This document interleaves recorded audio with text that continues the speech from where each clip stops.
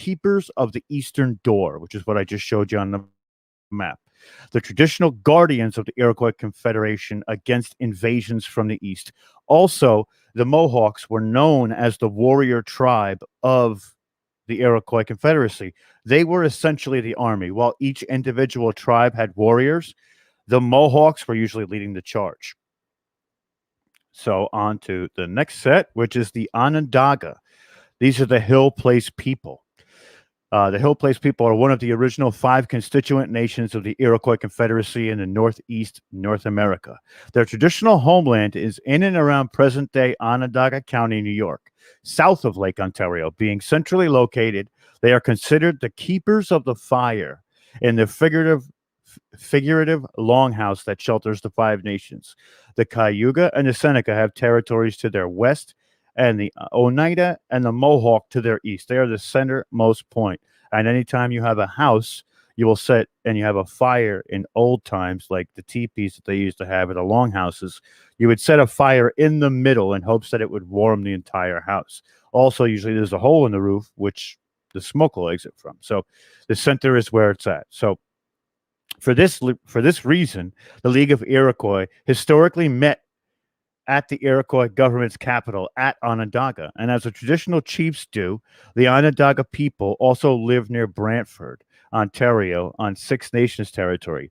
This reserve used to be the Honondosi hunting grounds, but much of the Confederacy relocated as a result of the American Revolution. Although the British promised the security to the Iroquois homelands, the 1783 Treaty of Paris ceded the territory over to the United States, which is one of the things that we're not really going to go through the history of how they were absolutely devastated by the United States and the United States government, but we'll keep going. So on to the next tribe.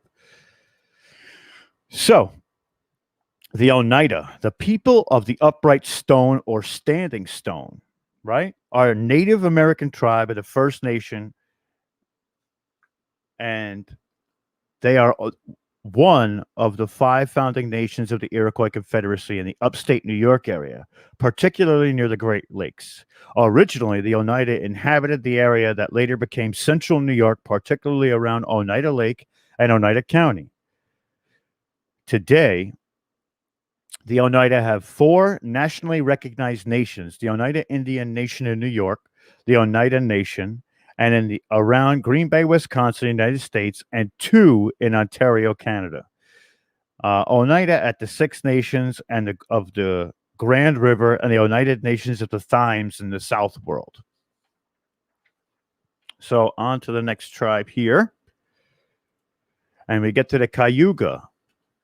People of the Great Swamp was one of the 5 original constituents of the Iroquois, a confederacy of Native Americans in New York State.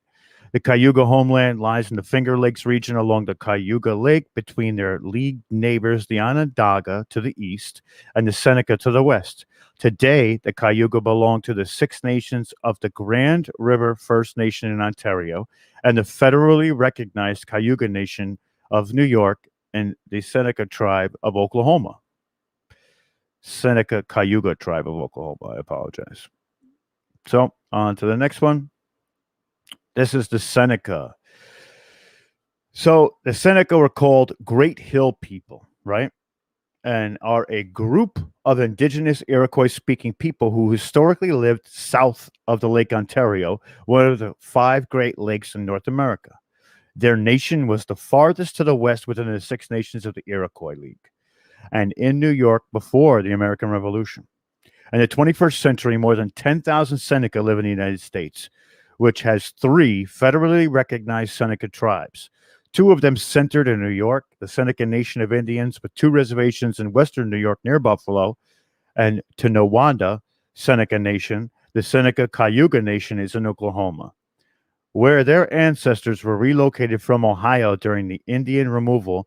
Approximately 1,000 Seneca live in Canada near Brantford, Ontario, at the Six Nations of the Grand River First Nation. They are descendants of the Seneca who resettled there after the American Revolution. As they had been allies with the British and were forced to cede much of their lands. This tribe's name has no logical connection with the ancient Roman statement Seneca the Elder and the Seneca the Younger. However, two Roman names might have influenced the linguistic anglicization of the tribe's name. What that means is that now a lot of what happened to the writings or the told stories of the Native American tribes was that once the English got a hold of them or the French, they changed a lot of what was the meaning, and a lot of the root words were actually lost. So some of the stories that we go through, or I actually looked at, we actually had to go further because if you look at it in the English language, it's not the same. And that's where a lot of this, different relationships between people in these stories, things get a little bit different because it's given a more modern, westernized type of situational. Uh, Basically, the story becomes situational to those values that are held true to the Westerners. But these are not the Westerners; these are Native American peoples. So, on to the last tribe of the Six Nations. And now we will start calling them the Six Nations from the Five Nations. So later was the Tuscarora, right? Hemp gatherers or shirt wearing people.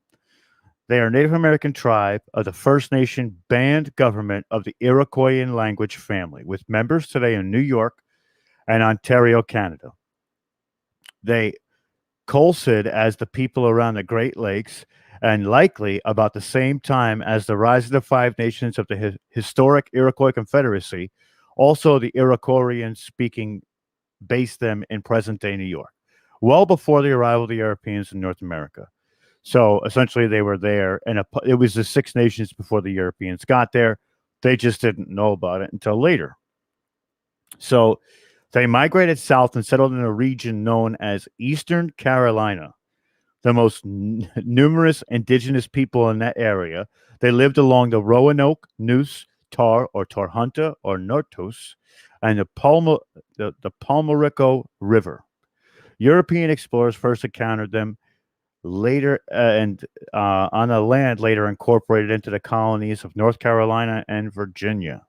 So now that we've gone through all the tribes, there's more to this, the Tuscarora about the 18th century, but between 1711 and 1713, the Tuscarora War against the English colonists and their Indian allies. Most of the surviving Tuscarora left South Carolina and migrated to North Pennsylvania and New York. Over a period of 90 years, they aligned with the Iroquois in New York. Because of their ancestral linguistic and cultural connections, sponsored by the Oneida, they were accepted in 1722 as the sixth nation of the Iroquois Confederacy. After the American Revolution, in which they and the Oneida allied with the colonists, the Tuscarora shared reservation land with the Oneida before gaining their own. And of course, they federally recognized in New York. And the close resembling nation in language and culture were the Cherokee Nation, right? So, one of the mysteries that I came across while doing this was that even though there is no written or spoken data or history that the Cherokees and the peoples of the Iroquois of those nations ever lived near each other, but they shared a lot of the same functions within the linguistic side of it and the ceremonies. Now, that is a statement, and it's a bold statement. And what that does is that leads us to believe that somewhere down the line, the Cherokee and the Iroquois were either of one people and migrated, or they both came from a place where the value, basically, the stories were exactly the same, which shows a commonality and ancestral roots, right? So we're going to explore this because this is the beginning of where my journey goes down the rabbit hole of the similarities and almost the same stories of the African Bushmen, the Aboriginals, and the Native American peoples. and many, many more. There's also the Japanese side, and there's an incorporation into Greek. And, you know, it's a it's a wild, wild thing, And when we look at it, there's also epitomes in the Bible of the stories of the Native Americans or the basically the original Aboriginal people. Also, there's Disney stories that they've taken out, and I'm not talking about Pocahontas. I'm talking about things like what's her name with the two sisters and Cinderella. That's the one. We're going to get into some of those stories too, but there's actually a story within the Native American culture that is resemblant of Cinderella. So the Native Americans of America, right, the ones that lived here now, and then have an influence in Western society, in Western, uh, basically Western literature, and in common culture. So it's crazy to think about it too. So, like I said, even though they never lived near each other, the Cherokee were very, very similar, very, very similar to them. So, with reasoning, we would have to believe that there is a common ancestor down the line somewhere. Now we're going to get into dun dun dun the creation story, right? Creation stories are always fun. And what I'm going to do is this is where we stop with the slides that are essentially all words. They're going to be visual depictions of what I'm reading to you. So we're going to do a little bit of a overview first, right? So while the Iroquois tribes share close to the same story with minor differences of character and relations to each other, they were pretty much the same story. Much of the mythology of the Iroquois, the five nations, later the six nations, Native Americans, had been preserved, including creation stories and some folk tales, recorded on wampum, right? As recitations written down later, and the spellings of names differed as translations varies in spelling, even in Europe languages, were not entirely regularized, right? So different versions of some stories exist.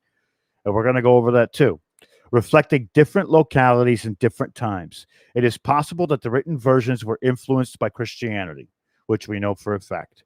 Each village had its own storyteller who is responsible for learning all of the stories by heart. No stories were ever told during the summer months because they worked. So when they gathered around the fires of the winter months is when they would tell the stories. But here's where it gets a little bit wild, right? So if you're a storyteller, and if any violations were made in the story where you didn't remember it properly, or you made it into your own version, you would be punished by the Jogaho, right? And we'll get into the Jogaho is later. And if the violator ignored the warning, he would suffer greater evils. Okay? That's how amazing that you had to be to remember all these stories. So we're going to start with the creation story. I'm going to read it to you. It's a short version, so you know what we're talking about, so everybody is on the same page. The earth was a thought in the mind of the ruler of a great island floating above the clouds. This ruler was called by various names. Among them was Haweniyu, which is the Great Spirit, meaning he who governs or the ruler. The island is a place of calm where all needs are provided and there is no pain or death. On this island grew a great apple tree where the inhabitants held council.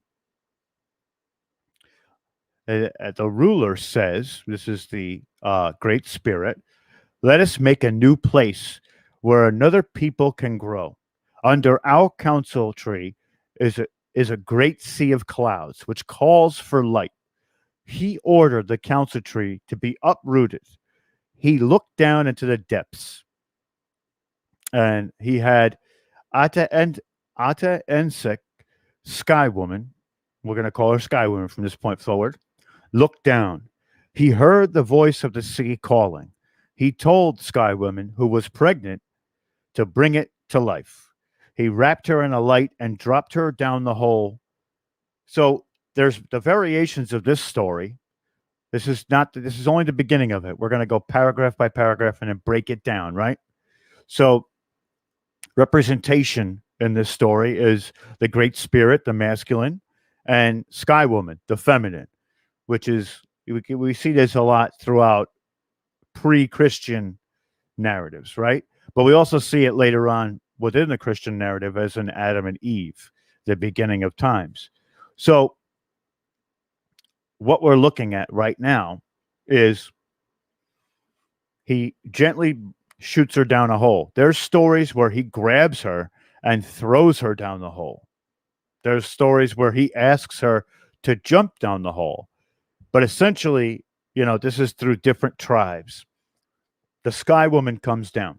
So one of the first things that we see is that the great ruler, you know, represents the masculine, and he is an omnipresent being, greater than all, right? Actually, is why his name is the ruler. Next is the island in which he floats, which is a representation. It could be a UFO. It could be a higher plane of existence, examples 4D, 5D, 6D. And these beings are ethereal, So, and later they chose to take physical form when they sent her down the hole because she wasn't used to it at first. So, and the thing that it's also representative in the Christian faith that this might be heaven because there's no pain, there's no suffering, there's no death, there is nothing even needed. Everything is given to you. So this would be, Valhalla to the Norse, after they're dead, or where the gods have their, Mount Olympus to the Greeks. Everybody has their interpretation of this area where nothing is needed. This is the Native American. So it follows suit. They actually follow suit to the Native American legends, right? So the thing that one of the things that caught my eye was that, as we know in science today, that if these beings were ethereal, their energy, right? And their energy can be transferred but not destroyed. So let's keep going a little bit. And, it sounds a lot like the representation of heaven. Like I said, there's a great tree or council tree, which this is a white pine. That is their sacred tree. And it was the tree chosen by the peacemaker as a symbol of unity for the nations of the Haudenosaunee Confederacy. We're going to go into his story later. And its needles, which always grow in a symbolic cluster of unity, as in the five nations. And, just like in the story of the Judeo-Christian faith, too, with Adam and Eve, like I said, we have representations of the Great Spirit being Adam and Sky Woman being Eve. And in the Old Testament, the omnipresent God being let to make a new place where other people are being brought down so it can make in their image and stuff like that. It's very indicative of old story. You could tell where a lot of these older stories got this from. So it sounds similar and it sounds familiar. Also in the Bible, it says, "Let there be light." God created light. This great spirit is asking for the Sky Woman to go down and create light in this clouded area where it's all ocean, right? So then he uprooted the tree, creating a great hole in which the Sky Woman can travel down to the great oceans of this new world. And then when she actually gets to this new ocean world, it reminds us of the Great Flood, right? We know the Great Flood has been talked about over multiple religious texts and historical documents and things like that. So let's go to the next part. So this is the continuation of the creation story. All the birds and animals who lived in the great cloud sea were panicked. The duck, and this is now the Sky Woman is down on earth now, right? So the duck asked, "Where can it rest? Only the earth can hold it." Notice how it didn't say she. It asked, "Where can it rest?" Which also leads me to believe that this may not be a complete physical being. So, "Only the earth can hold it," replied the beaver. And, the beaver goes down to the bottom of the ocean, or tries to. And the beaver looks for a substance called the ohida, which is mud from the bottom of our great sea. He said, "I'll get some." Dove down, never came up. Then there's also a duck there. The duck tries, but its dead body is floated to the surface. Many other birds and animals tried and failed. Finally, the muskrat volunteered. The muskrat dove in and returned with some earth in its paws. He looked up and said, "It's heavy." And then he said, "Who can we get to support it?" Along came a great turtle, which you see here represented in the picture. And the turtle volunteered to put the earth on its back, or this earth meaning the mud. So once the earth was placed on top of his shell, he was ready. The birds flew up and carried the sky woman on their wings to the turtle's back. This is how the Honuha, the turtle, came to be the earth bearer. He moves and the great sea gets rough and the earth shakes. So from this turtle's back, the continent of North America was born. Now, one of the things that we see represented in this tale as well is that the animals in ancient Native American culture were just as important as the human beings. And if we look a little bit deeper, what this could have represented, and it did represent later, were different tribes or different beings, right? They weren't so much the animals yet, they were different beings. And you see, we have the beaver in this picture, there's the birds, the great turtle. And of all the animals to grab this earth, it was the muskrat. Now, the muskrat is very resourceful, it is a survivor. So now they have a pregnant woman on the back of a turtle, which is growing into a continent. And it gets from it. This story is essentially two stories, which is the next part of it, which is after. But this is how it starts with creation. There is a segue between these next two stories. But what we're going to do is we're going to go over the symbolization of the animals, right? So one of the things we also see in this story is that the animals were already there. So they were already made. And that, it's like, okay, well, if they're already made, what is she doing? She's bringing life to this. This is another adaptation of her, the Sky Woman. And this is what it looks like when they uprooted the tree. And one of the things you see here is that it's not just them two up top. So Adam and Eve is kind of a stretch, but it's not though, because they only represent two symbols. But this is exactly what it looked like. And the turtle was there the whole time, but it's pretty wild. This is also one of the caricatures of what it looked like. Again, I put these up here because the visual representation is striking. And yeah, we have the muskrat. We also have the beavers. The great turtle is great. So these are the animals and what they symbolized, right? So first we have the beaver. The beaver was very important to the native population.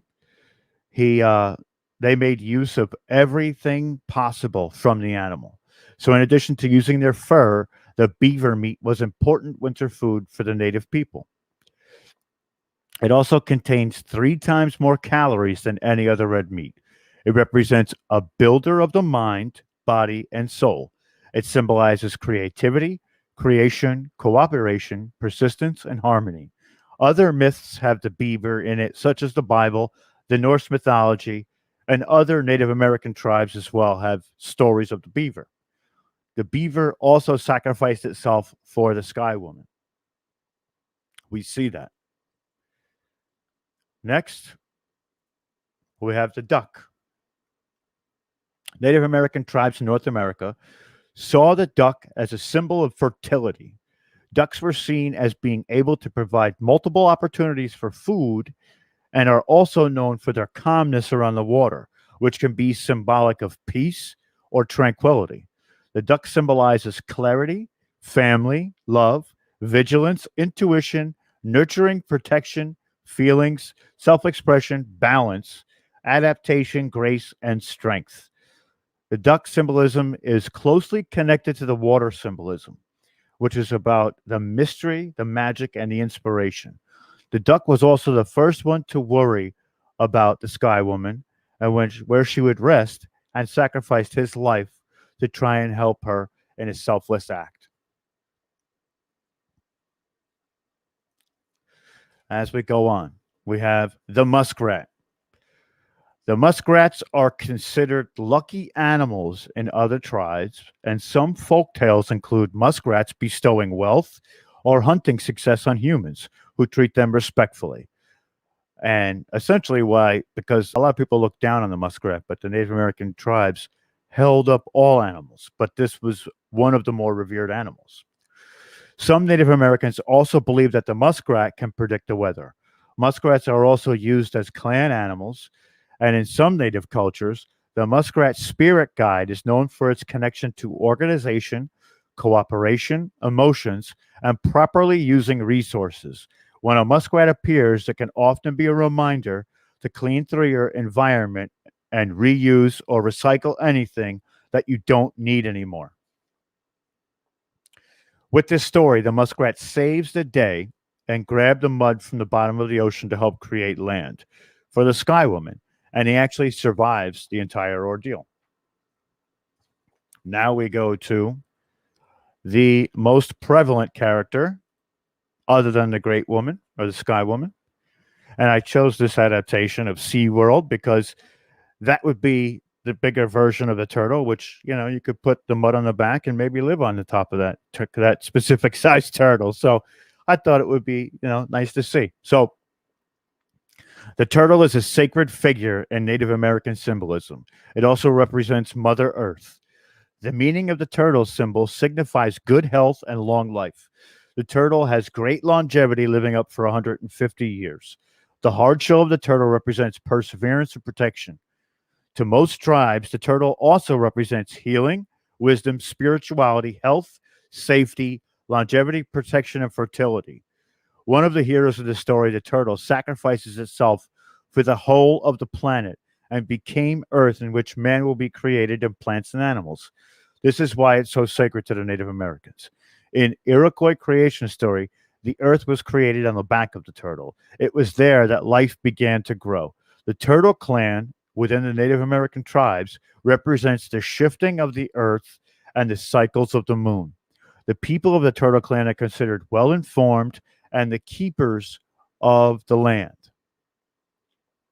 Many tribes of Native Americans in the areas of the whole United States use this animal to symbolize their clans within the tribes, as well as all the other animals. So here is where the creation story is just beginning, and how the world was created next comes to on how man was created. We just saw the world. Now we're going to go into man. So far, the Sky Woman is one of the people responsible. And this is the Doyen Dono. This is the next step. As you can see, there's a representation of two. We know that the Sky Woman was pregnant. So now comes duality. Okay. Once brought to at the surface, grew and became an island, right? The Sky Woman heard two voices under her heart, and her time had come. One voice was calm and quiet, the other was loud and angry. These were the Duyandono, the twins. The good twin, Haigwe Diu, was born in the normal way. The evil twin, Haigwe Deetga, forced his way out from under his mother's arm, killing her. After the death of Sky Woman, the island was shrouded in gloom. The good twin shaped the sky and created the sun for his mother's face, saying, "You shall rule here, where your face will shine forever." The bad twin, however, set the great darkness in the west and drove down the sun. So the good one then took the moon and the stars from his mother's breast and placed them, his sisters, to guard the night sky. He gave his mother's body to the earth, and where the great mother from whom all life came. So now we have the representation of the sun, the stars, the earth itself. And this is one of the reasons why we call her Mother Earth.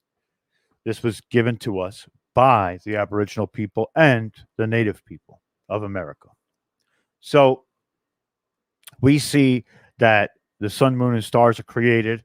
It's also where we get a great reference to Mother Earth when we talk about it. What this also shows is once they left the place of no death, no needs, no bad things, the duality that every man lives by is represented in those two sons. So while they were the offspring of the gods, they still had very human qualities, which might classify them as demigods. They were also the first beings to be birthed in the new world. Once the benevolent beings died, she was used to create more. This also shows a cycle of how when we die, we go back to the earth and become the mother's planet and a part of the great mother. Also, that we, even while we are here alive, we are a part of the great mother as well. Another observation I had made while reading a lot of these myths from around the world is the sacred feminine was always more likely to sacrifice itself for the greater good. Also, that the sacred masculine was always the protector or the one to give guidance.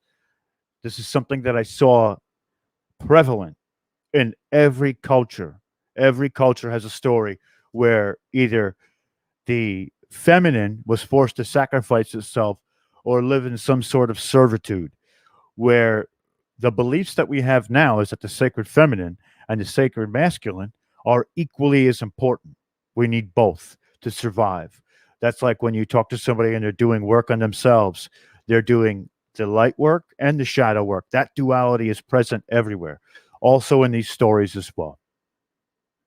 So let's continue with the twins. So the Goga, the crow, came from the Sunland carrying a grain of corn in his ear. The good twin planted the corn above his mother's body, and it became the first grain. The crow hovers over the cornfields, guarding them from harm, but also claiming his share. The good twin, corresponding to the Horon spirit, Iseka, created the first people. He healed disease, defeated demons, and gave many of the Iroquois magical and ceremonial rituals. Another of his gifts was tobacco, which has been used as a central part of the Iroquois religion. The good twin is also aided by a number of subordinate spirits. So now we're getting to this point where the crow comes, it gives the people food, and it gives them the grain. And this grain is going to incorporate into another story, which is called The Three Sisters. And we're going to get there a little on down the line. So, with that being said, I don't know how I'm doing on time, but we're going to keep going. If we, we can always do a part two if we need to, but Well, you can just keep going, Rob. I'm trying to get a hold of Norma for some meditations. gotcha. But if I don't get a hold of her, just keep going, and then we'll lead a meditation ourselves. You got it. I got quite a ways to go too. So, Yeah, keep going. I'll keep you posted. all right. Thank you. So, this is where man is created and given food and tobacco for life, rituals, and ceremony to show love to the great mother and the great spirit for all they have. There is such a connection with the land and the animals. The crow is also a major figure in the Iroquois mythos. The raven is a significant figure as well. In most of the cultures, it's seen as the creator of light and as a trickster figure. So it is both good and bad, accentuating duality yet again. As the maker of the light, the raven symbolizes the ultimate creator of all things that exist before the beginning. The next myths we go into the food and the heroes and the subordinates of the good ones, and some of the bad ones as well. But before that, let's analyze the creation story of the Native Americans and other cultures around the world. So, while I was reading this specific story, the creation story, it struck me as so close and similar to the Aboriginal creation story. I couldn't help but see both as almost the same thing. So, we're going to go over the Aboriginal story too, which is very quick, but just so we can do a context of what both say and we can actually see the similarities between the two. So, While looking at both, I'm going to give you the conclusion first. So we're going to work backwards. Like I said, you know, my conclusion is that these peoples came from the same place. And I'll tell you why that is. We talked yesterday about the great game of telephone across nations and migrating peoples. The synopsis of both stories is the same thing.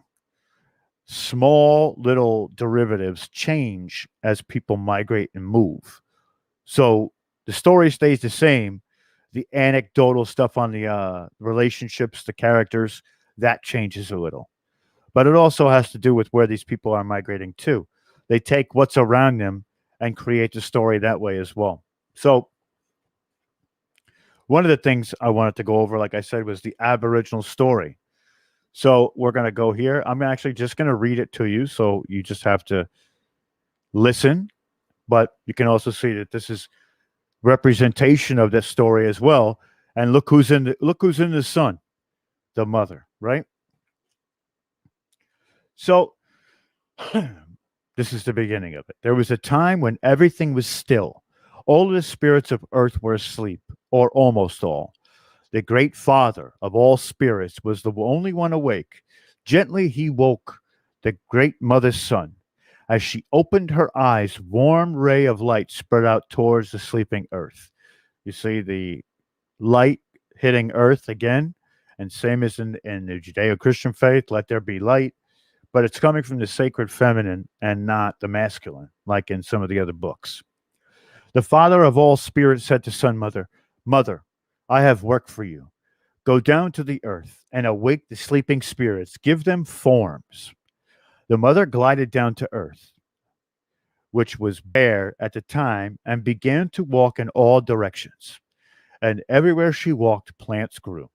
After returning to the field where she had begun her work, Mother rested. Well pleased with herself, the father of all spirits came and saw her work, but instructed her to go to the cave and wake the spirits. This time she ventured into the dark caves of the mountainside.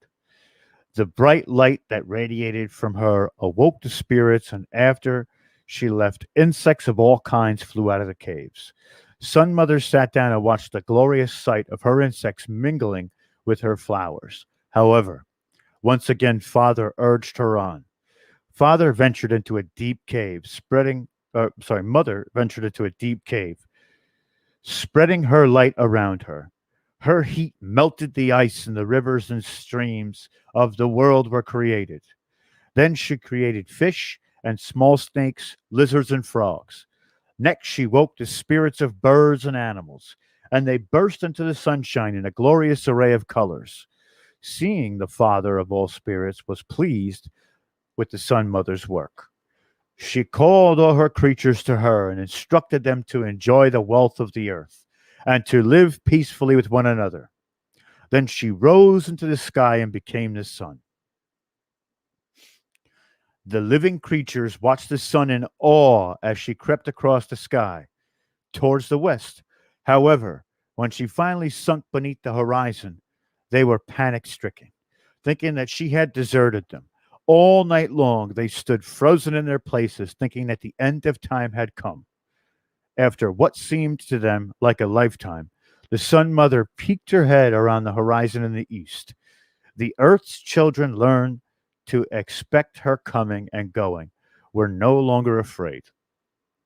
Now, there's more to this story, but this sounds like a prelude to the Native American story. When the Sky Woman came down, the oceans were there, the fish and reptiles were there, and the birds. Not the humans yet, though. Right?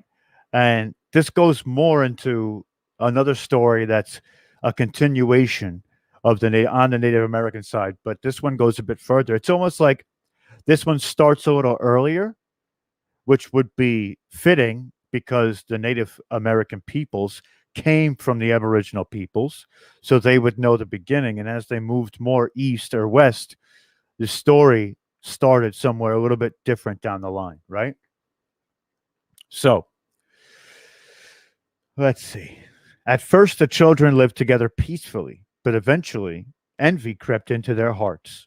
They began to argue. The sun mother was forced to come down from her home in the sky to meditate or mediate their bickering. Sorry. She gave the creature the power to change their form to whatever they chose. However, she was not pleased with this end result. The rats she had made had changed into bats. There were giant lizards and fish with blue tongues and feet. However, the oddest of the new animals was an animal with a bill like a duck, teeth for chewing, and a tail like a beaver, and the ability to lay eggs. It was called the platypus. The Sun Mother looked down upon the earth and thought to herself that she must create new creatures, lest the Father of all spirits be angered by what she now saw. She gave birth to two children. The god was the morning star, and the goddess was the moon. Two children were born to them, and these she sent to earth. They became our ancestors. She made them superior to the animals because they had a part to play in her mind, and she would never want them to change shapes again. So, to me, like I said, there's another story we're going to go into the Native Americans that goes further than what we saw so far. But there's a lot of similarities. The ability of the mother becoming the son or is the son. The All Father or the Great Spirit were the one who were telling, you need to go down there and fix things. The story has roots in commonality. Also, that one was in the midst of a great sea. The other one came down to barren land. Could it be that in Australia, where the Aboriginals are somewhat from, there is the bush? There's great land with nothing but desert or shrubs. And in North America, at the time, if the ice age was what it was and it had melted, the waters would have been so high that essentially from that ice age when we had the great thawing, you would have had to live on top of a mountain because of the glacial melt, right? So it makes sense. Also, there is the part where they talk about giving light back to the land and the people or the animals. That's talked about in Aboriginal story, Native American story, Judeo Christian story, let there be light. And now you have in this specific story the creation of the twins. In the Native Americans, they were both males. Here, they were male and female, which relates more to Adam and Eve.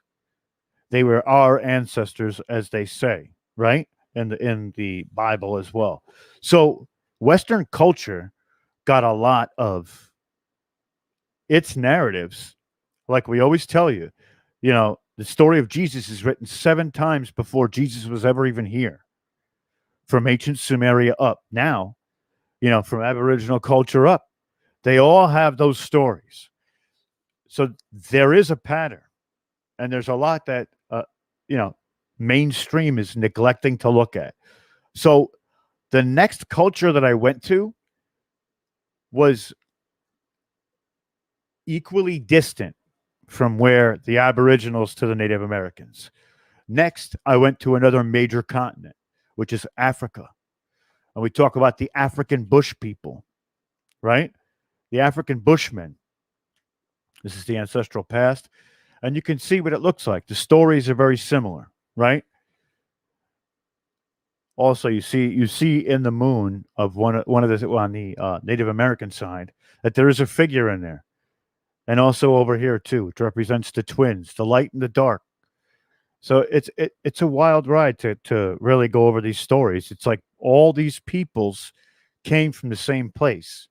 Now, here's the other part. Once we get all the way to Africa with the creation of the Bushmen, you know, they all have these representation of trees. Now, there's two things that this could be, this tree. It could be the tree of knowledge or the tree of life. I believe that they're representations of the tree of life, except for in the Native American one, and that's the tree of knowledge, because they hold their council around this tree. It's represented as a place where they commune and thought takes place and they discuss things. So it's called the council tree. But it may represent both, to be quite honest. It may have a double meaning, or they may be one and the same tree, right? Knowledge is power and it drives humanity. So there's a lot of the same symbolisms in the African bush myth too. I'm not going to read through that whole one because I've already read you two creation stories, but we're going to go over some key points. This is some excerpts from the African bush creation story. People did not always live on the earth's surface. And at one time, people and animals lived underneath the earth with Kang, the great master, the Lord of all life. So, as the Aboriginal people said, they had to go into caves to get the spirits of the animals out and the spirits of humans, insects, and birds. They had to give it form. So the similarities in this one you see back to the Aboriginals and saying, everything lived underground in caves and it had to be given life. So in this place, people and animals lived together peacefully. Also said, and the Aboriginal and Native American side, once we get into the next story. The reason why I did this, the second half of the Native American part later, is because it's going to sum it all up, right? So we know that the Aboriginals, when they left Australia, they went east to the United States and west through India, Russia, the Silk Road, and all the way to Africa. That's how far they went. And it shows that, like I said, the commonality is the Aboriginal stories. So and you see that man and animals are also held in the same esteem in the African bush myths, which is more correlative to the Native American side of it. But I believe the Aboriginals said, they were the same way as well. So another excerpt is, no one ever wanted for anything. It was always light, even though there wasn't any sun. So again, all three myths talk about this place of no pain or suffering, no needing for anything. Where is this place? Is this heaven? Is this 4D? Is this a higher dimensional plane of existence? Where is this place? Because every primitive or native culture down the line has talked about it. So obviously they're talking about it because of experience and stories passed down from the beginning of their time. So another excerpt is, first Kang created a wondrous tree with branches that stretched over the entire country. All of these native cultures hold the trees sacred.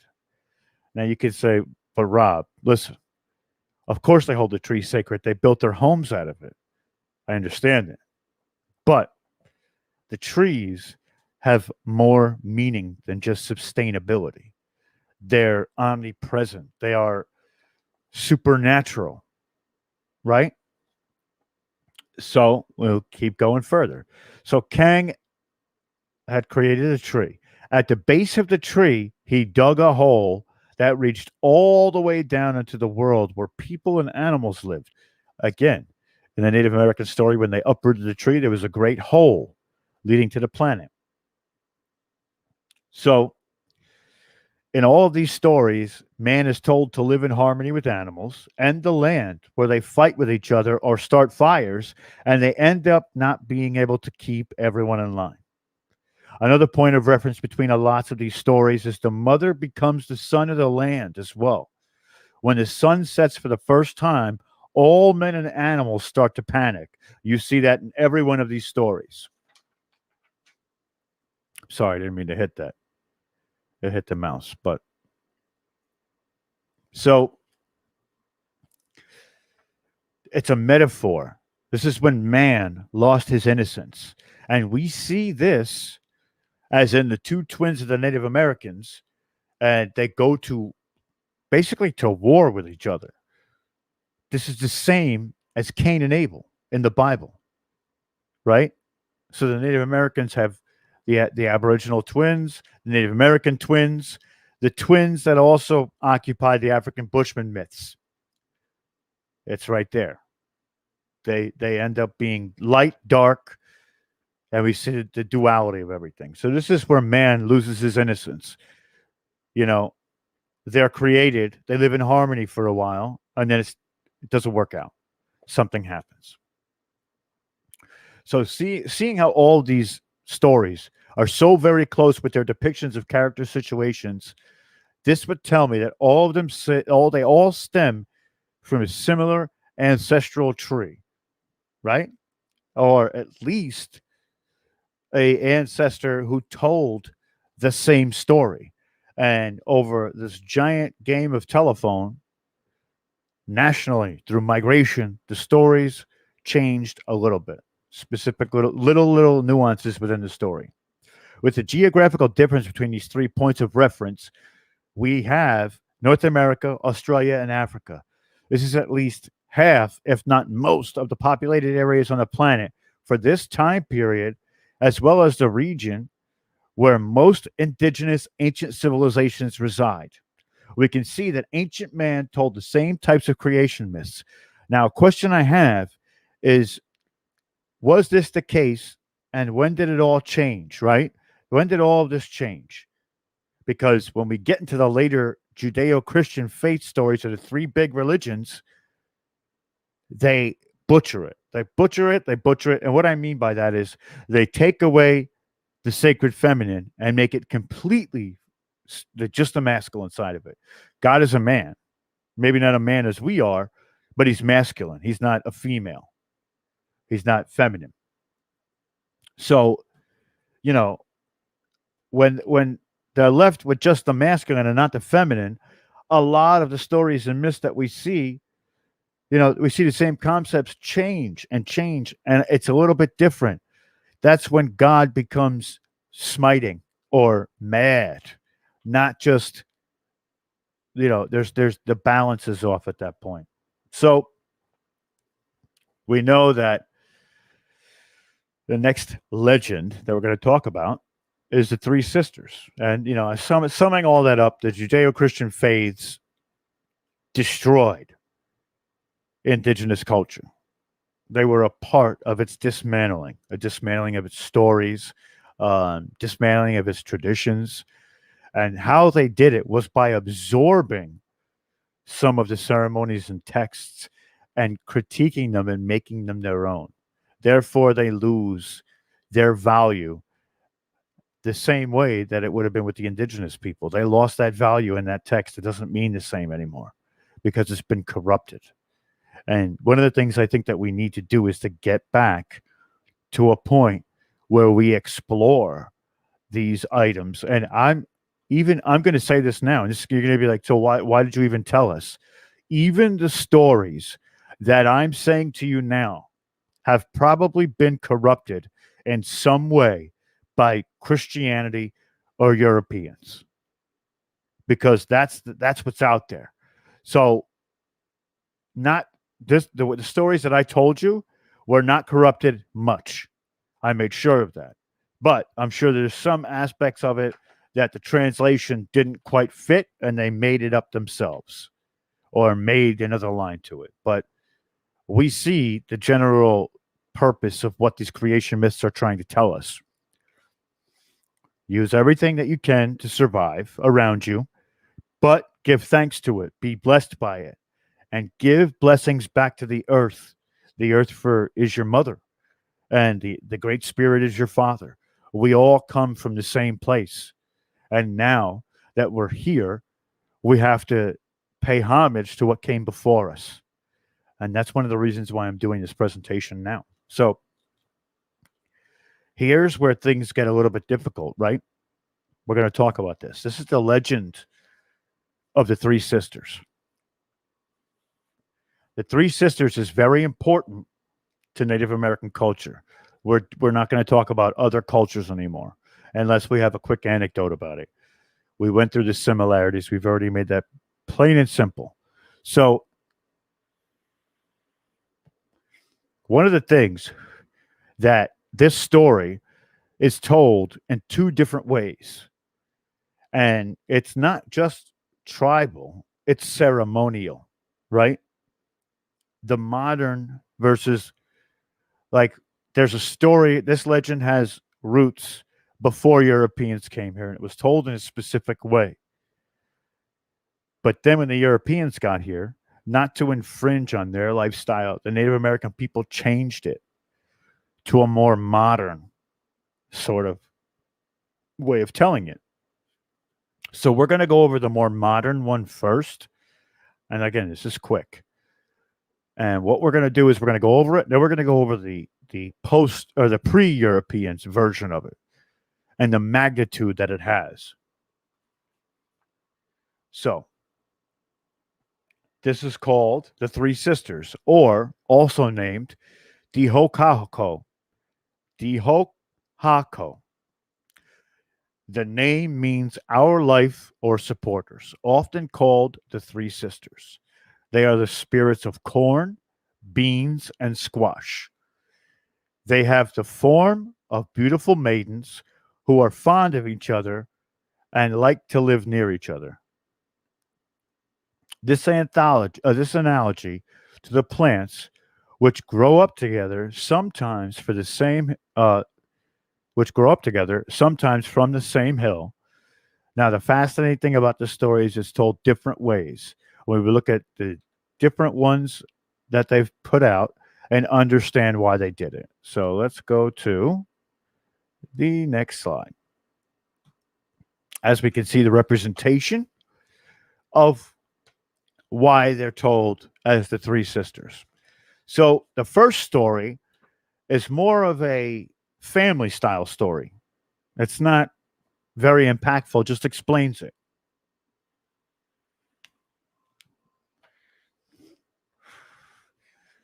There once was a family of mother, father, and three sisters. The parents worked hard at providing for the family, but consistently had to beg for the daughter's help.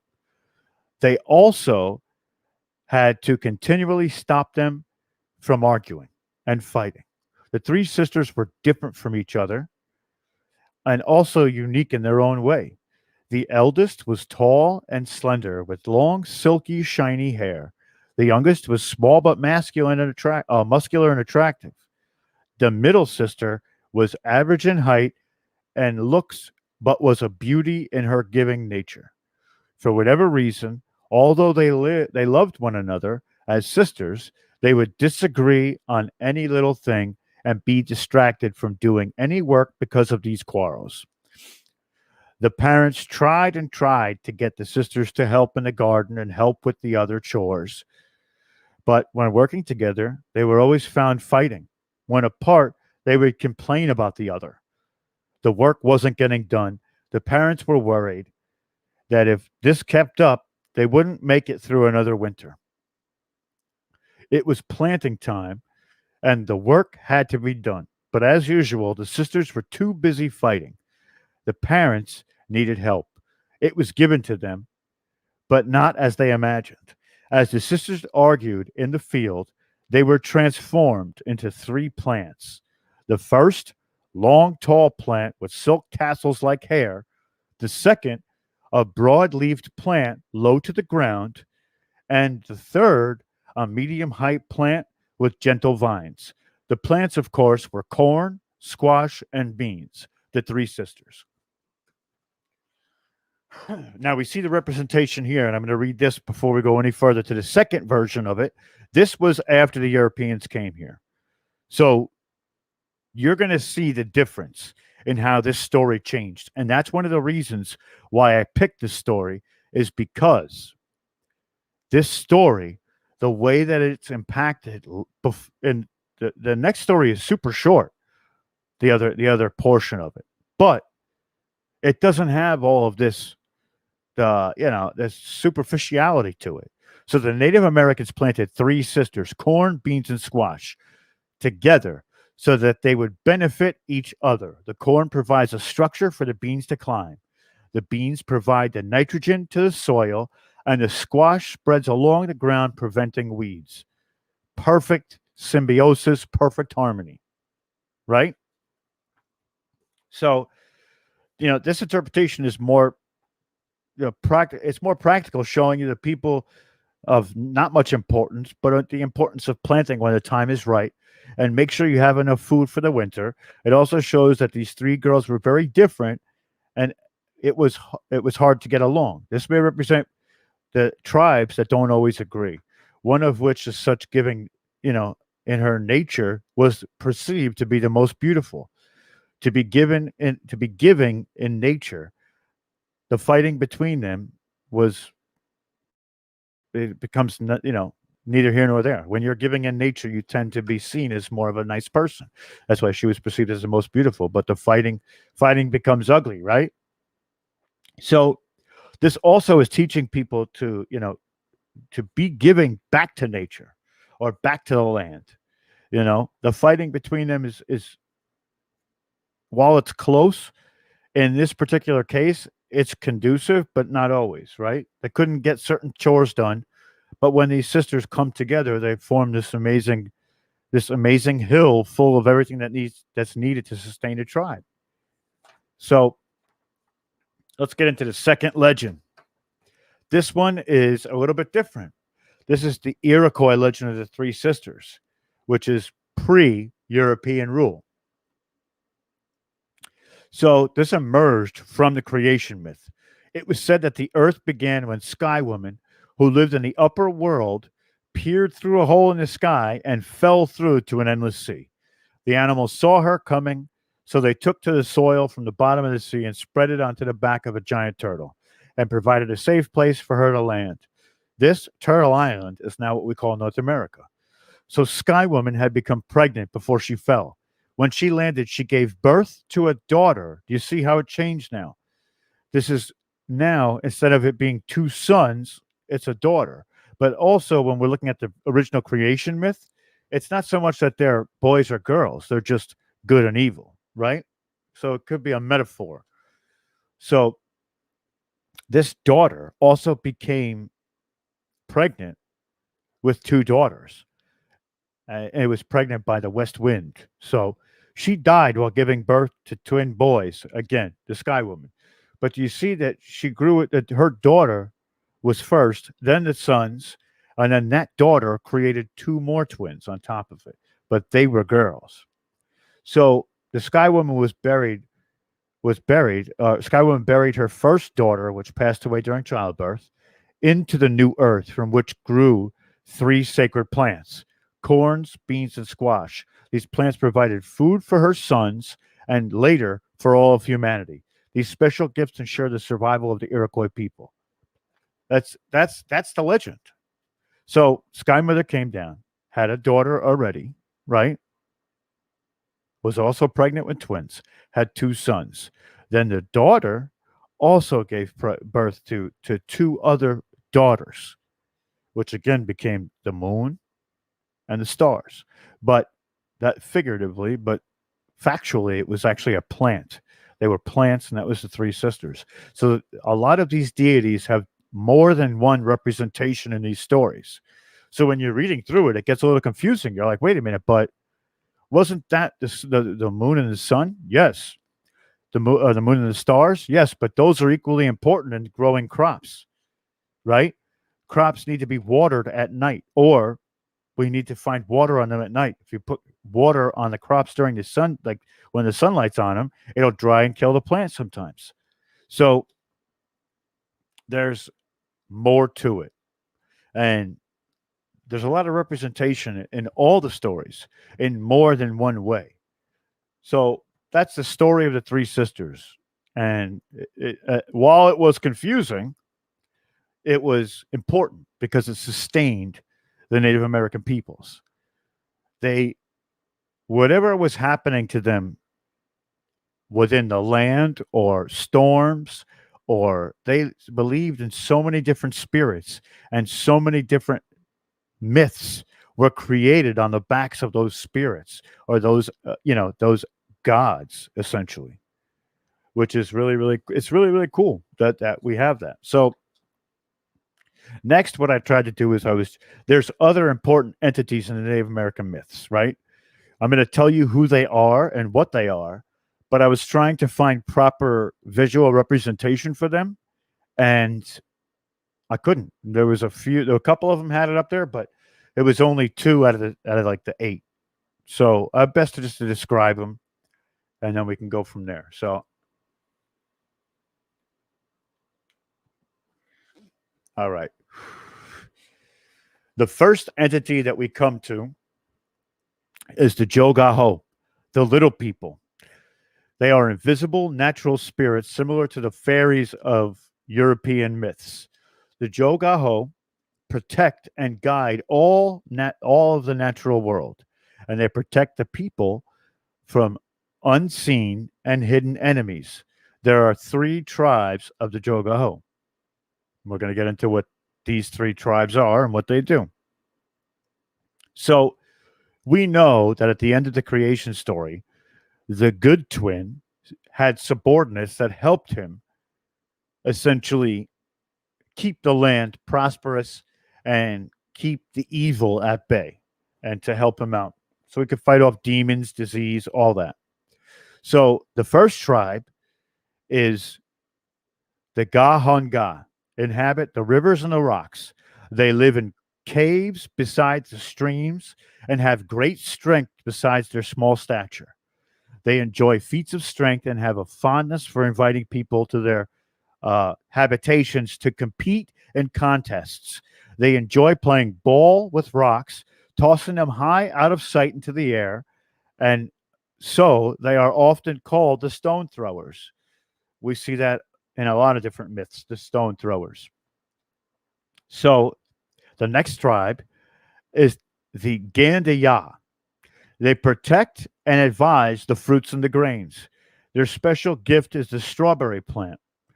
In the spring, they loosen the earth so that the plant can grow. They turn the leaves toward the sun and guide the runners. The ripening of the strawberries marks the spring festival. We're going to go over all the festivals later, too. The Hondan, no, I said that wrong. The Honandiant, the company of faith keepers, holds dances of Thanksgiving at night and with special thanks to the Jogaha for the strawberries. Throughout the growing sessions of the Gandaya, guards the crops against disease and other pests. They sometimes visit the people in the form of birds, a robin for good news, an owl for a warning, or a bat bringing news of imminent life and death struggle. So we have the third and final tribe of the Jogaho. It's the Odawas. The Odawas inhabit the shadowy places under the earth. This is the underworld.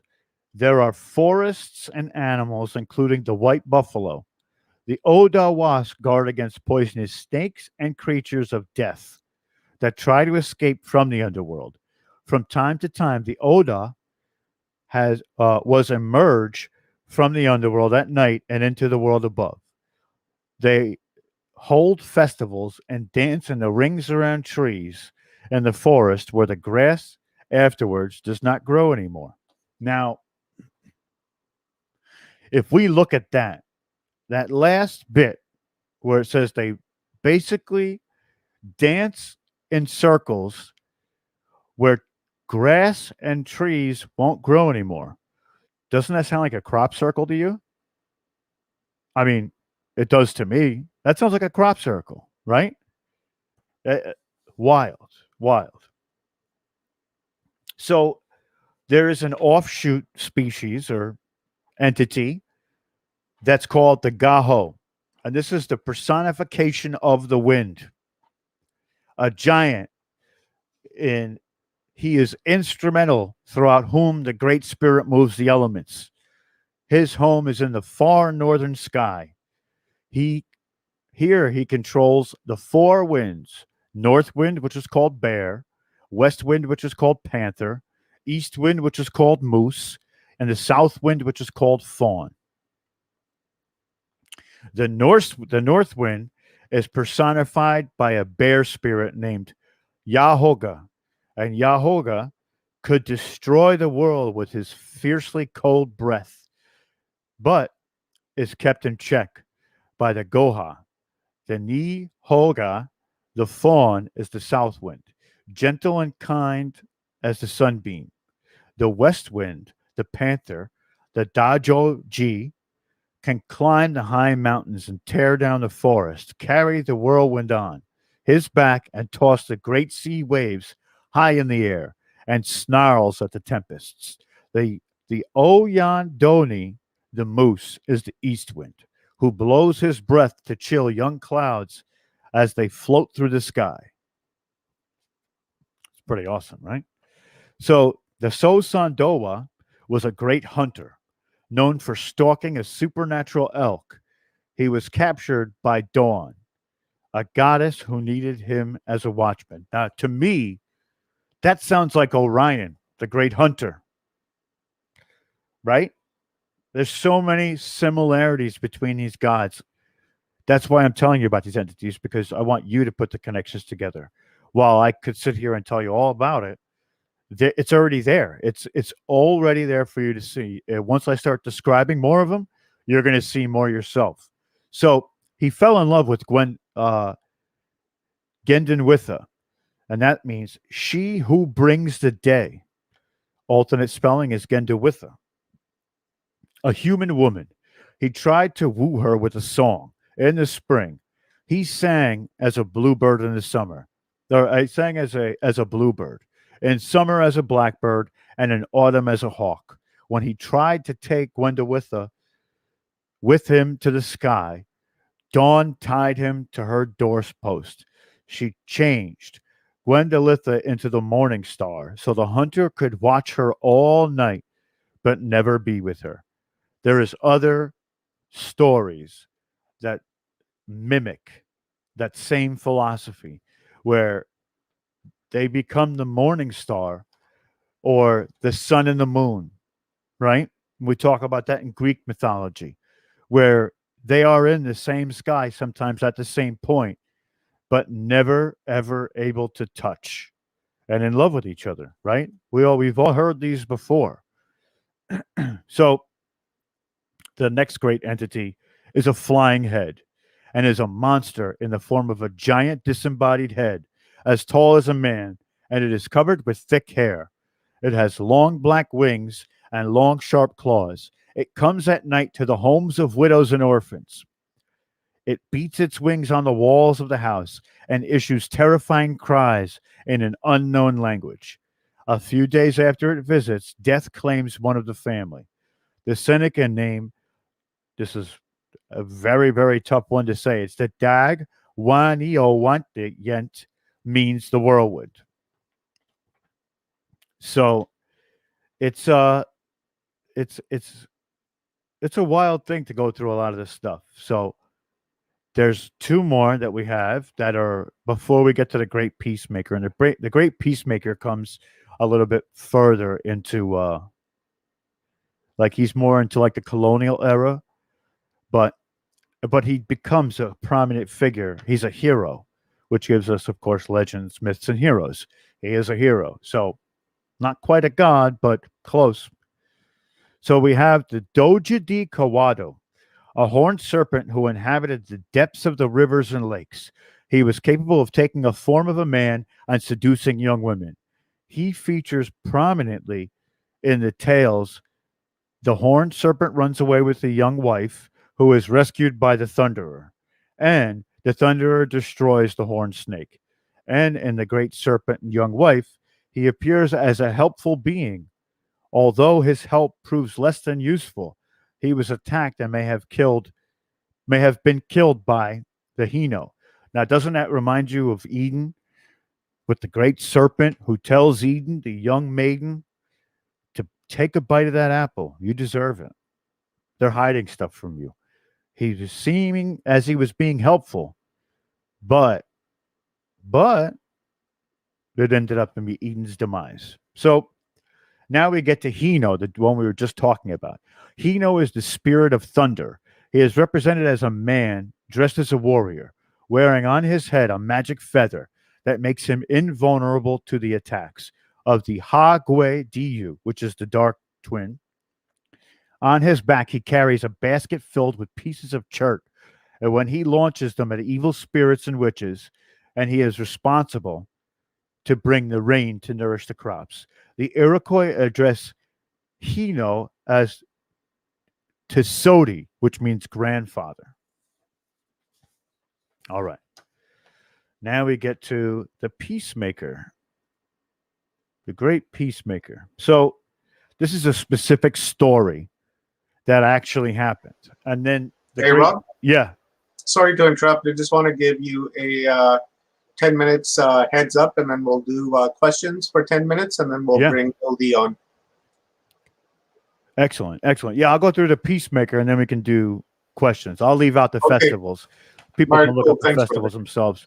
How long have I been If running we, for? if we Like, have some, you've been going for about close to 2 hours, holy crap. almost 2 hours. Yeah, fantastic information. And if we have time throughout the day, in case somebody ducks out, or maybe even tomorrow, if someone ducks out, we'll toss you on there so you can complete it.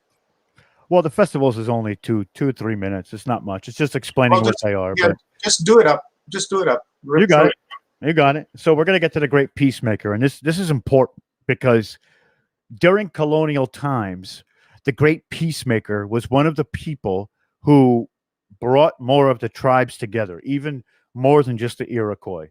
You know, the great peacemaker is known throughout all of Native American culture.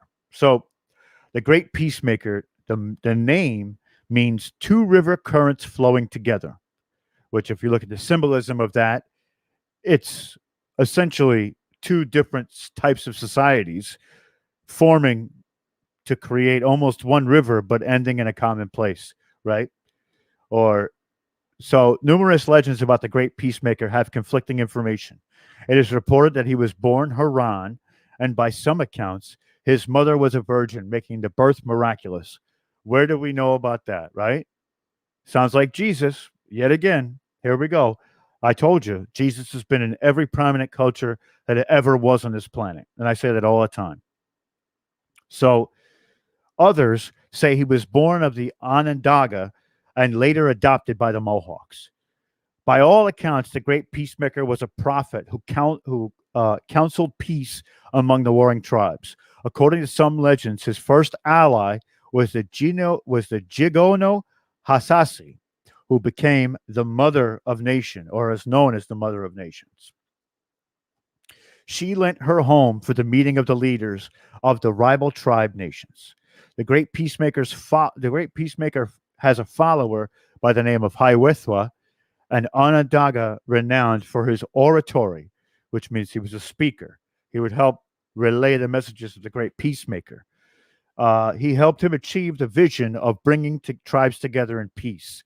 According to an archaeologist by the name of Dean Snow, the great peacemaker converted Hiawatha in the territory of the Onondaga. He traveled alone to visit the Mohawk tribe who lived near what is now Cohoes in New York, right? Other traditional accounts hold that the great peacemaker consulted with the Jigo about which tribal leaders to approach, and she facilitated the meeting to create the Confederacy of the Iroquois, the entire bringing together of the Iroquois, right? Or the Mohawks, the Onondaga, the Cayuga, the Seneca, all of them. So the tribes gathered at Onondaga Lake, and they planted a tree of peace and proclaimed the great binding law of the Iroquois Confederacy. Now, here's the thing. To the Iroquois, the tree is representative of peace. Anytime that they would have a peace treaty, a tree was planted, or a tree was brought from two different areas, and two trees would be planted together to show that they could live in community and amongst each other. So, I mean, a lot of these stories, there's a lot of representation. But as we go through each one of them, or even just the entities, we see and feel like we've heard this all before, studying other cultures. It's just that the Native American culture and the stories are a little bit harder to find. And also, what we need to do is, like Paul Wallace says, we need to sit at the feet of the elders and let them tell you the stories, because I bet you any amount of money taking this from doing research off the internet, right? Or hearing it from the mouth of an elder is going to be two totally different stories. And there's probably a lot of context in there which we know nothing about, but is culturally substantial and significant to the people telling the story. And I've tried my best to give you as much of that culture as I can. I did consult with a few people who know the stories better than myself, and they are of Native American descent. They are not elders, but they do prominently know the Native American stories. So, with that being said, my name is Rob Yox, and thank you for listening. And I am from Full Spectrum Universe. You can find us on YouTube at Full Spectrum Universe, and we do shows. And this is one of the things that I feel very strongly about. And personally, I love this information. It to me is just incredible. And that's my presentation. Yeah, my gosh, what a whirlwind of information across the entire globe. Very well put together, Rob. That was great. Thank you. Yeah, I want to make sure we get to some of the questions in the chat. Right off the bat, Kelly in the New Realities channel on YouTube asks, in one of those first paintings Rob showed, why was one of the trees cut down? Do you know what she was referring to? I'm not sure, but I could pull it up and look at it. Hold on, I can go back. And also I want to just add to that, just to add a little bit of context, that tree that Rob was showing. Oh, they uprooted it. It was uprooted. Richard Patterson last night was showing us images of the same thing, of a tree that the Aborigines use in Australia. That was a gathering tree, and they would all gather around the tree to have meetings and such. So that was pretty cool when you mentioned that, and that's what I thought about. Well, the Aboriginal culture and the Aboriginal creation story is essentially the same thing, which ultimately, and this is not a stretch, right? This is me telling you that through the research I've done, the Native Americans in America came from Aboriginals. They are the same culture, as well as the African Bushmen. It was a migration. And we know Stephen and Evan Strong talk about it all the time, in the Out of Australia theory. It is true from what I'm seeing. That is exactly what happened. Guys, I've tossed our studio link into the comments. If you guys just want to scroll up, it says ask Rob your questions in the studio. So if anybody wants to join us in the studio and ask Rob any questions, you are more than welcome to do so. Sorry, Rob, continue on. Okay, I'm going to monitor the chat, and I'll let Greg do his thing. Yeah, a lot of good. Yes, thank you. Sorry for interrupting you saying my name. I do love when you say it, Omar. Yeah, no. We have a lot of people. I mean, there have been some people contributing in this chat. Toxic Angel over at New Realities has been just saying tons of very fascinating stuff, building up off of what you're talking about. Here's something early on that Greg Herrera said that I want to point out. Said in the Portal to Ascension, I hope we can have a society much like the Native Americans. Our current one is not how we were meant to live, or at least I'm not meant to live like this. A lot of people feel that way, Rob. Do you have thoughts on how we might be able to start returning to that sense of connection that I feel like these older societies had, and we don't anymore? I think that we definitely have to get back to our roots. One of the things I say all the time, and Omar says it, and if you don't know where you come from, if a man who doesn't know where he comes from is a man lost. So if we're all derivative of these cultures, and these cultures had the greatest influence across the globe, because look at how many times I referenced the Bible, right? Look how many times I referenced how the Greeks, the Romans, the Celts, all of it, Norse mythology, it's all stems from the same place. And the stories are just told from different points of view. And we always talk about reality, right? Reality is seen through your perception. So as they move west, north, east, and south, they essentially see it through their perception.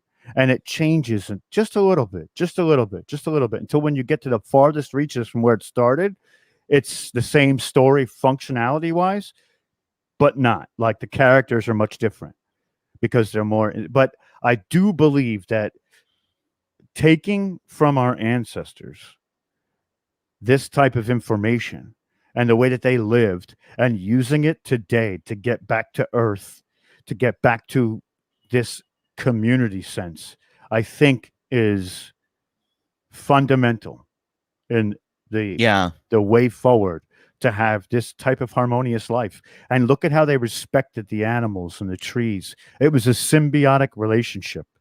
They needed that. Otherwise, and everything in their uh basically their spirituality or their religion is pointing towards that.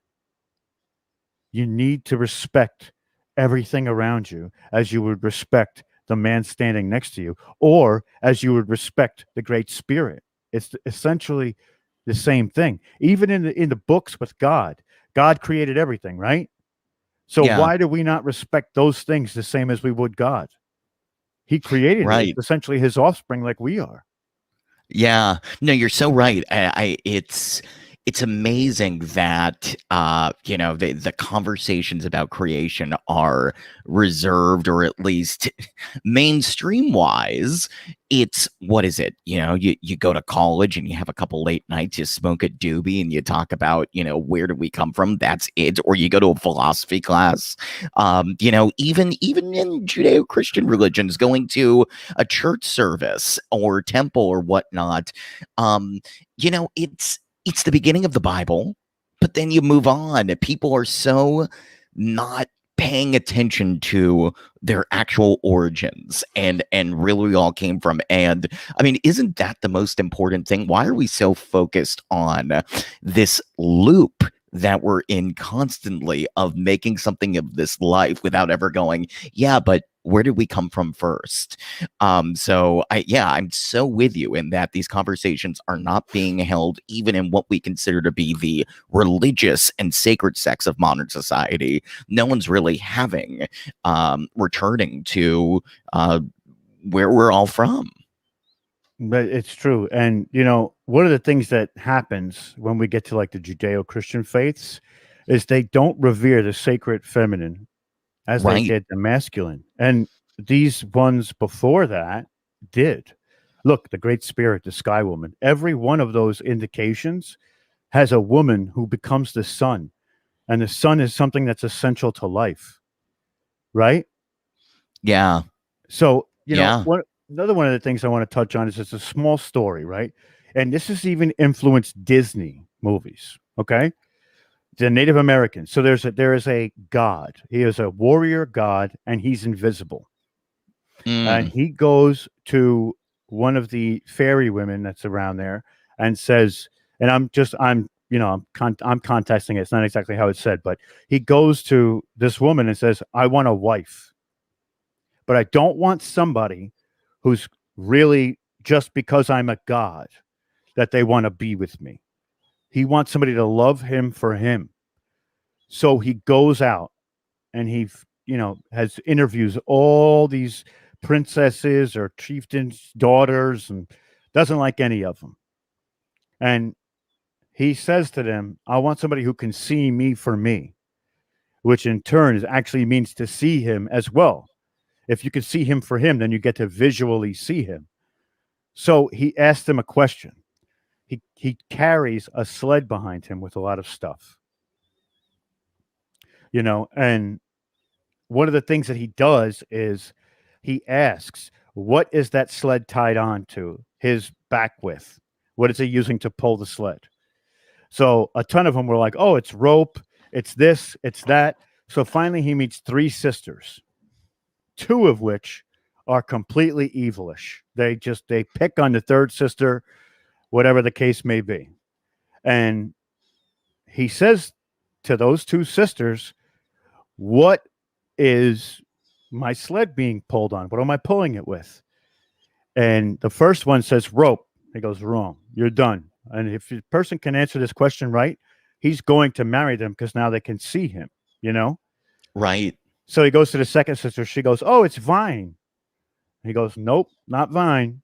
So he gets to the third sister, and she's very reserved, right? She's very reserved, not very shy. She looks at him, and he goes, "Well, can you tell me what it's being pulled by?" And she says, "Yeah, I can see it." And he goes, "Well, what is it?" And she says, "It's a rainbow." And yes, it is a rainbow that he pulls his sled with. And what happens? He falls in love with her, and then he, basically marries her, has children, and they're like demigods, and it's a beautiful story, you know. So that's indicative of Cinderella. That's a Yeah. Cinderella story. Yeah, Two evil absolutely. stepsisters. One sister's put to servitude until the prince comes. The glass slipper gets put on, which is the rainbow, and boom, they changed it. This is so many of the stories that we tell today are prevalent even before we even knew what this continent was. Like, it's crazy. Yeah, no, that is so mind blowing. Yeah, and people are going wild here in the comments, by the way, on all the channels. I mean, we're talking Full Spectrum Universe, Forgotten Origin on YouTube, Paul Wallace's channel. Hey, everybody, Watchers Talk, Portal to Ascension, and of course, New Realities. I mean, everybody is just praising that you're getting this information out there. I am curious actually what your thoughts are on. I know I think Omar put this up earlier, Greg Herrera's question about Jesus and the fact that that is something that that story is told throughout cultures, the similar archetypes. Have you done any research into that and how it relates to what you've shared with us? Oh, it's a stolen story. It's essentially a stolen story. You know, Yeah, there's so many incarnations of Jesus, right? So they talk about, I just talked about the peacemaker and how he was supposedly begotten to a virgin mother, right? And this is actually, it comes from before Jesus was ever around, but it's not told till after. So it seems like right, that didn't come first, but it did. Ancient Sumeria, they talk about it. There's an Egyptian prince who's begotten of a mother who's not laid with any man. There's a Japanese version, there's a Chinese version, there's an Indian version. I mean, we can go back to the African bush version of it. There's also right. Ethiopian versions of it, which in turn, which is why they adopted Christianity so quickly in some of those countries. But I don't believe that it's what they think it is. I think that this is a story that the Romans used to put themselves in the history books forever, right? So they know that this story is floating around in all these cultures, and they know that this Christianity is not there yet, but the Judaism is growing within their area, and they're going into the Middle East and all that stuff. And what do? They want to relate to those people from the Middle East while becoming so great within their own culture too. What do? They find a story that corroborates across all of it.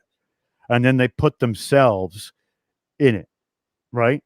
Because Yeah, after this point, the Romans, even though on Pontius Pilate they crucified Jesus, they were sorrowful for what they did.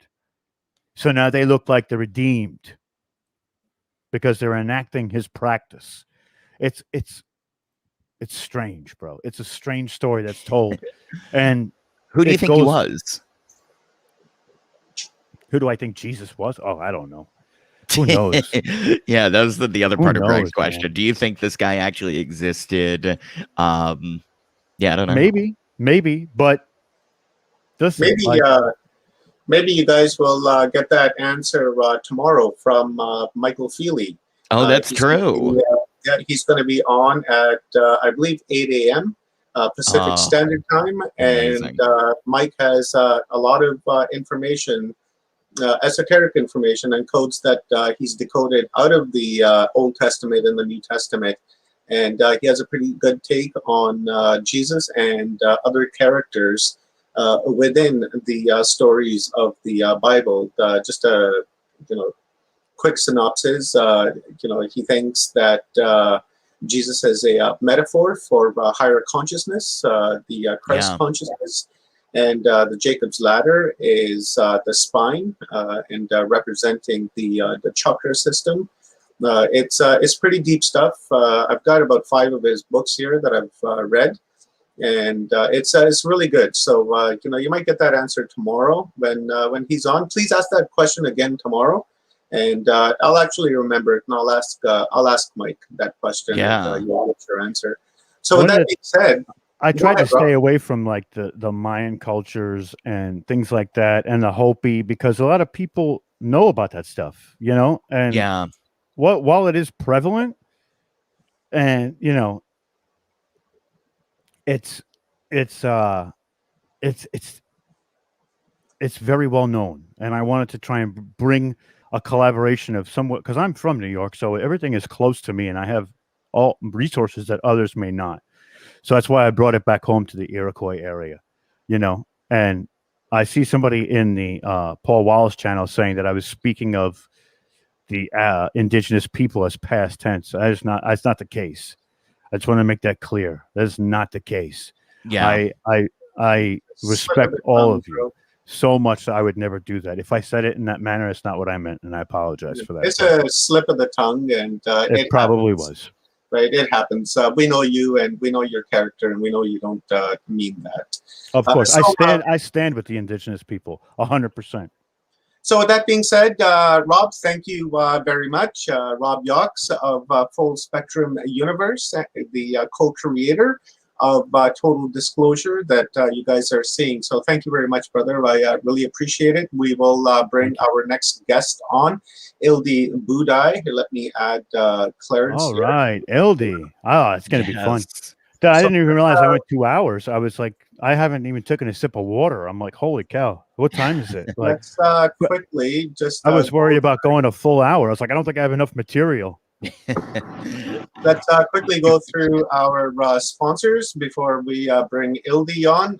This Total Disclosure 5 days, 55 speaker event has been brought to you by Paul Anthony Wallace of the Eden series, The Scars of Eden and Escaping from Eden. Both are available at Paul Wallace's website, which is scrolling down on the bottom. Let's cut the middleman out like Jeff Bezos and order directly from Paul Anthony Wallace. This stream was also brought to you by OurAlienAncestry.net. These guys are doing wonderful work every single month, hosting webinars with sometimes 6, 7, 8 speakers, and just sharing really, really intense information. And you guys will get a flavor of that a little bit later on this afternoon when we bring on Leah Capitelli, Stephen, and Evan Strong. And least but not last, our final sponsor for this event is ForgottenOrigins.com out of Australia Theory. Like I said, Stephen and Evan will be on a little bit later, and you guys will get to hear a little bit about that as well, and the Atlantean Rings, which they are in possession of, and they're going to speak on that. It's very fascinating. I've been to all events, all 12 chapters. I believe we're going on to the 13th chapter, Rob, coming up here just pretty shortly. Yeah. Yeah, so they've been talking about that, and some wonderful information, lots of evidence to support what they're saying. So looking really forward to hearing about this. So we'll bring our next guest on, Ildi Budai. And Hi, I will do a quick read on Ildi's bio. So Ildi Budai is an archaeological photographer and researcher based in Egypt. Her passion for ancient Egypt began at a very young age. By the age of 15, she was expanding her interest to other ancient cultures. One of her early inspirations for thinking outside the box or cube was Immanuel Volossky, the scholar who wrote about controversial alternative history and philosophy in the 1950s. Whilst traveling to Egypt was always something Ildi wanted to do. For 20 years, she worked in the corporate world in Melbourne, Australia, and for a short period of time, she was the manager for Stephen and Evan Strong, Forgotten Origin.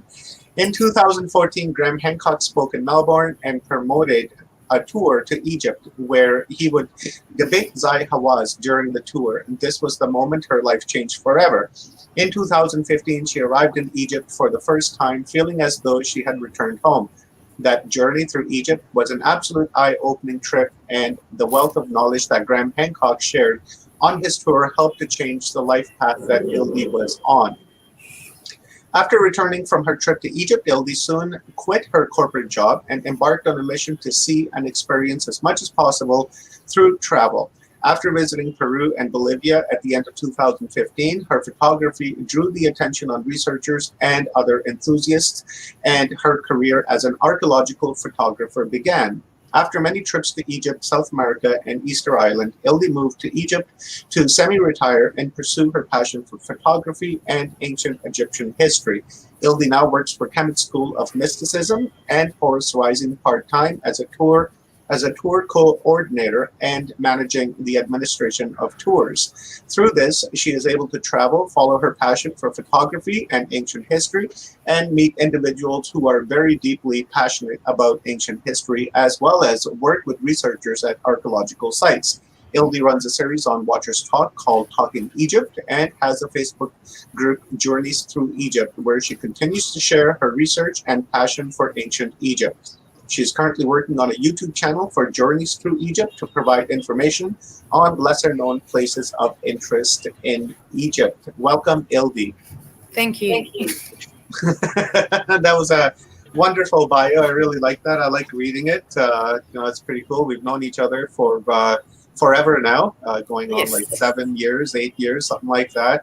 We've developed a really cool relationship. And I always appreciate you coming on to our events and sharing downloads and sharing information that most people are not aware of. So thank you very much for that. And I'll remove everyone off the screen, except Rob and Greg. Maybe just shut your cameras off and just mute yourself in case there's other things happening. Same with you, Clarence. And we'll just be in the background. Thank you, Ildi. Okay. So just to warn you, all my dogs are here, and they're all around me, so they might jump around and come into the frame at some point. So thank you very much for having me here. I'm going to share my screen. Just give me 1 second. Okie dokie. All right, so today I wanted to speak about prehistoric Egypt, and the reason I wanted to cover this again, because I have spoken about it before, is because somebody posted an image of whale bones in the desert, and there was a lot of people saying that it was false, and I was confused about why. How can you say that? It's a well-documented area. How can you say it's false? And then people had a lot of questions about it. So I thought I would discuss it and go through how old Egypt really is. It's not really just about, I guess, the dynastic period and the pre-dynastic period that's really interesting. So the Egyptian desert holds a lot of secrets under the sand. And just to give you an idea, only about maybe 15 to 20% has been excavated. So most of the sites that you go to now as a tourist are still under excavation to some point, even if you may not see it. Some of the areas are really vast and they're still doing excavation work there. So even on the Giza Plateau, there's continuous excavation that goes on, and the Giza Plateau is a huge area that is fenced off. So all of that area, I'm fairly certain that, eventually they're going to have more money for excavation work there, and they're going to find a lot more tombs. Currently, they've found about 6,000 tombs on the Giza Plateau. But today, I want to focus kind of on this period here, this very, very interesting period here, because Egypt has a lot of secrets that people may not know about. So about 100 million years ago, dinosaurs lived along the Nile Valley instead of humans. And all the way into Fayum and Beni Suef region, and all of this area was considered to be a shoreline of the Tethys Ocean, which was actually the sea in the northern part of Africa. And here is a little image that we can look at. This is probably more around that 40 million year mark, and I've got some other ones here. So as you can see, the African coast, let's see, okay, yeah. As you can see, the African coast here was all underwater, and this was all the Classes Sea, and some of Southern Europe was also underwater. So this was around from about 100 million to 30 million years ago. So a long, long time ago. It's not really related to the Great Flood, which is what most people think when they see all these fossils out in the desert. So this is what we believe that the planet looked like around 200 million years ago. Okay, so as you can see, this would be South America. Eurasia and America was still very much connected to Africa. And then as the plates moved, it broke apart. So this was around 90 million years ago. And as you can see, the sea came in quite far into Africa. And there was a bigger gap between Europe and Africa than there is today. So the landscape has changed a great deal over the years. Here's another beautiful image that someone's recreated. And here you can see South America, and this is Africa. But Africa looked like a completely different continent then because it was engulfed by the sea in the north and on the east coast here. So the distribution of prehistoric whales during the Middle Eocene period, which was around 40 million years ago, is shown in the grey areas here. So the whales actually inhabited all of this area, and Egypt is here, and pretty much most of Egypt, all the way to maybe the border of Upper Egypt, was undersea at one point. So Fayum is a big region. It's about 100 to 150 kilometers from Cairo, depending on which part of Fayum that you go. And around 100 million years ago, this area was known to have a lot of different species of dinosaurs. And then later on, it had the prehistoric marine animals living there. So eventually the sea shrunk, and it went north and created the Mediterranean Sea. And obviously the desert took over after some point, as is most of the country now. Egypt is about 80% desert. So I know for that reason alone, it could be a little bit weird for some people when they see a whale bones in the desert. How did it get there? Well, back in the day when it was hanging out there, it was actually a sea. But before the prehistoric whales got here, we had dinosaurs. So far they've discovered 8 different types of dinosaurs. And here they all are. I'm not going to name them because I'm really bad at dinosaur names. But as you can see, some of them were a little bit more cuddly, and others, like these guys in the middle here, they were definitely not cuddly at all. So there is evidence of dinosaurs living in Egypt from around that 100 million years. But I mean, that doesn't mean that they weren't here before then. It's just that's what they have so far found. And literally sometimes they get lucky and the sand clears, and little bits of bone start jutting out, or I don't know, maybe they go and randomly excavate in the desert. But they have found dinosaur bones in very, very remote areas of modern day Egypt, which is essentially now just a desert. So the dinosaurs that they found here were linked to the European and Asian dinosaur species, and not to the Southern African dinosaurs that they have found so far, which is very, very interesting if you think back to the images that I showed you, because from about that 200 to 90 million year period, there was a huge gap from what we know in between Europe and North Africa, which was the sea. So these finds could really shed light on a very obscure period of history for the African continent, roughly that 30-year period before the dinosaurs went extinct. And in 2018, they found a new species of dinosaur here in Egypt, and it's called the Mansourasaurus. Mansoura is a place in Egypt. It's a biggish city, and they have a paleontology, a university there that does a lot of paleontology excavations around in Egypt. So this was found in the Dakhla Oasis, which is very far into the desert. And here we go. There's Mansoura up there. Alexandria's here. There's Cairo. Here we have the Nile River. And this is where they found the dinosaur bones. Now, this is hundreds of kilometers from any type of civilization now.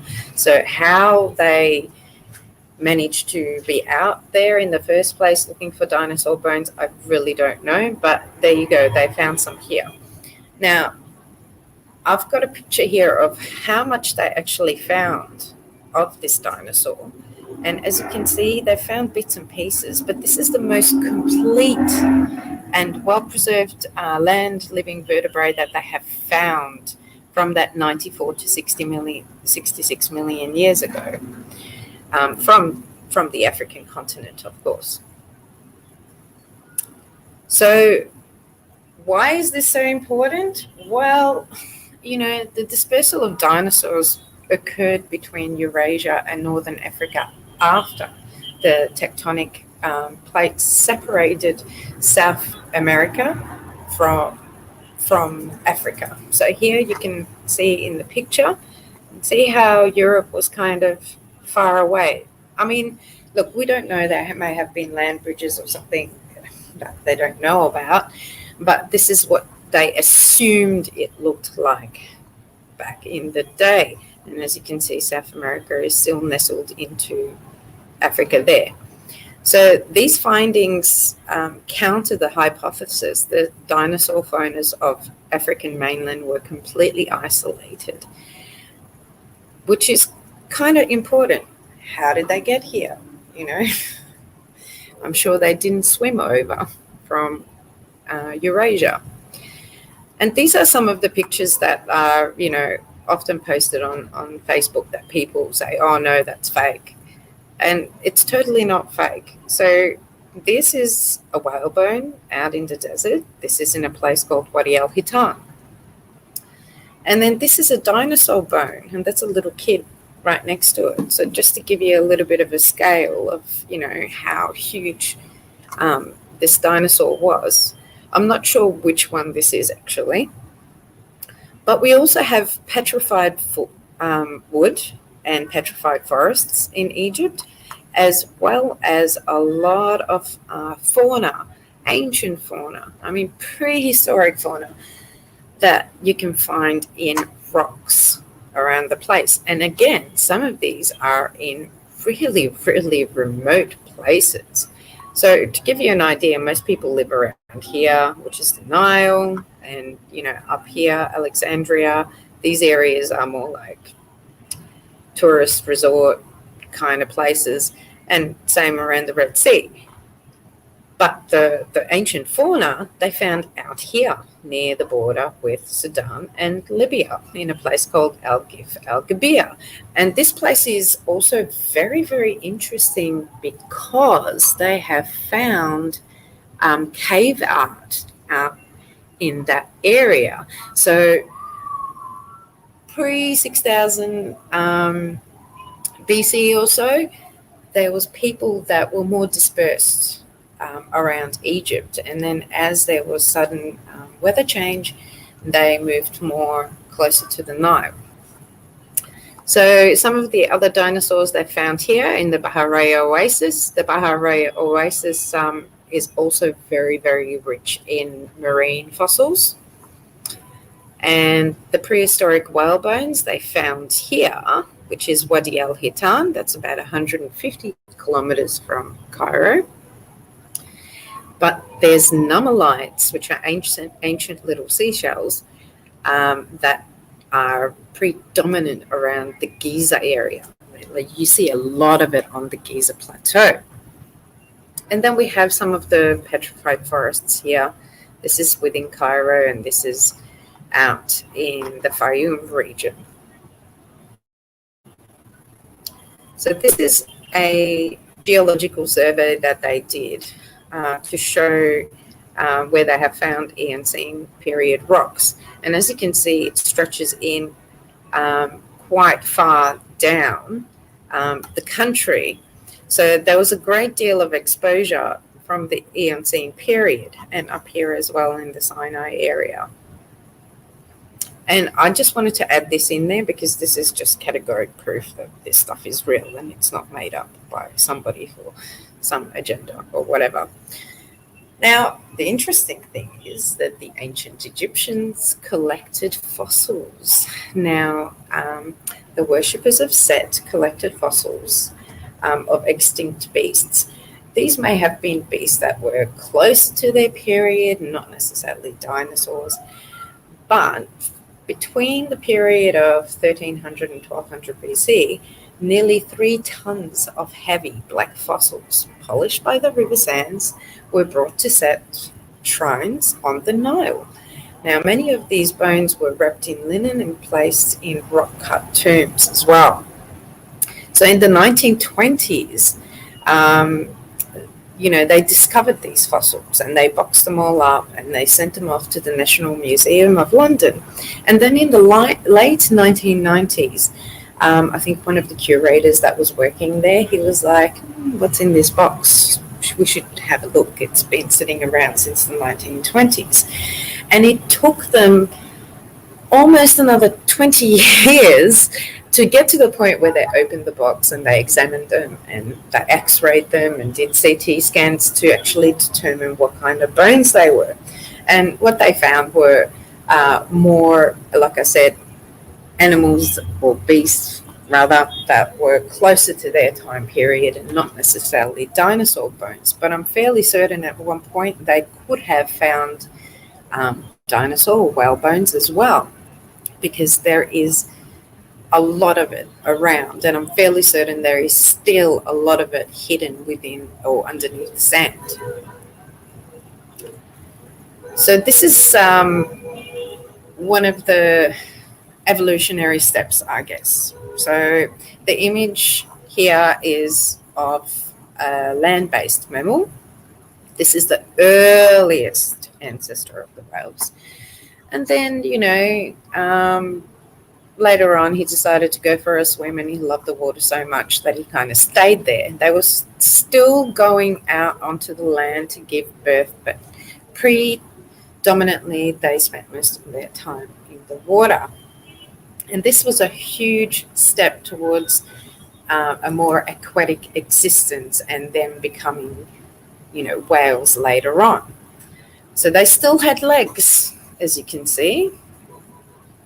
And over about 12 million years, there was multiple adaptations and they became more marine-based and fully aquatic animals. Or mammals, rather. I shouldn't call them animals, they're mammals. So the fossils found in Egypt are of prehistoric whales, which show this evolutionary link between the whales. Not necessarily this little guy, but here I've got a nice little chart. So here's that little guy that I showed you. And then these are the whale bones that we find here. So they still had like these tiny little legs, I guess, which dropped off later on with modern whales. But around 49 million years ago, the sea was actually quite warm. And so this helped to spread the early ancestors into the coastal seas across the Tethys Sea, which I mentioned, Southern Europe and Northern Africa.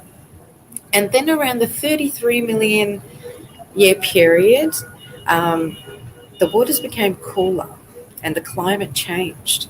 So this then created a rich, productive ocean where the ancestors of the modern toothed and baleen whales diverged and spread across the oceans. So here is the top two are the ancient prehistoric whales that they have found here, the fossils. And then here we have a modern whale, just to give you a little bit of a scale of the size.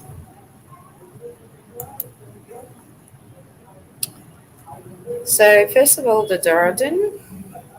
So they call this a whale, but to me, I don't know. I think this was more closer to a dolphin than a whale. It was only 3 to 5 meters or 16 feet. Its name means spear tooth, and they lived in Egypt from around that 40 million to 33.9 million years ago. They ate small fish and they liked the warm seas. And you can find these guys in other tropical areas as well, such as Australia. Well, you could, not now. The Basilosaurus, this was the main predator at the time, and it inhabited Egypt, Jordan, Tunisia, Morocco on the African continent, and I do believe that they were also in the Australian region at the time. So Basilosaurus means king lizard. And again, it lived around that 41 to 33 million year period. Now, these guys were nasty. They preyed on sharks, large fish, other mammals, including the Dorodon, which was its main food source. And they were about 15 to 20 meters long, or 49 to 66 feet. So they were quite big. One of the interesting finds that that came out here, they found a 40 million year old whale with another whale trapped inside it. So the researchers believe that the whale that had the whale inside it was then eaten by a shark. And this was discovered in the Wadi al-Hitan area in 2015.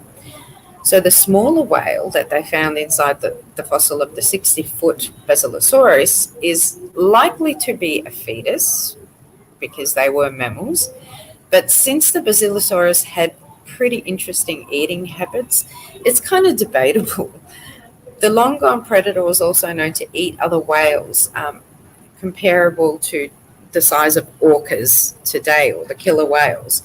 So they're not sure if this whale ate, let's say, a Dorodon or what, or whether it was a baby, but a whale within a whale eaten by a shark kind of sounds like a nursery rhyme, if you ask me.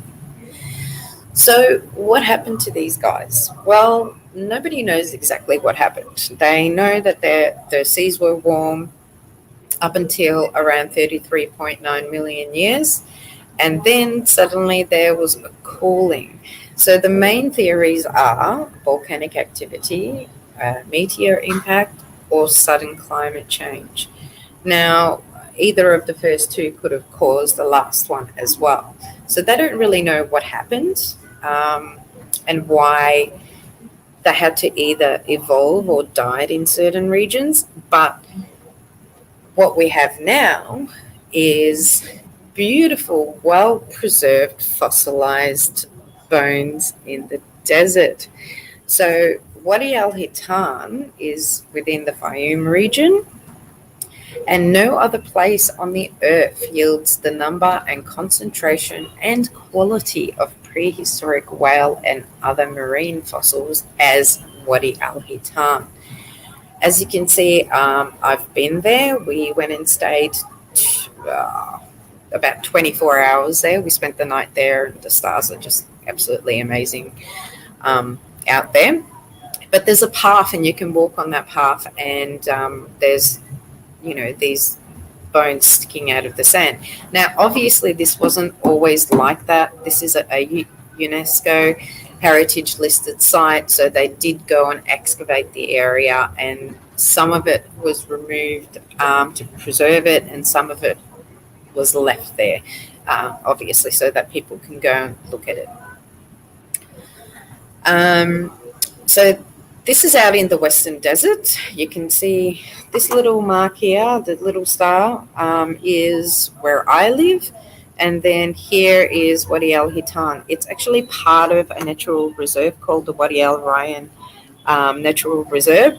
And as you can see, there's a lake here that still exists in the Fayoum region. But most of this area is desert. It's the Western Desert. So here they found hundreds of fossils from the earliest forms of whales.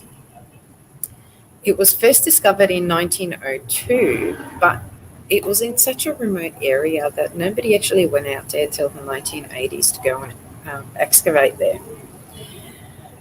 The area provides millions of years of coastal marine life fossils, millions of years, because they inhabited that area for a long period of time. And prior to that, it was the dinosaurs.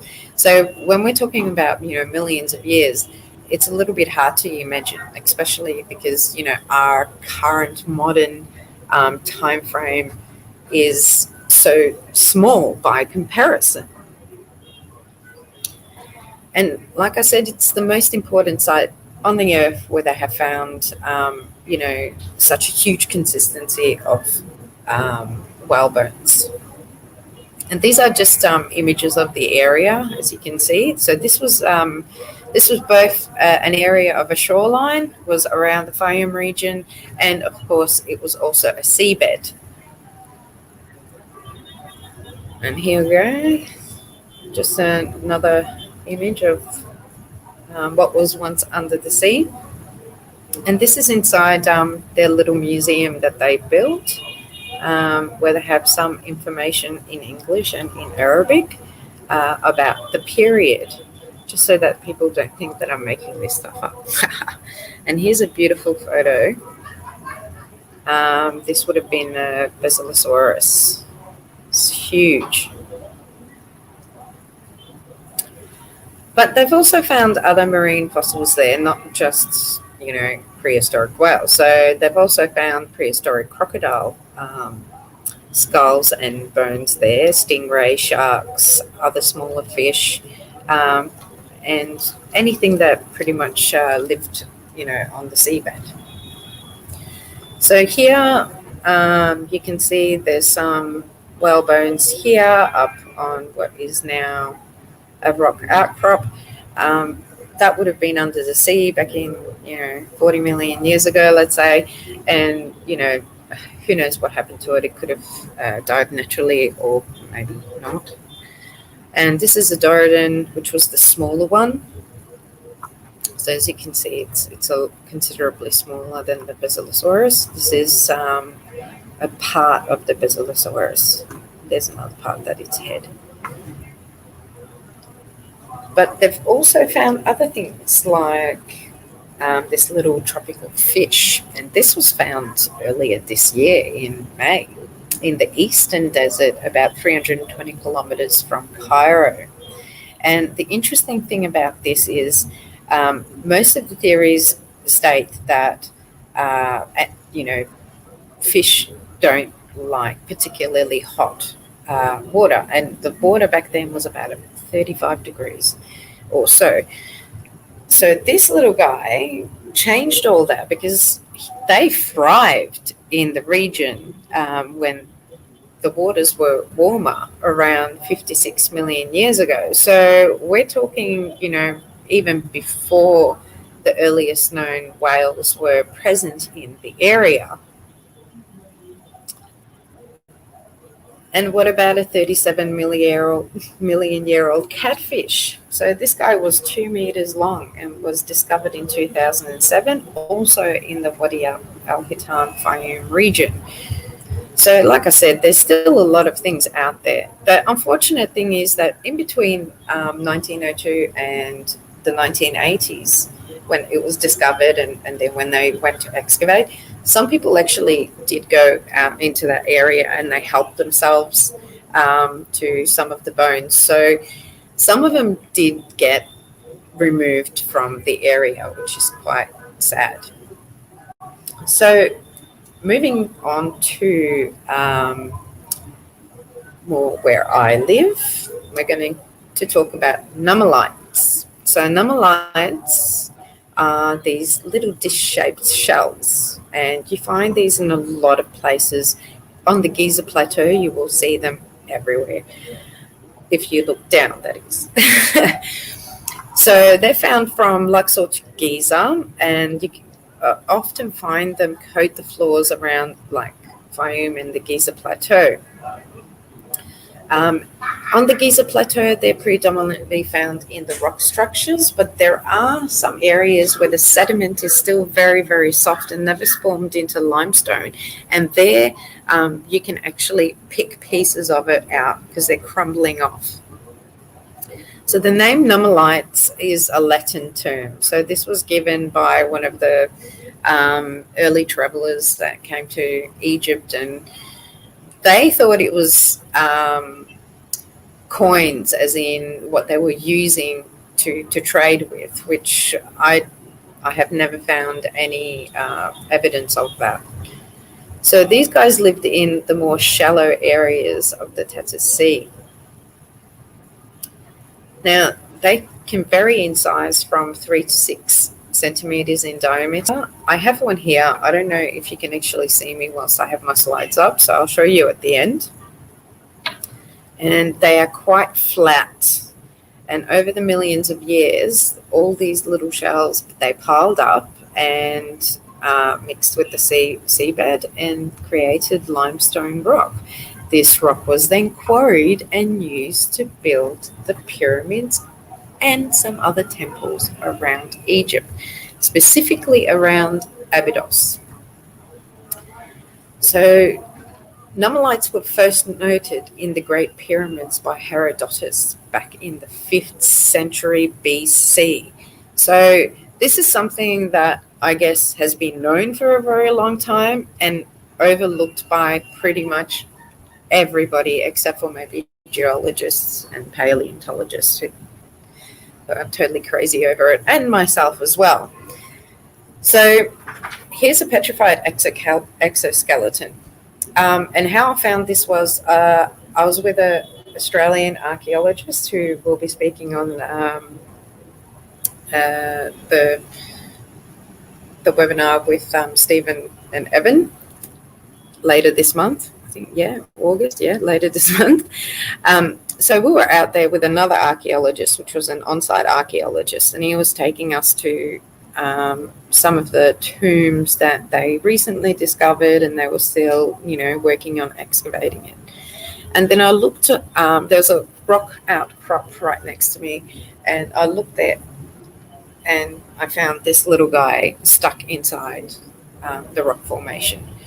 So that then, made me look into fossils on the Giza Plateau, and it was quite interesting what I found. Once I saw one, I saw them everywhere. So here I am inside one of the tombs next to the Great Pyramid. And as you can see, they plastered the walls and they did their decorations. But then if you look at the ceiling contains a lot of these little nummalites everywhere. And here's another tomb. Sorry about the dark photo. This is one of the tombs that they're still working on, so it's very hard to get in there. It's quite dark. But as you can see, there's little pieces of the nummalites sticking out from the rock formation, because a lot of the tombs were actually dug into the rock bed instead of, built. This is from one of the satellite pyramids next to the Great Pyramid. And again, they built the pyramid structure over the top, but you have to climb down, and so you're actually in the rock bed. So when you look at the ceiling, again, you see the nummalites all over the place. So if you ever get to the Giza Plateau, my recommendation would be, after you stop looking up, because everybody is going to want to look at the pyramids, of course. How could you not if you're on the Giza Plateau? But also remember to look down and look at the ground and look at the blocks, because a lot of these blocks and the ground, you will see fossils embedded into it. And here are two examples. This is a block that's on the north face of the Great Pyramid. It's not attached to the Great Pyramid. It's just a block that's sort of sitting there. Not sure if it was from the Great Pyramid or not. Archaeologists sometimes move stuff around and, you know, it's hard to say. But this one here is a block that's in the Great Pyramid. And as you can see there, there's a little seashell jutting out there. But you can also find other fossils on the Giza Plateau. So this is a marine creature that was a lot bigger than a seashell. And that, I don't know if anyone's ever taken a bit of it and tried to identify it. My Egyptologist friend said that it's likely a crocodile, but I'm not sure. So here's a little bit of a close-up view on it. This is actually embedded into the limestone, and the limestone has worn down. So I don't think that originally the ancient Egyptians knew that this was there. It's just that over time, as the limestone has worn down, it has exposed this beautiful fossil. And then here is another limestone block from next to the pyramid. And as you can see, there's a lot of nummalites within it. Some of them are facing on their side, like here, and some of them are facing flat. So this is the east side of the pyramid, and this little section here, this block is what we're looking at. I zoomed in, and this is what you see. Look at these beautiful seashells stuck within the limestone. And by the way, it takes time for limestone to form like this, so it definitely couldn't have been from the Great Flood period of roughly 12,000 years ago. So here again, this is the east side of the pyramid, and all of this area, all of it that people just walk on and they never look around. They might look at this, these beautiful blocks here. There are some cut marks in it. I'm not sure when those cut marks were put there, but there are some beautiful cut marks in some of these blocks here. So people generally look at the pyramid, look at these blocks. They don't look at the floor, and look at the rich concentration of marine fossils within the floor that nobody acknowledges. And here again is a zoomed in photo. I mean, some of these guys are quite tiny, and then some of them can be like 10, 15 centimeters in diameter. So there's another fossil. So most people that would know about the fossil on the north side of the pyramid may not know about the one that's on the east side. So there's another one, and I'm fairly certain that I'm going to go exploring again on the Giza Plateau. It's way too hot right now. It's over 40 degrees, which is, I don't know, 110 Fahrenheit. But it's been consistently hot, and it's just too hot right now to go out onto the Giza Plateau. But once it starts cooling down around maybe October and November, I'm going to be spending a great bit of time there again, looking for more marine fossils, because they're not just located next to the Great Pyramid. There's stuff all over the place. Obviously, there's sand that's covered it, and there's some in tombs that are cut into the bedrock, but they're also around Khufu's pyramid as well, and Menkaures. So I'm going to go and spend a great deal of time and really look at the ground there to see what else I can find. This is probably also a crocodile, but I mean, I'm not sure. Again, I don't think anyone's taken a piece of it and, did any research onto or DNA research to see what it was.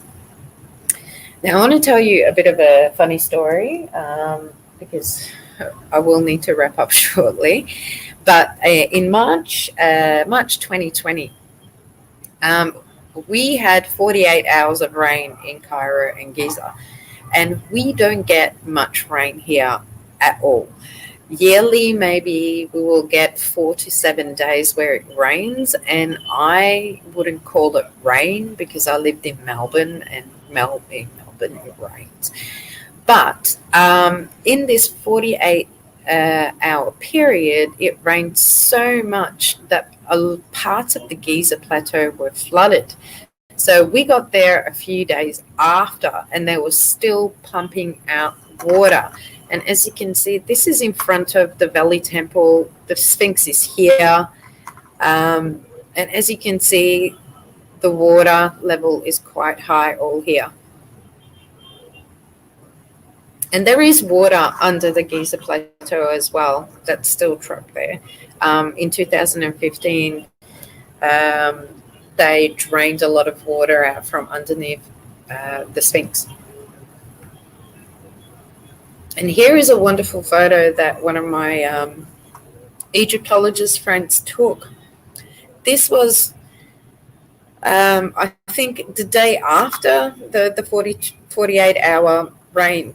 And this is the Great Pyramid. I mean, it looks like there's a lake in front of it. It's just crazy to think that this stuff could happen. But they ended up draining out all of that water as well within about 24 hours after the rain. But what that did do is it loosened up some of the soil.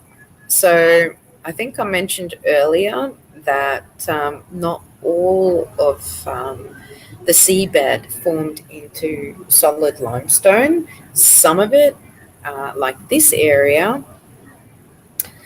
is still soft sediment with a lot of nummalites in it. And you can see there's a high consistency of nummalites within the sediment. And the rains really helped to loosen up the sediment so that they were exposed.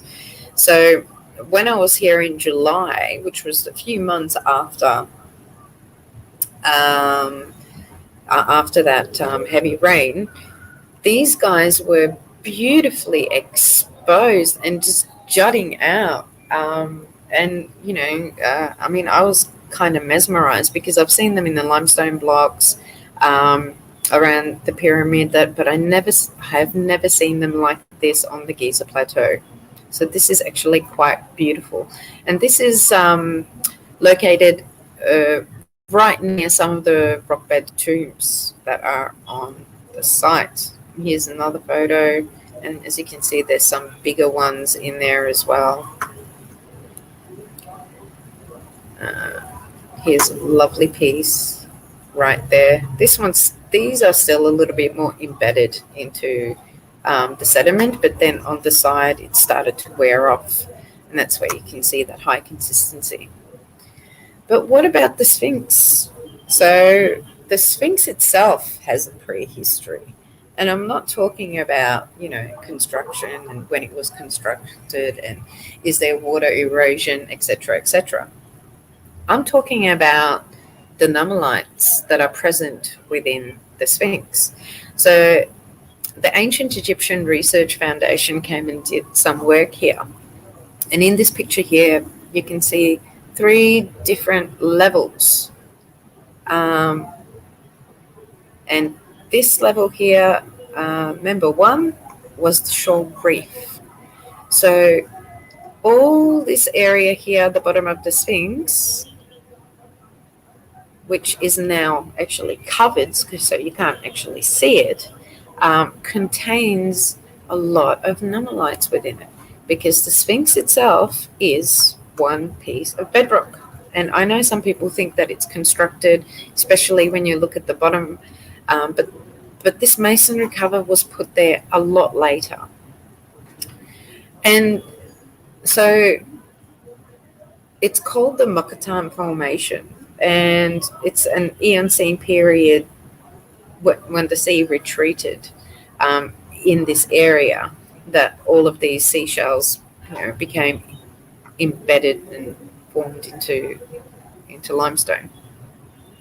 So as the sea receded, a shallow lagoon formed above a shoal and coral reef in what is now the southeast part of the plateau. Over millions of years, carbonate mud petrified to become the layers from which the pyramid builders quarried limestone blocks and from which they carved the Sphinx. Okay? And here again, we see, really high concentrations of those nummalites in the floor. And it's just crazy. Now, could this be the second Sphinx? Now, geologists love to use this rock outcrop as an example to show the different layers of sediment and how it formed. However, some people believe that this could have been the second Sphinx. So I've been to this area, and I did found a lot of marine fossils in this area, and it kind of could have, been carved into a Sphinx. Like, that's quite plausible because of what this rock outcrop actually looks like. I don't have a really, really good photo of it from a distance because there's other rock formations around, so it's a little bit harder to get that great angle. But definitely there is enough of it to carve the head, the paws, and the body. So here we are at the Great Pyramid. And this was me when I was 8 months pregnant, going around looking for these marine fossils because, this was during the pandemic. Nobody was at the Giza Plateau, so why not go there? It's only 800 meters away. But the majority of the stone blocks used to build the Great Pyramid are called nummulitic limestone. And the blocks have an observed 40% makeup of nummulites. So that's quite a huge makeup of these little critters within the blocks. And they have found that, there was a lot of limestone that was quarried in the area and then used for construction in other areas, which, I guess this is not something that really is discussed a lot. Most people go to Aswan, to the Aswan quarry. But yes, there were quarries as well in Cairo, Giza area, and they did use some of that for construction at the Giza Plateau and at other areas, particularly, like I mentioned, in Abydos. So this is just a little fun thing, and I don't have much information on it because of where it is stored, but apparently this was one of the earliest donations to the Grand Lodge Library and Museum around 1886. So they don't know whether this beautiful small piece, it's only about 9.2 centimeters by 5.3 centimeters, was found in this polished state, or whether, it was polished later. But basically, one of the lodge members, who was a third degree member in New York, he came to Egypt, and apparently he found this on top of the Great Pyramid. So this is a little bit of one of those crazy things that, I don't know what was a part of the structure. I mean, I don't know if somebody would just randomly leave something like that on the Great Pyramid, to be honest. And was it polished, or did they polish it later on so that looks all nice? I don't know. But I guess if you're a Freemason and you're happening by New York, go and check it out. But you can find these seashells and nummulites in other areas as well. It's not just, at the Giza Plateau. So here I was out in Hawara. This is Hawara Pyramid. That's also in the Fayum region, about 108 kilometers from Cairo. And I was walking down here, and look what I found in the ground. This is all softer sediment again. and there's a lot of seashells in there. These look a lot more modern though than the Nummulites. I don't know if anyone's actually gone out there and done like a survey on that specifically. And then this is Lahun Pyramid, and that's down here. Here's the Fayum region. Wadi Al Hitan is like out that way, and that's where I live. So here we are at Lahun Pyramid, and again, look what we find: seashells, and they're just basically in the ground. So if you're walking and you're looking down, you will find some for sure. So I will leave you with a little bit of a funny story because we're coming up to the end of my time. So we went to the Giza Plateau on July the 4th, 2020. And up until July the 1st, the Giza Plateau was closed. And so when we went there, it was very quiet. There was basically nobody there. You know, even the stray dogs were like, "Hey, how you doing? We haven't seen anybody for so long." But what we found growing in the ground next to the Great Pyramid was a tomato plant. And I kid you not, there's a photo of the tomato plant. And so between the period of, I guess, late March to the beginning of July, all this vegetation just cropped up on the Giza Plateau, which was really weird to see because I have always seen the Giza Plateau as a desert. And suddenly there was a tomato plant and there was vegetation here, there, and everywhere. So the lack of humans and the camels and horses and the tourists and whatever meant that life sprung back, you know, even in such a, you know, desert area. Obviously, the tomato plant was quickly gone as soon as the camels and horses were brought back. I'm fairly certain one of them ate it. But it was, you know, just insane to find this random tomato plant growing on the east side of the Great Pyramid. I'm fairly certain it would have been really nutritious.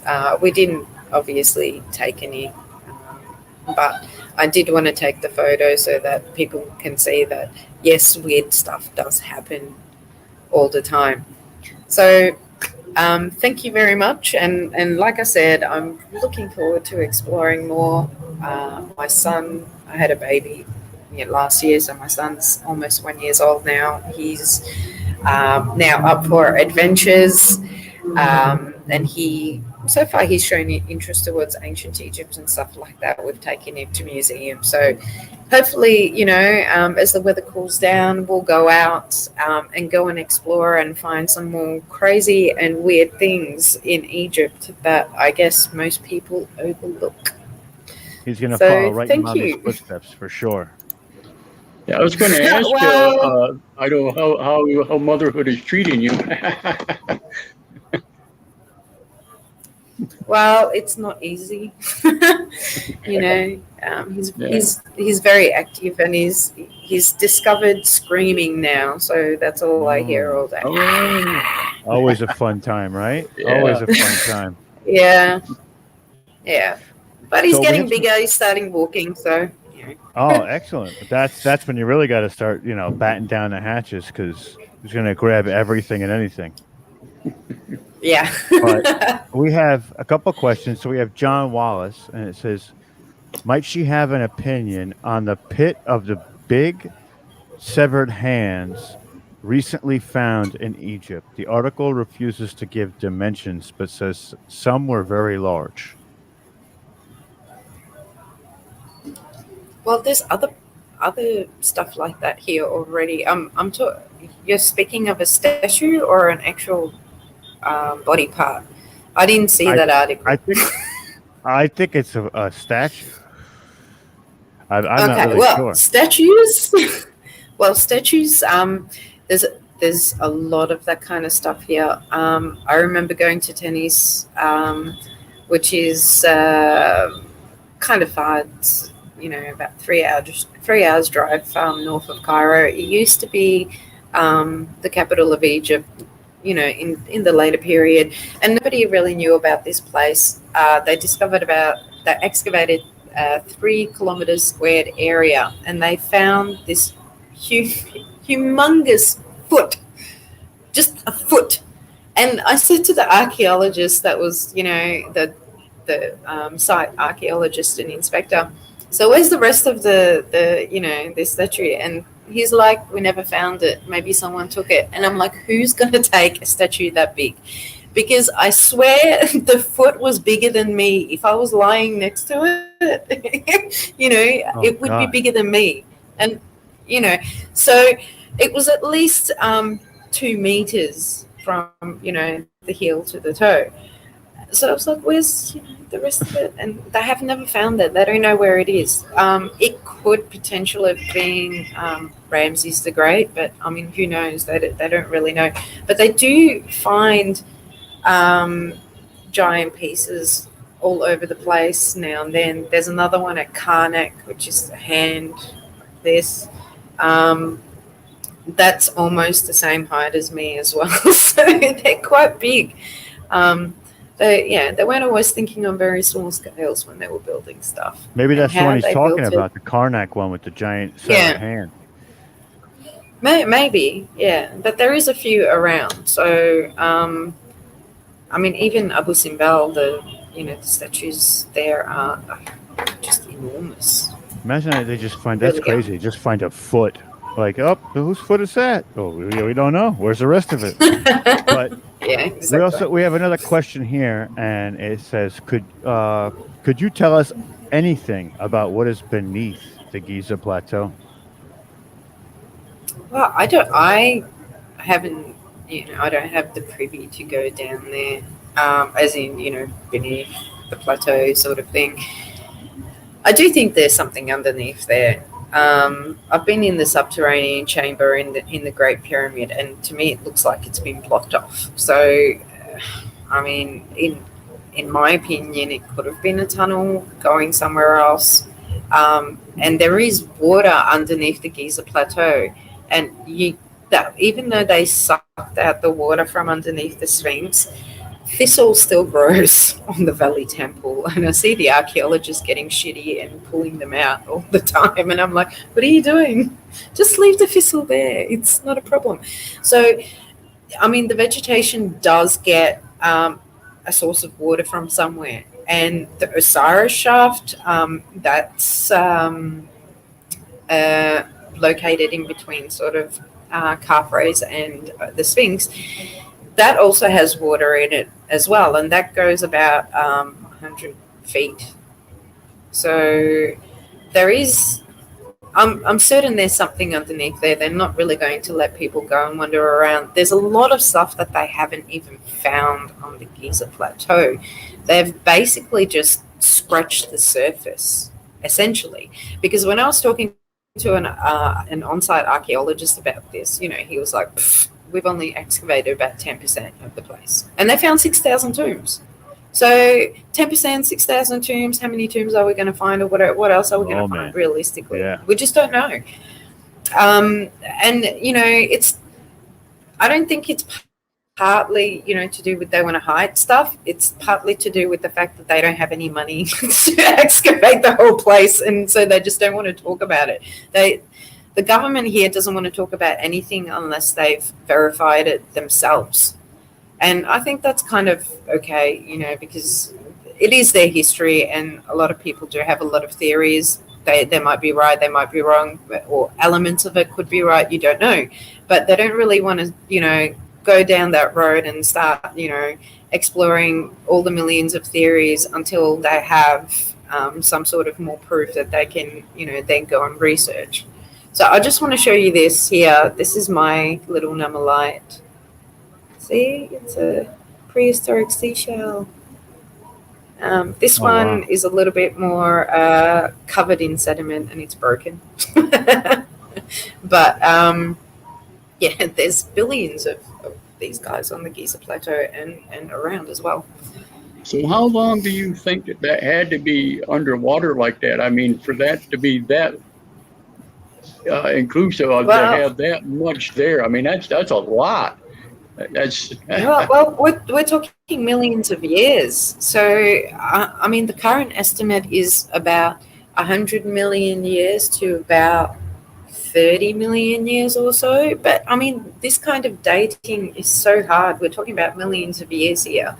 You know, someone said, how can they date a whalebone to 47 million years? How do they know it's not 46 million years? Well, it's not like, an accurate science where you can tell the exact date, time, and whatever that, the whale died. It's an estimate because we're talking millions of years. That's why they preface it and say estimated. That's why they exactly. preface it first and say that. So it could have been any time. Well, these guys would have lived within that area from the period of the dinosaurs till the period of the prehistoric whales, for sure. And even in the Bahariya Desert, which is in the Western Desert, you can find starfish and seashells and stuff out there too, and that's all desert as well. So it's everywhere, basically. People can't say it doesn't exist. It definitely exists. Absolutely. I'll tell you now. I have one here. It's I have a almost question like, for like you. the Earth made that shift or something, and it all the water went the other way or something. It's kind of what it reminds me of. Yeah. Pretty Well, remarkable. who knows? Let's not forget that Lake Titicaca at one point was at a much lower altitude, and there's seahorses in Lake Titicaca still, which would have come from a sea, from who knows what period. But the world has changed so much. It's nothing like what it is today. And who knows, in millions of years, the North American continent could look completely different. The African continent could look, because the earth is a living thing that moves and breathes and changes. It's not static. So things are going to change on the planet. This might be our time, and then who knows, maybe tomorrow or, in 1,000 years or more, the world could decide, had enough, see you guys later, I'm going to make some changes. Because that's what happens, realistically. There's an extinction level event that occurs every, so many millions of years, at least, that has a catastrophic effect on everything that's living on the planet at that time. And some of them migrate elsewhere and adapt, and some of them die. It's just the way it is. That's what we talked about yesterday with Aaron and the cycles and how every 26 to 27,000 years or something like that, and then halfway through there's this struggle, this period of essentially you have to get past it, otherwise it's over. It'll be desolate for another 26,000. It's like that midlife crisis kind of thing. But LD, thank you so much for that. That was an amazing presentation. I was riveted. I was sitting here like, I didn't even want to pop on. I wanted you to keep going, but you ended it. So sorry. Well, I will go out, like I said, in around October, November, and go find some more. awesome. Because there is more. There's more. Keep us updated for sure. Keep us updated, because we definitely want to get to the bottom of it. And I know you're out there in the field, and I appreciate all the work you do, and I'm sure Omar and Clarence do as well. I can speak for all of us pretty rigorously in saying that. Thank you. And thank you so much for being on this great day of presentations and a part of this event. You're just, you're a light within all of this history that we're talking about. You bring such a positive outlook to it, and your research is spot on, and we appreciate that. Thank you. Well, thank you for having me. It's always a pleasure. Absolutely incredible. And if you guys, LD has you have a YouTube channel, don't you? Not yet. I'm kind of working on it, but I have a baby, So. That's true. That's true. Well, on Watchers Talk, if you go to Watchers Talk, you can see many episodes with LD in it, and a lot of her work. It's awesome. It's awesome. And we thank you, LD, and we'll see you soon. Hopefully, you'll be around for the next event. And yes, of course. Thank you very much. Have a great day or evening wherever you are. Thank you, Ildi. And we're going to bring out our next speaker. Thank you, Ildi. Thanks.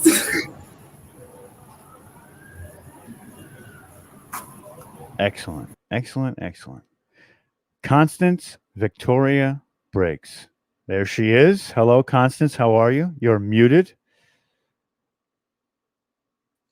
Hi, everybody. Hi, Constance. It's great to see you. I'm so excited for you to do your presentation. I'm going to read your bio very quickly first before we do that. So, Constance Victoria Briggs is a metaphysical, spiritual, cosmic researcher and writer. She is the author of the Encyclopedia of Angels, the Encyclopedia of God, Encyclopedia of the Unforeseen World, and the Encyclopedia of the Moon Mysteries. She has been invited as a guest speaker on several radio shows, podcasts, YouTube shows discussing such topics as angels, extraterrestrials, ancient aliens, life after death, and after death communication, out of body experience, and the moon mysteries, and more. Shows that Briggs has been featured on include Coast to Coast AM with George Norrie, Midnight Society, The Leak Project, Kingdom of the Nye, Earth Ancients, Paranormal Soup, The Paranormal and the Sacred, Broadcast Team Alpha, Forbidden Knowledge, Quantum Guide, Behind Obsidian's Curtain, Spaced Out Radio, Raised by Giants, and many others. Briggs also has been seen in popular, I think it's shows maybe? Shadow of Your Mind magazine. Oh, the popular Shadow of Your Mind magazine. There we go. That was my misreading. It is Briggs's goal to investigate the mysteries of the universe and how they connect to humanity, states Constance. There is more to our universe than we have been taught. We need to look deeper and search further if we want to know the truths of who we are and where we come from and what lies behind. So thank you, Constance. That was an awesome bio with the quotes and everything. That was great. So what we're going to do is we're going to get out of your way. Omar, I'm gonna be here. If you need anything, just ask. I will be on the screen, but I will be off screen, and we will let you get to work. Okay, thank you very much. I appreciate it. Hi, everybody. I am so happy to be here on this amazing program. It is my honor to be a part of what I call the disclosure movement. I've always had a belief that we are not alone in this universe, that we have a universal brotherhood that is a part of us and that is waiting for us to join them. I believe that they are waiting for us to grow and learn and gain knowledge so that we can one day traverse the stars like so many of them do. I believe that we all have a role in everything that has to do with the humanity uplifting itself and moving into the future. And I believe that for me, that is disseminating information. And so I've talked, as the host said earlier, I have talked on angels and I've talked on life after death. And paranormal and those topics. But it was a few years ago that I embraced my passion of outer space and decided to start writing about it. And the topic of the moon became a huge passion of mine. And so I started my research about a few years ago. So one of the reasons that I started writing about the moon was due to a researcher by the name of Don Wilson. He was a UFO researcher. And he, even though I knew there was something about the moon and that there were beings in outer space and all that, I did not know that there were so many mysteries associated with the moon. I didn't know that the moon is quite different than what I've been taught and what you've been taught. And it led me to collect a compilation of these stories after reading Mr. Wilson's book and going down this path of research. And so eventually, all of the information that I had, I mean, it was just so much. I wanted to get what I had learned, and I'll get into it. I wanted to get what I had learned into the hands of people, and I wrote a book titled The Encyclopedia of Moon Mysteries, with the idea of writing many articles, MINI articles, for people to kind of just get a glimpse of what's going on with the moon and jumpstart their own research. So with that said, I would like to just state that the moon is not what we have been taught. It's not what we have been told. The moon it is more than what people tell me when I ask them. They're pretty much saying to me, you know, it's a light in the sky. It's most people think it's a dead rock in the sky. There's so much more to it than that. From the research that I have done, you know, the moon it really is an alien world. It is not a dead thing with nothing going on up there. There are lights moving around up there. There are objects moving around on the moon. There are structures on the moon, which we'll get into and talk about the possibility that there's someone living there. Of course, we know that the moon helps Earth. It helps us with our lives. We couldn't live without it, we've been told. But the moon is an entity, a world of its own, and it does not belong to mankind. Now, with that said, the scientists have been unable to tell us definitively where the moon came from, what it is, how it came to be. And as much as they've tried, they've just, really come up empty-handed, which may be news to some people. We do not know where the moon came from. Really, we do not know what the moon is. It behaves differently than every other moon in our solar system. It is strange. It is a strange child, And so that brings me to one of my favorite quotes. When scientists lacked figuring out what the moon is, some other people have chimed in. And so American science writer Isaac Asimov once asked, when, looking at the moon and the data, he said, "What in blazes is our moon doing way out there?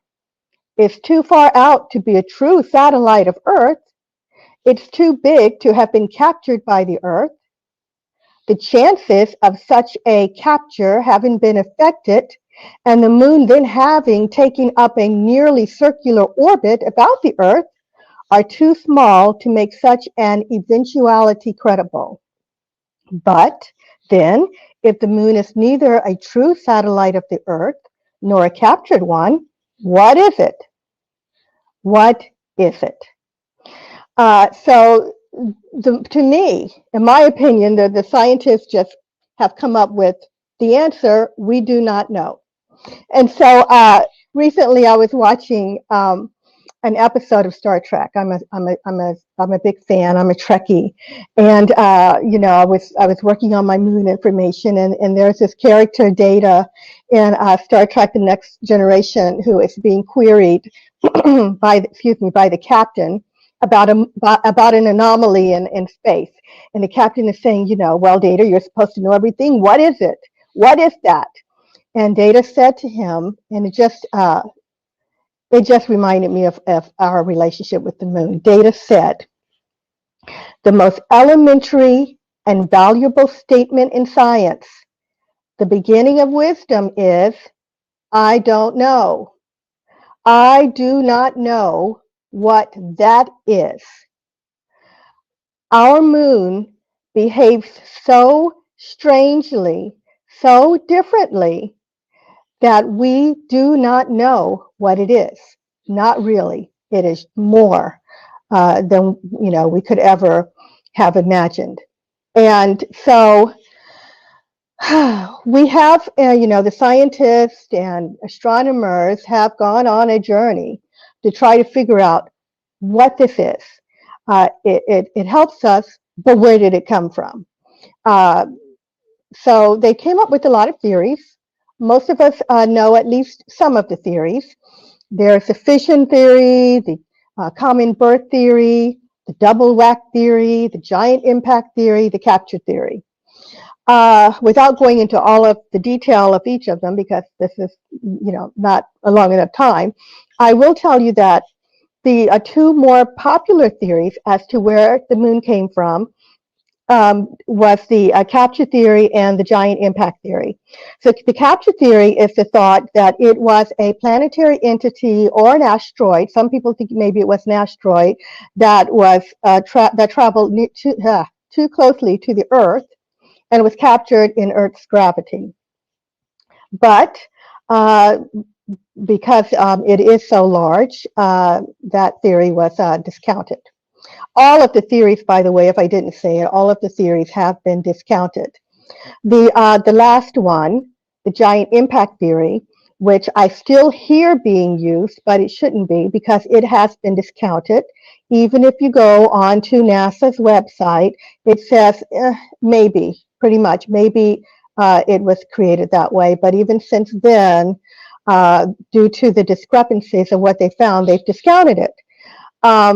And so the giant impact theory was the theory that a planet the size of Mars, that they named Theia, smacked into the Earth, which caused the Earth's, pieces of the Earth to, flow into outer space and eventually form this sphere that became our moon. But that has been discounted due to the materials on the moon found brought back by the Apollo astronauts. The timeline doesn't line up with Earth's material, so they've discounted that, and so they don't know.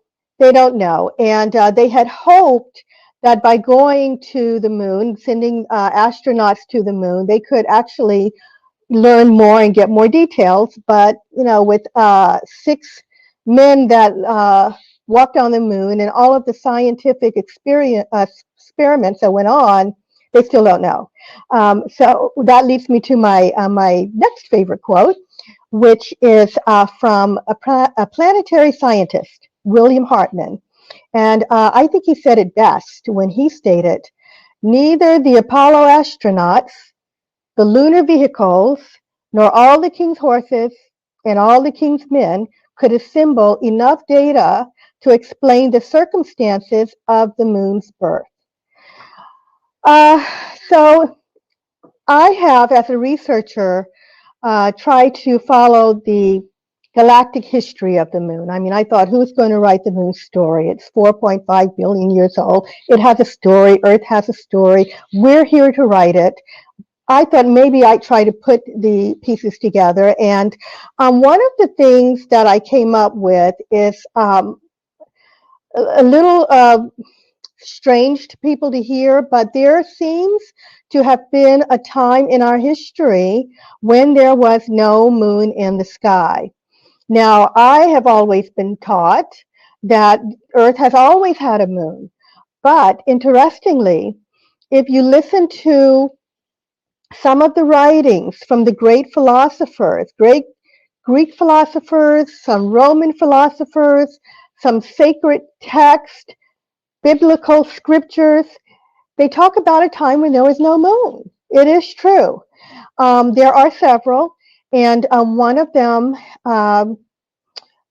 is named Ovid, and I think that he summed up in his writings that time very well. If we look back to a time without the moon, so we're talking so far back in history that mankind has forgotten. We haven't written about it, but still it's there, and the people at that time are said to have been called the Arcadians. So even though there were many quotes, I'm going to share the one from Ovid where he talked about these people who lived before there was a time before there was a moon in the sky. So he said the Arcadians are said to have possessed their land before the birth of Job, which is the god Jupiter, and their race is older than the moon. These people lived like beasts, their lives spent to no purpose.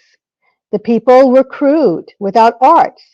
They built houses from leafy branches. Grass was their crops. Water scooped in their palms was their nectar. No bull panted yoke to the curved plowshare. No soil was under the command of the farmer.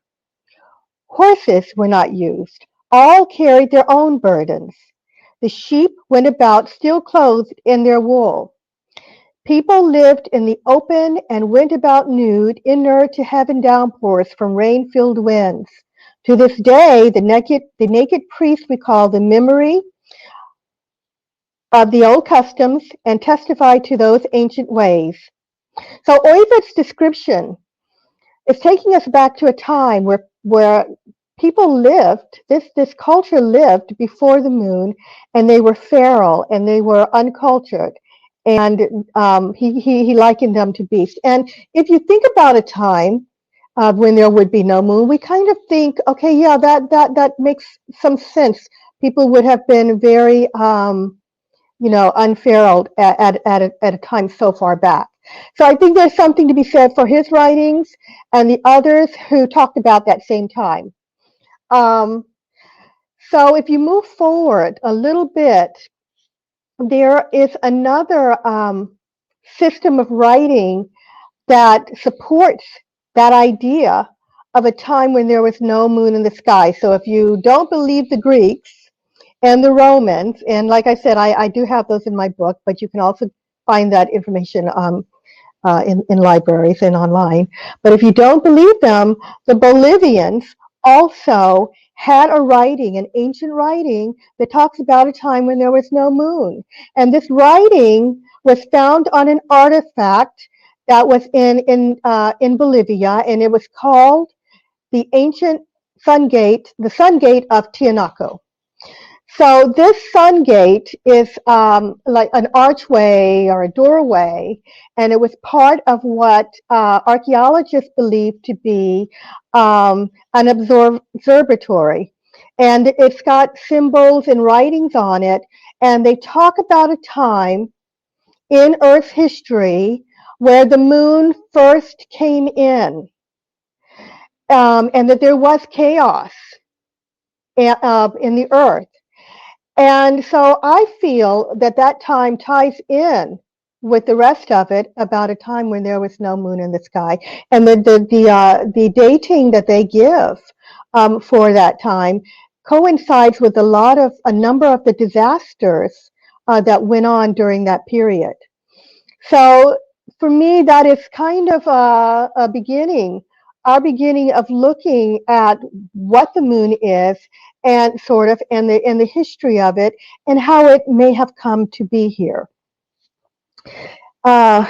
Interestingly enough, there was a story from the 1970s as we move forward into this galactic history. The story or paper was written by Soviet scientists, and they published their paper in Sputnik magazine. And publishing this idea put their reputations on the line, but they were ready to go forward with it.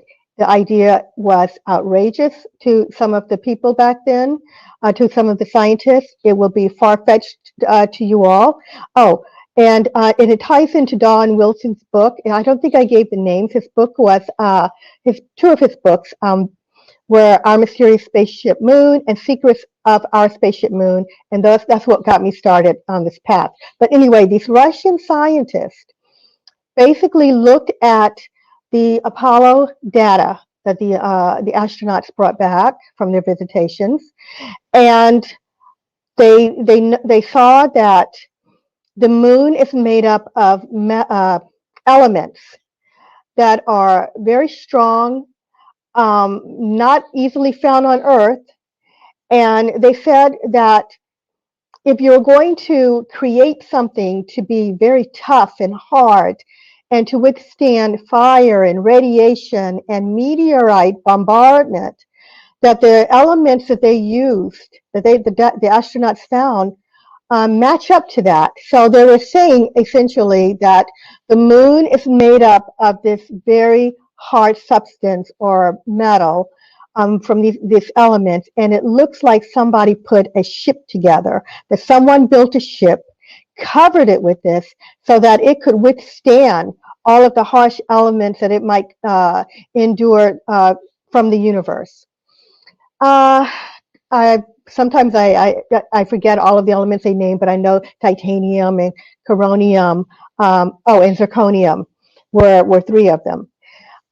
So the other information that the Soviet scientists brought forward was that when you look at the holes, the meteorite impacts on the moon, that they're shallow and that they are pretty much the same size, and they shouldn't be.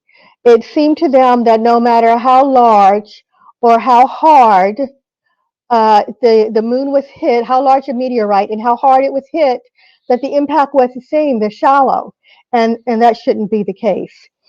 And so they're saying that the shell of the moon is so hard that it's more like again a created thing. So they also looked at the fact that NASA's astronauts smashed the ascent stage. They sent impacts into the moon, explosions, to test it, and the moon reverberated. Now we've all heard the saying that the moon rang like a bell. Well, this happened when the astronauts, like I said, exploded the ascent stage into it. They did this more than once, and it shook, and it shouldn't have. The scientists at that period were shocked. They said it shouldn't have been ringing, and of course, it wasn't really ringing like a bell. It was reverberating. But they said that should not have happened. It's as if the moon is hollow. That's where that whole saying began. People didn't make it up, like some people think. This came from the scientists at a press conference at the time. It shouldn't happen, and the moon, of course, is said to be hollow. So the Soviets looked at this and they said, you know what, this thing looks like a ship. They called the moon a spaceship. They determined that the moon had been built by advanced beings and hollowed out, sent across the universe. They said that inside of the moon, they suspect that there are engines and that there's, supplies, extraterrestrials with supplies that could last for many years as they, came across the universe and parked itself in Earth's vicinity. That was their hypothesis.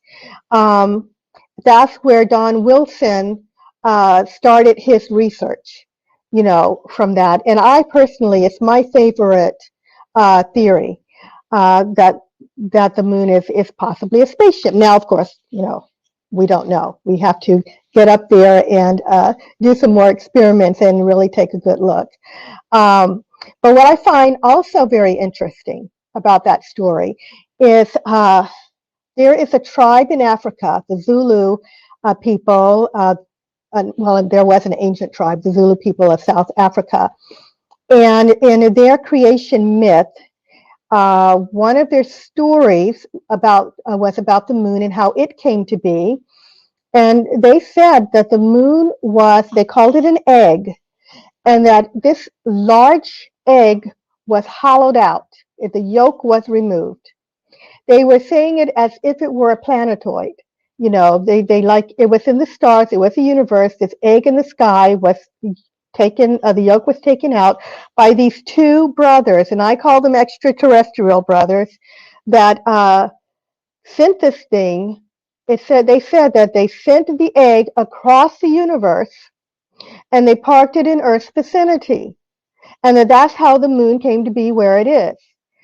Now, I don't believe the Soviets, of course, were copying that story, but I find that it's very interesting how the two tie in together.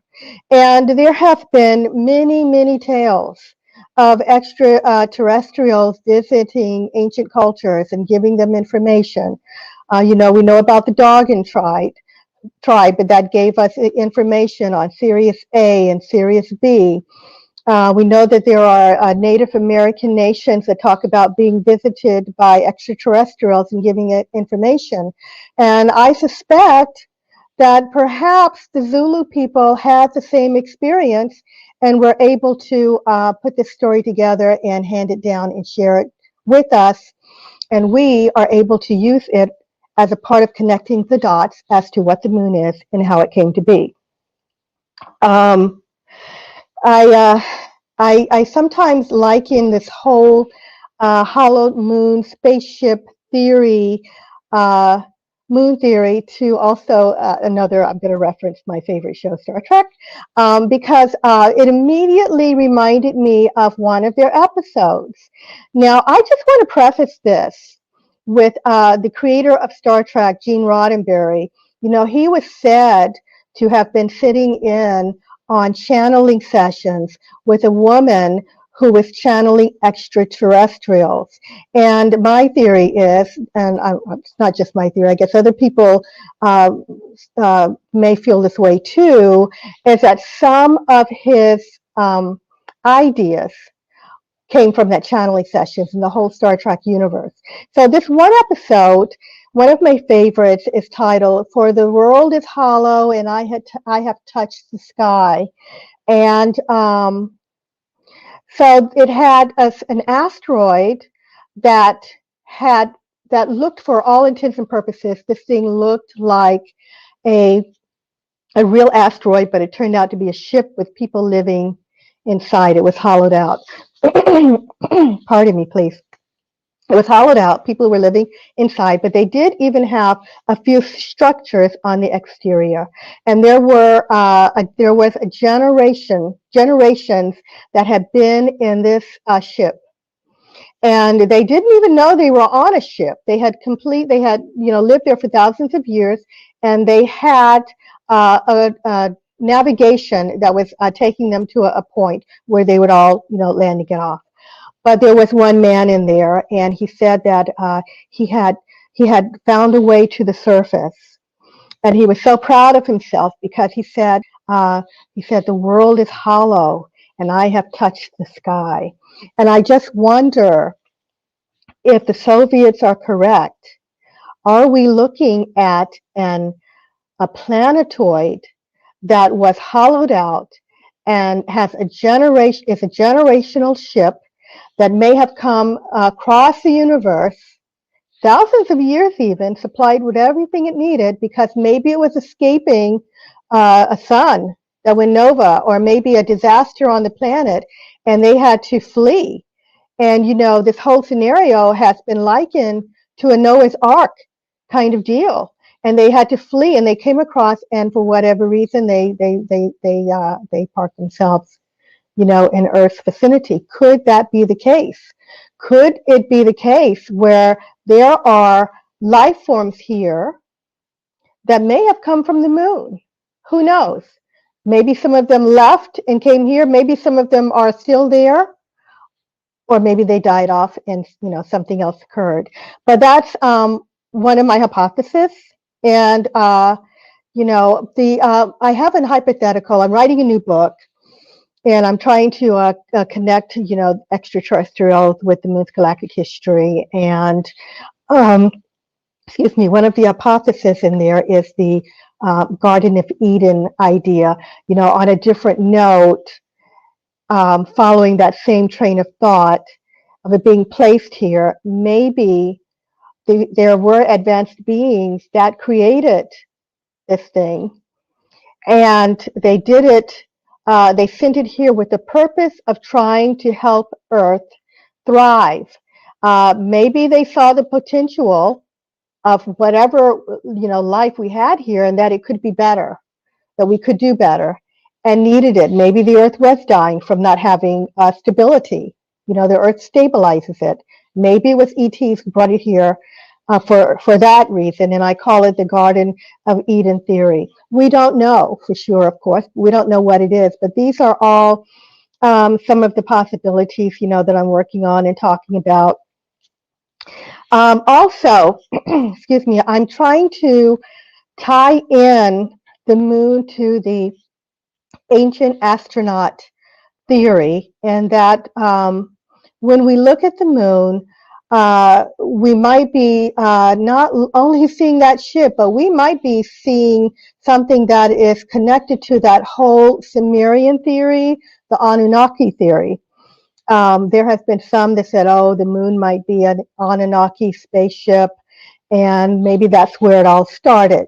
For those of you who are not that familiar with the Anunnaki, these are beings or were gods in ancient Sumerian beliefs, and in the Sumerian cosmology. There's a planet, and the people on the planet, came to Earth, and they needed to mine gold, and they are responsible for creating humanity by connecting humanity's DNA with another life form on Earth, maybe apes, and building man. So the moon, some believe, may be the place where this creation took place, and it is said that Adam, who was also named Adapa and Adampa, was the first created man from this DNA human ape connection, and that he talked about in those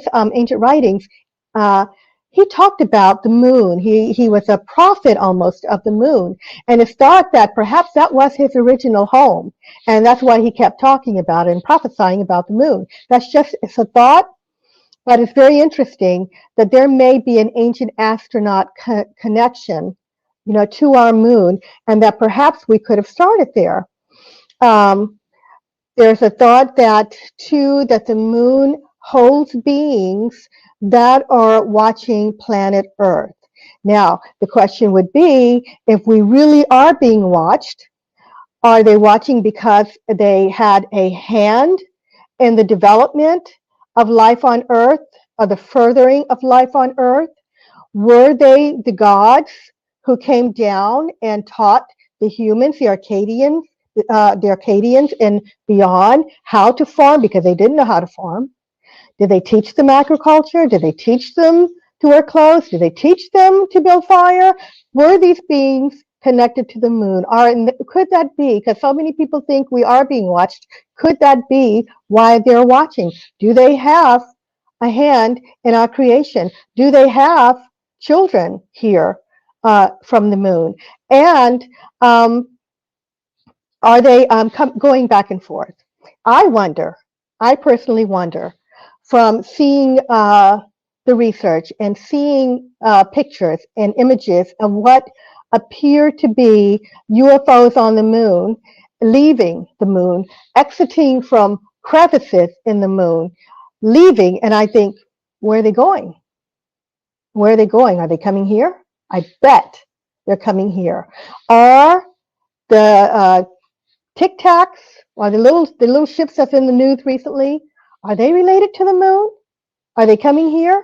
I mean, there's all kinds of theories surrounding them, but you can't discount our closest neighbor being a part of all of this. In fact, the whole UFO phenomena may be coming from the moon. There is a theory that the moon is a way station. That there were some contactees that visited. They said that they were taken to the moon, several men, and they said that they saw bartering. One of them said they saw bartering on the moon, and another one said that they saw hangars on the moon where ships were coming and going. So it could be a way station where extraterrestrials are coming, through. We've seen on Earth so many different kinds of UFOs. It's not just one that we're witnessing. There are UFOs shaped like cylinders, of course, and triangles, and several in formation. So it could be that they are dropping by the moon and for whatever reason, coming here. One of the questions that I get, and of course I've been talking about it anyway, but people really would like to know if there are extraterrestrials on the moon. And I think that is the big question that some people are just really scared to say, look, there's enough evidence up there to say that there's someone on the moon. There was a book written that was very famous, popular for a while, called by George Leonard, and Somebody Else Is on the Moon. But it was written at a time where some of the people today, weren't born or weren't interested, and so I think that the idea is being revisited, especially with all the UFOs in the media these days. So, is there evidence of extraterrestrials on the moon? I would say so. Now, if we have to have tangible evidence, in my opinion, people are going to say, no, that's not tangible. But there are photographs that have been circulating since the 60s and the 70s of structures on the moon. These photographs were in newspapers back then. You can still go back, and if you look at some of the old magazines, I've got like Life magazines. I've got some old books from NASA before the pictures were doctored. Where things, compare the pictures from that time to this time, things look different. But to me, just the idea that there isn't one structure on the moon, and there's several, says obviously that there are extraterrestrials on the moon, or there were extraterrestrials on the moon. For me, I think it is present term. Now, some of those structures look like ruins. It looks like there may have been some sort of war that went on. That could be the case. Maybe there were extraterrestrials and they were all, they all died, or some went underground, or they, maybe I read once, and I hope to get more information on this, that the moon actually could have been alive. Put the whole spaceship moon theory aside. Let's say it wasn't, but that the moon itself could have had life for about 3 billion years before it died off. So I find that very interesting, and I haven't heard many people talk about it, and I'm hoping to get more information on that. Could that have been the case? Could it have been have life at once and been a thriving place? And these ruins that we see are from then. So I think that's evidence that there either was or there are. But when you look at the transient lunar phenomena today, now transient lunar phenomena are lights and movement on the moon. When you look at the history and when you look at it today, obviously something is going on up there. There should not be any lights going on and off in the moon. And not only are they going on and off, okay, they're moving across the moon. So they've seen lights, and they recorded, NASA recorded these.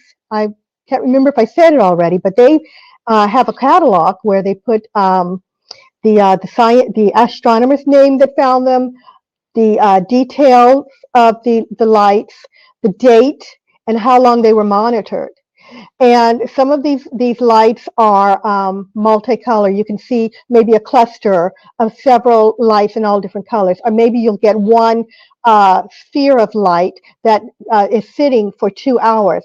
Or at one point, astronomers saw something moving across the moon, and they said, it looked like insects, some kind of insect, because they just couldn't, if you can imagine a flock of, bees or something moving, or birds moving all together, they saw something like that going across the moon. They've seen lights during the eclipses of the moon, the lunar eclipse of the moon. They've seen lights during that period. They've seen lights in craters. They've seen what looks like smoke or mist. So, and these things are in different, like I said, geometric shapes. They've seen all kinds of stuff They've published it. So to me, that is obviously an indication that there's, people on the moon. And they just may be going about their daily lives, and that's what we're witnessing. But like one of the hosts told me, I don't know if I said it already, I've been talking so much, that if there are extraterrestrials on the moon, he kind of made the comment that they may not want to be found, and they could just be turning off the lights when we're looking, and that's why we don't see them, we don't find them, So, and I'd also like to point out that the moon is huge. It's the size of North America on the front and the back. There's all the space in between. And we've only, with the Apollo missions, we only saw like less than 1% of the moon. So there's tons of it that has not been explored. And, there could be, lots of other things going on up there. We haven't seen that much of it. We've all traveled, the United States, we've been to different states, different places. Have we seen the whole thing? No. So when people have argued with me, about what we found up there, I'm like, they couldn't have seen it all. The moon is similar to the Earth. The astronomers of old likened it to Earth. They thought that it was inhabited when they first created the telescope. They thought the moon, they were seeing things up there. They thought the moon was inhabited. And I tell you that our science has said that nothing could live on the moon. There's no atmosphere, or these days they're saying there's a scant atmosphere. It's too hot, then it's too cold. The days are, too this and the nights are too that. We just can't do it. But sometimes I just wonder if we've been told the truth. And did the astronomers of old have it right, that there was something there all along? Recently, I have looked at some images from Google Moon, and there are astronomers who are watching this and taking pictures, and they swear that what they are seeing are cities on the moon, and objects sitting in craters on the moon. And I have to tell you, it does look like it. There could be cities up there, and there could be just more atmosphere up there than we even know. The contactees that visited said that they saw humanoids. They saw humanoids up there, and that some of them said they witnessed vegetation. Alex Collier, contactee, said he was told by extraterrestrials that there is vegetation up there, and that there's life up there. So this whole topic isn't dying. It's not going away. Craters on the moon is another question people have asked me about. The craters themselves are places, I think, that they could hide extraterrestrials, but there's also, what's interesting is they could be connected directly to openings in the moon, the hollow moon. Today, interestingly enough, we are hearing scientists say that the moon may have lava tubes, that they're looking at the idea of lava tubes within the moon, that if we send a colony up there, these colonists could live within these tubes. So there are openings on the moon, and that the craters have been said, some of them, to be bottomless. They can't, they could be leading straight into the moon. So I thought that was a very interesting crater tidbit, and the fact that all the ones that aren't bottomless could be easy to hide ships in and anything else.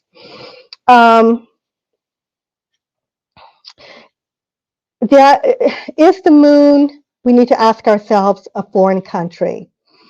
I did touch on it before a little earlier, but is there a civilization there that is going about their business that actually can claim the moon? We call the moon ours.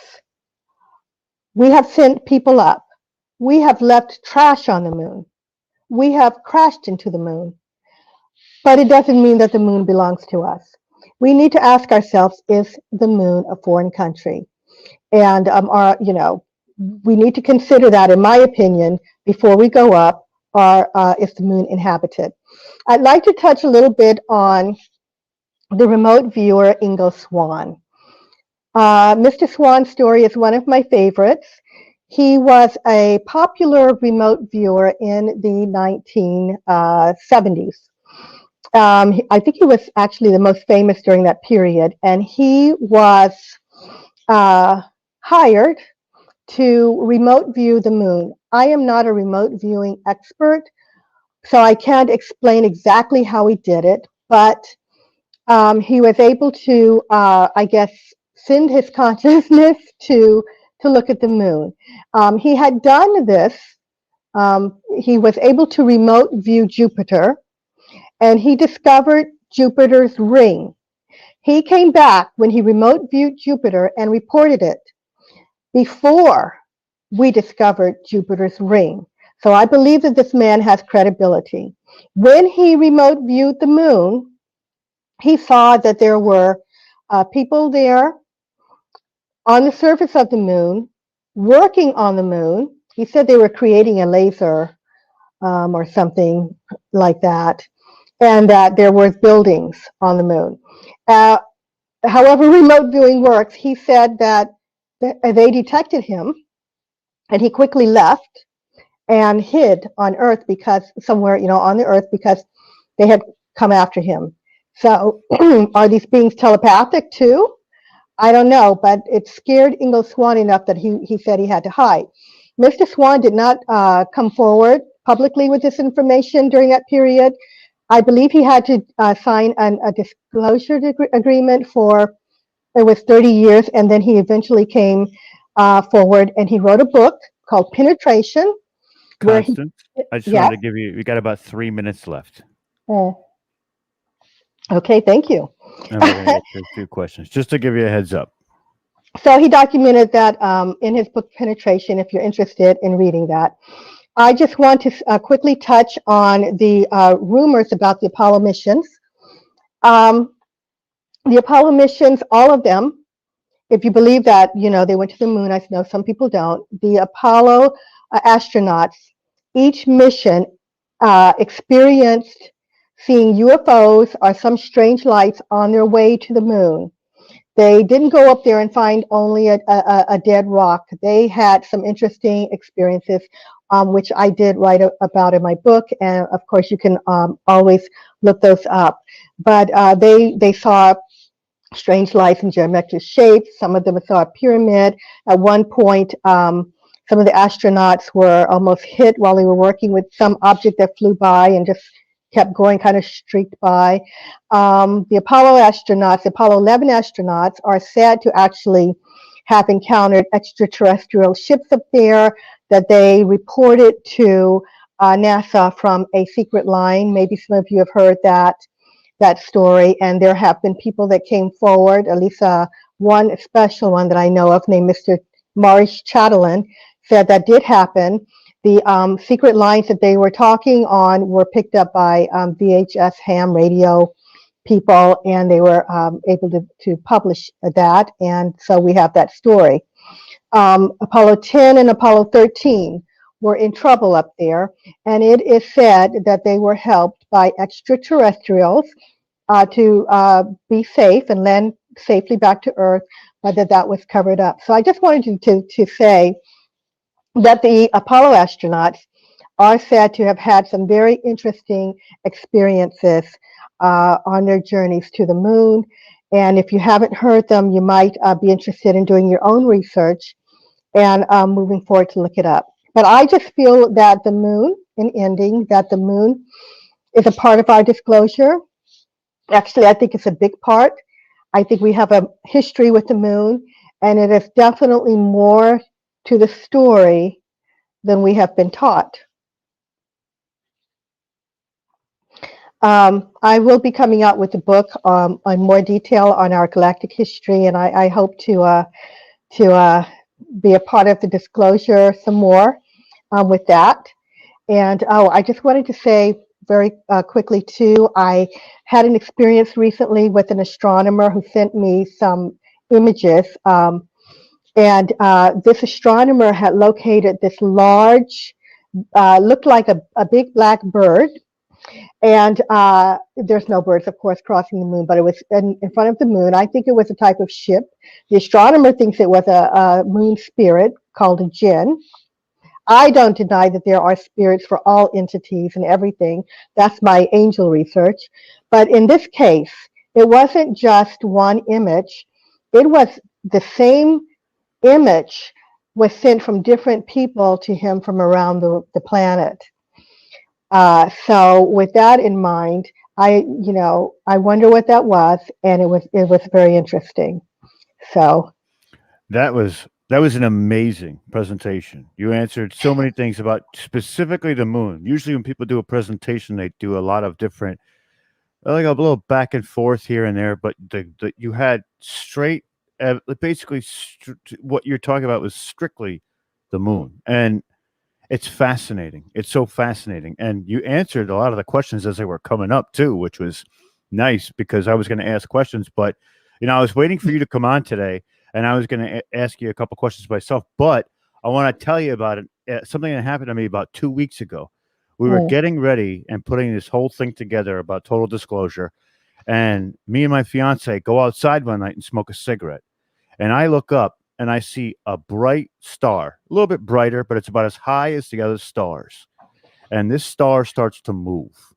It oh, was stationary, and then it started to move almost towards us. And it was must have been moving fast because it was as small as a star. So for it to cover the ground it covered, it was wildly fast. And then in an instant, it disappeared.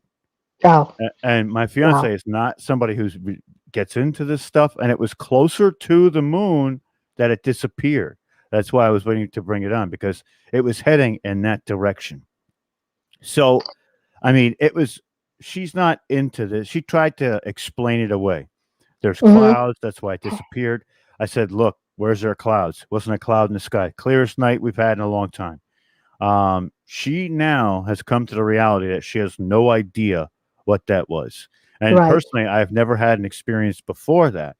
hmm, Also, I counted 7 different aircraft that passed in a triangle, like where it was the center, and they were doing triangles around it.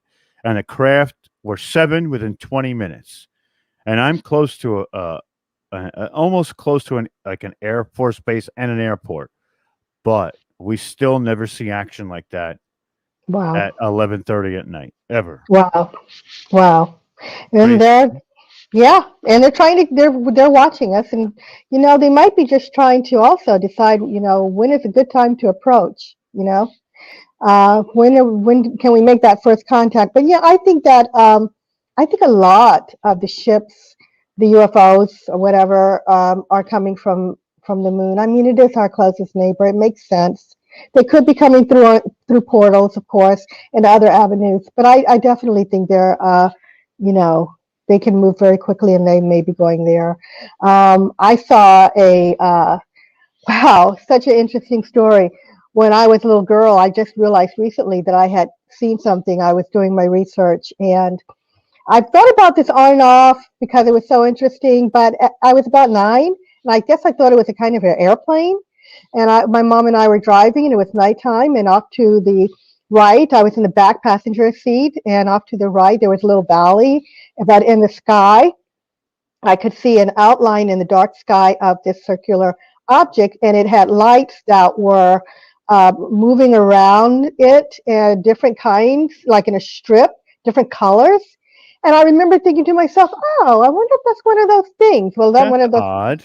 I know Like, it was pretty much hovering, right? And excuse me, I watched it and I watched it. I didn't say anything to my mother because it was just odd. And my mother, I love her madly, but she didn't want to be bothered while she was driving at night, so I didn't say anything. But then recently, I was doing this work, and I was looking at this story about a UFO, and I said, "Well, yes." I said, "Well, it wasn't a plane. Planes don't hover." And I went, "No, wait, wait." And that's when it occurred to me that I had seen something. Planes don't hover. This thing was hovering. but just like this one, it was moving. It looked as high as the stars, so it was as small as a star, but it was a direct light, not blinking, not flashing. And if it was that high, to look like a star and move across the entire night sky in seconds. And then with the planes and all that stuff like that, I really think, just like Stephen and Evan Strong, when they did the Uluru ceremony, they caught a UFO on camera, kind of like giving them the nod, like, good job, guys. You did all right. I really think that this was them driving by, because I've never had an experience in my life with UFOs.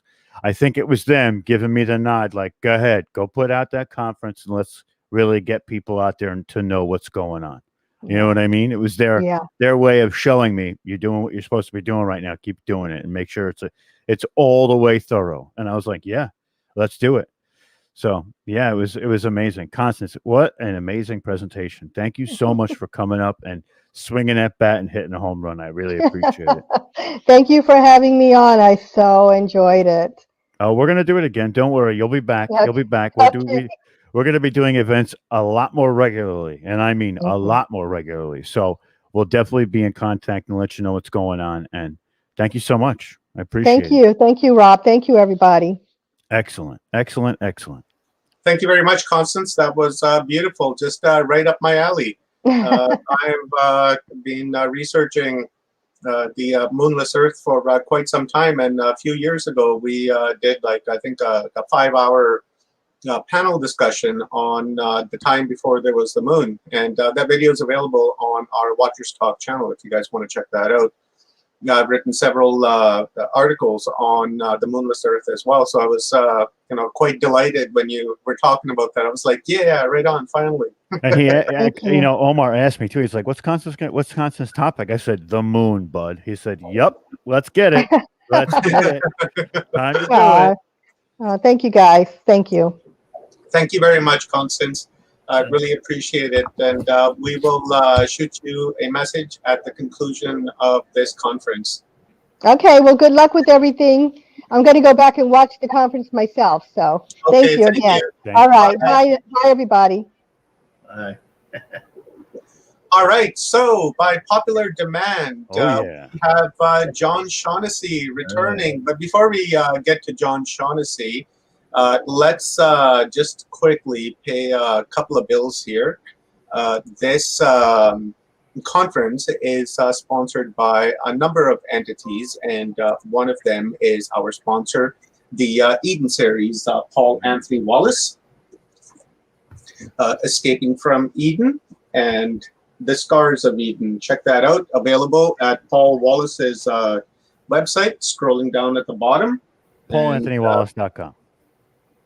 There we go. And also, our next sponsor is Forgotten Origins, the Out of Australia Theory with Stephen and Evan Strong.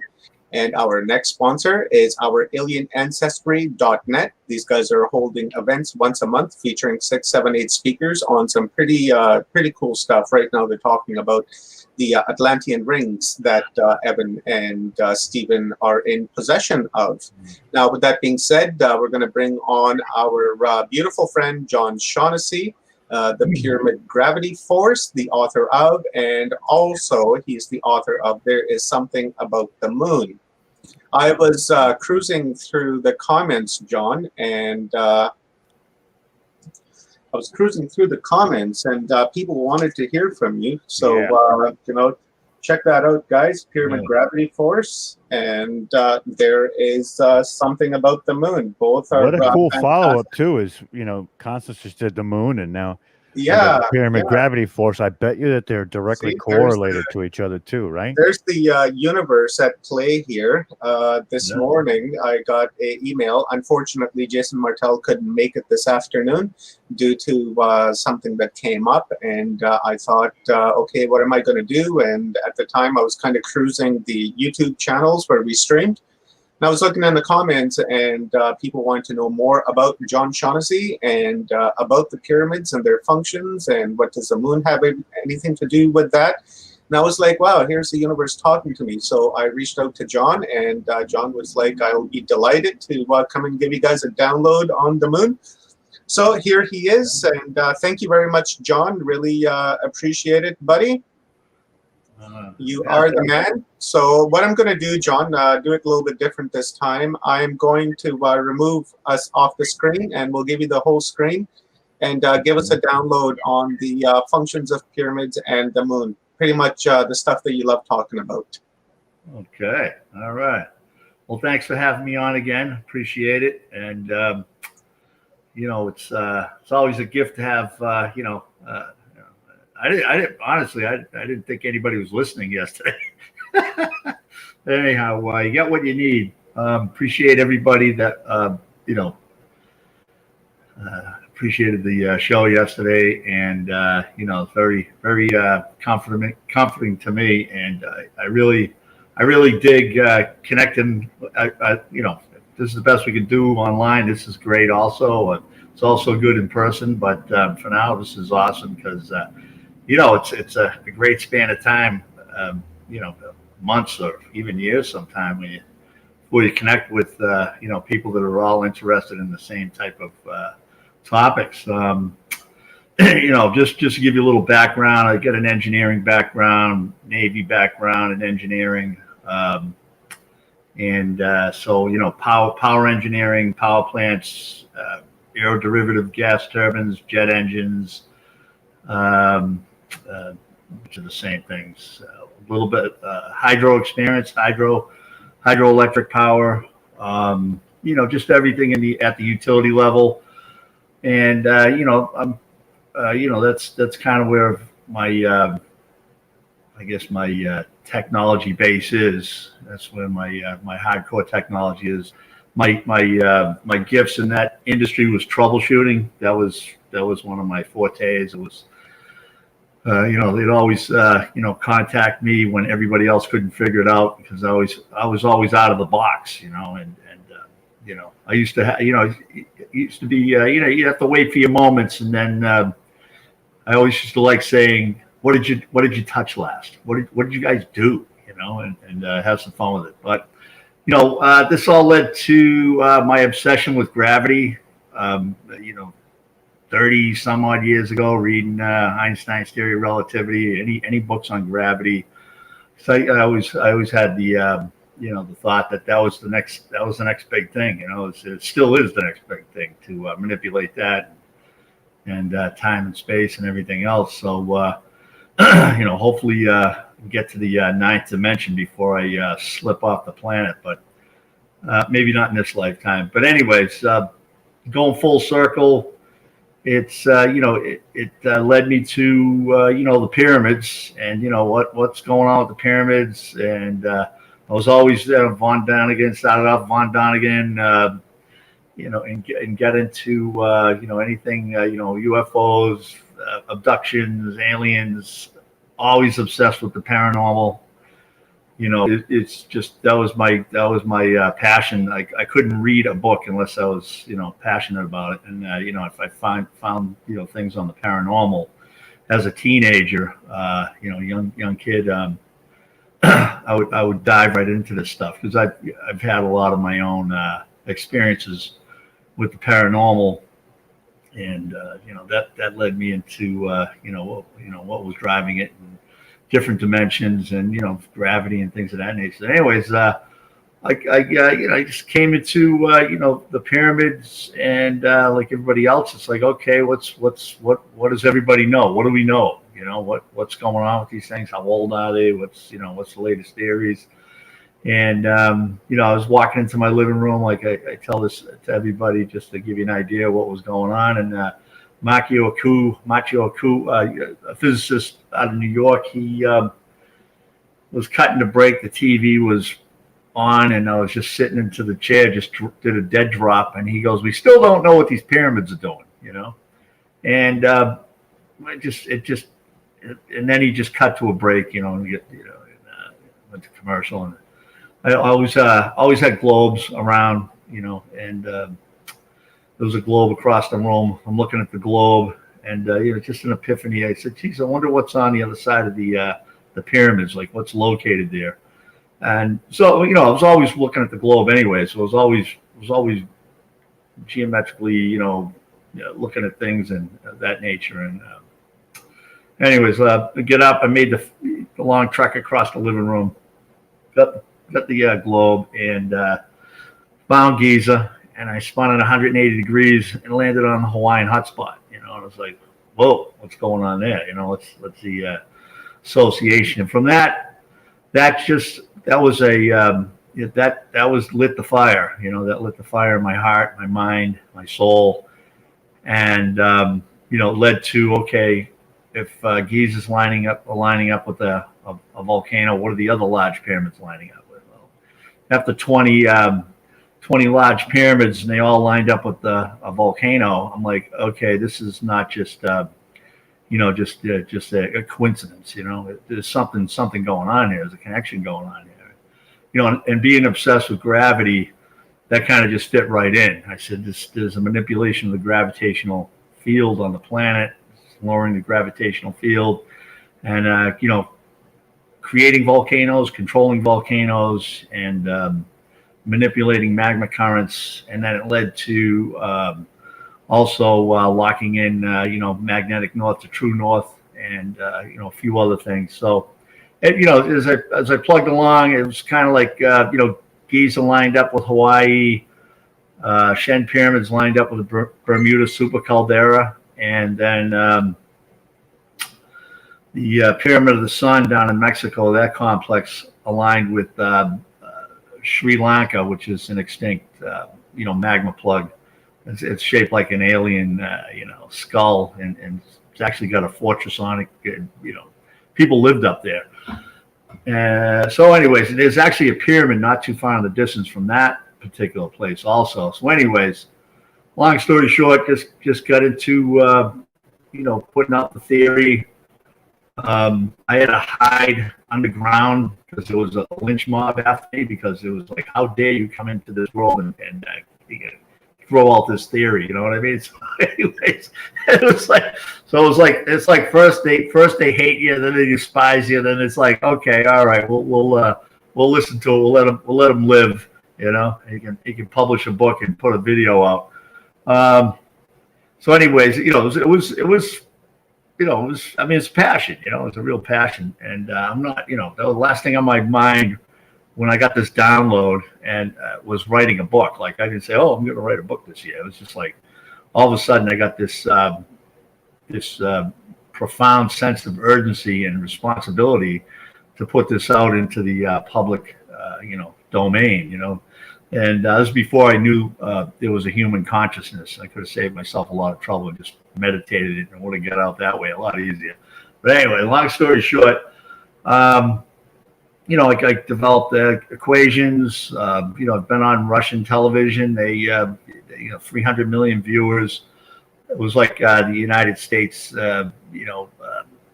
History Channel or Discovery Channel type of program. So that was pretty cool. That was the height of the theory, and it's got out in a lot of places. The equations are balanced that I come up with. They're my own equations, and I hired some physicists to get this legitimized, and I got rejected a bunch of times from papers, trying to publish papers on it.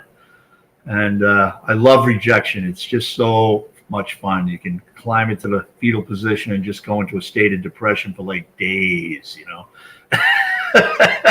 Then you can enjoy the highs afterwards. You know what I mean? So anyways, so we kind I kind of get into it, and I said, okay, what's driving these connections? Like what's the energy source between the moon and the pyramids? Like, what's the energy source? And lo and behold, when I designed the cover of my book, I put the moon on it, and I put a line coming from the moon down to the volcano, then hitting off the core of the planet, and the core of the earth, and then back up to a pyramid, and vice versa. So anyways, so it was like I was already projecting the images and everything, but it hadn't made it to the rational mind where I could break it down and explain it. So anyways, it was just one of those things. A lot of this was just intuitive. I was just writing it down and really didn't have any foundation to back up what I was saying. until, you know, over a decade now. You know, I've got a seriously strong foundation. I'll take anybody on as far as arguments, but you know, and debate the science behind it and the repeatable, observable evidence that people just can't, you know, deny. Although they try to deny it, and this is when they go subatomic on you. All the physicists out there, they go subatomic, and then you can't catch them. They're like in this, like, you know, alter universe, and you know, they just run away, and they're clinging to their little you know, scraps of knowledge, even though none of it has any physical evidence to prove it. Where my theories do. So, anyways, so it's the moon. You know, it's the moon, and what's the moon doing? How does it energize the pyramids? Well, they're gravitational lenses, just like photons. You hold out a magnifying glass, you know, a couple inches off the ground. You take all the photons flowing through that glass. You put them into a tight focal point and generate heat. Now a photon is a theoretical particle, and a graviton is also a theoretical particle. And it's the graviton, the gravitational exchange between the Earth, although it's massive, it moves trillions of tons of ocean water a day. It's not as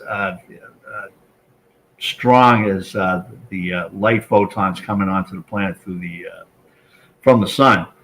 So that's why you need these massive lenses. That's what I nickname pyramids gravitational lenses. They condense the gravitational field, and they do work below the surface of the you know, below the surface of the planet in the magma chambers.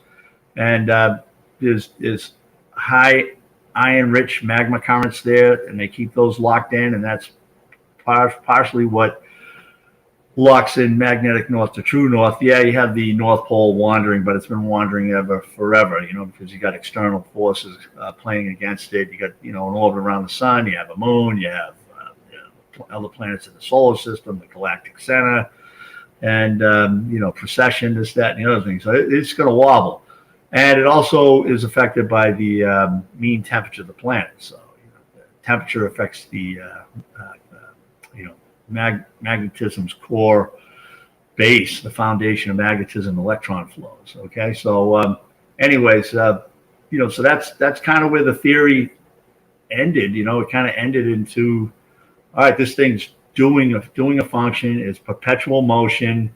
It's the only perpetual motion machine that's using gravity as its source of energy, and it's you know, it's just going 24/7, 365. Now during the ages, like we go in and out of ice ages, you got these huge blocks of time that we go through, and you know, 104,000 year ice age with a 13,000 year interglacial period. You have you know, you have a change in the actual physical shape of the planet. It goes from pumpkin shape in an ice age to I call it the water age, the interglacial age, and then it goes to a round spherical ball in the water age. And so you constantly have you know, it's almost like a change, a wave of the actual physical makeup of the planet. And that all being said, during the interglacial period, the water age, the Giza Plateau pyramids are a functioning system, and they maintain the magma pressure. It's almost like a relief valve. We saw that in 2018 when all the planets were on one side of the planet. You had this massive billions of cubic feet of tons coming out of the Hawaiian hotspot. And that's because all the gravitational field was on one side of the sun, and the Earth was being the inner planets, was cruising between these big giant planets. And along with the moon is like the magnifier for the other gravitational fields from the external planets or the planets in the solar system. So it has a magnifying effect. And so it's like, okay, this is intelligent design. This isn't just, you know, just happened to be this way, and it just happened that the pyramids do happen to, you know, have some control over things of this nature, but it wasn't done on purpose, because that would, you know, remove the theory of natural order, that everything just fell into place naturally, or whatever they want to call it. So anyway, long story short, so we're back to creationism. And the more you dig into this, the more it becomes ridiculous that it just happened in a natural way. That the engineering on this planet is just amazing. It's just astounding. And then we enjoy this unbelievable environment on the planet. We get an earthquake and we get a tectonic plate slip and tsunamis and things of that nature, but it's nothing compared to what would be if the pyramids were removed from the face of the earth and it was just complete, it'd just be complete chaos. So these things are in here doing work as we speak. And, the mainstream, the people that control the narrative, they're just not ready to deal with that kind of source of energy or technology. And it's like the moon. It's easier to not to explain the moon doesn't exist than to explain it does exist, because it just defies so many laws of physics. And so anyways, somehow I became an armchair physicist along the way.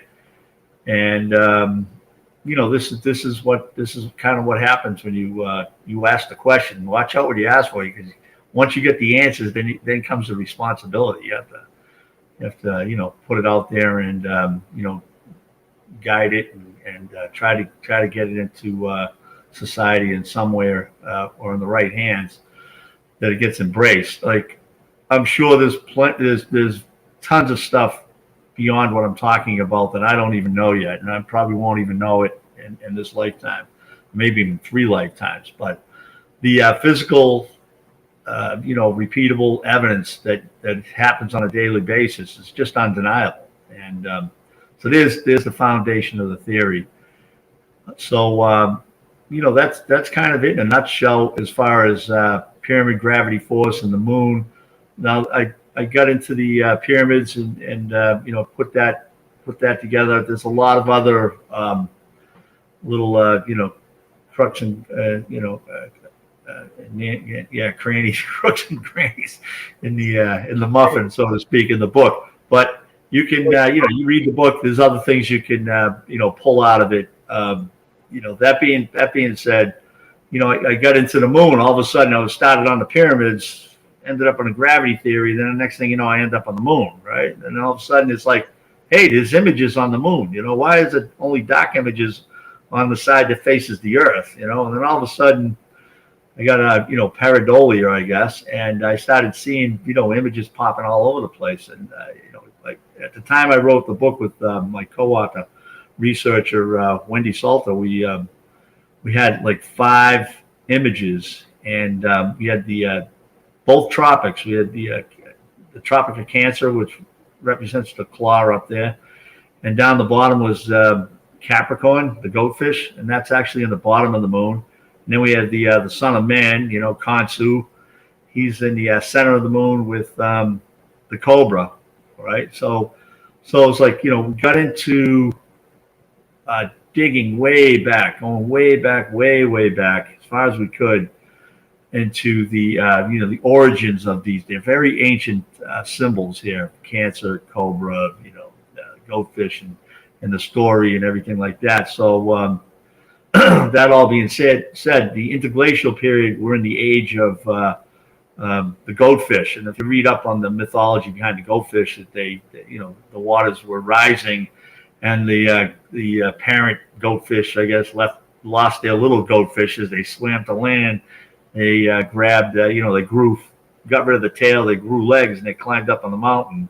That's where you find your goats. They climb the mountains. They're going up because they know the water's, the ice is melting, the water's getting higher and higher. So there's tangible, dot connecting going on with these symbols and what's on the moon. So then you get the proverbial "as above, so below" comes down into play. And so right now you're in the age of man, because if you're in the northern hemisphere, the face of Khonsu or Amun is right side up, and the goatfish is on the bottom section. Now, when we go into more of an ice age tilt, which I believe is around 19 degrees. A lot of the ancient what do you call it, megaliths around the planet, they're pointing at 19 degrees. We're at, for a tilt, and currently we're at 23 and a half or 23.4. And there's the artist rendition of the images on the moon. Now, you can go out with a cheap pair of sunglasses, not sunglasses, but you go out with a cheap pair of binoculars or camera, telescopic camera, a telescope. Don't get a real powerful telescope because you'll be dialing in too tight to it. Or if you're on the ocean on a moonrise or a moonset, the atmosphere actually lenses the moon and makes it a lot bigger, so you almost get that super moon effect. And you'll be able to look at these images with the naked eye. They're right there. There's no denying it. So that all being said, we kind of get into what's the relevance of all these symbols that are on the moon. And I did a couple of videos, and there's one particular picture, I think NASA took it, and it was infrared, ultraviolet picture of the moon, the images of the moon, which they don't acknowledge. Nobody acknowledges images on the moon. It's like acknowledging that the pyramids actually have a function. And so anyways, we're up against the narrative, but it's like, why give them the power to decide what's real and what isn't? Who cares what they think anyways, right? So it's like, stop begging for acceptance. You're not going to get it, unless they can make some money on it. But anyways, long story short, there was this great photo, and we had the realization. I had the realization that this thing's like a hologram. There's multiple images up there, and they're laid on top of each other. We're up to 8 images on the moon, and when you look at this particular photo, you can see that it is it's layered in different material, because you're taking a thermal image of the moon, a reflection of the sun off it. You can actually see these, the different temperatures of the moon based on different elements that were spread about to give you those that hologram type of look, multi-dimensional look of different symbols. So, anyways, going full circle again, it's like somebody went through a lot of trouble. Or somebody enjoyed the artwork. I mean, we're talking an artwork on, the ear to ear of Khonsu is 666 miles wide, another reoccurring number, and the goldfish is somewhere in the neighborhood of 1,000 feet long. I guess you can call it long, the width, and the other ones are in the 300-400 feet. I mean, 300-400 miles. I mean, the eye of Khonsu alone is like 150 miles. The lips are about close to 300 miles in width. So we're talking about there's some real high technology, and somebody went up there through a lot of trouble to put these images up there. And it's like consciousness. Consciousness is I believe another dimension. I'm not sure what dimension it lies in, but it's John? Yes, sir. I have a surprise here for you. Yeah. Yeah, I have a surprise here for you. Okay. Hey, Bruce, how you doing, man? Long time no see. You got it. I'm so glad to be on and back in the electronic world here. Yeah. You still out in paradise out there in the islands? So far, it's still paradise, but like we can talk about, it can change at any time. Enjoy it now. Oh yeah. Yeah, the powers that be want to maintain control, I guess. Oh man. Yeah. We were at the beach yesterday, and we consumed a couple gallons of beer. So not too bad. Yeah.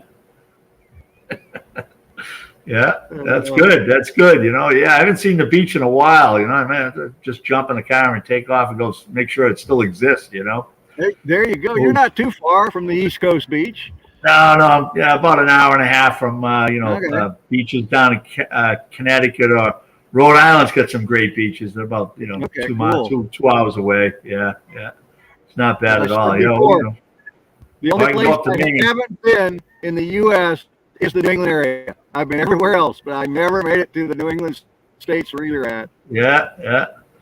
Well, there's always tomorrow. Yeah. Yeah. I'm not sure about that currently, but let us hope for sure. Oh man. So how you doing? I thought maybe Bruce could jump in here because he's pretty familiar with your work, John.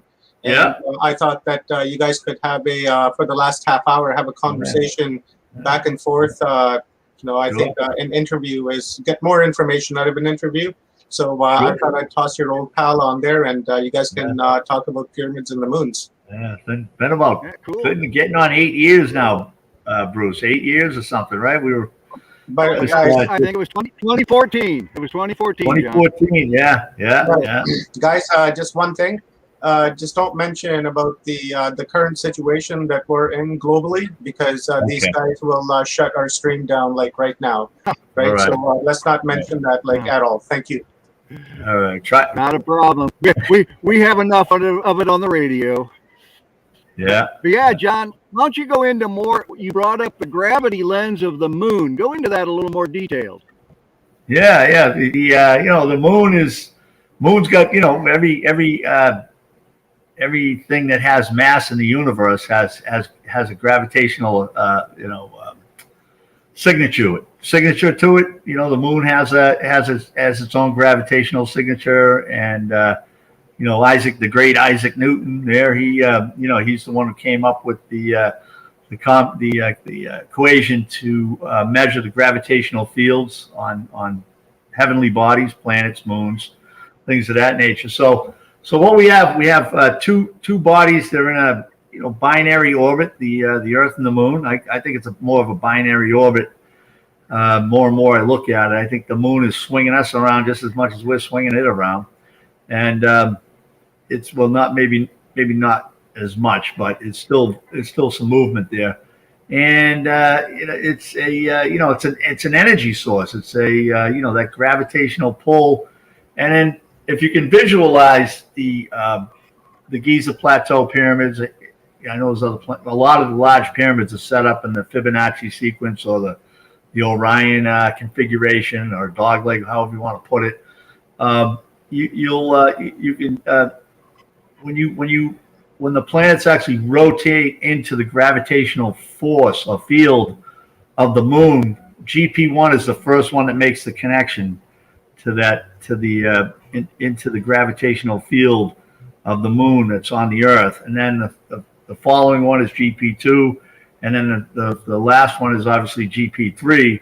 And what that does is it sets up a gravitational vortex below the crust of the Earth, where it's actually doing work on magma currents and locking in magma currents and controlling the high iron magma currents that also affect the magnetic field. And with that in mind, it lowers the gravitational field under the Hawaiian hotspot.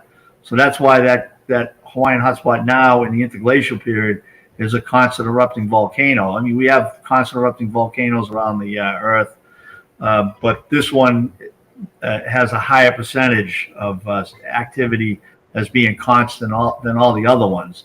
And it's used as the Earth's relief, magma relief valve. It keeps the Yellowstone super caldera from erupting, and because it relieves the magma current when we get external forces from planetary movements in the inner and outer solar system. So that's kind of how it works. So it's a Fibonacci sequence. It rolls it rolls the gravitational field because of the rotation of the Earth and the sequence that goes into it. Now I've done some gravitational work on 1,000-pound weights and actually witness a change in the weight based on us rolling into the moon's gravitational field, and it's right before you see the moon come up is when you have the biggest deflection in the actual weight of these 1,000-pound weights that I had. See, maybe might be 10, 15, 60-pound difference, but it's still it's pretty big. It's a pretty sizable amount. And then you go into an equalization process where all of a sudden they go back into calibration because there's no differential.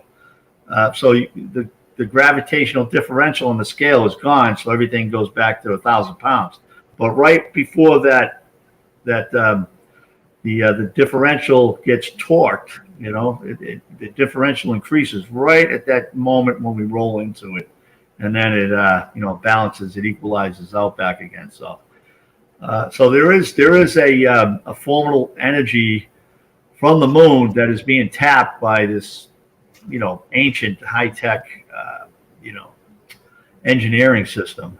And why is it people like us bringing you back into the consciousness of humanity is more of a question. You'd think this would be in a textbook somewhere on the shelf of a library, and it'd be boring reading. You know what I mean? So here's a cool. I got Rick Keefe just got a perfect question that fits with your original material. What gravitational functions, if any, do the pyramids serve for Earth, and what would happen if the pyramids were not Earth? Do they prevent the wobble? Destructive? All yours. I would say yes. We removed all the pyramids. There's a balancing mechanism. There's a speed brake mechanism. There's a like I said, I alluded to before. It also helps lock in magnetic north to true north. I think it's the fundamental energy source behind the existence of the Van Allen belts that protect us from the sun's rays. Right? I think it's the moon and the pyramids work together that actually create that. I'm kind of going off of it. It's more like the moon actually creates the Van Allen belts, but I think because we can lock in magnetic north to true north with the pyramids, that gives us a more stable Van Allen belt to protect life on Earth. Okay, so now going to the opposite, there have been some ideas in the past, to get rid of the pyramids because they didn't like them, because they didn't coincide with the religious theme of the day. 1,000 years ago, somebody, a caliph out there in Egypt, decided he's going to take the pyramids apart one block at a time, and they were at it for like 10 years, and you can still see the gouge in GP3 on I think it's the east side of the pyramid. I guess it's irrelevant, but there's a massive gouge. And then they started doing the numbers, and they said, like, at this rate, it's going to take thousands of years to remove the pyramids from the planet. So it's not to say that doing that you might still have life on the planet, but I think it's going to be very unbalanced. So the Native Americans, their history is that it's a balancing mechanism.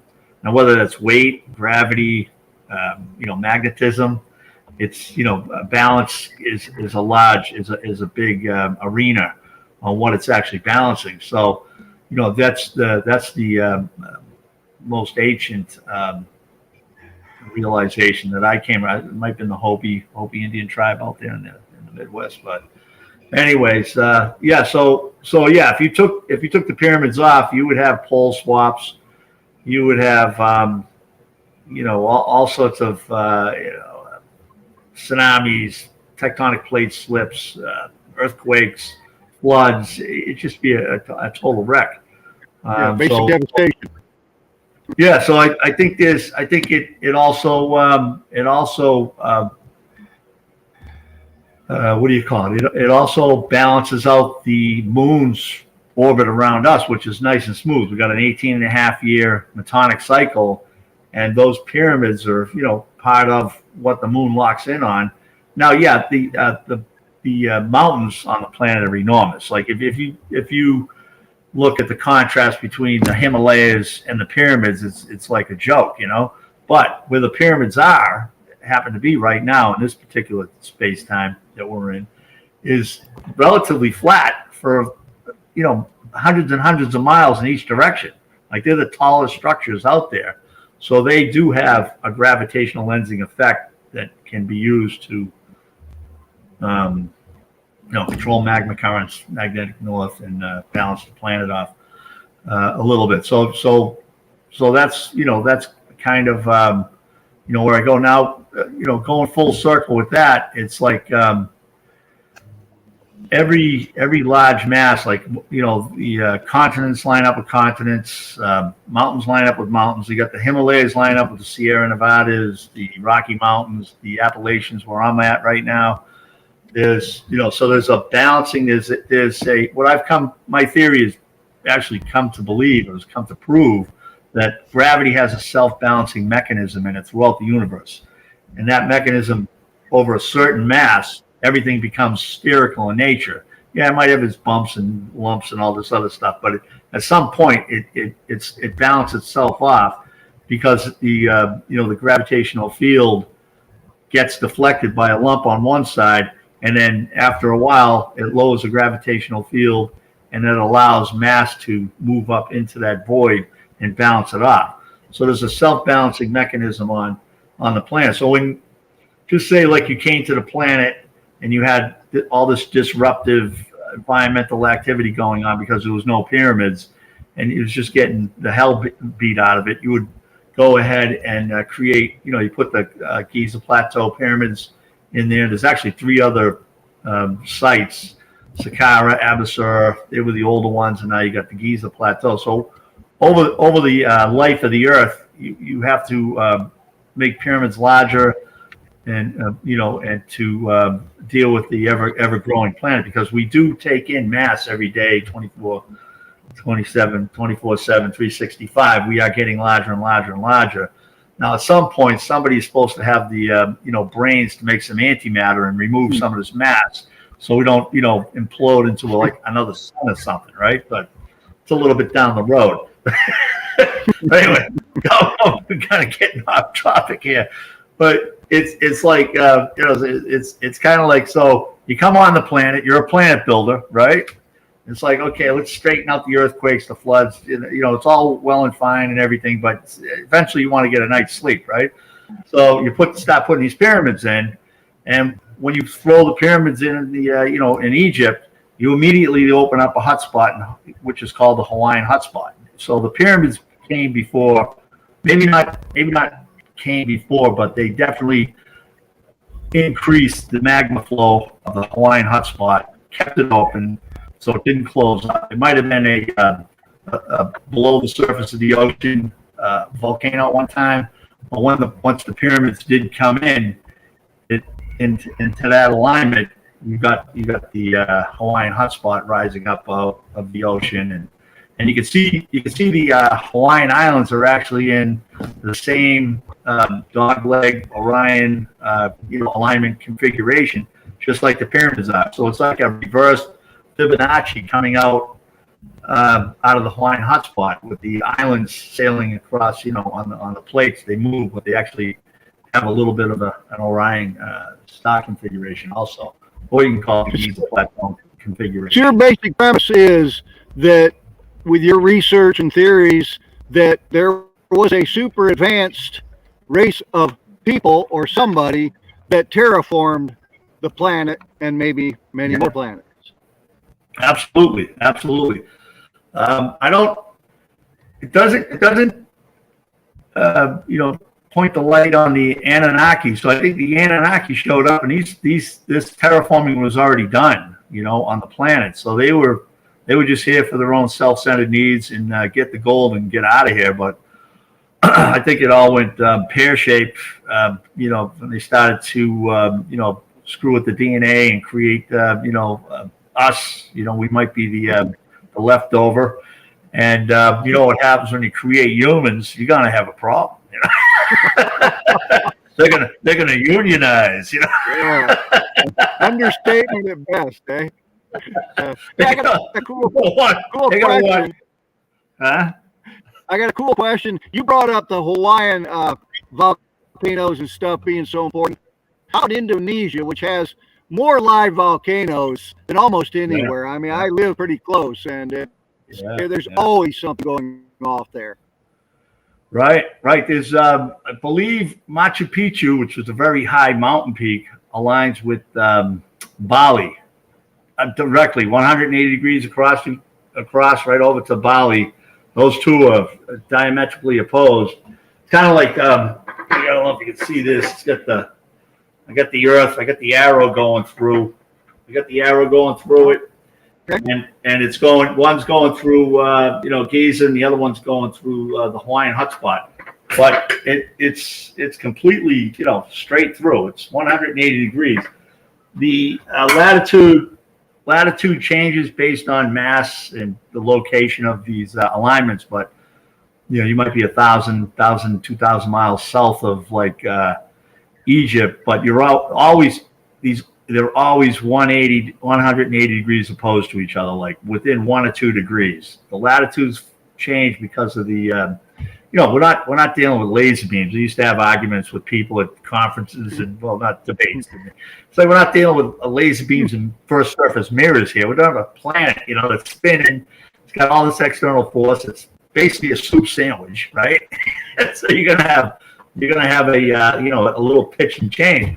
That doesn't mean like the actual magma current might be exactly the same latitude where it starts below the crust of the Earth, and then once the magma makes its way out through the plate, the actual surface of the ocean, it could be 2,000 miles at a diagonal. It could be diagonally flowing out because of centripetal force, gravitational forces, and things of that nature. So a lot of times, a lot of those volcanic islands down there, they're all, most of them, not all of them, they do have some alignment to actually larger mountainous places in Central and South America. So, okay. But I mean, there's natural occurring volcanoes. This is what a natural volcano does.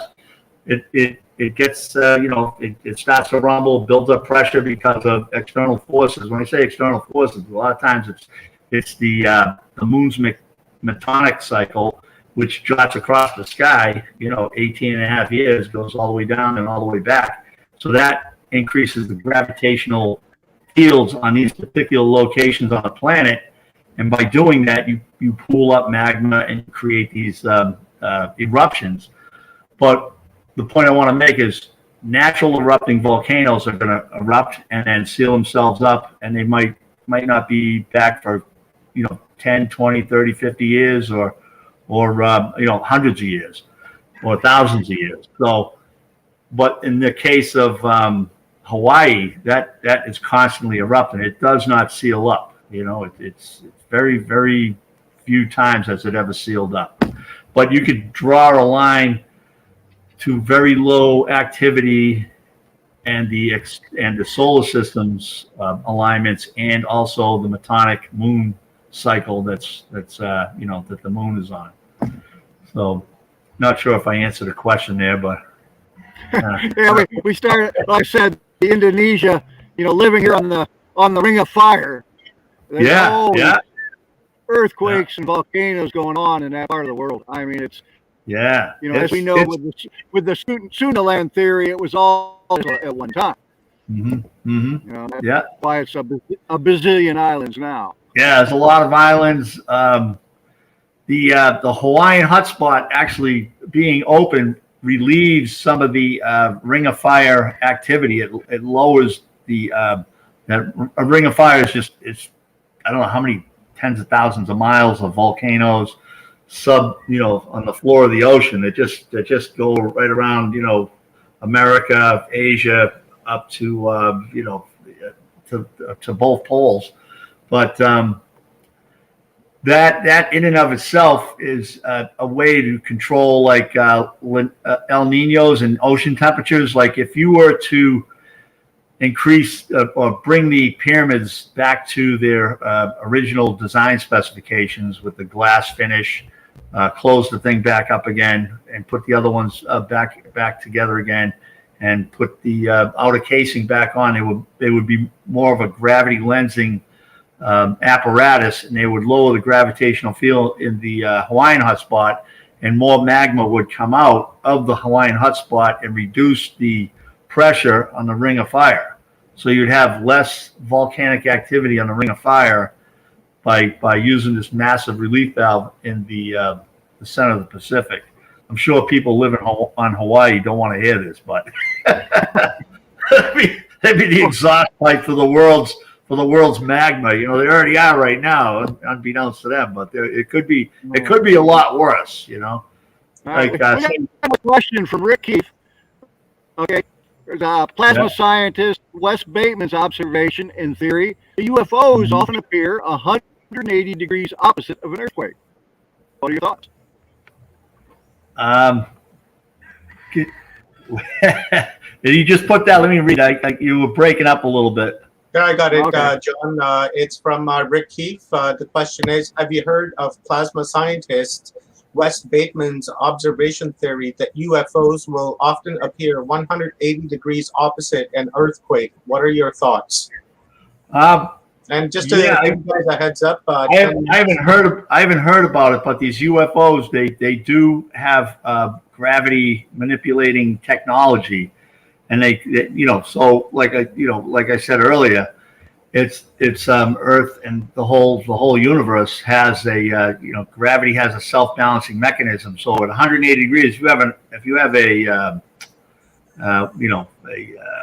what do you call it, a UFO here, and the planet at 180 degrees over here, you're going to lower the gravitational field on the opposite side of the planet and potentially cause an earthquake. Well, we just had this. The U.S. Navy just helped prove my theory by detonating 40,000-pound bombs off the coast of Florida.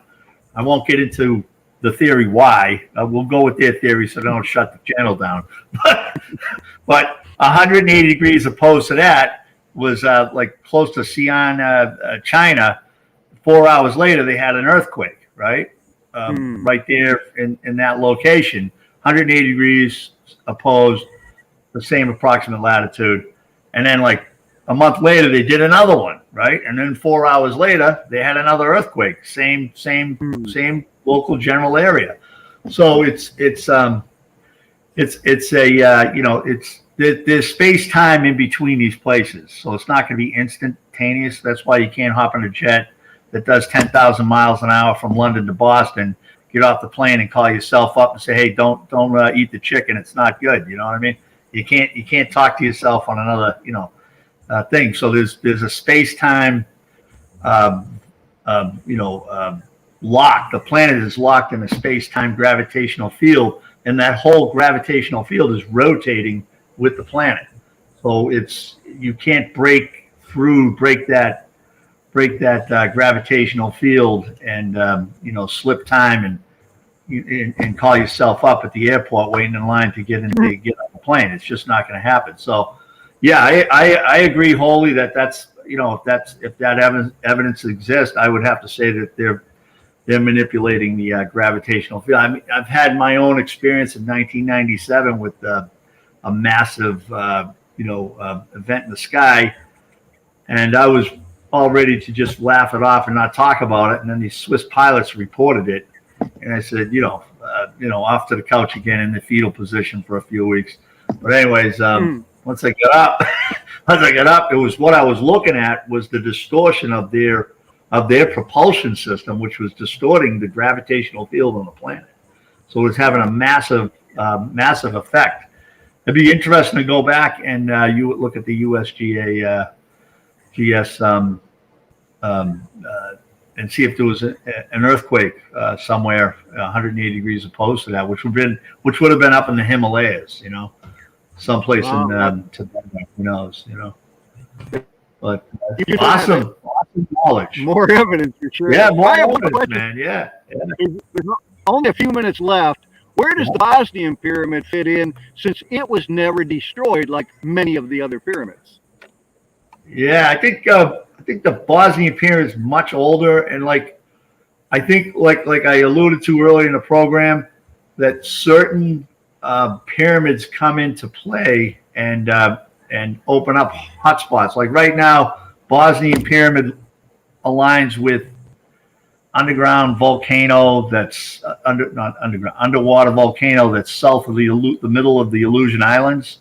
You know, if you're 180 degrees from Bosnia, if you're south of the Aleutian Islands, probably halfway to Hawaii. And ironically, that's like from a mountain in the Sudan straight up. You have, you know, the Giza pyramids, and you have some other pyramidal shape, mountains, and you know the Bosnian pyramids. So they kind of like this, and they're you know off 300-400 miles east or west, but there seems to be, you know, it's almost like a meridian, you know, a timeline almost of pyramids that are in that old meridian. It used to be the meridian timeline was out of Egypt, I believe. Well, they moved it over to is it in England now? Yeah, Greenwich, right? So, anyways, yeah. So say when you go into the Ice Age, that particular pyramid might come into play and open up a volcano in that area of the world south of the Aleutian Islands. Now, don't forget, like when you go into an ice age, in the middle of the ice age, the ocean's like 300 some odd feet lower. So a lot of these submerged islands, especially down where you are or in the South Pacific, they're all going to be above the ocean level. They're going to be, you know, new land. People are going to be, you know, bugging out and going over to these new islands that just showed up in the middle of the ice age, because when you go through the transition from interglacial period into the ice age, you're losing a lot of the actual land mass in the northern and southern hemisphere. And as that's happening, the sea levels are going to lower because the ice is building now. We're in ice building mode on both poles, and then the oceans will drop. And as they drop, you're going to have, you know, a lot of land come available to live on. Kind of going off topic here, but what I'm saying is, like, you go into pumpkin shape, we're in spherical shape, and when you go into a pumpkin shape, we have like trillions of tons of ice on both poles just crushing the planet and turning it into almost like a wafer. Those pyramids that are out there now in say Bosnia will open up a hotspot and allow magma to be released and prevent large tectonic plate movements or, you know, tsunamis and things of that nature. That's the where the science is going, that I've you know, been led to believe in anyways. I've discovered. I mean, what you're talking about, it just makes sense that gravity is so much more important than we have ever been told. I mean, it's huge. Yeah, researchers on this subject. Yeah. Right. They don't really want us messing around with gravity. They don't, you know, because then if you start doing things with gravity, the oil economy is gone. See you later. I can push a truck up Mount Everest, you know, with just gravity, no engine or whatever. Yeah, it's you know, so it's it's the next big thing. Like, I know the real rich and powerful people will spend big money on anybody that's doing anything remotely interesting scientifically, that they can show any kind of manipulation with gravity at all. They'll plow billions into it, you know, because they know that's the next technological advancement to come down. So, as we all study the ancient sites and see what they did with those megalithic stones. Yeah. You know, it would really make sense that they had some kind of control of gravity, because, you know, when you're talking several 100-ton stones on the other side of the mountain and all that, I mean, it just something certainly missing. Yeah, I was out at the obelisk in Aswan, Egypt, 1,000 ton stone, 1,000 pound stone, no, 1,000 ton stone. Yeah, No, 1,000 pounds. Yeah, 1,000 ton. Yeah, 1,000 pounds would be half a 1,000 ton. tons. It was 1,000 tons, right? And I'm looking at it going, this thing's just too big. I mean, you know, I figured out enough that they were moving the stones, because if you go to Aswan, you know, the quarry, it's like hundreds of feet above the Nile, right? So it doesn't take a lot of thinking to, like, they could just they had like ramps that would just slide the blocks right down to the river of the Nile. You know, it doesn't take a big leap of intelligence to figure that out. And then, but 1,000 ton, you know, 400 or 500 foot long, you know, obelisk is just, well, you know, the Nile's not deep enough to put it on a barge. You know, it just doesn't make any sense. So, yeah, so it's like the block. I think you get something the same, relatively the same, maybe 1,200 tons over in what's it? I just had the word on the top of my brain there, my tongue there. Baalbek. The Baalbek stone is like 1,200 tons, a big square thing. You know that they were moving those things around. And that actual temple right next to it. I mean, some stones are 500 ton, 400 ton, 300 ton. I mean, they're just absolutely enormous foundation stones. So somebody definitely had some gravitational technology.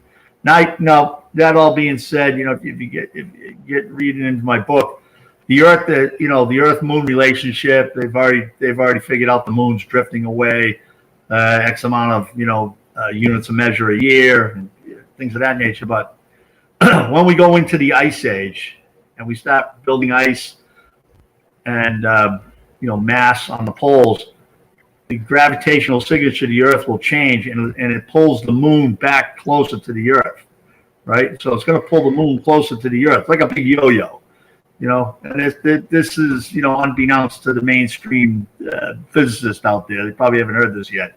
They haven't read my book, but the moon comes back in. All right. Now, when the moon comes back in, you're going to have bigger gravitational seasons, you know, like daily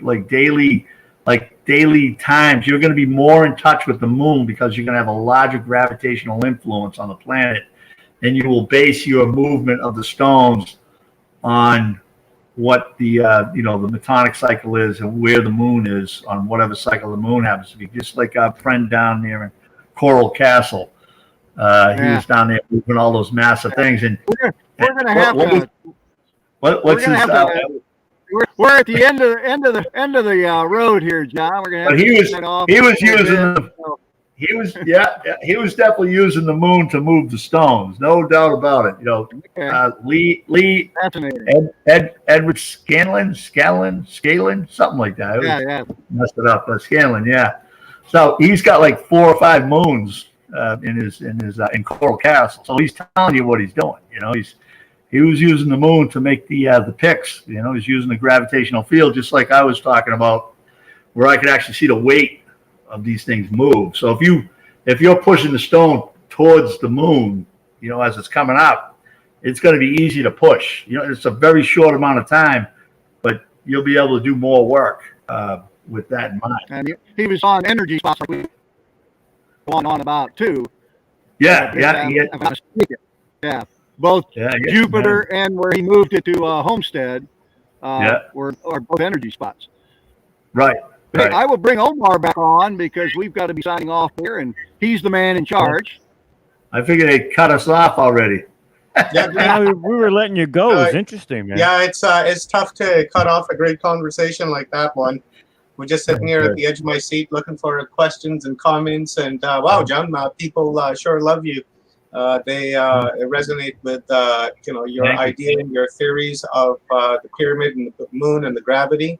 Yep. And so thank you very much, John, for coming back and giving us a second download in this disclosure. This is the type of information that really needs to get out there, because this is part of disclosure, and the more people that understand what you're saying, the better conversations we can have in the future and discuss openly as to what the functions of the pyramids really are. Who built them? Well, that's for somebody else. But, I sure like your idea of the functions of pyramids. So with that being said, Guys, I've posted John's website in the comments, and I will post that again once our next speakers come on. And I will also be sharing John's YouTube address. So if you guys want, or YouTube channel. So if you guys want to go and check out his videos on lots of things, and very cool videos too. Check that out. Subscribe to his channel, and hit that bell so you know get a notification for when he goes live or uploads a video. So, John, with that being said, thank you very much, my brother. I really appreciate it. You're welcome to hang around in the studio and listen to Stephen and Evan. And we'll get Bruce to interact with Stephen and Evan. It's Bruce's turn to do some work. Good to finally meet you in I'm person. so happy Bruce. to see John again there. And like I said, we spent a really good time at Cahokia at a conference back in 2014. And it was an awesome time. Couple of times, yeah, it was great. Yeah, I really enjoyed it. You know. Yeah. So, okay, John. hopefully we'll get some conferences. We'll see you. Thanks, everybody. Thank you. Have a great night, John. Thank you for coming through, man. It was really awesome. Really awesome. Thank you, John. Thanks for having me, man. Thank One you. thing I do have to say is not only do Stephen and Evan Strong always bring the information, but Evan's hair is the pinnacle of style right now. My man, that is amazing. It's like not one hair is at a place, bro. It's so cool. I got see mine. It doesn't do that. I got a couple extra. Just want to go up, but the rest doesn't want it like that. That is a very good observation, Rob. I thought I'd put Evan on the big screen and show that beautiful hair off. Why not? think about what you achieve while I'm doing my hair. What time that you have on your hands to do more important things. That's a statement I make constantly. True, but I would take that time to get hair like that. That's for sure. I would give it up. You got to have priorities, Evan. It's all about priorities, but it is. It really is. Our next guests are Stephen and Evan Strong from Forgotten Origins, and one of the sponsors for this Total Disclosure event. So many kudos to Stephen and Evan for putting their name on the line, and and just rolling with the wave that we've created so far. This conference has been excellent. All the speakers that we've had for the last couple of days leading right up to today have been wonderful. And of course, yesterday, Stephen and Evan did a interview with Mary Rodwell, which was just wonderful in itself. And I'm sure I'm going to be going back and watching those a few times over because there was a lot of information that was shared. But tonight, Stephen and Evan are going to give us a download on something totally different. And I'm going to leave Bruce Cunningham on the screen since these guys are friends. And so I thought that, these guys can interact because Stephen and Evan, they're going to do a presentation on Atlantean rings. And so with that being said, I'm going to remove myself off the screen. And guys, it is all yours. All right. Well, before we start, since Evan's been praised for his grooming, I'd like to make a point. I'm going to pass out a personal commendation and big tick.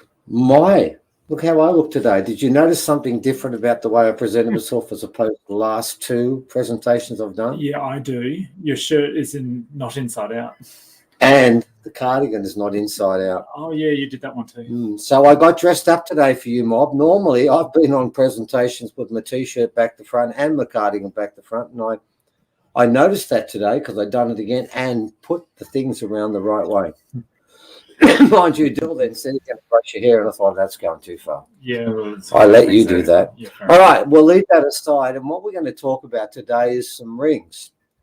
Now, I'm going to make a point about this that we've been doing skulls and rocks and all sorts of things. And way back, probably about 3 years ago, Ros Mulder, the person who's bought so much of the artifacts that were going to be sent overseas and saved them, stay back here to be examined, she rang us and said that she'd got a hold of a ring. And this ring was found at a place called Hill End, which is a gold mining place area in New South Wales. And it was found by a prospector called Sean, who had bought a flash gold metal detecting machine. And he took it out on a trial run and stumbled on a result, and then dug down 1.5 meters on the side of a steep hill, and lo and behold, found a ring. The ring itself, Roz was taken by and rang us up and said she got a ring, didn't she, Evan? Yep, and we both kind of went, yeah. Great. We do rings. We had no interest in rings, never done them before, never spoken about or written in any stage, anything about Atlantis or Lemuria, never been written about, none of our interest, couldn't care less. Anyway, after a while, she rang me and said, the ring had been playing up. Now, this is where it gets a bit odd, and I've got to pass on the fact that this is, may not sound empirical, but this is what she told me. They'd been putting it on the table, and then they'd walk away, and then they'd come back, and it'd disappear for a day. And then it would come back, and it was disappearing all the time. And Ross said it wanted to come down to us. And I thought to myself, oh, yeah, disappearing rings. Yeah, well, that's really something. It just didn't ring. It didn't ring with me at all. I didn't take any interest in it.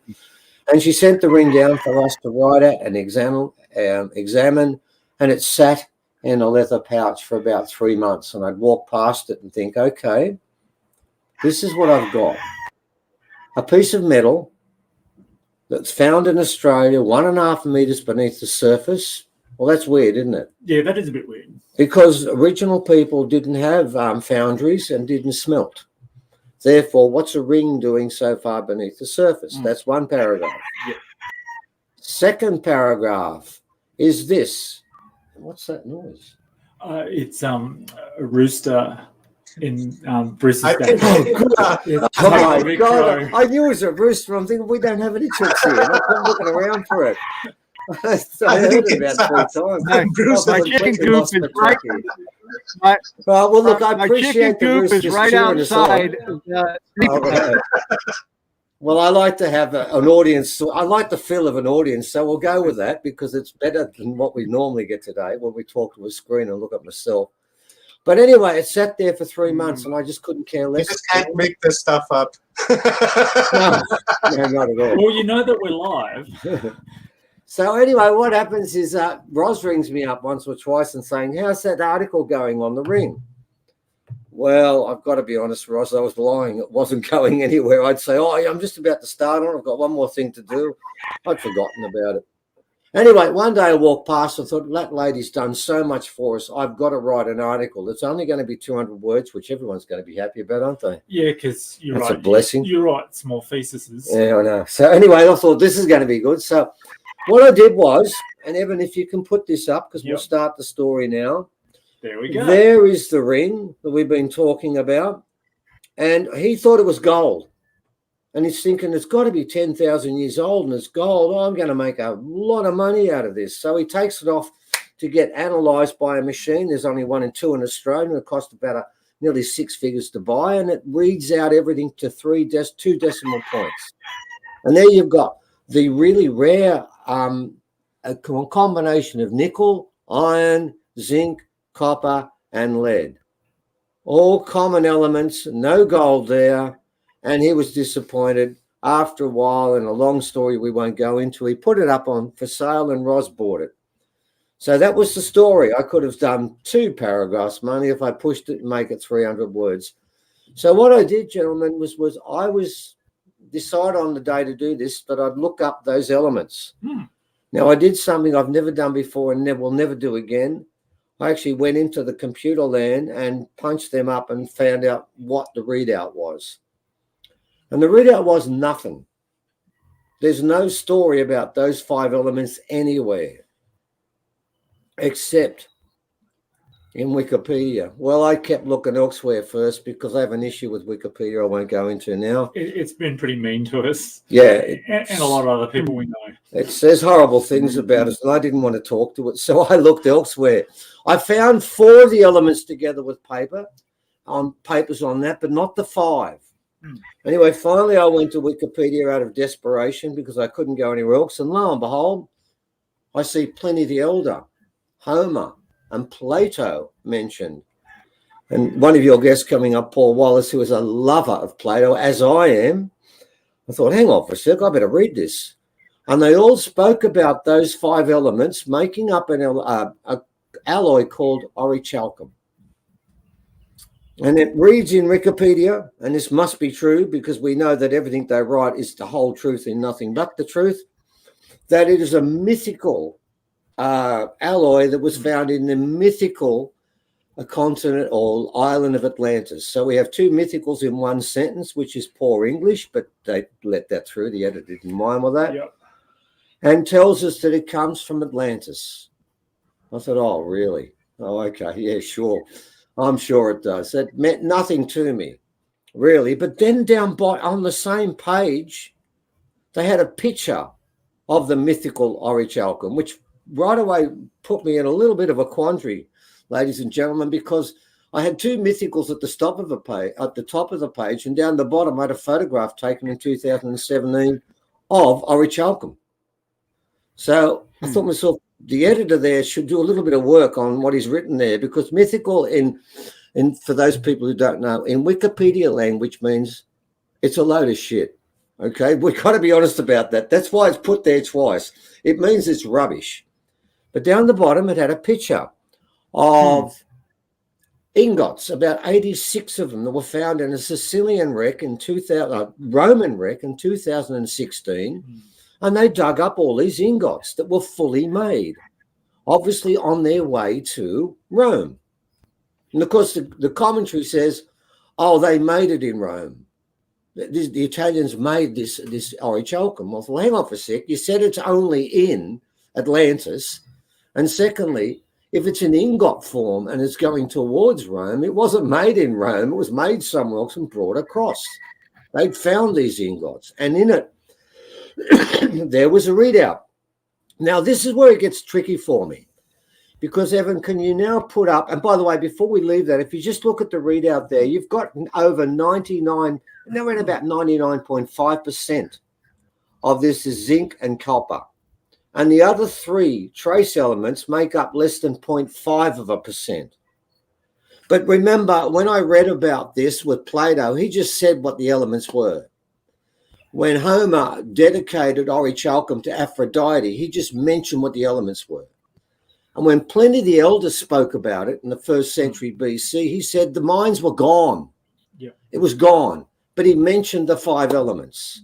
So, yes, my elements were there, and I've got a tick, so it's starting to look like it's Atlantean. But then we looked at the ingots, and we had a problem here. If you could put up the ingots, please, Evan. There they are. Yeah. And you can see there's quite a few of them. And the Greeks call them mountain gold. And so did the Romans. And it's quite interesting because I'm thinking, why do the Greeks and the Romans both have language for something that's not true? Mythical. And I'm saying, Wikipedia, you're confusing me. I'm reading your information. I'm going all over the shop. But then Evan did some research past that because he went back into the computer land that I don't go near. And then we found out what the readout of these particular things were. And this is where it threw me. Mind you, if you go to the Wikipedia page today, I checked yesterday, they've taken out the word mythical.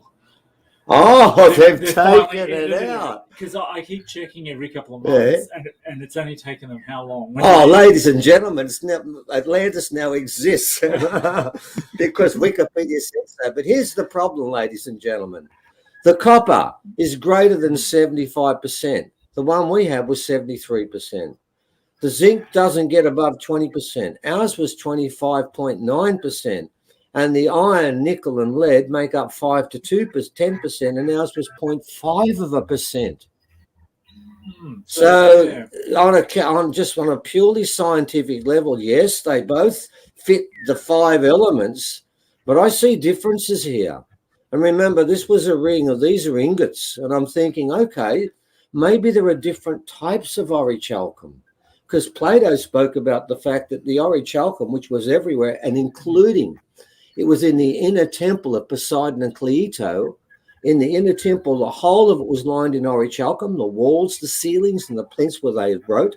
I think himself and Atlas both wrote their wisdom on there, and there was a little cap of gold above. So it's a sacred element. In fact, it was considered as sacred as gold. So I was starting to read this because we knew none of this, but we still had this issue.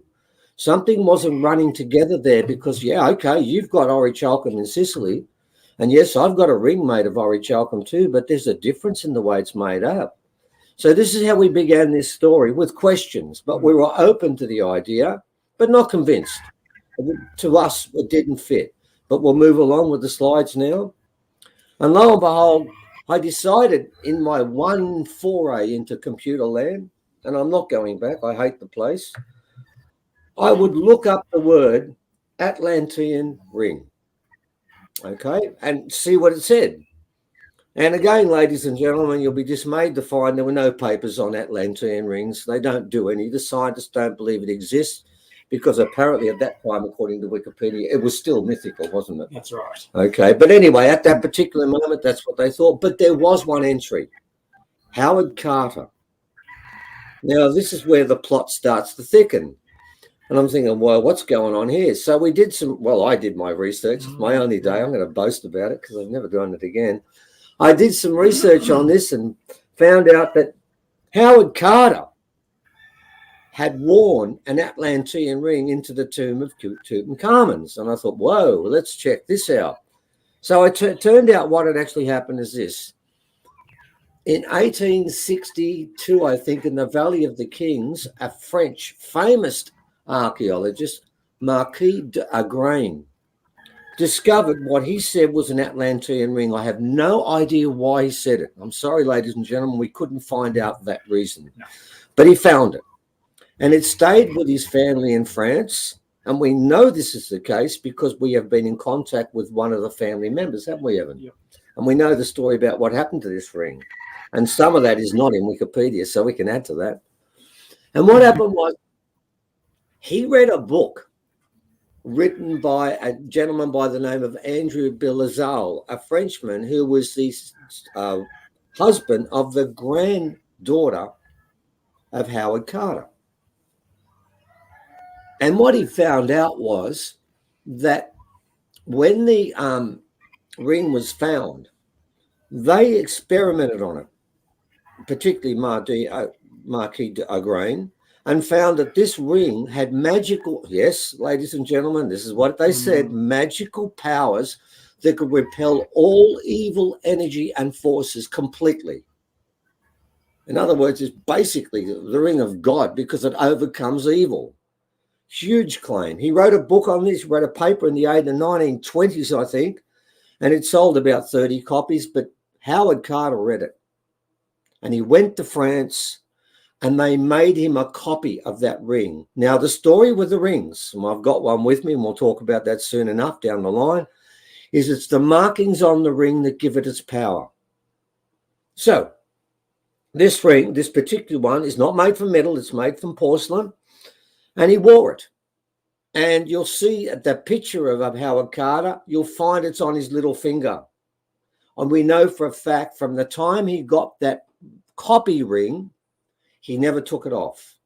But the first night he went to sleep that night, he was told by the copy ring, he had a dream and he knew it came from the ring, that he was to go to Egypt and he would make a discovery that would change the world in archaeology, which was Tutankhamun's tomb.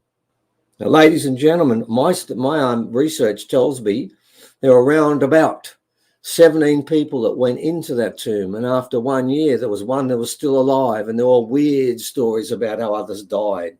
It was cursed. We know that was true. The tomb was cursed. But there he is. That's Carter at the moment looking at the tomb, and he has the ring on his other finger, which is closed at the moment, and he wore that in. And all the other 18 died, and he lived to his 60s or 65 or something and died a natural death, and all the rest didn't. He was protected by that ring. So now we had a little bit of a story. So I'm starting to find out now that these rings may have another component to this, which is some form of magic, which, by the way, they certainly do, don't they, Evan? Mm-hmm. We're not doing that today, I can assure you. But look, we could do 2 hours on what the rings have done since they've turned up. And magic There's plenty of it, but we're not doing that today. We're trying to find out where the technology for all this comes from, and it will take us back to the other part of this story, which is the alien story. We're trying to do our alien story through technology and through science. So let's move along, because we've got the readouts for all of them. So what do we know about? We know this. You've got Plato telling us about a person called Atlas, the son of Poseidon. In fact, the first, I think, Poseidon and Cleito, which is a mortal woman, had 5 sets of twins. He was the first set of twin, and he was the male, and he took over the custodianship of Atlantis as this went along. So we knew that. And we knew that the symbol, and Roz did the research on this, because now that we knew that this was close, she started to look this up, and we found out, ladies and gentlemen, that one of the 2 symbols on that ring is the same Berber symbol for the Atlas. So we're starting to get a little bit of a clue on the ring itself. One is the fact we've got the chemistry that seems to match with the stories of Plato, Homer, and Pliny the Elder. And if you wish to call them liars, go for it. But I'm not going to do that. You've got 2 symbols. One is that curled thing that you can see there. And the second one is a straight lines both ways, one going across, one going down, with a circle in the middle. And there are 5 of those circles, but all of them are of different diameter. And that's what we knew. Okay, there's a better picture of it. You'll see it at a different angle, and you can see you've got the circles there, but trust me, the top circle and the bottom circle are slightly different, and all the others are marginally different. And we wondered about that. But then, and there's a picture of it from a different angle, ladies and gentlemen, and there within it are 2 things. Number one, you'll find the ring was cut. One of the circles was cut in half, and that cut is different to every other cut on the ring. And that actually tainted the ring and made it become completely and utterly evil, which we will not talk about today. But here's the point. Those 5 circles made me think. We did some research about Atlantis, and we found that Atlantis had an outer city, then an inner city that was separated by 5 rings of earth and water. Now, each of these circles here is a different size. Marginally different, but they're not the same. And each of them has straight lines, vertical and horizontal. Now, the story of Atlantis is that you got across these rings through horizontal and vertical lines, roads that went across with bridges.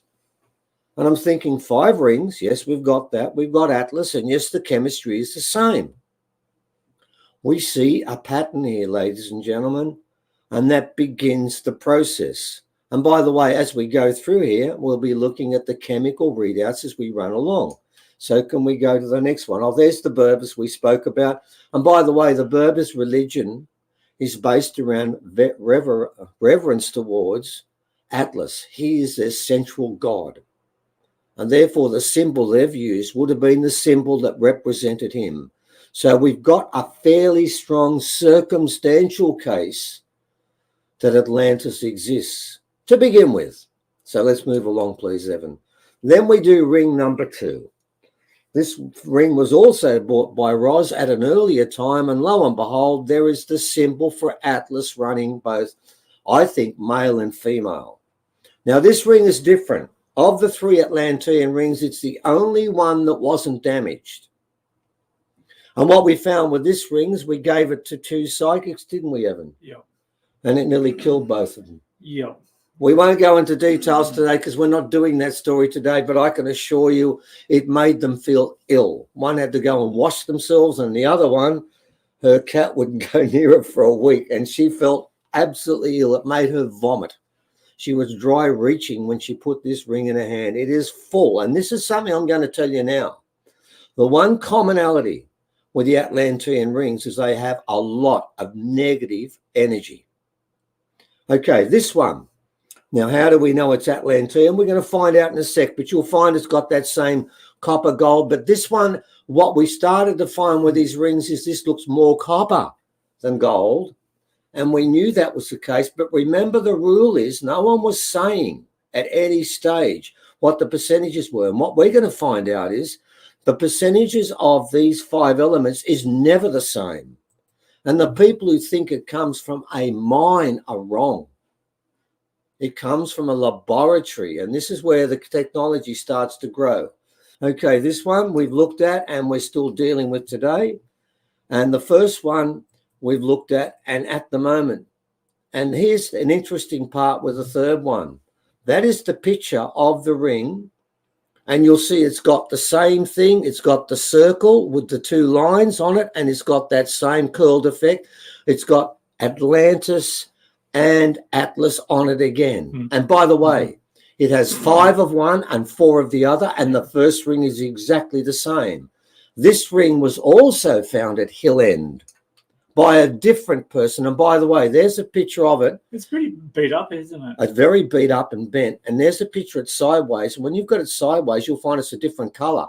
It's dark brown. That is the color it is when you don't put light on it. When you go back, and if you could please, Evan, when you shine the light on it, that's how it changes.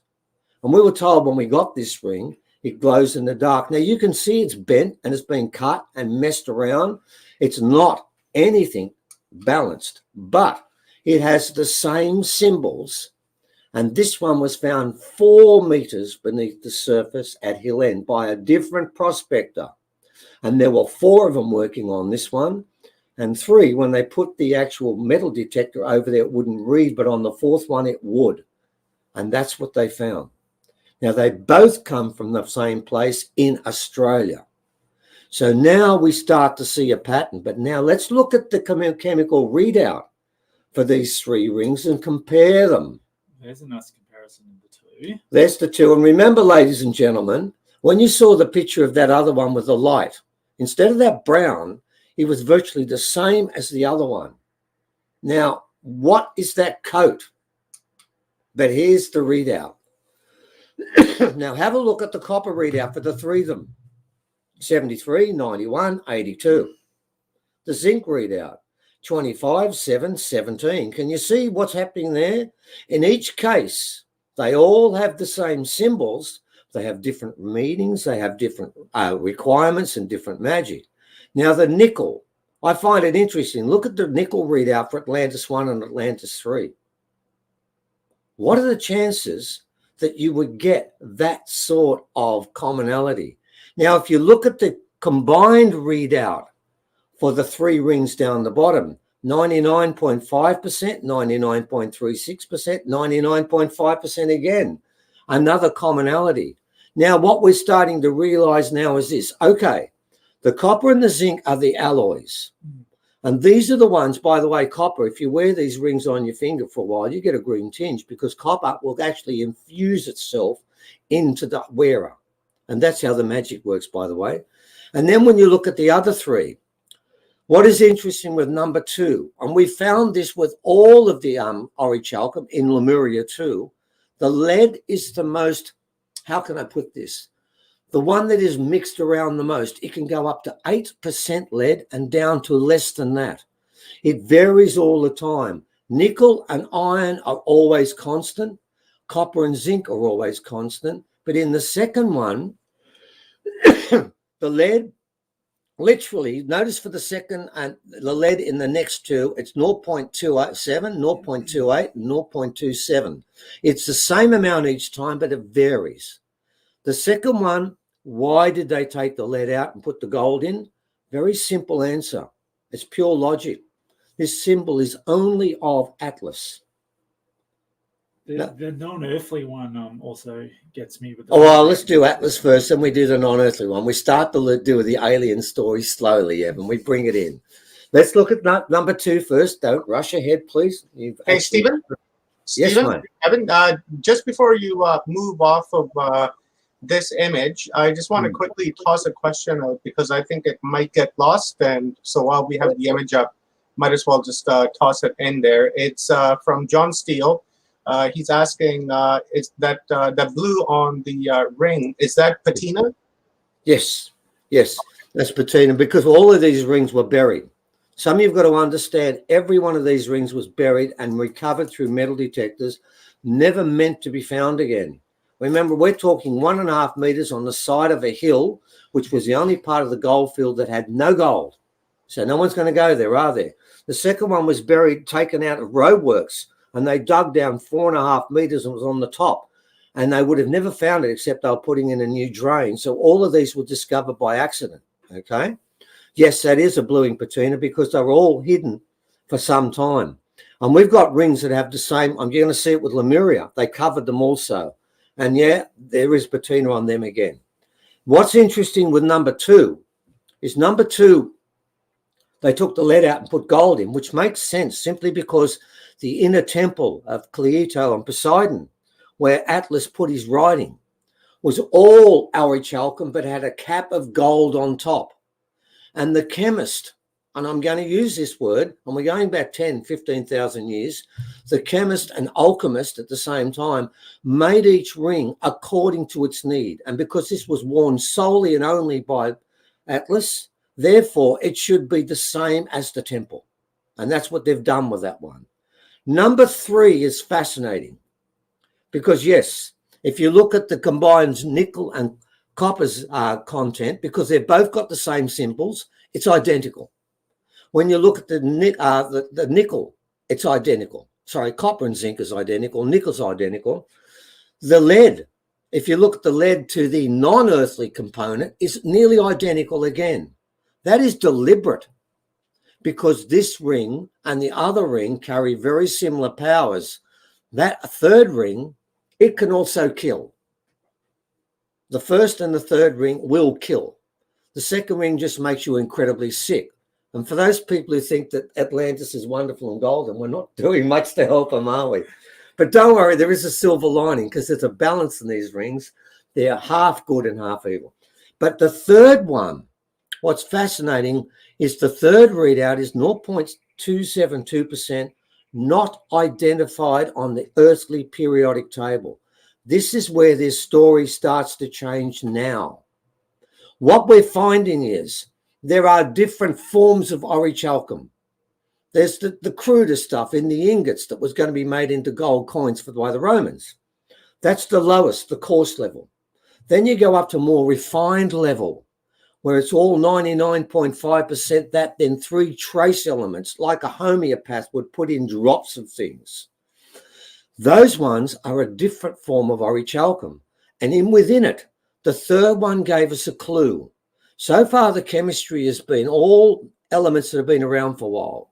Then all of a sudden in the third one, there is a drop in there of something that we believe is alien. Now, why do we say this? Because this machine, 0.272, look at the degree of exactness they can measure. And they couldn't find the damn thing because it's not on the earthly periodic table. This is a clue. And then this takes us to the rings of Lemuria, doesn't it? It does. Can we go to them now?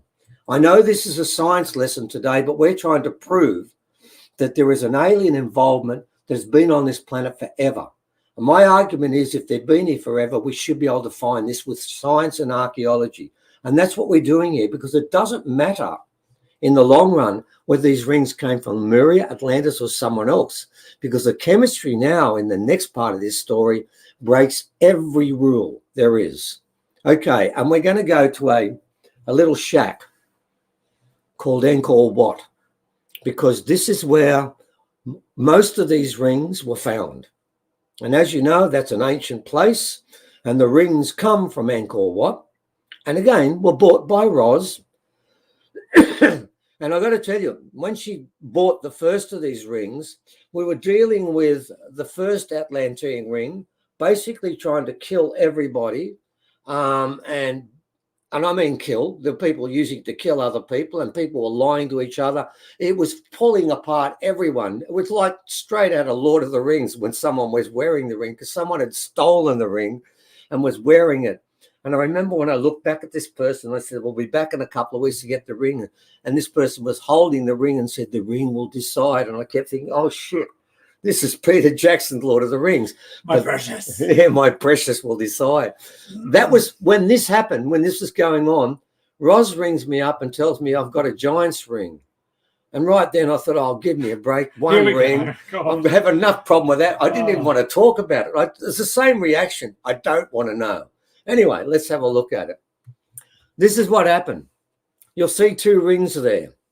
Okay, and if you look very carefully, the ring, both of them have the same things on top. Notice they're covered in that brown. Don't worry, it comes out looking exactly like the other rings, but they covered them in brown. They sealed them up. I don't know why. I think there were problems with this. The one that she bought is the one that has, I've got one in my hand right now, which you'll see later, which has six animals on top. She's got 4. She's got the monkey and she's got the elephant. The one I've got has also got 2 pigs. Now, look at the size of the rings. I can tell you now, well, I'll show you one when I hold it up later when we come back. All of the Atlantean rings go on my finger. All of these ones fall off my finger. I can put 2 fingers inside there and I've got room for my little finger again. They are massive. Now, what have we got here? Have a look. And there's a couple of differences with Lemurian rings because they're more refined, more sophisticated, and far more alien in technology than Atlantis. So let's go through the first one. And you'll notice there Sorry, I thought you wanted to move to the next slide. No, I was going to read the line there. I'm fair dinkum, mate. Once again, you've embarrassed me. You'll lose points at the end of the day for our debrief. Okay, we've got the iron like we did before. We got the zinc, we got the copper, we got the lead. But we don't have the nickel this time, but we have 2 new things. We have tin, which, I get that, okay, tin, and we got titanium. We have a problem. Titanium was not discovered until 1868, and it was first used industrially in the 1930s in jewelry, which is fine. We've got jewelry here. In the 1930s, in fact, 24 karat gold has less than 1% titanium, and it makes it harder than 14 karat gold just by putting that in. Titanium is the greatest hardener there is on the planet. Now, remember, 24 karat gold, less than 1%. This is 1.15%. The titanium was put in there because it's a different mixture. The zinc is lower, and we're up to about 87%. In fact, all Lemurian rings never touch 90. This is a different setup. And look how much lead is in this one. Yeah, we're missing one here. We're missing the nickel, but don't worry. The other one you're looking at, which has the same animals, is pure orichalcum again with the tin. Every Lemurian ring has tin. That's one of its signatures. Okay, so that's the first one there. We have most of orichalcum in this one, but more importantly, we have titanium. Now, titanium was not discovered, according to every science textbook, until 1868. These rings are at least, and by the way, we've kept the dirt on the first one. We're not scratching that one out. It has been left like that. The second one has changed. These rings, ladies and gentlemen, are 5 to 10,000 to 15,000 years old, and they contain technology we're not supposed to have. So let's look a bit further. Okay, there's a picture of the one that I had to begin with, number 2. It looks nothing like that now. It's nearly all gold.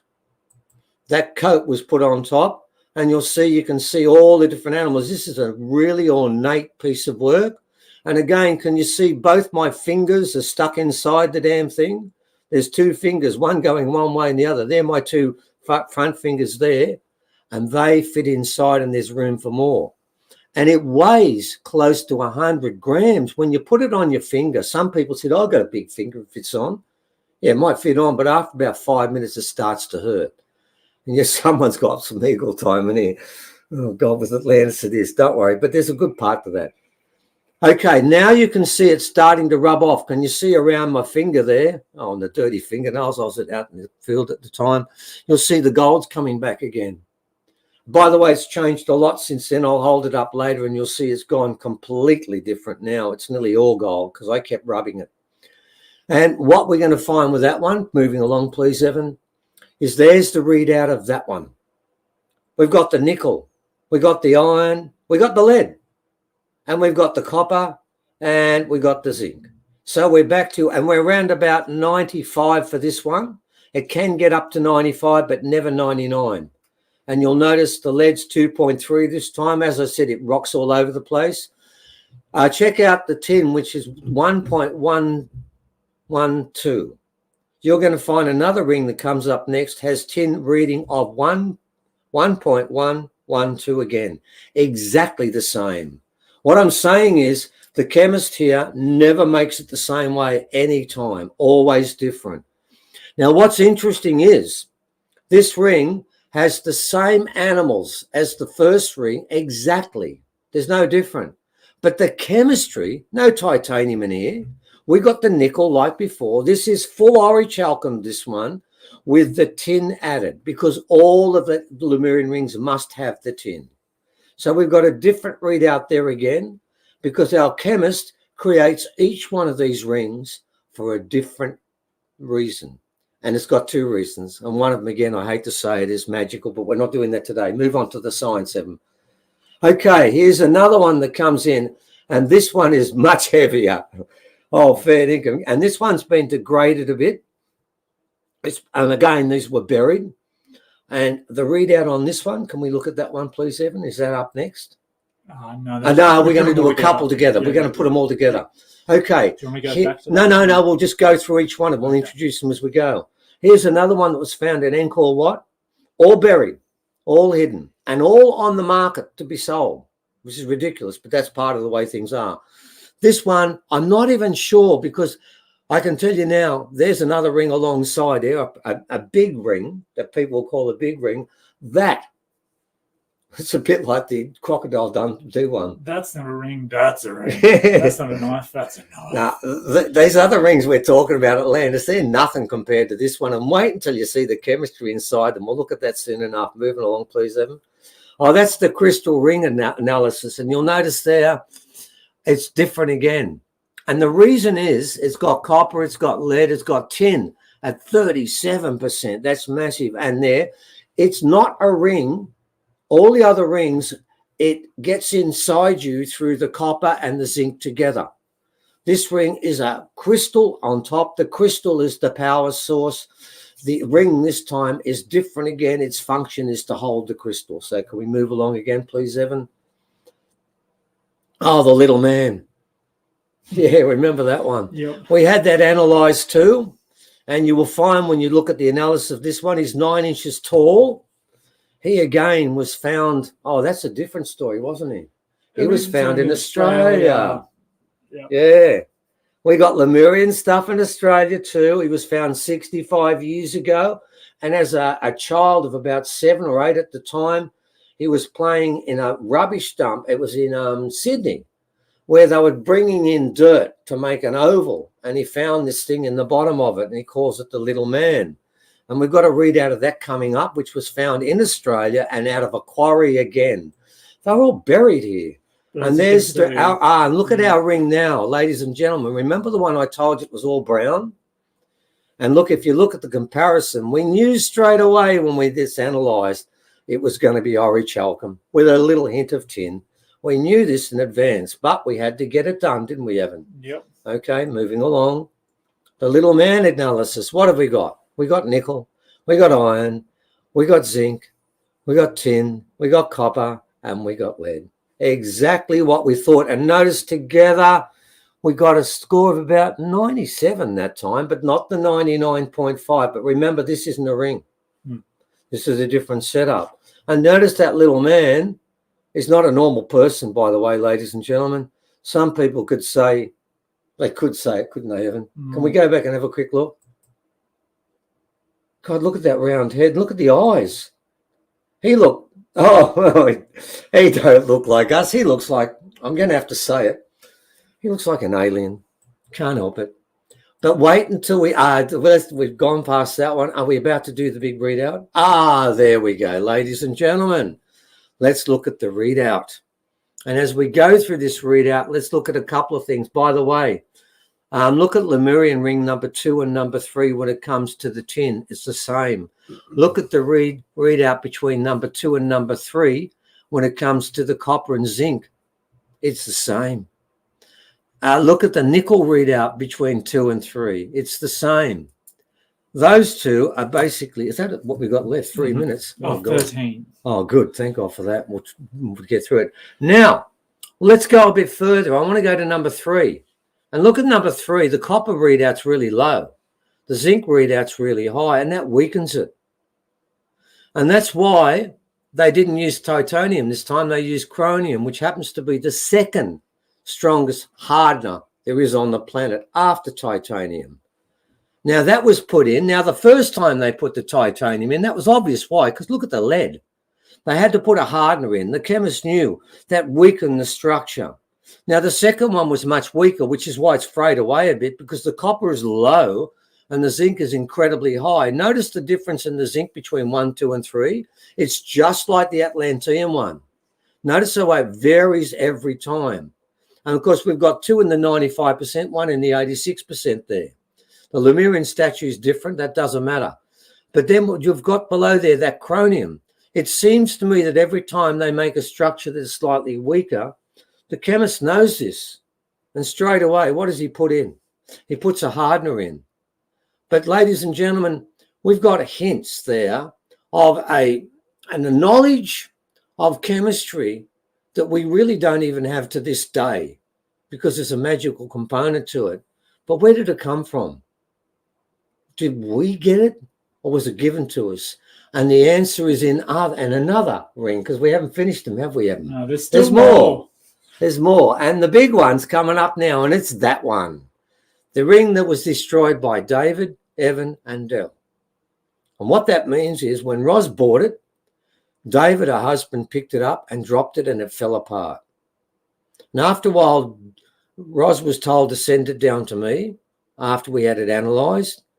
And then Evan looked at it and dropped it. And then Del walked past it and knocked it out of my hand, and we smashed it again. It's been broken 3 times, and there it is stuck together. And yes, the blue patina the gentleman spoke about. Feast your eyes on this blue, because this is so fragile and so ancient. We claim it's 10, 15, 20, 30,000, whatever, old. But the readout, ladies and gentlemen, look inside. You'll find there's a coat, and inside, thank you, that was from the Del break, wasn't it? I think it was. That was from the Del break, my wife. You'll find that there's a cable inside, separate. Can you see the gap there, ladies and gentlemen? There's a cable inside this, and it's supposed to be a ring. And by the way, it's huge again. All the ones from Lemuria are. But let's look at the readout, Evan.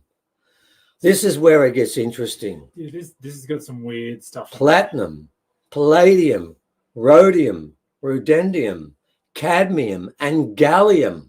Now, I want to talk about gallium first. Gallium you cannot mine. It is a byproduct. When at high temperature, 4,000 degrees Celsius, you can get it out of aluminium and iron. But you've got to get it to that temperature. Come on, when were they supposed to have these things? And secondly, when you do get it, you get a trace element score of about 0 something. This is 6.89. It's the 3rd largest element there, and it's as rare as anything to do. People only just found this stuff. And then what you've got is you've got electrolytes, you've got solar cell receptors, you've got all sorts of stuff. You've got 2 there, rhodium, rhodenium, which are massive hardness again, but only for palladium. They are hardness for platinum and palladium, which we've got in there. The platinum is nearly 4%, and the palladium's 1.5%. Or rhodenium and the other one, rhodium, those 2 are hardness for those 2. Now, that's pretty deadly. We're getting into high science now, but here's the big one, ladies and gentlemen. You do the add up, and you've got 41.8% not scored. It's not there. This thing, it did a large readout on this one. This is the largest readout, 9.4 seconds. It's normally 4.8, 4.9. This was the largest one. And by the way, there's only 2. This is top science. There's only 2 of these machines in Australia. You can't question it. And you can't say that they missed out on 41.8% and couldn't identify it, because this is where it starts to get interesting, ladies and gentlemen. That 41.8% ain't from here. Now, you can say the 0.24%, oh, that's just something they missed. You could. You can't say it for this one. This doesn't come from here. And look at what the thing is. The thing is, if you look at the ring itself, it's 2 spaceships on top of a ring that curls around in different directions. That don't make sense. Now, more to the point, you may say, and I'm going to have to rush quickly this now because we're running out of time, that is just one aberration. One aberration. that 41.8% of this is just not registering. It's not registering because this was not made by even the Lemurians. This was made by aliens. This is their ring, and it's a double function thing. It's not a ring, it's a device, and that cable inside is a receiver. This is something completely different, ladies and gentlemen. I believe they gave us the technology to use titanium and chromium and stuff like that and do that, but not this, not this. And if we can go to the other one, Evan. All right, the newest ring has come in. Another one's come in. Very quickly go through that because we're going to have to rush through that. And this one's interesting because, yeah, we've got the normal ones like before, but we got more titanium in there again, Evan. Threw it back in again. Yeah, we threw that in, a bit of gold.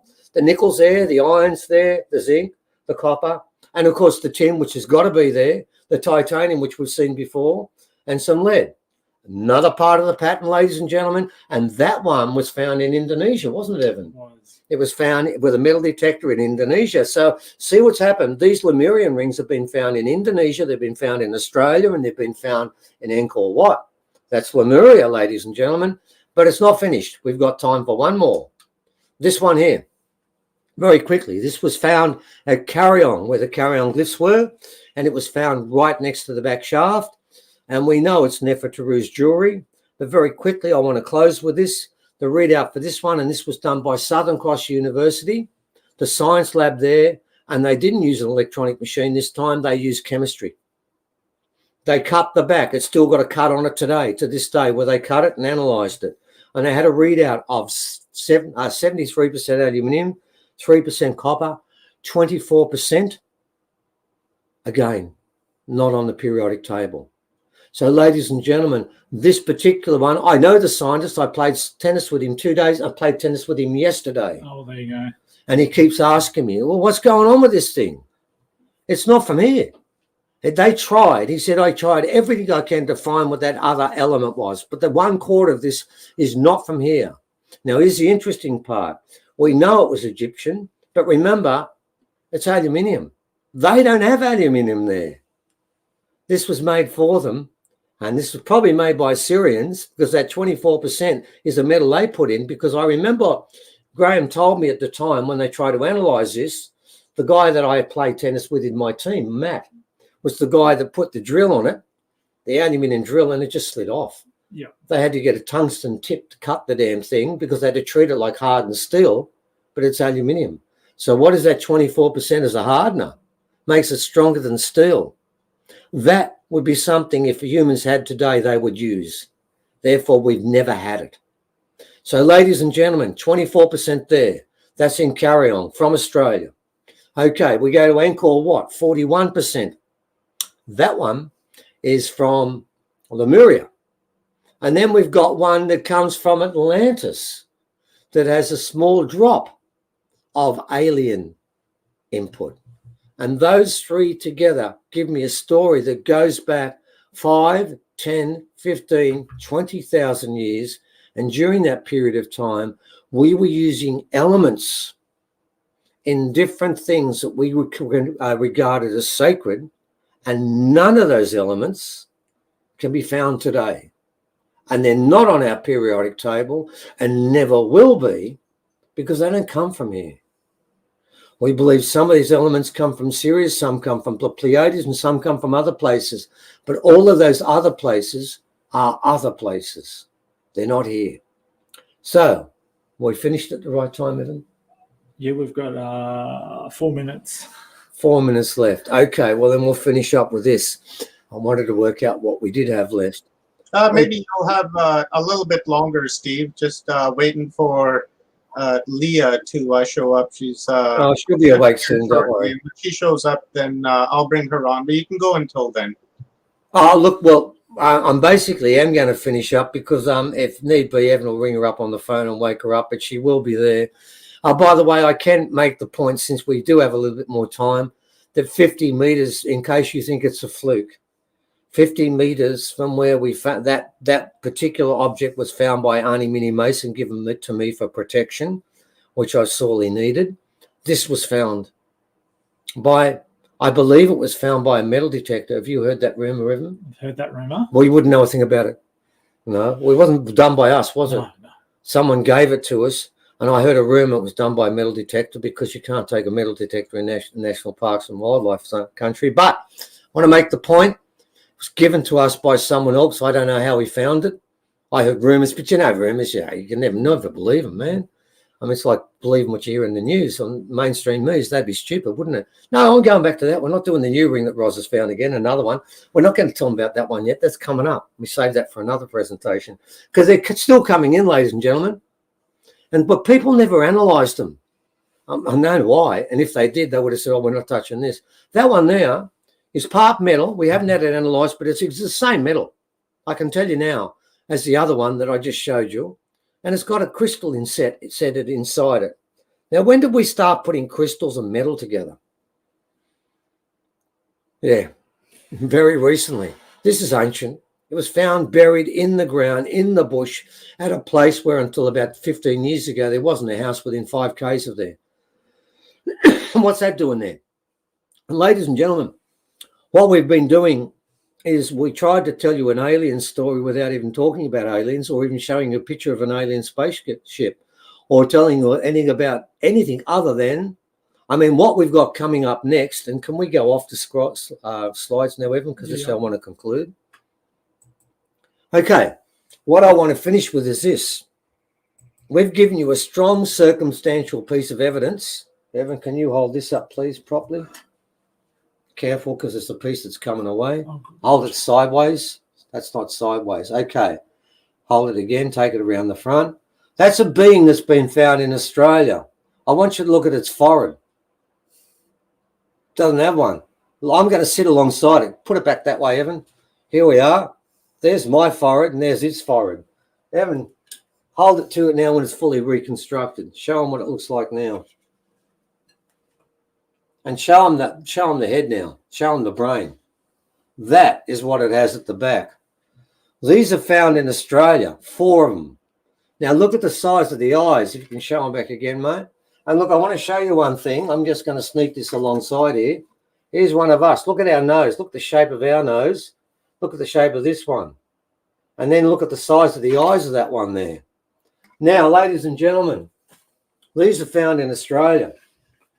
And we can't do that. We can't do this story today. Actually, what I can tell you, if you want to find out the second part of this story, first of all, we've shown you the metal and artifacts they've put in. Then I'm going to show you the story about who they are. But we're doing that in our next online conference, aren't we?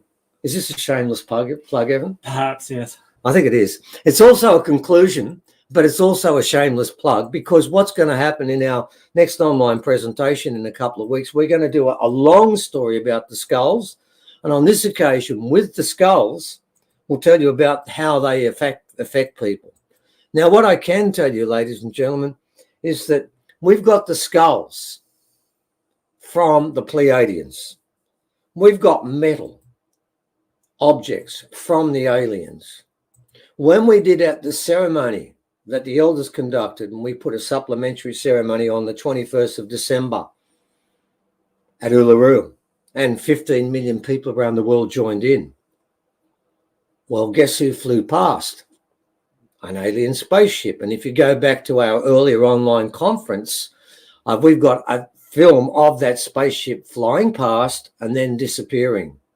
And we've given you lots of evidence there to tell you that they were involved in a ceremony. That ceremony is called by them the event. And this, ladies and gentlemen, is what we're going to talk about more in the next online conference, because it's about why they came. What people need to understand is aliens were here and have been here for a long period of time. Get over it. That's definite. The next part of the story is, and the most important part of the story is, why did they come? We've proved to you that they left their metal and gave us science. We've shown you that through science, through the best laboratory in Australia and through the best machine in Australia that tells you these chemicals here that are here should not be here. And then there's chemicals that can't be here because they don't register. They're not here also. In that piece of science, we've proved they existed. When we do our conference, we'll tell you all about their bones and their story and their history and what the elders told us about these beings. And the important part of this story is they came for an event that has taken place where the road, according to the Mayans, would be broken in half, and one would walk down one road and one would walk down another road, and everyone would be able to see which road to walk down. Don't know if that fits into today, but it might for a few people. I think 7 billion people. They'd be fully aware of the fact there's 2 roads on offer at the moment. So this is all part of the future, of the present and the past, because in original storylines, it's always circular. That's the way things work. So, ladies and gentlemen, we're going to finish up now by reminding you of one thing. The chemicals inside those rings. And yes, ladies and gentlemen, I can tell you one thing about the rings. Once you wear them, Tolkien was right. He didn't know how it happened. It happens through the copper. The copper infuses the magic and the chemicals into the person that's wearing. And I've worn them all. I'm a combination. And I can tell you one thing. Tolkien got it right. About Smeagol. It's a constant battle because unfortunately I've worn the Lemurian rings, which are purely good, and the Atlantean rings, 2 of which are completely evil, and one that's 50-50. And the one that's 50-50 I can wear and control. The first one, the first ring, I'm going to be honest. Evan, do you know where it is? No idea, which will be handy when I have a bag over my head in a weird warehouse and they're asking me where it is. I'll be able to say I don't know where it is. Nobody does except me. And I'm going to tell you now, if I had a volcano, I would have climbed up there and thrown it in there. Mount Doom. If it was there, I would have thrown it in, but I don't have a volcano. But I've put it in a place where I'm not telling anyone. And the point is, when I go, I'm not telling anyone. I don't want anyone to find it. Now, I'm not saying, I've also found out Atlantis in the very beginning, that first ring, the one that I've now hidden, was pure. It was broken and cut. The third one's been screwed around too, and the second one hasn't. That is the one I can control. And it can work with me because it's half female. So there was always something there we could work with. The third one, I'm told I can control, but I've never put it on for more than 5 minutes. One day soon I am going to put it on. And this may well be my last presentation. Who knows? Can't tell. But I can tell you this. The rings were found now because of now and because of what's happening with the event. The aliens were involved in the creation of these rings. And the first one I showed you, that one that's just full of IUMs. We've got 6 IUMs in it. That wasn't made by us. And half of it's not even from here. It was made by them. It's not a ring. We don't know fully what it is, obviously. And if we could turn it on, I don't know what happens next. Maybe that's why it was buried. We're not sure. But what we can tell you, ladies and gentlemen, the truth is this, that the aliens have been here for a long time. They came for a reason. We know what the reason is, and we're all part of it. And over the next couple of years, we've all got to make a decision. And then after that, if you listen to the Hopi, if you listen to the Mayans, if you listen to the Cherokee, you listen to the Inuit, you listen to the original people, they're all going to tell you a change is coming. It's upon us. And it's a very short period of time. And there are consequences if you don't make the right decision. And that's what the rings are telling me. That's what the rocks are telling us. That's what the skulls are telling us. And that's what the ceremony is telling us. And you know what? All of it has an alien imprint. And it's time that we start to work out that part of the story. And I want to close with this. I want to close with something Russell Brand said. And I know some people don't like him, and it doesn't matter because we're not perfect, none of us. But he did say one thing that I think is so true. He said that the exposure and the understanding that aliens have been here and part of here is the most important spiritual revelation humanity has ever been given. Because it will change our position, our thinking, our understanding of everything, what life is about, why we are here, what our purpose is, and everything takes on a new perspective. And it takes on a perspective where it will stop a lot of disagreements and arguments about whose God is right. It will change so many things. And this is why mainstream will never admit this could be the case, because it could change everything. So, ladies and gentlemen, Evan's pointing at the machine there. It's time for us to finish. I want to thank you for listening to us and putting up with us. And yes, I made a real attempt to scrub up today, didn't I? He did. Everything was on the right way. And I nearly thought about brushing my hair, but I didn't want to get too carried away. So thanks for being with us and putting up with us. And once again, thank you, Omar, for putting on this wonderful idea and keeps pushing this idea of changing people by giving them the truth. And that's all we can do, mate. Thank you very much, guys. I really appreciate it. But before I let you go, I am just going to share my screen here really quick. And maybe, Evan, you can quickly give us a plug for the upcoming conference on August 28th. Definitely, yeah. So that's coming up at the end of the month. We've got Ani Mini Mace is back with us again in conversation. Yeah, the chat. And then we've got Sonia. It's going to do the Peruvian kind of mummy. Caracas. The same thing. Well, that's why we're doing skulls, because she's doing skulls too, because we try to keep a theme. That's going to be our major theme on that occasion. But yeah, I recommend people come along to that one. It's going to be another good one, I think. So yeah, if you just go to ouralienancestry.net, there'll be links to get tickets to that. Yeah, cool. And yeah, sorry, go ahead. Go ahead, Stephen. I just read that Leah's awake and now with you, so that's going to be okay now. You got up early, 10 o'clock, Leah. Fair income. That's amazing for you. That's the way to be. That's the way to be. That was epic information, guys. And, you know, watching the breakdown of those rings was just, it was crazy. It was like, well, and especially that titanium. That is like dead giveaway. Dead giveaway. Oh, it is. Yeah. You know, you're looking at it, you're like, they couldn't make any of that back then, even if they wanted to. It was never, it was crazy. It was awesome. It was definitely awesome. I had a lot of people messaging me like, holy shit, that is wild. Yeah, like I told you. I told you. They don't disappoint ever. Ever. There's some wonderful comments in all of the chat rooms. I've been trying to copy and paste them into Watchers Talk so that we can share them here on screen. But you know, lots of great comments.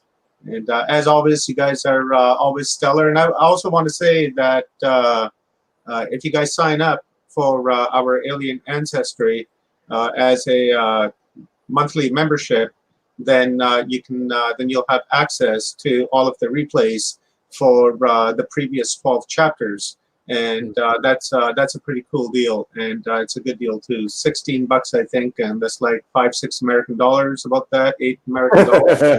Yeah. more than well worth it. Yeah, the content that paid you get for in gold, bro. it's just amazing. So definitely check that out, guys. The website address is scrolling at the bottom of the screen.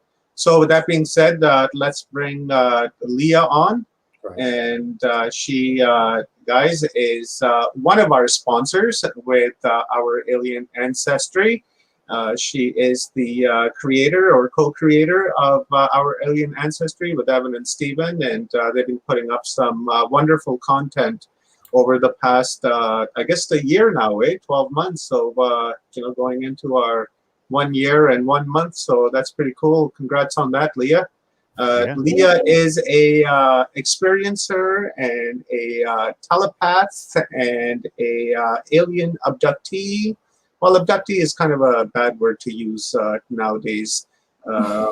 Experiencer. Yeah, experiencer.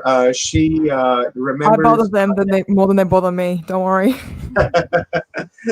She recalls some of her previous lifetimes. One happens to be Atlantean, and she has penned a book on that, sharing her experience. I'll be sharing a link to that. And you know, she's just an amazing woman, and an indigo star child as well. And you know, I always enjoy listening to Leah's experience. Sometimes it gets very emotional, and sometimes there's a lot of laughter in there. So it's a nice balance. So I'm really looking forward to getting this download from Leah and trying to understand what our previous history was when we were part of a super civilization. So Leah, I hand over the stage to you, my sister from another mother. It is all yours. And do you want questions as they come up, or do you want questions at the say like 10 minutes before the hour is up? I'm probably later because I'll get distracted and Okay. I don't have the mental fortitude and stamina to to remember what I was talking about before. So Okay. I'll have to wait.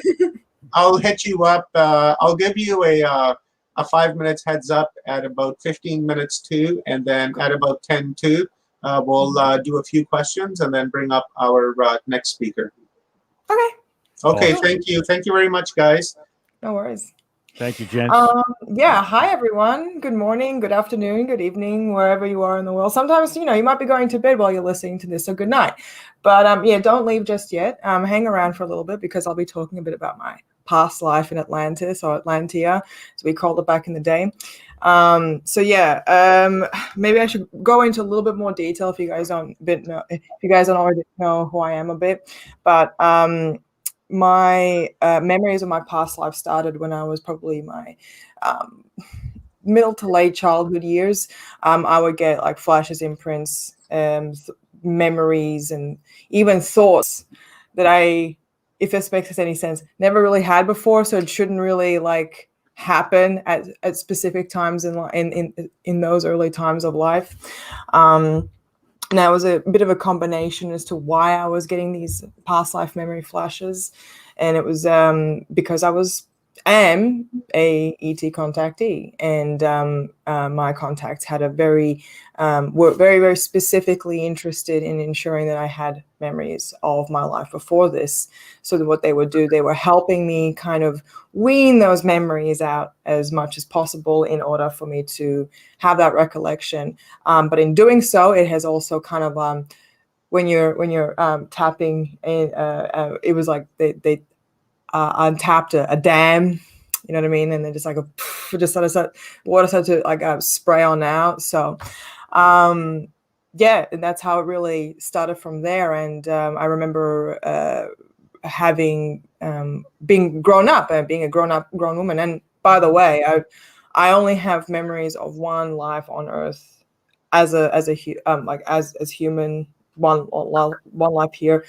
Everywhere else, every other life was somewhere else. So, like it's like, oh, what time period were you in? A long time ago, that one time. So, yeah,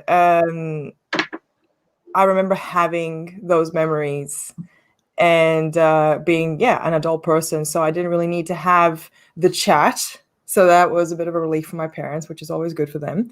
But it was kind of like what was really interesting. I sort of felt like I got sort of like a saved game kind of feeling where like, I saved files. So when I just re-entered life, re-accessed life, I just copied those wherever I left off before and then just copied over into the here now. So I kind of felt like I was a few steps ahead of a lot of my peers. No offense, the rest of my peers, if you're watching this right now, but that's kind of what it felt like, because I was like, oh yeah, I get certain things. It's things came very, very easily. I did mature pretty quickly, and that was one of those reasons. So now the specific memories, I would say the very first memory, the real flash I had was the day I died. This is always a great start. Not a it's like slightly off topic, but everyone always accuses me of being like very dark and very, very into the sort of like creepy, spooky sort of things, which first of all, they're all awesome, but like it was like, oh, why are you so dark? Why are you so into just like in the wrong the bent side of life. Well, you tell me how you're going to function when the very first memory you have of a past life is the day you die. All right, I will fight anybody to say you are you're not going to be sunshine and rainbows. Let me tell you. So, my very first memory was the day I died, and from there it was kind of like as if time was reversing. So from the moment that happened, that event, it just sort of like walked all the way back, and it painted a picture. Now, it wasn't always consistent. Sometimes there were times where I had to sort of piece things together in a way to make that sort of like, continual flow, like that makes sense, because there was no kind of order to it. A lot of things would be triggered. A lot of memories would be triggered by certain situations, emotions, senses, and they would just sort of flare up. It was pretty surreal, and I found myself having to piece all these memories together because it was overwhelming, and then had to dot it up pretty as well as I can. And of course, I don't have full memory and comprehension of not one of my lives. Even at my Atlantean life, I remember the most of.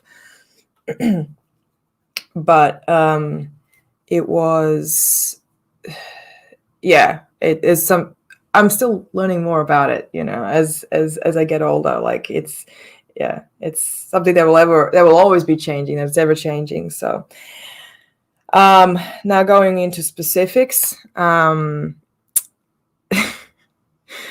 I had a very interesting life. It was actually, comparatively speaking, it was that life is less boring. Oh wait, no. Sorry, let me rephrase. This life is more interesting than that one. That's what I wanted to say. I mean, you have your good days, you have your dull days. So I would say my Atlantean life, I was born in the last stages, in the final age, in the dead age, in the dying age, which nobody knew about. Nobody knew it was actually going to decease when it did, of course, because if people did, probably wouldn't have happened naturally. I remember it was a civilization that was already very well acquainted with the interstellar community. Humans, at that point, had been in contact for centuries. Not just that, but I mean, we had immigration happening on both sides. So we had ETs moving in here, living a life here, and vice versa. In fact, it was so common that we had a special name for people who were descendants of unions between human and ET. And they were considered to be exalted. They were highly revered and highly sought after. In the sense, not when I say sought after, they were more of a, not because like, they have this wisdom or anything, like nothing. No, none of that. This is because it's a really cool thing to have. It's like, oh my God, you're part ET. That's insane. But I mean, and by the way, like when I say ET, like there are many different species out there. So it's also on top of that, there were certain favorites, shall we say, amongst the humans at that time. Like we like, there were some that we liked, some we were not fans of, and the ones if you were half or quarters of the ones that were not particularly popular, then you won't have many friends, I guess. So, yeah. Now these people were called Harken people, and that I do remember the name of. I do remember very few flashes of names and parts of the language, and I remember in my family, my mother was one. I barely inherited any of that when I came out. But it was, yeah, she was like my family. We were socialites. She was a socialite. You know, there was money there. Or there was overabundance, shall we say, with that family, and it was, yeah, we were very well known. We were very well liked. But it was a very cold house. It was a very empty house. It was barren. It was barren of warmth, because I was a perpetual embarrassment, because I had my own qualms and troubles. And mind you, I wanna say that there was, the situation at home with my family was a microcosm. Microcosm. I don't know. The big fancy word that I don't quite remember the full pronunciation of because I just woke up. Microcosm, that's the one. And thanks, Mr.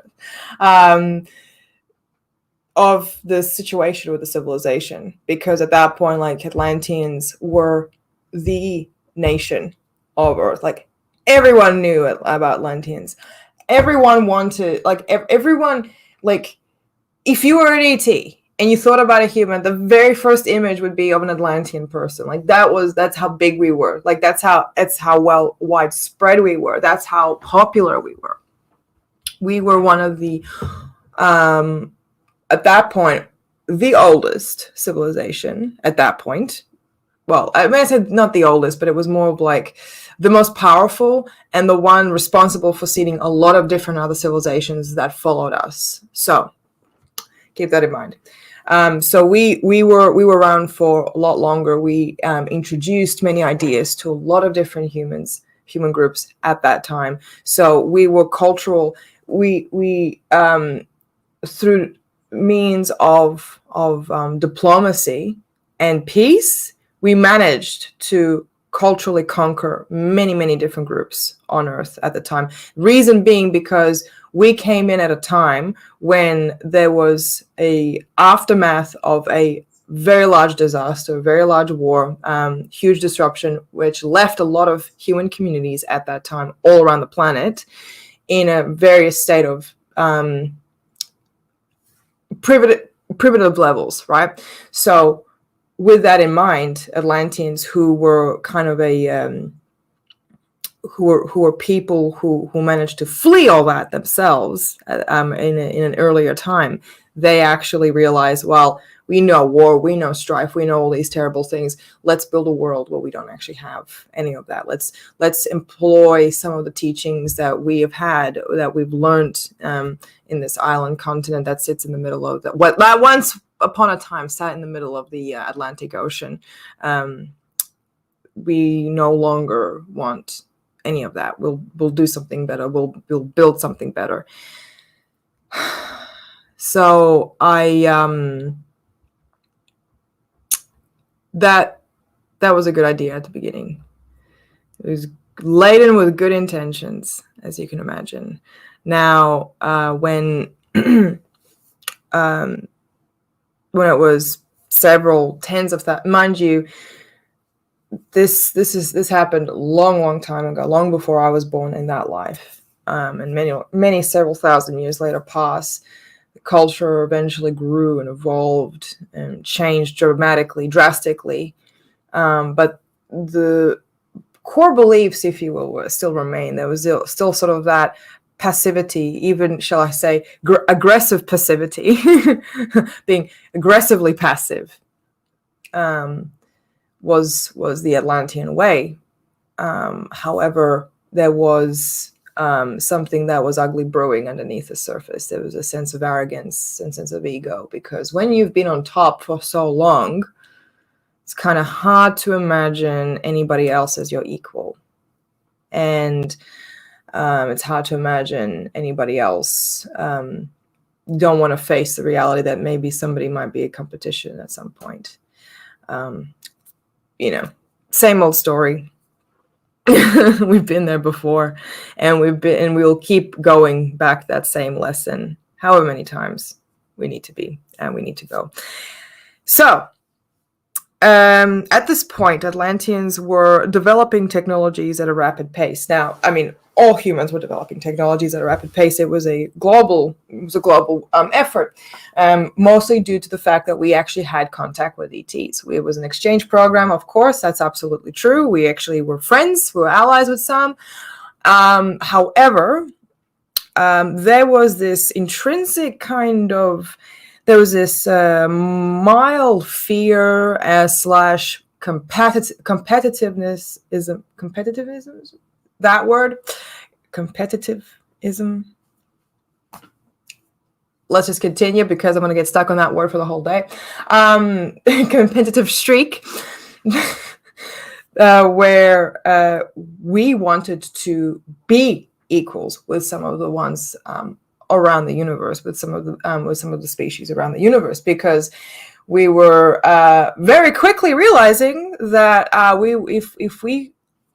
if we fell back behind the line of development of technology and development of ability and education and science and all that sort of stuff, then we could be vulnerable. Something could happen. Anything could happen. We don't know what could happen, so let's prepare for it. Let's imagine the craziest thing that could happen, and let's prepare for it. That was a mentality. So we wanted to be in competition constantly. We were ensuring that we were meeting the line all the time, as much as we possibly could. So there's actually nothing wrong. I personally think there's nothing wrong with actually trying to improve constantly. However, after a while, Atlanteans sort of started doing things a little bit underhandedly. Because of the technological boom and the constant demand, there was a huge demand of energy, and also there was a population. It was bigger, more and more people, right? Living life without any kind of sense of not necessarily wastage, but there was the energy, the production of energy that Atlanteans developed to receive, like, to have electricity, to have heat, to have light, all those sort of basic things. It capped out, because the technology that they were using would only go to a certain amount, it would only reach a certain height before, like, the technology itself, the devices themselves would be like, we can't go any higher than this. We can't make any more of this. So there was okay, we can't do it, so we'll just we'll make new stuff that can do it for us. We'll build the first we'll build a whole bunch of different things and see how it happens, and maybe we'll increase it. We'll increase the cap, increase the capacity, right? But yeah, there was a huge drain on resources because of these. A lot of them because of these experiments, which my father was involved with, it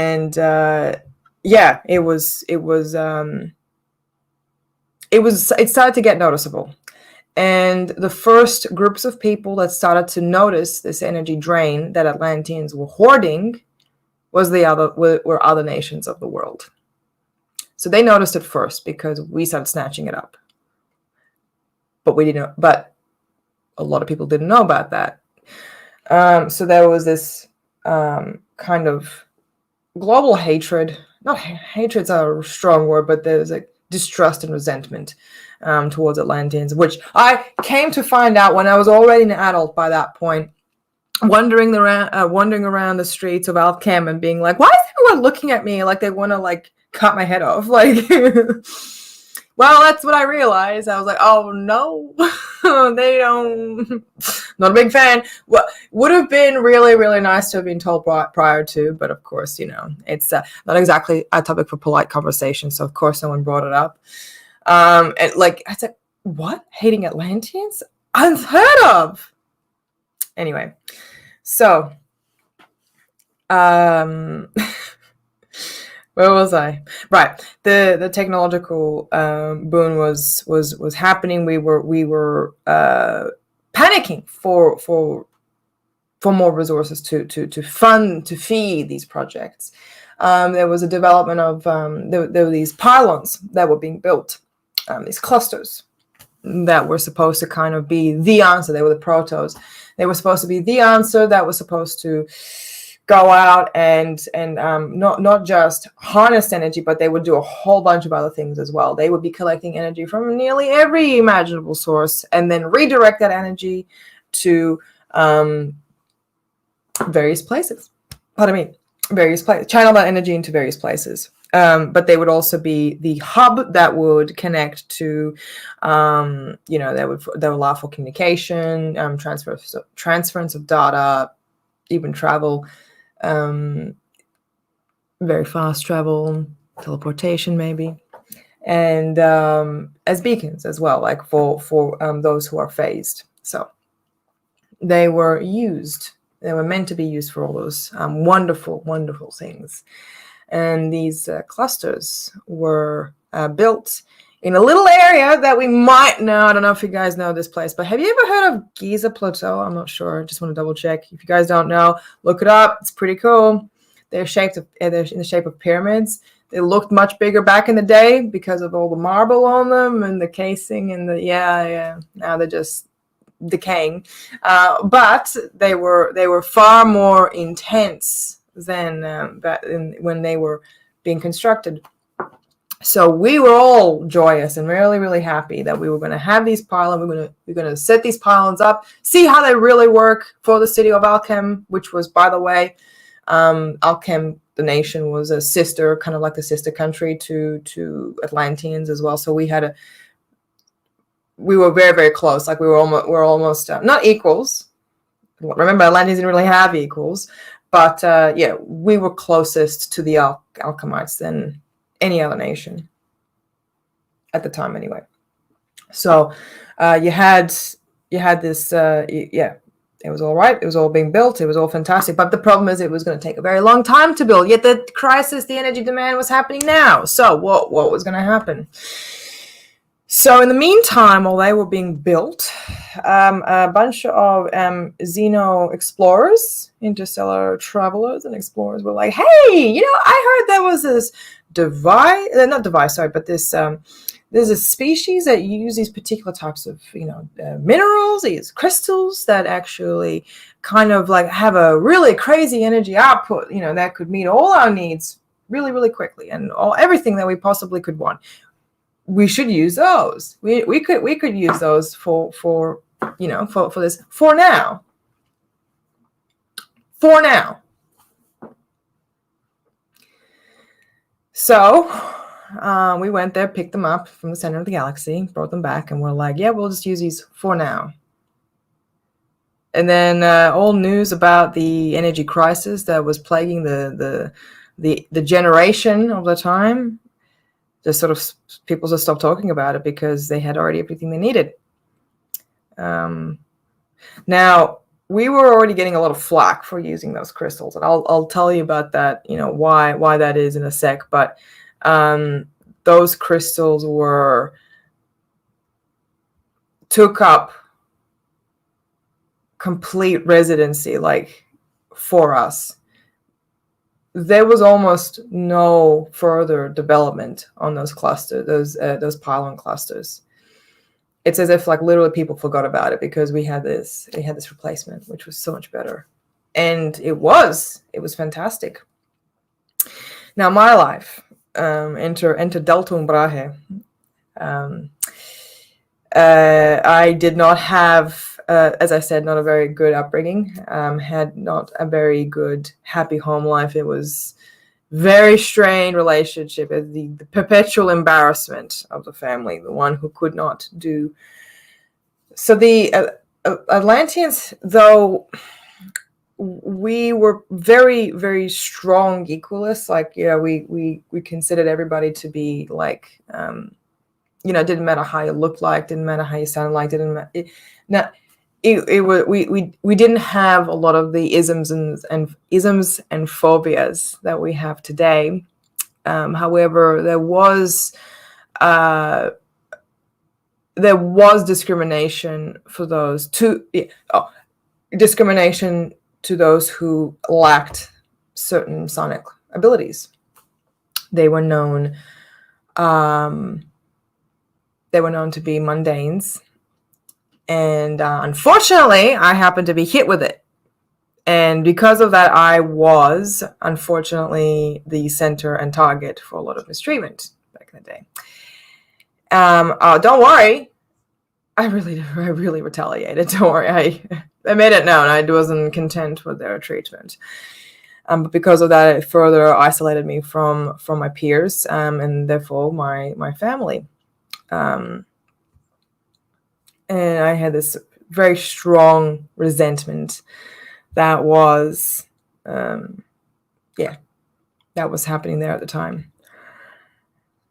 So anyway, as I got older, I like to think I got a little bit wiser, and met the right people, got myself a pet, Lagish. And okay, don't think about it. Shh, stop. Okay, don't worry. Sorry. Don't think about Argish. My pet bird Argish. And I actually even had a bit of a little like career happening as well at the time. I remember I was in the library, and it was like a museum. It was like a bit of a combination of library / museum.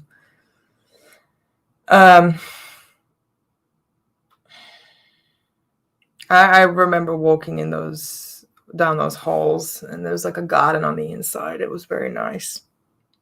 Glass ceiling, a glass-like ceiling.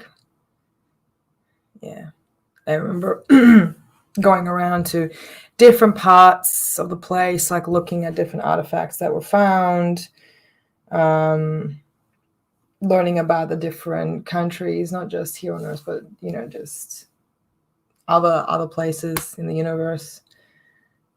We actually did know about Australia, but that was the one place that we were not allowed to go for various reasons, but it wasn't actually very wildly known why. We were just told not to. We don't go to the red land.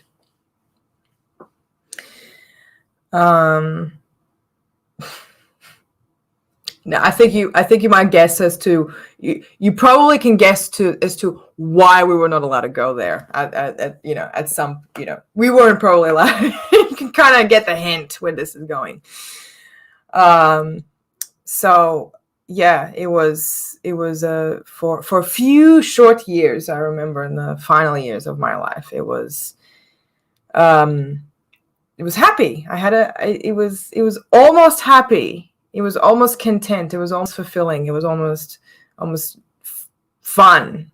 And I started working as somebody who was kind of like it's not a scribe. It's not what a scribe is. It's like somebody who goes in and just goes around like recording, sorry for my language. I was almost said the S word. Recording information, just making sure, just for archival purposes, right? So we were going all around the world and just collecting data, and just to make sure that it was like we acted as like a third party who had no vested interest in either side except for just gathering data. That was kind of like the point. Atlanteans were notoriously obsessed with making sure that everything was recorded, everything was documented, there was a history there. Everyone knew everything. That's what we wanted. We wanted to have that, because without it, we felt, and this is still true, if you don't remember your history, you got no future. Well, we still do remember them, though many, many question even to this day whether they existed or not. But don't worry. If we can admit that ETs are real and are actually having contact with us, then Atlanteans, discovering Atlantis, not too far off. So chill out, everyone. Don't worry. Now, I was going around to many of these places, and one location I went to, which was seldom talked about, seldom even thought about, was the power plants that we had that were built around the nation at the time. And there was these huge, I remember there was like ball-like structures that had like all the, they were like, I remember looking at them from from like it was like this grass mound, and just like looking up at these buildings, and there were like these round kind of ball-like things, these structures, all in a row, and I'm like, what the heck? What? Why did they build it like that? Like, what a dorky design. No, there's actually a particular purpose to that. I don't know what it was for. I don't know why this construction was like that, but it was just like spherical buildings, like whatever. So we go in there, and meeting people, and there was despite my mundanity, I wasn't exactly ignorant of human behavior. There was something that was not quite right in those holes. There was something that was like there was like a band around everybody's chest. Like there was this sort of tension. And I thought, just people being snobs or whatever. Like, I don't know, like. I assume because you're around something that potent 24/7, it would actually do some sort of, I don't know, like nerve damage or whatever, which was actually not that, common, but, it was actually a little bit more serious than that, turns out. There was a sort of, culture of apathy as well, and not just tension, but apathy. My friend and I, we were there, colleague and I were walking around these halls, and nobody wanted us there. And that was like the first time I ever felt that, because, other than being in Alchem, but that was because of a racial thing. It wasn't, this was something different. And we go in and we find something pretty shocking, in fact. That these crystals, we discovered that these crystals, these minerals, I don't even know if they would be even called crystals. I have no idea, but these things were being used by many different ET cultures, but they were always used to for like kind of like enlightenment purposes, like to develop further along, and their output was wonderful, so they would sometimes use a bit of that energy to power up whatever, right? These crystals, and I remember walking into the chambers, and I remember the spherical chambers. I remember opening one door and then walking in and like opening another, and they're just like getting smaller and smaller to the center. And it's just one of them. There was just one crystal there at that time, and that plant. And going in, and in the last chamber, there was this alcove. I remember walking in and like looking at it, and I was like thinking, like, is it safe to actually be this close to them? And they're like, yeah, it's fine. It's not gonna, it's like it doesn't degrade. Like it doesn't. It's not like uranium. You know what I mean? It wasn't like uranium. It was something a little bit more specific. And I look in, and the closer I remember, like every step I took, it would just get more like intense. Like it would intensify a bit more. Like it would flare up a little bit more. So I was like, okay, that's a bit weird, We found out that these things, there was a reason. And I remember thinking, like, oh my God, this thing's behaving like a caged animal, like an abused caged animal. It was. We find out that these crystals that came from the heart of the galaxy, or heart of a galaxy, I don't know, I can't even remember if it was ours or not, but they were pulled from a crust of a dead world, and they had consciousness there in them. And I'm not talking about like, oh, everything has consciousness. No. I'm talking about something that was a little bit more measured. Certain ET groups who had special detections actually found out that knew that these crystals were conscious. And that is why there was a bit of a separation between humans and ETs by that point. The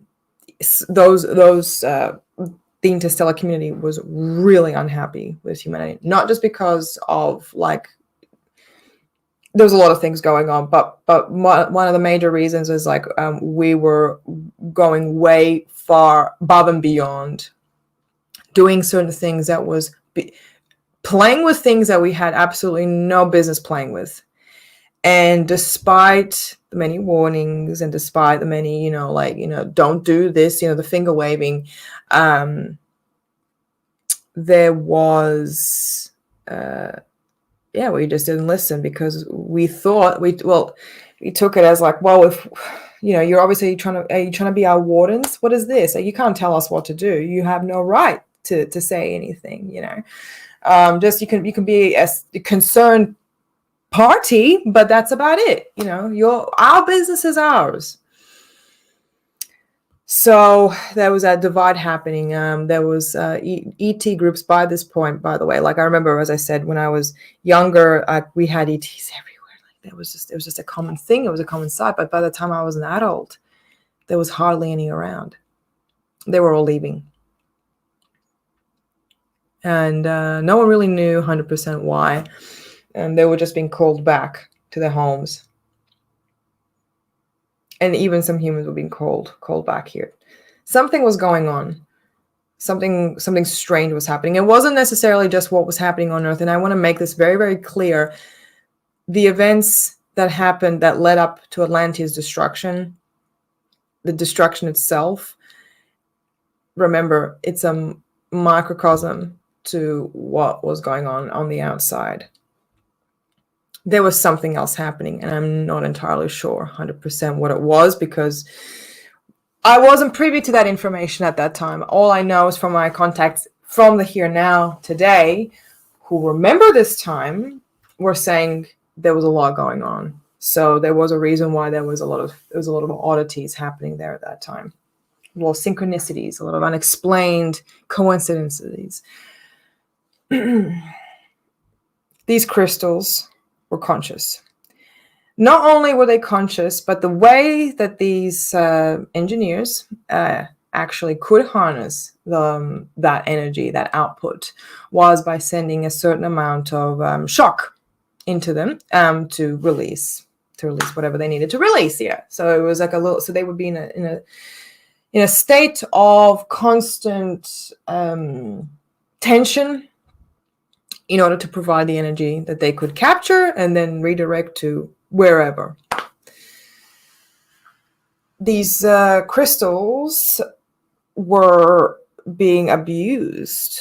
And the one thing I will always, always, always say thank you to Atlanteans. Like, despite their many, many flaws, they were obsessed with rights of living things. They cared about living things. It was about rights, like we disdained slavery. We actually try to get rid of as much of that as possible in other cultures. We didn't want that. We didn't want to deal with it. It was abhorrent. It was against our nature. We cared about each other, cared about everything, even though, anyway. And that was kind of like the last final nail in the coffin for me. Like, despite all of our problems, we were supposed to care, and we just stopped again. And we just stopped caring about another thing at some point. And it was in front of me. And what are you supposed to do with this? They were in this constant state of mistreatment.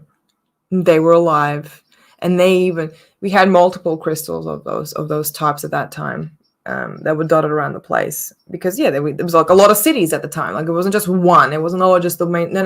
There was a bunch. It's like at least half a dozen around, major ones at that. So.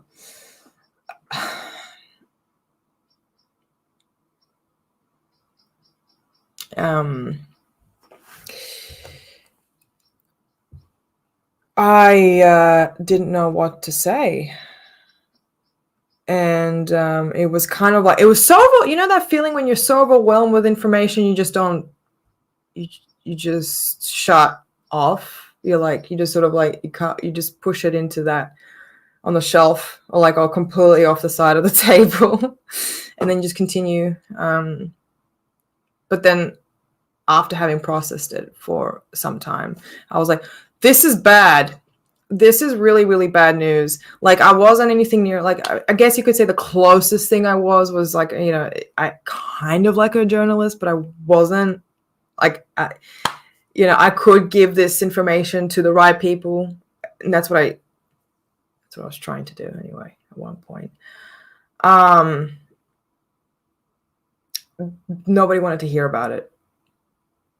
Once I finished processing it, nobody wanted to know about it. Nobody cared.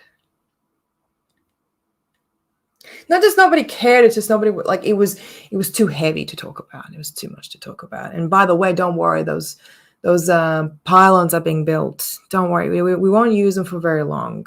We just, look, those crystals are just there, you know, for a time. Just wait for the pylons. I'm like, goddamn, the pylons haven't been finished. I have been building like a century before I was born. So it's like, when I don't think it's gonna happen within my lifetime, dude. So I mean, it's gotta end now, kind of thing. So, Leah, just want to give you a heads up of Sure. like 5 minutes. I thought I'd just spare you the questions because you were on the roll. Excuse me, you were on the roll and just absorbed in your story. So we'll just skip the questions and just give you a 5 minutes heads up, and then we'll bring Solvita in. Thank you. no worries. Yeah, there was this sort of edge where we couldn't, like, I just because everybody else was apathetic, I became apathetic as well. It was just a natural course. It was just the way, you know, like, how can you retain anything? Like, how could you retain care if you know, if nobody else does? So, you know, I eventually kind of gave in. I gave up. And then eventually I got my spine back. I was like, you know what? No. I don't care if people are gonna hate me. I don't care what's gonna, like, I gotta say something, you know. You can't just, so I, you know, because Atlanteans obviously don't give a shit. So okay, the next best option for that would be Alchemites. And that's where I was gonna go with my colleagues. We were gonna go there, we were gonna say something, we were gonna show them, like, hey man, this is what's up.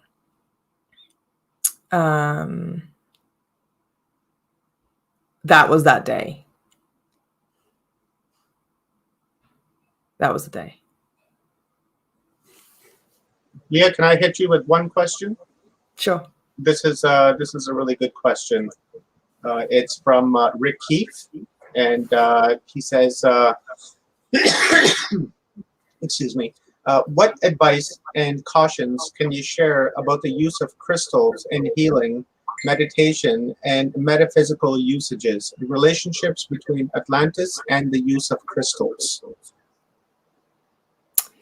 There's nothing actually inherently wrong with using crystals. I mean, it's just, you know, it's kind of like, yeah, how if you want to wield a hammer as a, you know, as a tool to help build a house, you can use it, or you can use it to bash a skull in. I mean, it depends on, like, how you choose to use it. Really, it's just in the wrong hands. That's all it is.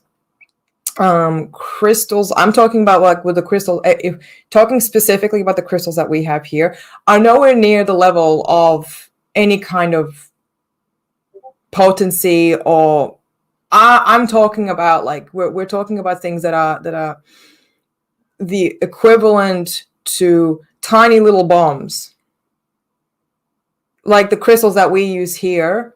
That just, it may abate a little bit of, you know, a bit of illness here and there. They are really, really small. Like, it's on the lower end, very, very low end. Atlanteans did use a lot of crystals for many different things. Like even, we use them sometimes for storage. We use them sometimes for data storage. We use them, to contain information and pass. Like they use them as conduits, I guess you could say. What do you call it? Like you can help with computers. Like it has something to do with the computers as well. We had them in the pylons as well. We had crystals in pylons. Different crystals, different minerals. Let me rephrase. Different minerals did different things. So it wasn't just crystal. It was just a bunch of different things. It was a combination of a lot. So, that was. Let me just turn that off. I was making those little bopping sounds. So that's the. There's no real advice. I'm sorry, I can't really offer much anything because it was just, it was. We had those. We definitely had those. Yeah, we use them sometimes.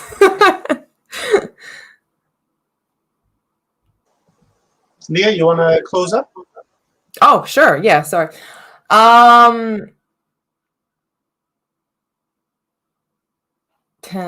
Close up. It's interesting because it's like it's never really ended, has it? It's just an ever-present memory that just cycles over and over and over again. So the day I thought I was going to actually get my shit together was the day that everything fell apart. And there was planning, of course. There was also a lot of organizing. So it wasn't completely, but it was written in the sand. You know what I mean? It was written in stone. Like this thing was going to happen no matter what. I had my bird. I had Argesh with me. We were going to leave, and it was Argesh started panicking first, and I had she was she was screeching a lot. I remember it was like, and she started attacking me. Like she was flying around in circles. She started attacking me, and I was like, what the hell? Like, well, what is wrong with you? I'm like, this never happened before. It's never happened before. And I slapped her. I hit her so hard that she actually tumbled down to the ground. And I actually thought I killed her. And every single person thought like, oh my God, you just killed a bird. How dare you? She did actually end up getting up, but she pissed on out. She left. She just flew out. I have a question for you, Leah, and it's not to get into what's going on in today's world, but do you think that you chose to come back to this time right now because you were there at that pinnacle time back then to sort of repeat the process and redeem yourself? Oh yeah. Oh yeah. Redemption is at hand. Yeah. This anime has not finished. Don't worry. This character arc is still hasn't finished. There's a lot of baggage, but it is my baggage, and that's something that a lot of people don't understand. Despite the pain that still resides, it still lives in here. It's mine, and it belongs to me, and it's my understanding of how assuming that things on the surface is fine.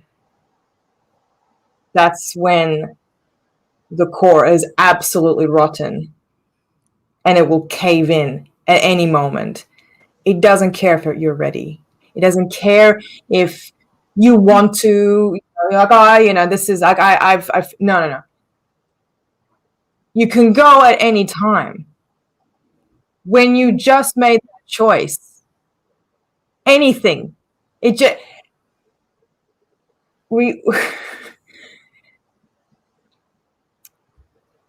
was an explosion. It ended in fire. In fire. It wasn't a classic explosion per se, but it was triggering the volcanic line underneath the land, because those I remember looking out when the booming started. It was panic. It was it was like everything was falling apart. And I'm running out. I was as if I'd forgotten everything. It was just like all sense just flew out the window. I ran out, and in that look, I remember looking over the city beyond that hill, where that power plant was, and that's where it was just purple and orange, and it was cracking the land. We had dead volcanoes, and they were just coming alive, like they were just as if they were being resurrected again. It was just carnage, and there was a wave, energy wave. It was like this burning thing that just ate away at everything and everyone, and I couldn't move. And that was when I realized I was going to die. I was being murdered. We were all being murdered. There were birds out there. I hope that Agish was there with them. And I came out, and I'm thinking like it finally hit me, and it was just black, and I'm like, I'm dead. I remember thinking, oh my God, I'm dead. And then I'm like, wait a minute, if I'm dead, then why am I still thinking? How am I still processing this? That is when I realized I'm actually not. This is I just moved out. It was painful. I was like stuck in a cycle, and I realized that I had now entered in the afterlife, or the true form, the true existence, the true essence. And I go back to see what happened, and there was just water in every direction. I'm thinking like, where's the city? Where's the land? Where are the mountains? Where's the bay? It was just water in all directions. There was water everywhere. When you die, you have this sort of feeling, a hope that a bit of you would still be there, like someone would at least remember you. There would be some sort of semblance of anything. I mean, that was what the whole point of the library was. The library was built on the shoulders of heroes that we revered, like even the ones that we hated, like we remembered them anyway because they were part of our history. They were part of history, whether it be Atlantean or Alchemite or whatever. There was nothing left, as if we never existed at all. And I was like dying again. And that's what I kind of have to fight with a lot over here. It's like, oh, it was just a myth. It's like, well, yeah, we do have a bit of that memory left, which, at least we've passed on into legend. At least that's one thing. But the idea where you have people who just are so ignorant, it was walking around thinking that like, oh, maybe it just spits on those who on all those people, whether be guilty or innocent, as if they never even existed. However, I will say one thing: a lot of those people who died that day are here today again, but it's their job to remember it. And I just hope for their sake that nobody will criticize them and think ill of them when they do. Because people like myself who remember their past life memories, especially that time, had to deal with it. And I can tell you, it's not a fun experience to have, to remember this, to feel this. Who do you turn to? Who do you talk to? That's a profound statement, paving the way for more people like yourself. And that's incredible. Absolutely incredible. Thank you. Leah, that was something. I mean, that was it. I had chills when you were talking about it because I felt the emotion in your voice. And, it's a tough go. Mm-hmm. But at the same time, you're learning from it. So it's not falling on deaf ears, which means that you are doing that work to recover from those points and bring yourself back from those brinks and work towards something more positive in the future. That's why I asked that question, because I personally felt like, because of that situation, and I've heard you, we've actually gone on length when we were, I think, what was it, Forgery Unmasked? We went back and forth, me and you went on, an interview style kind of conversation. And this is the time, like, you chose to come back right now because of, we're not going to talk about it because we don't want to get censored again, but of what's happening out there, right? So this is the moment. Like, this is your, like when we were talking about the cycles, right? And I'm going to keep bringing this up because it's prevalent. In the mid of the cycle, there's always that moment that humanity is tested to see if they should survive the rest of that cycle, or if they're going to get sent back to the Stone Age and ponder in the mud and the ash until it's time to do it again.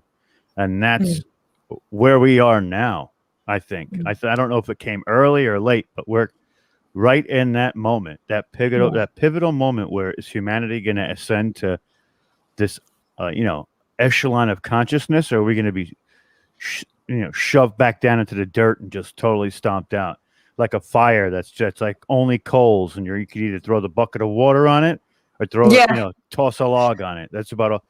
I know I'm like using a lot of metaphorical things, but everybody understands what I mean. So I commend you. I think it's, the work you're doing is ultimately important. Ultimately important. Thank you. It sure Thank you is. so much. I appreciate it. Of course.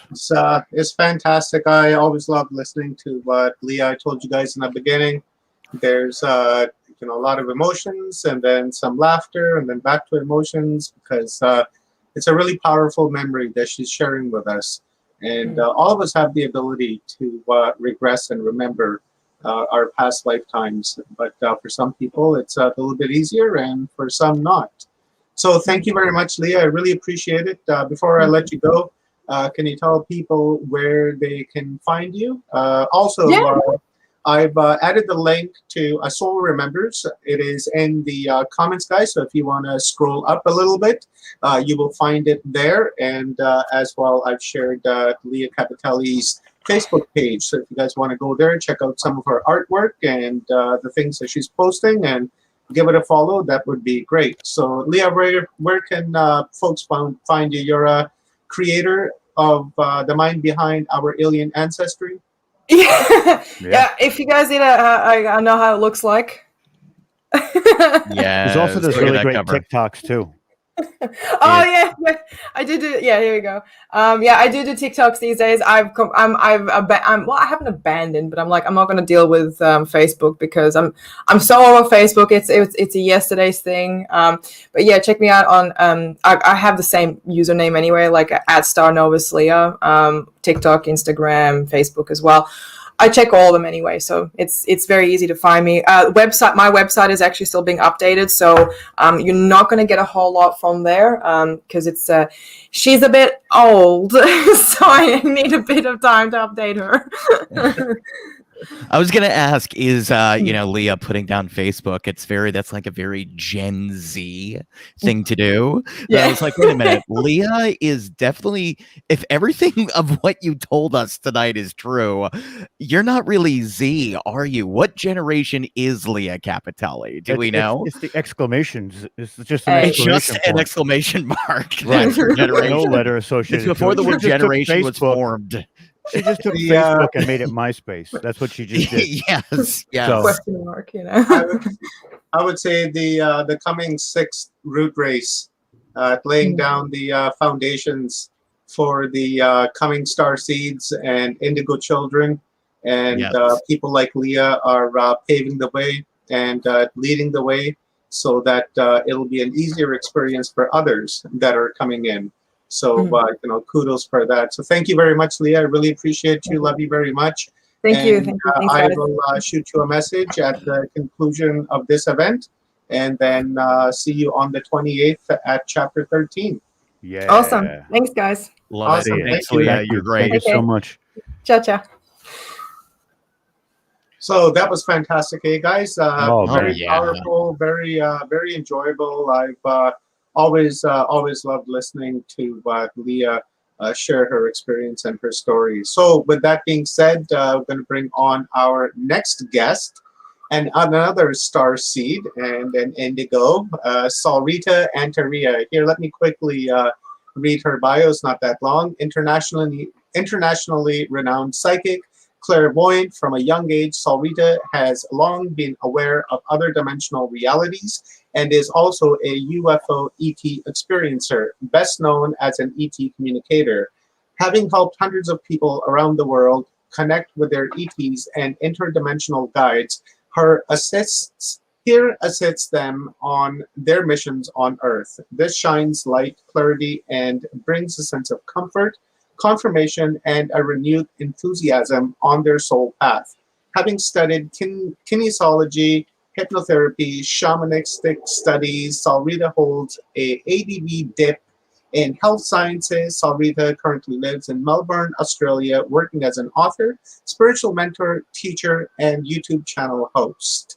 Private 1 hour and 2 hour readings available over Skype. And also, Saulrita is a food scientist as well. At our last conference, she gave an epic presentation on food sciences, and that was very cool. And actually, I still go back and reference that, and try to apply that to my day-to-day life. So thank you very much, Saulrita. Really appreciate you being here and giving us your time to come down here and to give us a download so that we can raise our awareness. Thank you so much for having me. And it's always such a joy to be back, and lovely to follow my Australian family with Stephen and Evan and Leah today. It's kind of nice to have all of us Aussies together as a bunch. So I actually put together a presentation that was probably around like 50 slides. And then woke up this morning and got the download to just go into speaking. So we may get to the presentation, we may not, but there's a lot of other stuff that Spirit is guiding us to. And just got another confirmation, because when you guys were bringing me in, it was 11:11 here. So, it's Lionsgate today here in Australia. We're in that portal energy. I've been out charging up in the sun, working with some white powder gold and some ormus. So yeah, I'm all charged up and ready to go. So thank you for having me, guys. Awesome. Just speaking of numbers, while Leah was talking, I was looking at my YouTube channel, and I was seeing 222 in like a number of different areas. So that was pretty cool. And speaking of the sun, it's coming in from over your head again, like it did last time. Yeah. Like a crown. It's awesome. That's awesome. Divine timing. Right. And I can see a couple of familiar faces in the chat as well. So I just want to say hi to everyone watching. So basically, like what I've been getting the download on is to really, I guess my work as a psychic, it's to really maintain that frequency, to maintain that energy of what it is that we're anchoring here on Earth. So I've spoken little bits about this in a couple of the other conferences, and on my shows that I do with Jean-Claude on Beyond Mystic, which are weekly on Saturdays for here in Melbourne. They're usually Saturday around 8 a.m. And I think in Canada, it's usually about 6 p.m., I think, on the Friday night. But we'll go into it a little bit today. So right before December 21st last year, or even leading up from March last year, I kept seeing blue flame energy that was anchoring here on the Earth. And so what I mean by this is there's a lot of souls that are part of blue ray soul group. So usually Syrian, Pleiadian, Lyran. So these are three of my star heritages, all in different kind of proportions. Also connected with inner earth beings and the elvish realms as well. So there's a lot of these people at the moment that are, I guess, helping to anchor new light and to anchor new frequency, and a kind of, I guess, working with building where we're going next. Because there's so much focus on the here and now, on, I guess, what's happening on the planet, what's happening on a 3D, a lot of distractions. So I really want to talk about what's available to us energetically right here, right now. Because we had,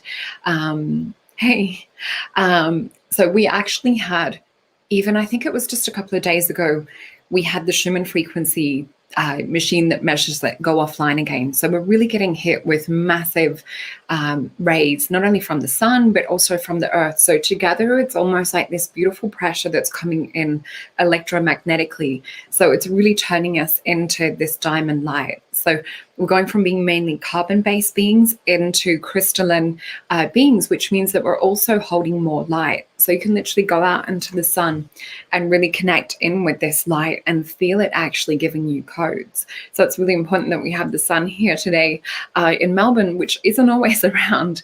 So I did pick some cards leading into this, but the message that was given to me, hi John, from Spirit is we'll do some light language. I'll do a translation. Just there's a couple of energies and frequencies that they wish to bring through. So I'll go into that and then we'll give the English translation.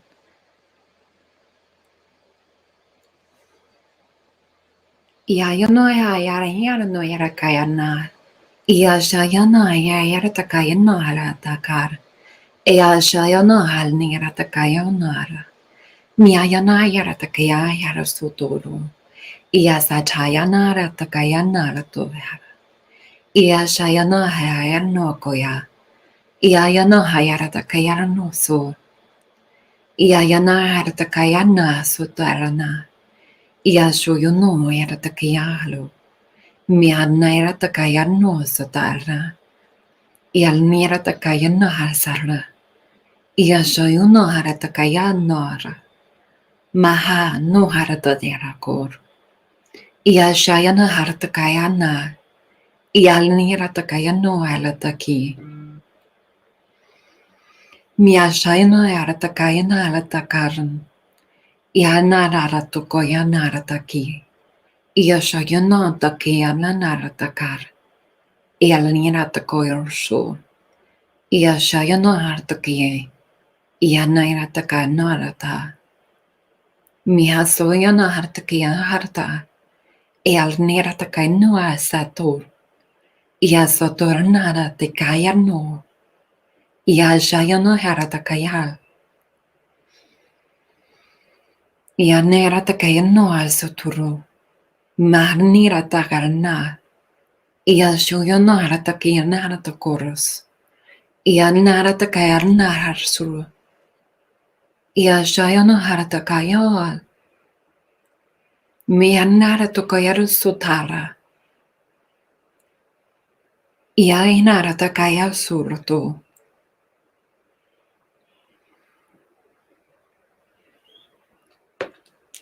Okay, so there's a little bit to translate.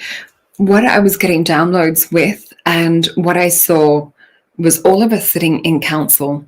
And I mean in the galactic sense, and I mean in the sense of what we knew that we were coming here to do before entering this earth plane and before entering this third dimensional plane. And a lot of us are still operating on dual dimensions or multi-dimensional faceted levels. So this is really about connecting with that other part of ourselves and streaming that essence into the here and now.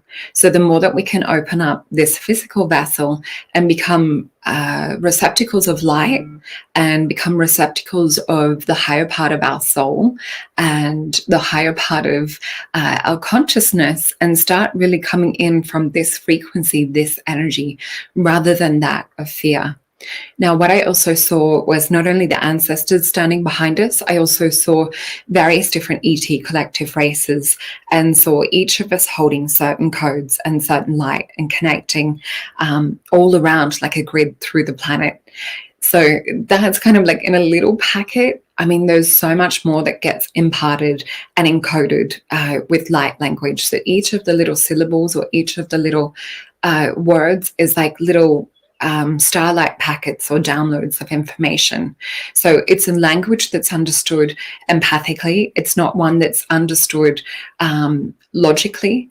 So yeah, what I was seeing was it's the returning of not only our sacred knowledge and what we know that we came here to do, but it's the return of living in this frequency. It's the return of living in this heart space and meeting each other from this point of view.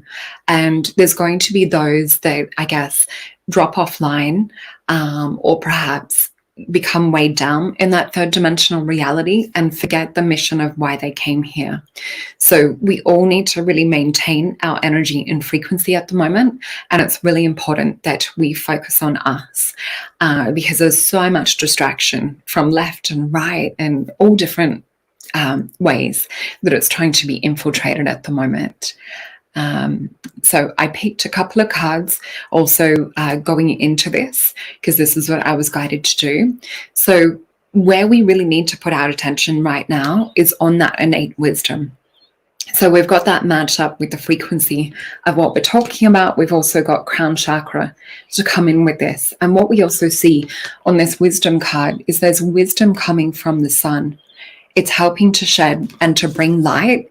And this is also a metaphor that we can use for ourselves, is to bring and stream this light, this higher source of consciousness, this extra higher part of who we are, to stream this onto the earth plane. So it's kind of like the Care Bear stare for anyone that's a child of the 80s. We'll remember the Care Bears quite well, or 90s. What this is kind of, I guess, in opposition with, or there's another energy that's affecting light workers and affecting people trying to hold and maintain this frequency, is a suffering in silence, or feeling that they have to do things by themselves. So I asked for some extra information around this, and what they were really trying to bring our attention and focus on was fertility. So this is really about planting that seed. It's really getting into that heart space, bringing it into fullness and nourishment. We have this beautiful shamanic card of patience that came through as well. So this is really about first developing that seed of the heart within us and within humanity and within us, not just on like a mind level, but it's on a soul level and a heart level. So it's like body, mind, and soul coming into alignment with your mission here on earth. So we're seeing the seeds being planted. We're seeing the higher consciousness and the left and the right side of the brain working together to bring that into fruition. Now, where this is leading is more into the physical, but we kind of have to hold it here on this higher plane, this higher frequency, so that we can capture, that we can interact with these higher energies. The way it appears when I clairvoyantly look at it looks like these little wisps, or these little blue flame energies, and there's other colors that are beginning to come in and beginning to return. And even before that, we had beautiful copper colors and other things that were coming onto the earth plane. So we're seeing new color spectrums. There's a term that I've actually been posting about recently called tetrachromat. So a tetrachromat is someone that has the ability to perceive outside of our normal visual spectrum. So they have 3 rods normally, I guess, within the normal human visual spectrum. With a tetrachromat, or someone that's able to perceive colors that are outside of that normal spectrum, they have 4 rods. So this also links in with our psychic senses. It links in with clairvoyancy, links in with seeing auras. So when I'm actually talking about seeing these energies, these literal like floating energies I'm seeing come in on a 4th dimensional level, and even talking about this, getting high pictures. So where this is going towards, this anchoring, these seeds of energy that we're anchoring onto the planet, are coming in for financial and material changes.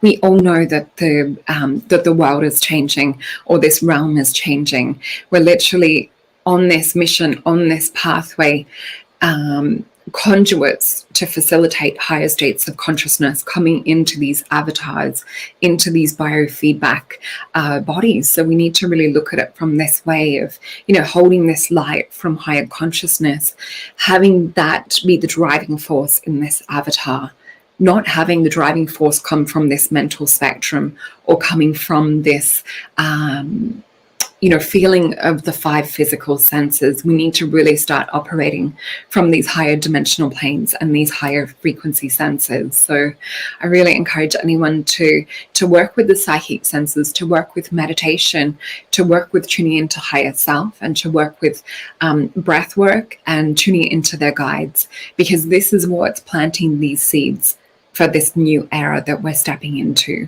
And what we also got in connection with this from my Lemurian cards, which is called Beyond Lemuria. It's an oracle deck by Izzy Ivy, which is beautiful. We've got radical expansion. And this is literally what we're going through right now, is this radical expansion. So it's a very exciting time to be alive. And we also have the card of healing. So this is not only are we going through radical expansion, there's healing that's taking place at the same time. We need to hold these higher healing frequencies. And yes, this is also us coexisting with the ET energies that are also working with us, because this isn't just humans working to channel and to hold these frequencies for this ascension energy on Earth. And it's not about us going up and, ascending and literally rising up. It's about us anchoring and bringing these frequencies onto the planet, into the here and now. So if we think about the density of what we're kind of like shifting out of, what we're leaving behind, it's more of that carbon-based heavy density. It's more from living in a space of the intellect and living in a space of the mind. So what we need to, I guess, to transcend that, or to really start like integrating these frequencies, is to work more on the crystalline body.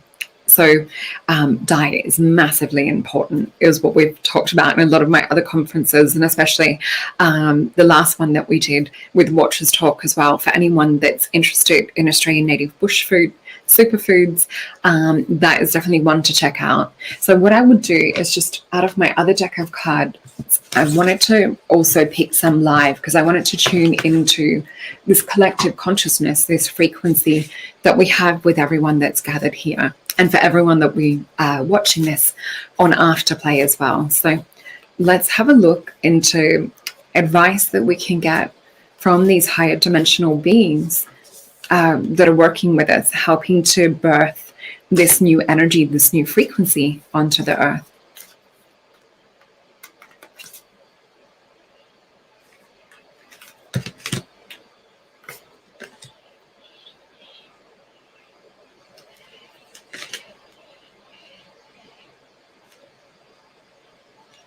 Okay, so I've got 4 cards here, and for you guys that know or watch me regularly know how I work, and that when I pick cards, I'll show you my little desk here. When I pick cards, I like to have them face down. Oh, you can see my little light. Just bumped it. So what we're going to do is just to feel into the energy of these, and we'll flip them over when Spirit says to flip them over. One thing that I did feel, even in just touching with the frequency of the cards, is for some of you at the moment, it may be that you feel stuck, or it may be feeling frozen in not knowing which direction to go in. The advice that they're giving is to come back to the heart. When we feel stuck in fear, or when we feel stuck in not knowing what direction to go to, the advice they're giving is come back to the heart. So it just means, or indicates, that we're going too much into the mind. So let's have a look into this. Okay, so yeah, the frequencies that I've got coming through, it feels like it's coming from outside of our realm or outside of our dimension. So if we're looking at this from kind of like a Vedic approach or realm theory, there's like higher octaves or higher frequencies that are coming down into our realm, into our earth plane at the moment. So it really is, everything that we need is available to us, but we need to have the heart open. We need to energetically be open to receive these higher frequencies. And if we look at what opposition is doing, because we are living in a dualistic realm at the moment, if we look at what the opposite is doing, it's trying to clog our pores. It's trying to energetically shut us down. And a big part of this has been done through fear. So the more that we can go into the opposite spectrum of this and energetically feel open, and, literally have our pores open as well. So this also means like, a really good diet, a lot of alkalinity, a lot of superfoods, a lot of green juice, things like this that help to capture this biophoton energy, which is coming from the sun. So this is why I'm a massive advocate for, not only a plant-based diet, but also, working with herbs and working with plant medicines and things, because this captures that energy. Thank you, Omar, for sharing that.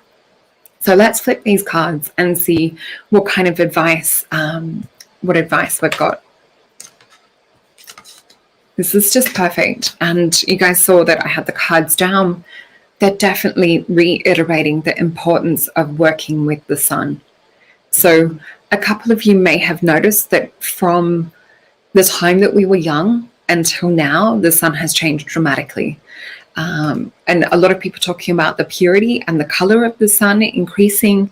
The sun is a conscious living being. It is a portal. It's also where a lot of galactic angelic beings reside. It's somewhere that we can meditate and connect with. It's conscious in that you can ask the sun to come in to help to remove things out of your aura, to ask the sun to come in to help to charge us up. You can ask it to help. I guess in Indian culture, there's one particular religion that actually worships the sun, and they will have these beautiful vessels, these copper vessels filled with water, and they'll do an offering to the sun. And with that offering to the sun, they then will pour the blessed water onto the earth. And I think it's just perfect that we've got the sun coming in this beautiful radiant energy as we talk. And to have the card of the sun come in, it really talks about, with this little symbol that we've got down here, this represents the Hebrew letter Lamed. And what this represents is we have most of the Hebrew letters sort of, I guess, are connected to earth plane. Lamed reaches higher like a lightning bolt, or like a lighthouse, which is higher than any of the other letters. And so this is to capture this divine essence and to bring it onto the earth. It's to capture the frequencies. It's to capture this this purity and the codes that come in with it. It's to fill it up and to bring it into this heart space, and to then allow and flow that onto this plane, onto this dimension. We're literally conduits of light walking round, and we see that in many of the different kingdoms here as well. So with this, it's all about divine timing. And it's funny because we also spoke about opposition, and I just want to mention before we leave this sun card, and it's perfect because we're in the sign of Leo, which is the ruler of sun. It is the Lion's Gate today here in Australia with the 8th of the 8th. So this is total sun frequency, total sun energy that we're doing this in right here, right now. So what we see with this beautiful sun frequency, there's these little angelics, and we were just talking about, you know, angels coming from the energy and the frequency of the sun.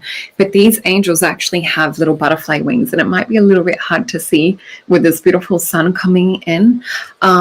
With these angels, they actually have the butterfly wings, which are about transformation. So us in this biofield, in this human container, this human body, some people call it a meat suit, we actually have the electrical system and the electrical capacity in our acupuncture system and in our chakras to hold this light. We have 12 meridians and 2 extra central and governing meridians that are made to hold these made to hold this light. It's not just to balance the human biofield. We're made to capture light too.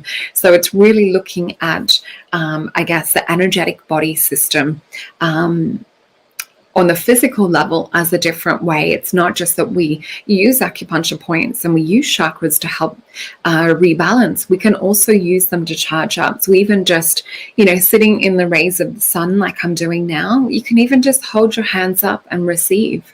Because when your energy system is open to receive, this is when you're receiving codes, downloads, and you're receiving this biophoton energy into the body. So what we see as extra advice, we're all aware of the interference that is taking place on the planet at the moment. So it's not about dwelling on it. It's about recognition. Okay, yes, that exists in the world, but I do not have to play into that drama, play into that. It doesn't mean not to share anything related to it, because we still do, I guess, want to wake people up with this. But this is about, we've got Prince of Disc here. This is about bringing the light. We can see here he has this beautiful sphere, this golden ball of energy, and this is Venus. This is Taurus and Venus energy with this, which is also Earth. We see that he has this golden ball of light that has a cube right in the inside of it. So this sphere represents the higher fifth dimension and beyond, with the cube in the inside of it represents third dimensional reality. We're literally changing this third dimensional energy from the light that we're bringing onto the planet. So it doesn't matter if you're one person and you're alone in your part of the world. You are one of these beautiful seeds, and through all of these seeds holding and capturing these lights, it's like little lights all of a sudden turning on across the realm, across the planet, and forming a network, forming a grid, as we see here around this sphere. We can see a little bit clearer now. So this is not something that has all of a sudden just turned up overnight. This is something that we've been working eons and eons to return to. And where this is leading is a reconnection back to source. It's the Two of Cups. It's love. And that is our purpose for why we're here at this particular point in time. It's to reconnect back to source, reconnect back to this energy of love, allow it to flow in from divine source, from the universe. This is, again, Venus energy. And we really need to start flowing this down through the crown chakra. We need to actually allow this frequency to come in, to start occupying us, and to start bringing it down, transcending and clearing out the old debris. So for those that haven't been working on old subconscious belief systems, it's really kind of handing your homework in late, but there's still time. So we need to work to clear any subconscious or negative belief patterns, because we don't need them anymore. We really don't. It's not something that's really keeping us safe. We're really heading in a different direction. So I'll just get some clarifying cards as well, just to see if there's anything further that they wish to add to this. Just checking how I'm going for time.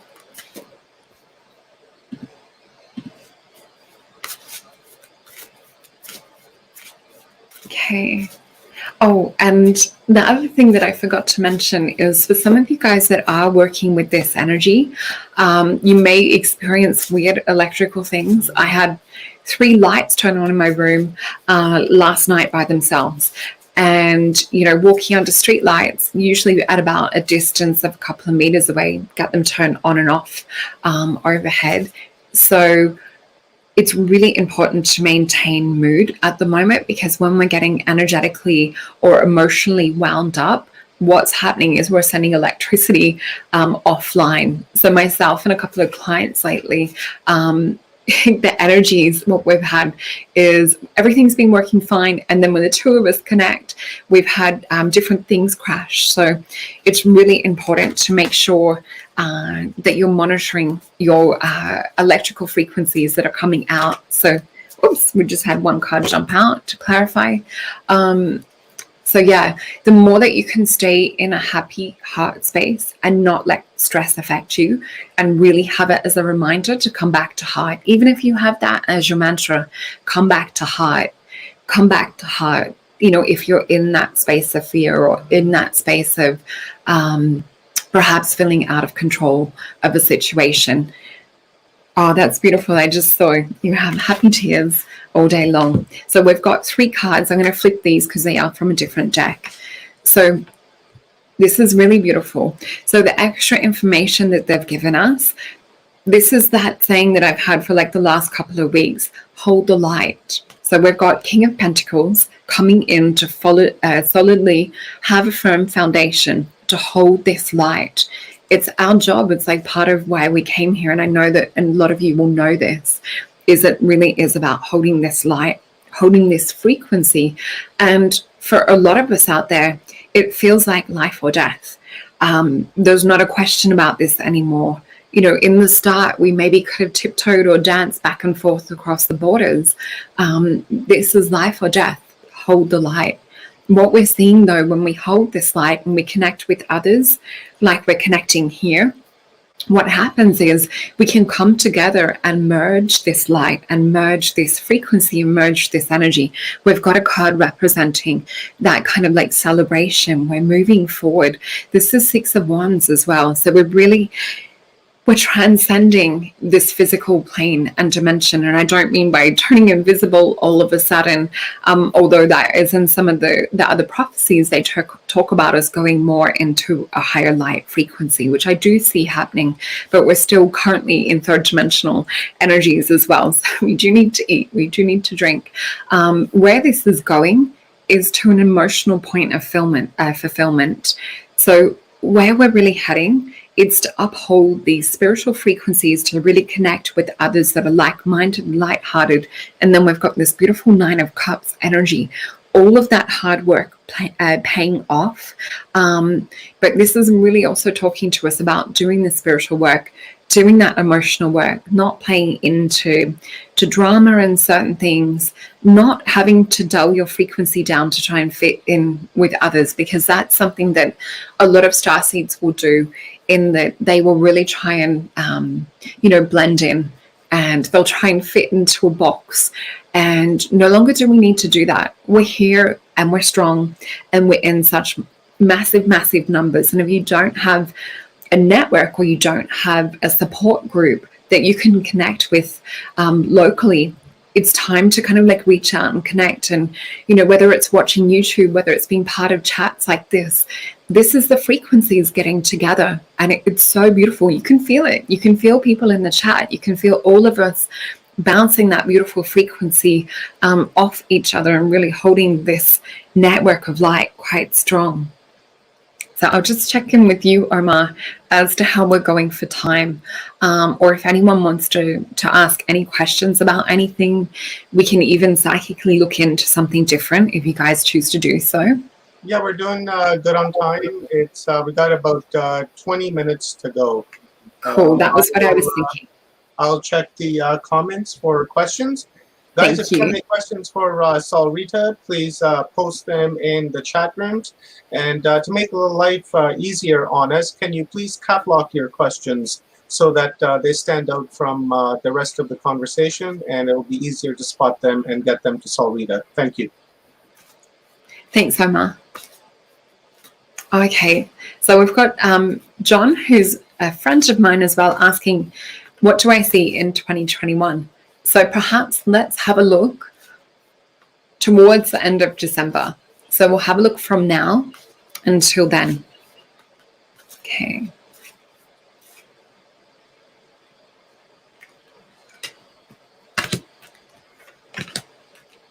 Okay, so we've got my cards here on the desk, and let's check my internet connections aren't falling out from moving this. So let's have a feel into this. Okay, so the frequencies that are coming in, I'm seeing a split within timelines becoming more apparent.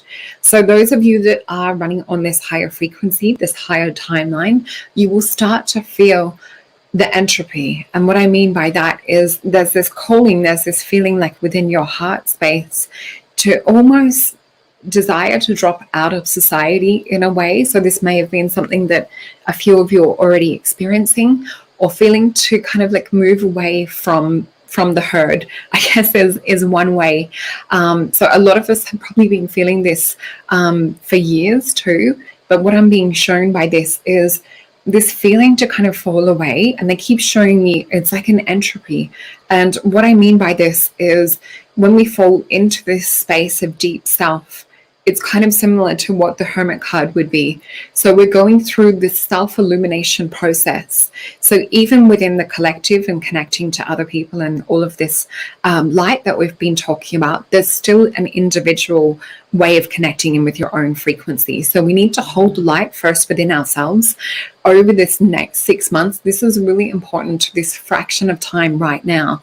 Now, I am seeing when we do this, there's almost like putting out like a little beacon or a little it's like jump starting warp speed is the way they're trying to show it. And that's why they're using the word like entropy, because I'm seeing it's almost like going into this introverted hermit black hole type space, so we can really start to like charge and power up. And just like the hermit, it's bringing that light out of this space. So first we must go within. It's almost like turning ourselves inside out, or turning to becoming like a physical into like pure light or pure consciousness. And I mean that in the emotional and energetic sense. What I'm feeling like moving on from that, because I'm seeing that now and over the next 3 months, and I'm seeing a lot of heart stuff coming up for you guys as well. So like a lot of green, there's a lot of heart things that we're going to be working through, a lot of things that we're going to be emotionally purging over this time. Now with August, I know that with astrology too, with Vedic astrology, we're going through Leo and Mars energy, and we're going to be coming into Virgo. This is the time to really get things done and to do it with speed. So things that will have previously blocked us is going to be kind of like a short window of opening with August. So anything that you feel that you need to sort of sign off on or move towards and kind of anchor here on this physical plane, it's a really good time to to do this. So what I'm seeing kind of like moving like from that 3-month time, I'm actually seeing when we go into this space around now to the next 3 months, the step that comes after this, and I'm seeing a lot of gold come out of not only that heart space, but I'm seeing different beings literally start to show up within our dimension. So what I mean by this is we are a third density being. We are in physical body. Now, a lot of people will say, you know, when are we going to see the ETs? When are we going to see the aliens? Not every type of being exists in this third dimensional realm. And we know that from people like myself, like clairvoyance and even Kirlian photography machines, that we can see spirit, that it's usually outside of our visual spectrum. Now, there'll be those of you that wish to see things. The way that spirit is getting us in alignment and ready and prepared for seeing some of these higher dimensional beings that are coming on to assist the earth at this particular point in time, just like we have with this card. They're really talking about getting empathically in tune with who you are as well. So the more that we work with like empathy and kinesthetic touch and feeling, the more that this helps to operate and switch on these other higher frequencies and these other psychic senses. So even working with whatever sense you're strong with, whether it's like auditory and you hear messages from spirit, whatever sense you've got, whatever you can kind of tap into in these higher realms, in these higher worlds, is going to help you to start perceiving these frequencies of these higher dimensional beings that are around us. So even closing your eyes in meditation and ask for your guides, ask for your team to come in, ask for the beings that love and protect you to stand with you and perhaps hold your hand. And you might start to begin to feel like a subtle hand or a subtle frequency holding. Now, this is almost, I'm trying to think of, it's like a rose petal on your hand. It's something very delicate, very light. It's not something that you will really feel on a physical level, although I know some of you out there will be. So they're showing me that, and then I'm just going to look into later on. Oh, also for some of you, when you'll see visual things like this, it's almost like seeing the soft glow. So just as we've got that sunlight coming in now, sometimes perceiving spirit can be even softer. So it might be to look at a wall or to be in a room that's lit by candlelight or a room that's lit by a salt lamp. These are perfect ways to start conditioning the psychic senses and the cones and the rods of your eyes and the peripheral vision to actually starting to see spirit. So you can do this by looking at a friend, looking at a houseplant, and starting to switch on that part of the brain and really like reprogramming the ropey neuron network as well, because this is, you know, a high integration of the psychic senses into the physical. So we need to also boost and upgrade that computer capacity that we have within the brain. So when I look sort of towards December, what I'm actually seeing, there's some kind of like emergence that I'm seeing within the spiritual community. I am seeing more things come out, I guess, in regards to it's almost like the divide or the difference between the separation. The word spirit is giving me is two species, which I've not heard spirit say that before. So what I'm being shown is, I guess, those that have decided to, I guess, GMO or decided to manipulate DNA. It's almost like a different species. And those that have chosen to go with that path of working with the light, and I'm seeing there's some kind of like in the middle as well, those beings that have really gone that organic ascension path, it's almost like walking in a separate world is what I'm seeing. So I'll turn the cards over to clarify to have a look. Okay. Wow. This is really cool, guys. So what we've got for that first part where I talked about like getting into that space to bring the light, we've actually got this Knight. So this is about taking action on a physical level to move towards this light. So we see here, even though this Knight is kind of tired and they're exhausted from the long journey, because I know that a lot of you have come into the earth plane and into other planes, not just on this earth realm. You've been to many other places, many other planets, many other multi-dimensional places to help activate, to help work with ascension energies. So I know that a lot of you are tired, and I know that a lot of you have been fighting for so long to bring this light onto many planes and dimensions. And what I'm seeing with this is it is that time to go within, to really like rest and restore, keep focusing on holding that light. It's almost a little bit of energetically laying low, I guess would be one way of looking at it. What we see sort of like, I guess, in connecting with your team, connecting with your guides,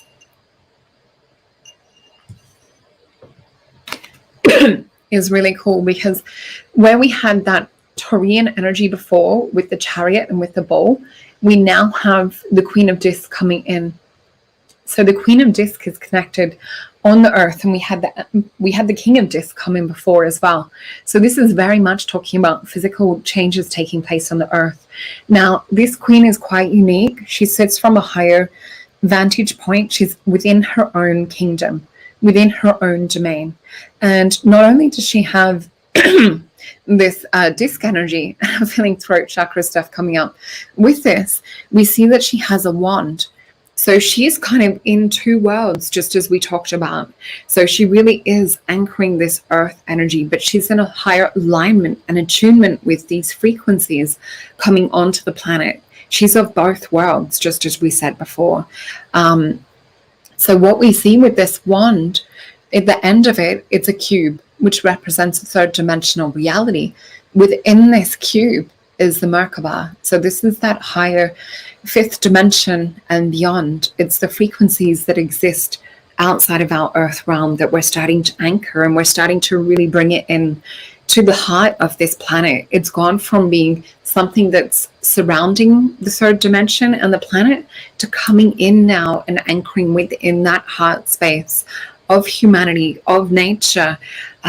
Each of the realms is anchoring this light. You know, the plant kingdom is anchoring this light. The sun has changed. We're anchoring new biophoton energies in our food. So what you consume, you're also taking into your body. The animal kingdom is also anchoring this. So what we're seeing as a reflection of this is with animals, especially like birds and some other animals, we're seeing them not being afraid of humanity anymore. For those of us that are holding that light and holding this heart space, we're able to get up close with nature, with birds and things, and they don't fly away. They recognize that there's a different frequency, and this is happening all over the world. People are reporting, you know, whether it's deer coming into cities, whether it's cows coming up to people, all sorts of things. People are having this interspecies dialogue and interspecies communication, because the animals speak from a heart place. So when I work with animal communication, it's connecting the heart of humanity to the heart of animals, and they hear us loud and clear. I've spoken before about my experiences with elephants and different things too. So in doing this, we really are making the world a better place. So the other thing that I want to say, when we head sort of towards where I saw the two different kind of species, I guess, of humans, what we see here is the card of fortune. So why we came here to anchor and to pull this energy of ascension down from the heavens up here in the top part of the card. Now, this is Jupiter energy. This is about expansion. But what this also talks about is us on the physical level. We have this little symbol on the card that represents, I guess, on a physical level and ego and emotional level, being really in this space of humbleness and in this space of reverence and gratitude for the light that we're actually able to hold within.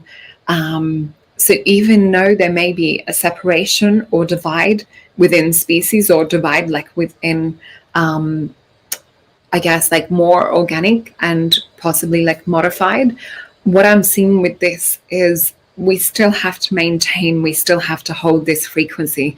This was the mission all along. So it's to not forget the mission of why we came here. And I feel that connection with many of your hearts as we talk about this. And this is also part of this star network. This is a lot of us before coming into the earth plane, before falling into the third dimension. And we're here for expansion. We're here to illuminate. We're here for growth.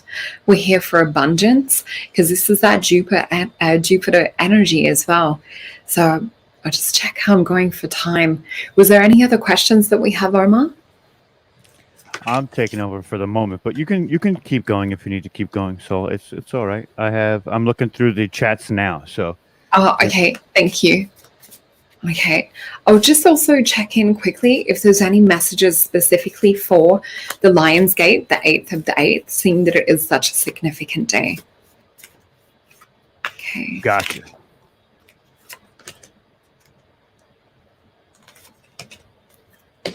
All right, so we've got the 3 cards. All right, so what I'm seeing being the predominant factor that they're wanting us to connect in with this Lion Gate portal energy is nature. So it's literally receiving these energies, these frequencies onto the earth. They're also wanting me to lead up to what happened, I guess, before Lion's Gate. So we had, I guess it's more in Egypt, we had Sirius rising on the 23rd of July, which strangely enough, it was also, or not strangely enough, probably planned that way, was the start of the Olympics. So on this day, Sirius rises before the sun. So it's supposed to herald that new energy, that new year. It's also referred to as Sothis in Egypt. In American Indian culture, it's referred to as Kachina, or the blue star.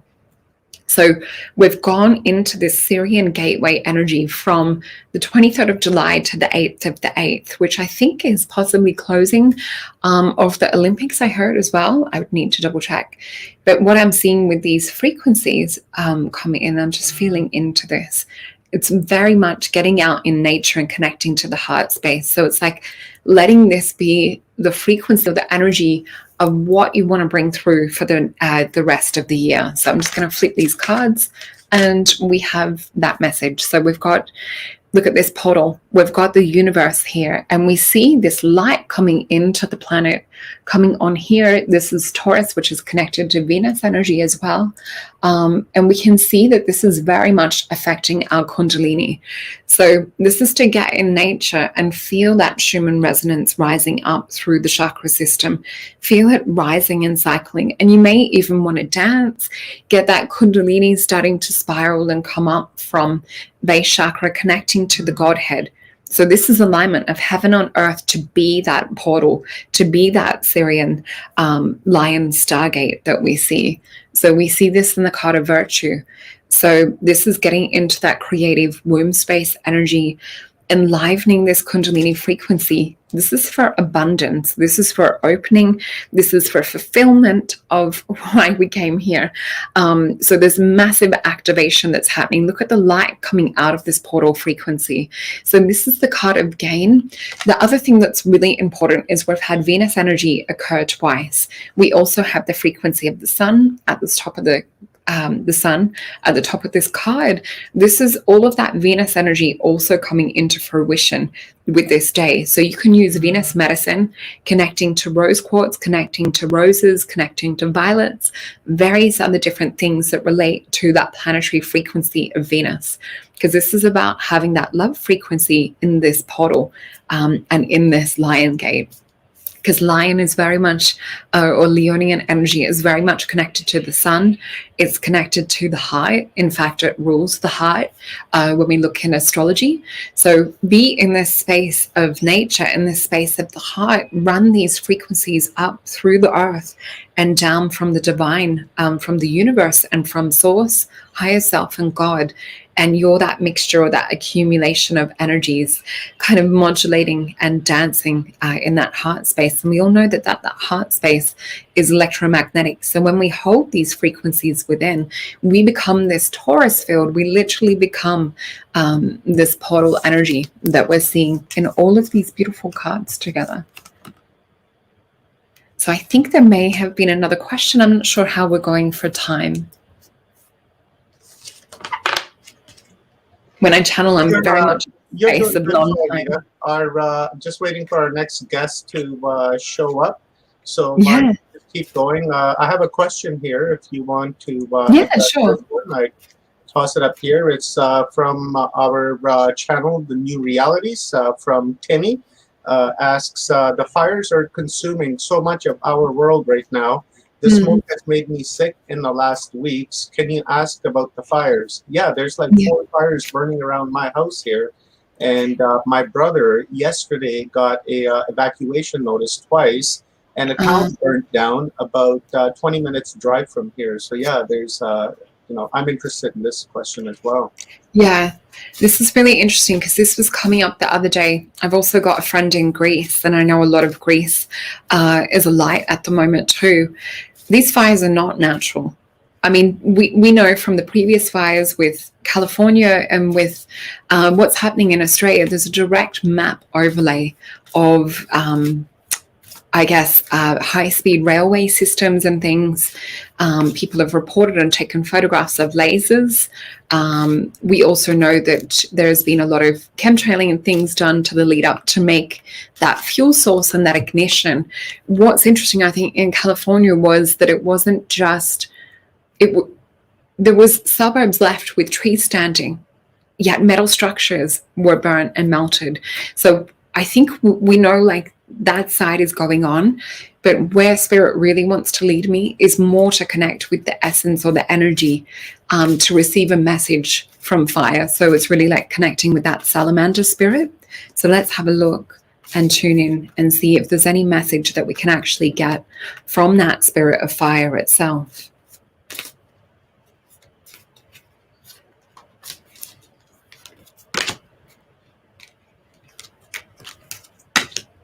Okay, so we've got 4 cards. Let's have a look.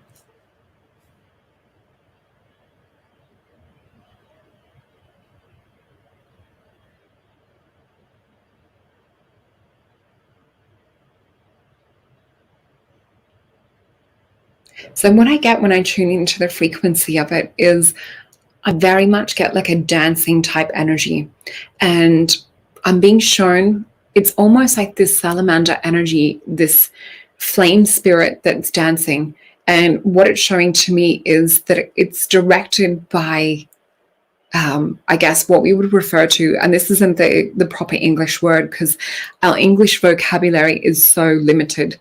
What it's saying is that these kinds of fire spirits or salamanders can be directed from use of black magic and different things like this. So they can be summoned and they can be directed and used. They can also be used by positive, what we would say is more of like a white magic. Not that it's the correct word, but I'm being shown that these salamanders, these fire spirits are being directed, we would say consciously or with the use of dark magic. So I'll flip these cards because I was asking for advice as well. Okay, so we need to come back to, it's the same sort of message with the consciousness on earth. We need to come back into this place of love with this. We can actually kind of like negotiate or talk to these salamanders or fire spirits as well. I'll get some more advice around that, but we've got the Emperor energy, and we've got the card of the Fool, and we've got the Sun. So we've got someone who is projecting control to something that is just on a journey, just on a path, just existing. It's not that they have like a purpose or direction or anything. They're being used or channeled for a specific purpose. And we are seeing like the effects of this on the planet. So what I'm going to do is just pick some clarification cards in if there's any way that we can communicate or perhaps sort of like persuade these fire spirits too. Okay, I'm flipping these. This is really interesting. Okay, so we've got the card of Strength come up. So we really have to like hold strong in our frequency, hold strong against this dark magic. We've got the Two of Cups come up again. They're really trying to tell us that we need to step into this frequency of love. A lot of this is trying to flush people out with fear. Now, of course, if there's a fire, I definitely, having lived most of my life in a bushfire zone, definitely it's always to get out, to be with your family, to be safe, to have like a go box ready. So what they're talking about is holding in that strength, holding in that love frequency, and sending that, and perhaps even in meditation, consciously connecting to that energy of the salamander, and really, I guess, communicating in a mind-to-mind or heart dialogue with that energy. I'm also seeing water coming in relation to this as well. So I feel that the water energy, the water element also wants to come in and help to restore balance to this salamander energy, because I have been shown that salamander fire energy given a boost from the dark side, but I do feel that we have that frequency or the energy of water. We're also seeing that being misused at different spots on the planet as well. So we need to come to what I would call is like an elemental harmony. We need to start working with the elements as conscious beings.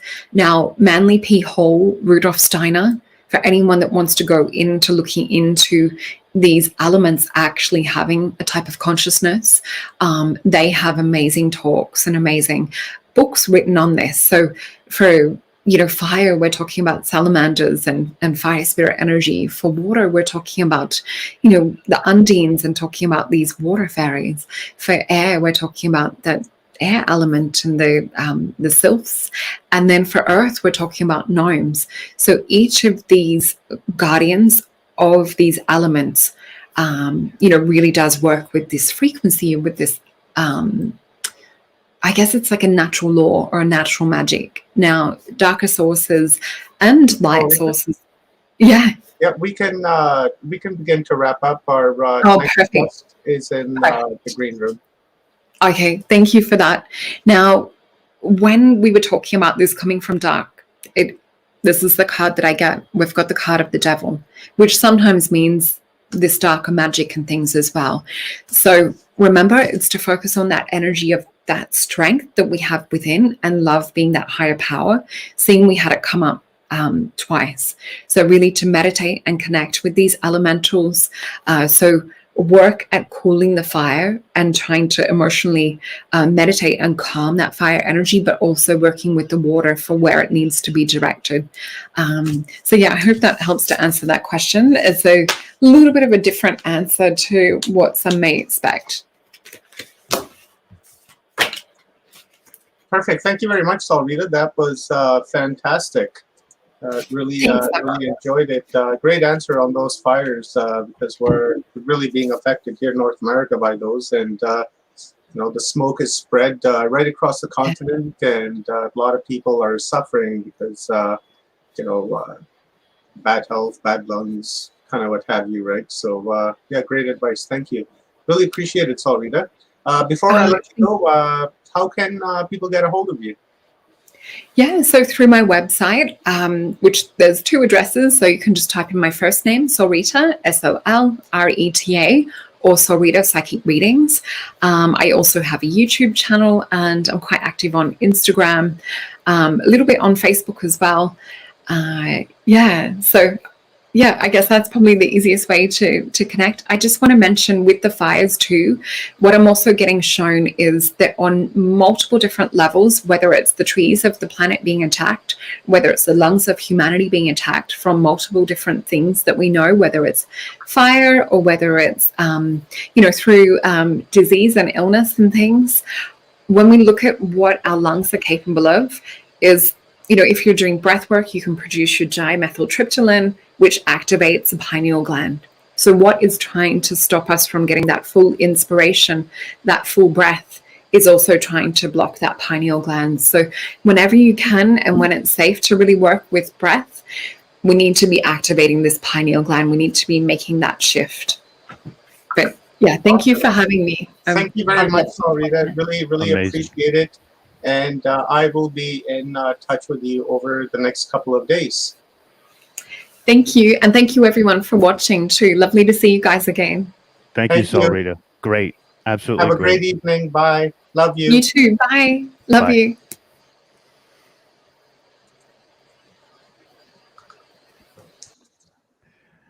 Oh, how are you, my friend? I'm good, good, good. How are you? I'm good. Can you hear me? Everything's good to go? Ready to rock and roll? Yeah. Excellent, excellent. So, guys, this is Ol Demigard, and if you don't know who he is, I'm going to read you a quick bio. He is a truth seeker, code breaker, and peacemaker. Ol Arjuna Demigard, awarded the Prague Peace Prize and adopted by the Apache Nation. And he is an author of an international speaker, former journalist, musician, 2 solo albums, composer, TV shorts and short films and TV, artist, inventor, investigator, who dedicated the last 40 years to researching many of the global conspiracies. Ol has given some 1,000 international interviews, and millions of viewers and listeners around the world have taken part in his impressive findings and presentations. His main focus has been to find out the truth about the main top political assassinations, such as JFK, the Swedish Prime Minister, Olof Palme, Robert Kennedy, Martin Luther King, John Lennon, and other high-profile targets, plus the hundreds of alleged mass shootings and terror attacks around the world, such as the Las Vegas mass shooting and the Bataclan massacre, the Boston Marathon bombing, 9/11, Sandy Hook, Charlie Hebdo, the Stockholm, Berlin, and the Nice truck attacks, the Norway mass shooting, and the Oklahoma City bombing, all the London and Manchester attacks, and many, many more. He was also crucial in exposing 2 of modern time's worst serial killers in cooperation with Professor Jim Fetzer. Oh, pleasure to have you on, my friend. Always a pleasure to see you. I love all your work. Thank you, sir. And I feel good. Thank you so much, Rob. You've been on Full Spectrum Universe, and every time I see you, it's like it lifts my spirits up. My energy goes up. I feel like we have a real connection. So thank you so much, Rob. It's really nice to be back. Oh, it's great to have you. Great to have you. So let's get into, for the people who don't know you, because now we're on the event, which we're talking about things that are positive and uplifting, but we also want to give people information, right? We're trying to stay away from some of the modern key terms that will get us banned off these platforms. But I want to go into first how you got started into investigating these specific conspiracies.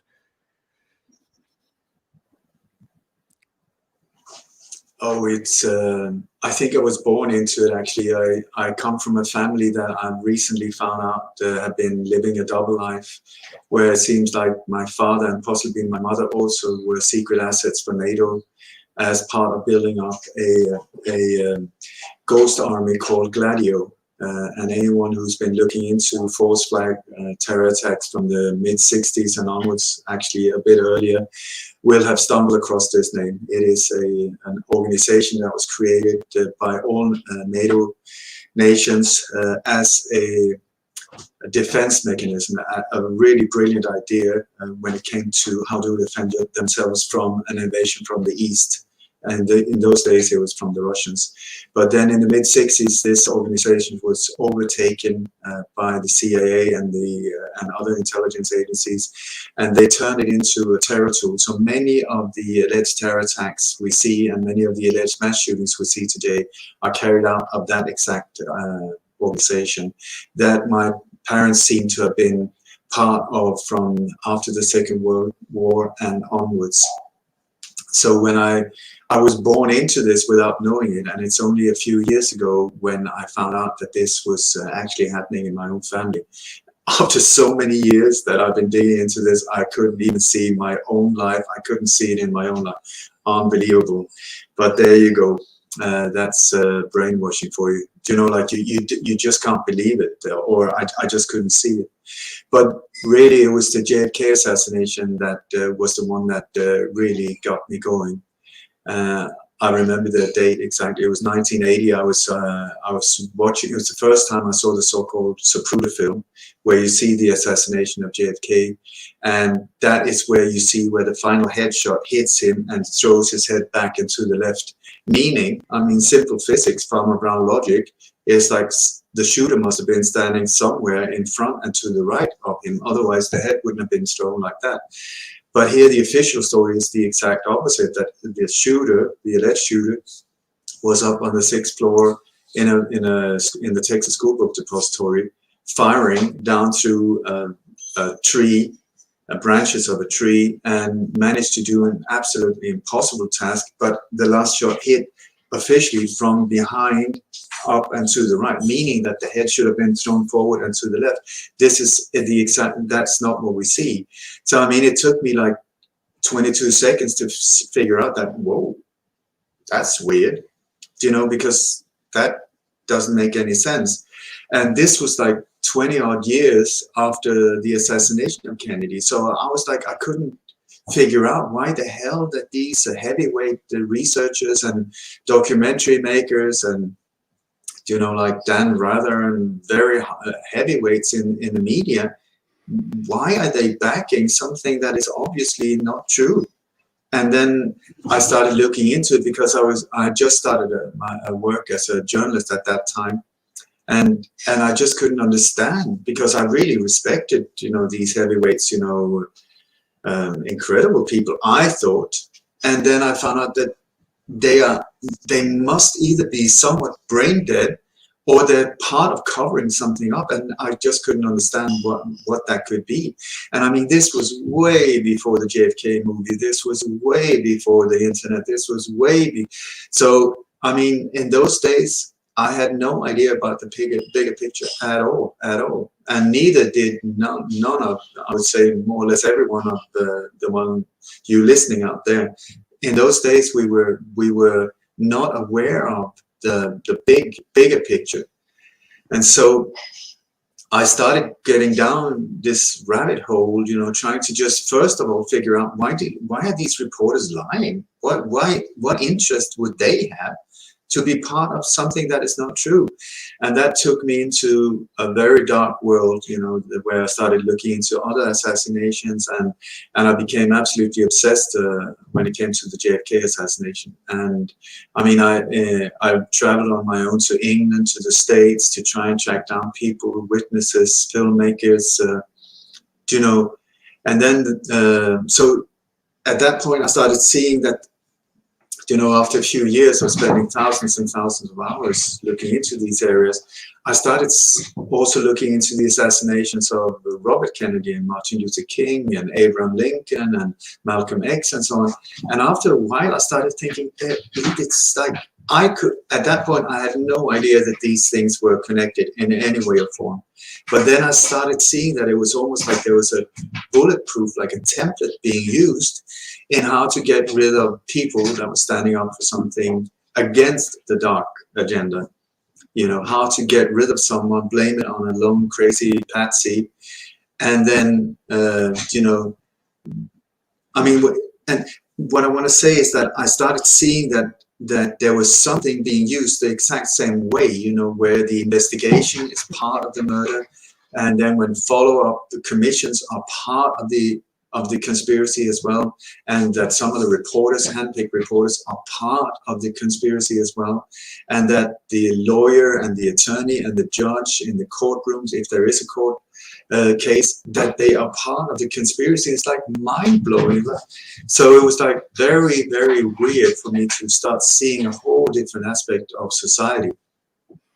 And then also I started seeing that this goes way back to the old Romans, I think. I believe that the Romans were the ones that created these templates on how to get rid of uncomfortable opponents of their political agenda, but also how to control the people, how to control the population. Because the old Romans, I mean, there were only a handful, if you look at it, in a city called Rome.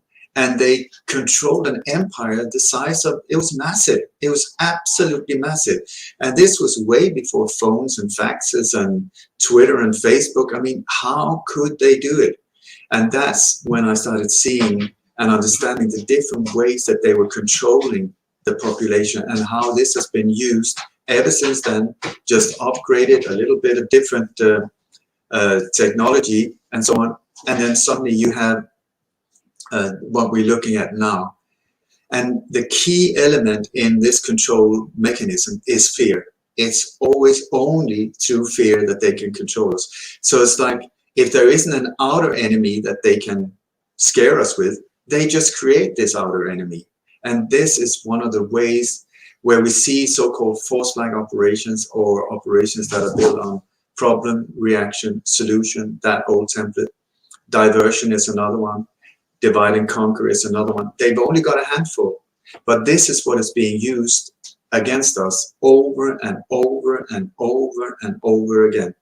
So once I started seeing that, oh my God, what the hell is this? Because what you're looking at, it's actually just psychological marketing, you know, how to get into your mind and do as they want you to do. And I've been touring quite a few countries, and a couple of times people in the audience have stepped forward and said, you know, it's pretty amazing, because what you're talking about, you describe my job. And so 2 times I've asked them, so what is your job? And one time the guy said, I'm a magician, and the other one said, I'm an illusionist. They said, what you're describing are the tactics we use on how to divert the attention. Look over here, look over here. Choose one of the fingers. It's your choice. Which finger do you want? We don't understand. All the fingers belongs to the same hand. So we think we're making a choice when they actually have made the choice for us. We are just given options of their selection. So once you start looking into it and understand that it's actually, sorry for my friends, a mind fuck we're up against. We're up against them messing with our minds in many different ways, so that we will accept their control, abuse, rape, plunder, and even applaud them as heroes. And I say, I've got another one for you, and this is this one, because I believe in freedom. I believe in liberty for all, you know, equality, freedom of speech, freedom of creation, freedom of creativity, whatever it is. You know, we're here for a reason. And one thing that I do not like are bullies. And even worse, when they come to, on a higher level, when it comes to when they actually hurt people or kill people. In that case, not on with me. And so I've devoted my life to uncover and expose these forces and assassins, but by the way of a non-violence way, where I let the truth, find the truth, shine the truth into the belly of the beast, and then that will do the job. You know, because these criminals can only work in the dark. They can only work in the shadows by us not understanding it. If we understand what they're doing, it's game over. It's just like you see a magician, you see David Copperfield on stage, and he's doing something, whoa, whoa, whoa, boom, rabbit, magic. Or is it, you know, the first time, oh my God, that's unbelievable, it's magic. I don't think so. It's something, but not magic.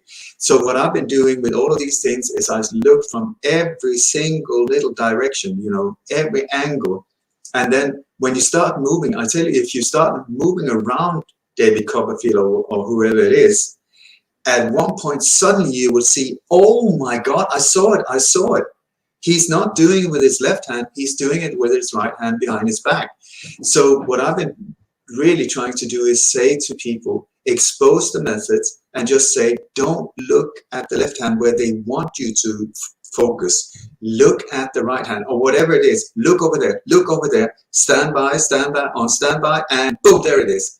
So that people, once you see it, it's like the spell is broken. And you go, oh my God, I had no idea. How could I not see it?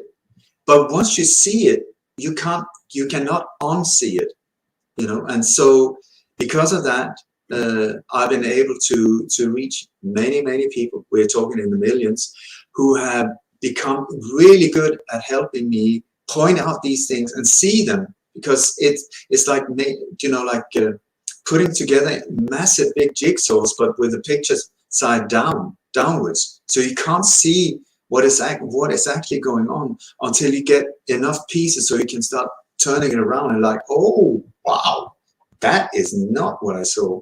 And this is what leads us into the reality we are in at the moment, where I would say this is, for most of us, an inverted reality where everything is upside down. This is how the Satanists have been planning for many years, is that whatever we believe will be built on lies. What we are being told is dark and bad is good, actually good, and what we are being told is good is actually bad. And I heard this presentation a while ago that I thought was really good. He was talking about 3D reality, 4D reality, and 5D reality. And 3D reality is where many of us have been for generations, where we believe in what we're being told, we believe the media, we believe the government is our friend, we believe the police is there to protect us, the soldiers are there fighting righteous wars for freedom and democracy, the whole shebang, and that as long as we pay tax and follow the rules and don't walk against you know, the what do you call the red guy, you're not allowed to cross the street without his approval. As long as we do that, everything is fine. 3D reality. The media would never lie. There's no corruption and so on. Vaccines are great for you. 3D reality. And that is a very comfortable, but is it a true reality? That's the question. Because this is also where a lot of things happens, of bad stuff, I would say. Then some of us, through inner work and you know, trying to sort out our own crap inside and go to workshops and whatever to deal with our traumas and whatever spices our lives up, we come to a place where we start raising our inner frequency. And it's almost like changing on a radio receiver, going from one radio program to another one, where in 3D, let's say that they're listening to a radio station where you got Beethoven. The exact same radio that you have, the receiver you have in front of you, when you start changing the frequency, you go into an area of, I would say, confusion is where you go from 3D reality. And then you go through like a confused time where you like, I don't get it. I feel strange. I feel confused. Nothing makes sense. I'm not feeling well. What is this? You know? And then you come to 4D reality, radio station, different radio station. Maybe this is a rapper. Suddenly you're listening to rap music. 3D reality is listening to Beethoven. It's the same radio receiver. And you're starting to say, have you heard this rap music? And they're like, what are you talking about? It's Beethoven. No, it's not. It's rap. Can you not hear it? No, you're turning weird. What's going on with you? Have you gone into some kind of musical sect, a rap sect, or what is going on? Why are you saying these weird things? We're listening to Beethoven and you are saying weird things. So in 4D reality, it becomes very difficult to speak to the people that you used to know in 3D reality when you were listening to the same radio station. Now you are on a different frequency and it doesn't make any sense. And so in 4D reality, you start finding out in a very painful way that things they're actually upside down. It's a 180. If you don't understand the world, try a 181. You know, so the Children Protective Services are actually kidnapping children from the parents and selling. It's like, what? You see politicians that they robbed. I mean, well, we've lost $2.3 trillion, but don't worry, we will find them.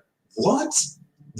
And nobody's looking into it. And then they get promoted. It's like you park your car wrong, and they will track you down, put you in jail if you don't pay the fines.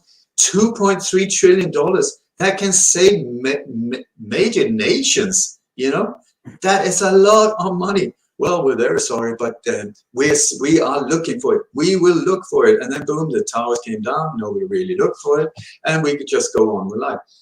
You will see that so many things. Vitamins needs to be banned. Vita actually stands for life. You know, vitamin. It is necessary for you to live. No, colloidal silver is the best thing ever. Ban it, ban it, ban it. And then you start standing up and saying, I don't understand. I mean, I don't understand what's going on. I need to ask some questions because I'm confused here. And you start asking questions. And the more you direct questions you ask, for instance, you become like me, suddenly you're being threatened. You receive death threats. You have people killed around you. What the hell? I'm just trying to figure out what the hell is going on.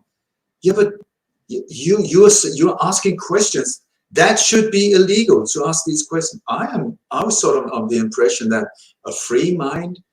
What is the danger of asking questions? That is actually, they say that journalists were sort of the third power in society, because journalists were looking at the power structure saying, listen guys, we see you, so you better behave because it's our money, you're working for us.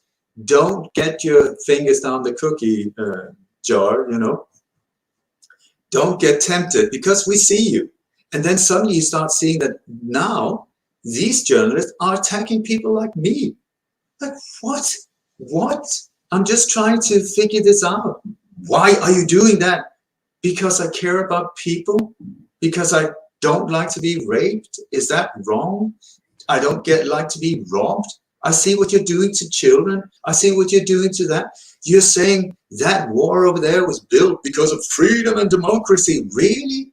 And that's why you're bombing the living bejesus out of that country that did nothing. The only crime they did was to have oil and uranium and whatever, or strategic locations for your big bombers to land at. That's their crime. And you call it Operation Stardust or Operation Freedom? What the hell is that? So that's 4D reality for you, where you are like, what is going on? And you will see, you know, like when the human eye, you got the light that comes in through the lens. And then what actually happens is the lens turns upside down. So on the retina, you have an upside version of the world. But your brain have said, no, that's very uncomfortable. So the brain has just said, I'll turn it upside down for you so you don't have to feel dizzy and so on. Now in 4D reality, it's like that thing is taken away. So we start seeing the world for what it is. And it's like you have all of these weird reactions. And most people go through a very similar process of first being very confused, then upset, angry, you get frustrated, you get depressed, you get sad, you just want to give up, you go suicidal. It's like you go through also these exact, like the same as somebody close to you have died, you know, denial, then anger. Why did you leave me? Why did you die? Frustration, and it's in 4D where you have to start looking at yourself and say, whoa. I have a lot of unhealed things inside of me that I need to deal with before I spread it to someone else. So this is where inner work is needed. It's mandatory, because otherwise you become part of the problem. But in 4D reality, which is also, it's like almost the world has been almost divided now very clearly through this thing called vaccine, which is actually a bioweapon of mass destruction. So you see the 3D reality, who believes what they're being told, are the ones taking the jab with no questions. Yes, sir. No, sir. Oh, it's good for me. Give me 2, give me 3, give me 4. Doesn't matter. if you can't even say one thing that is beneficial with these vaccines, but there are a I hate thousand to cut things you that it off. seems to be.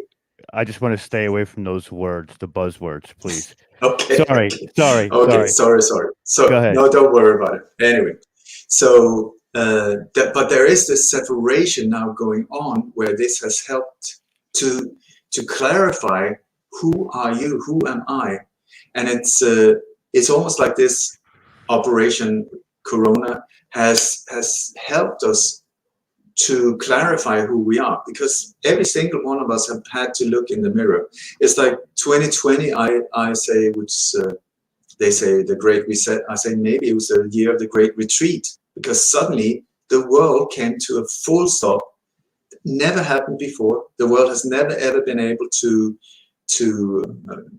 agree on something at the same time. And here suddenly the whole world puts on mask, whatever, and stay indoors. Lockdown, as they call it, which is a prison term, which has nothing to do with medical things.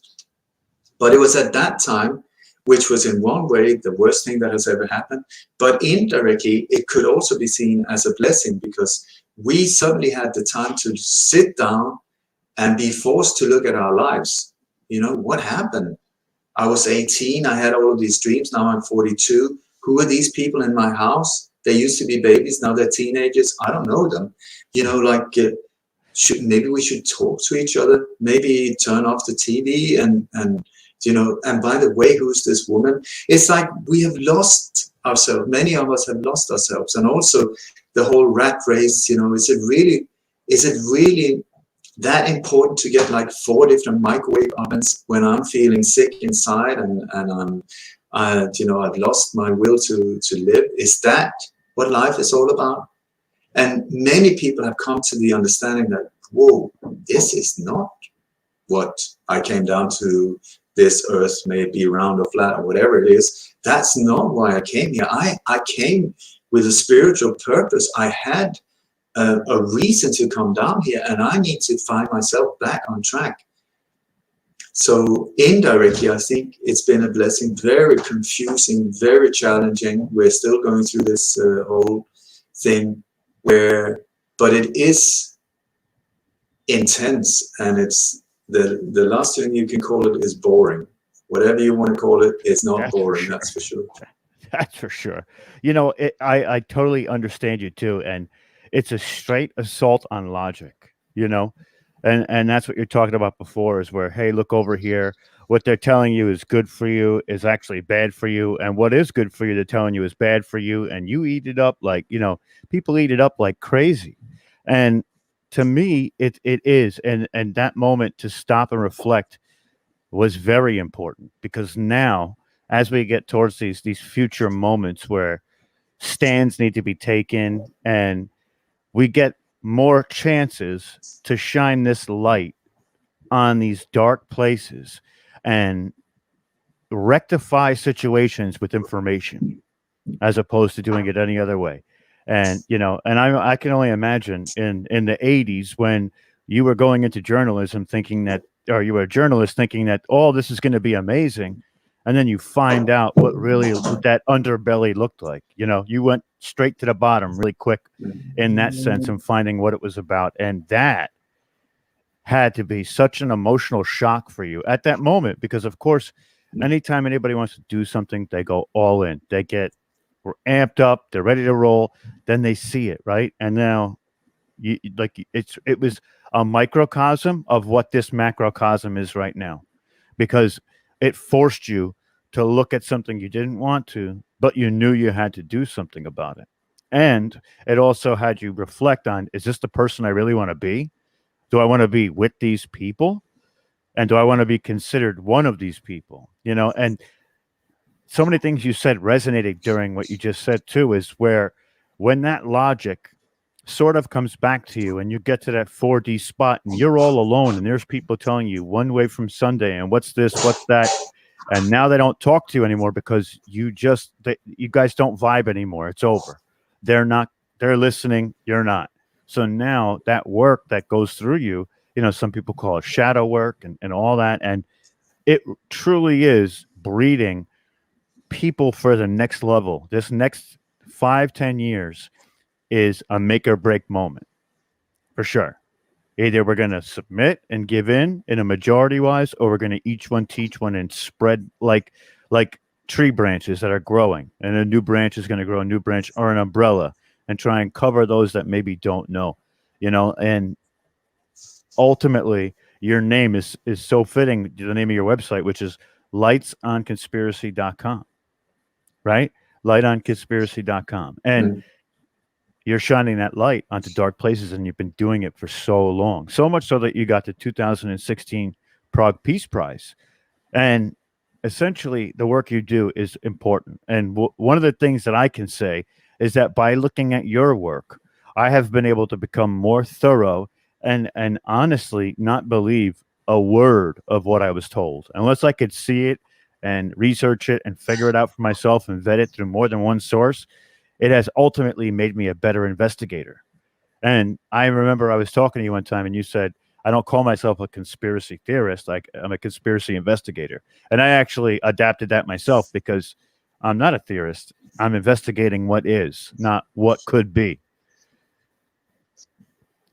That's, I don't know. The word conspiracy theory. Go ahead. The word conspiracy theory is actually a creation by the CIA.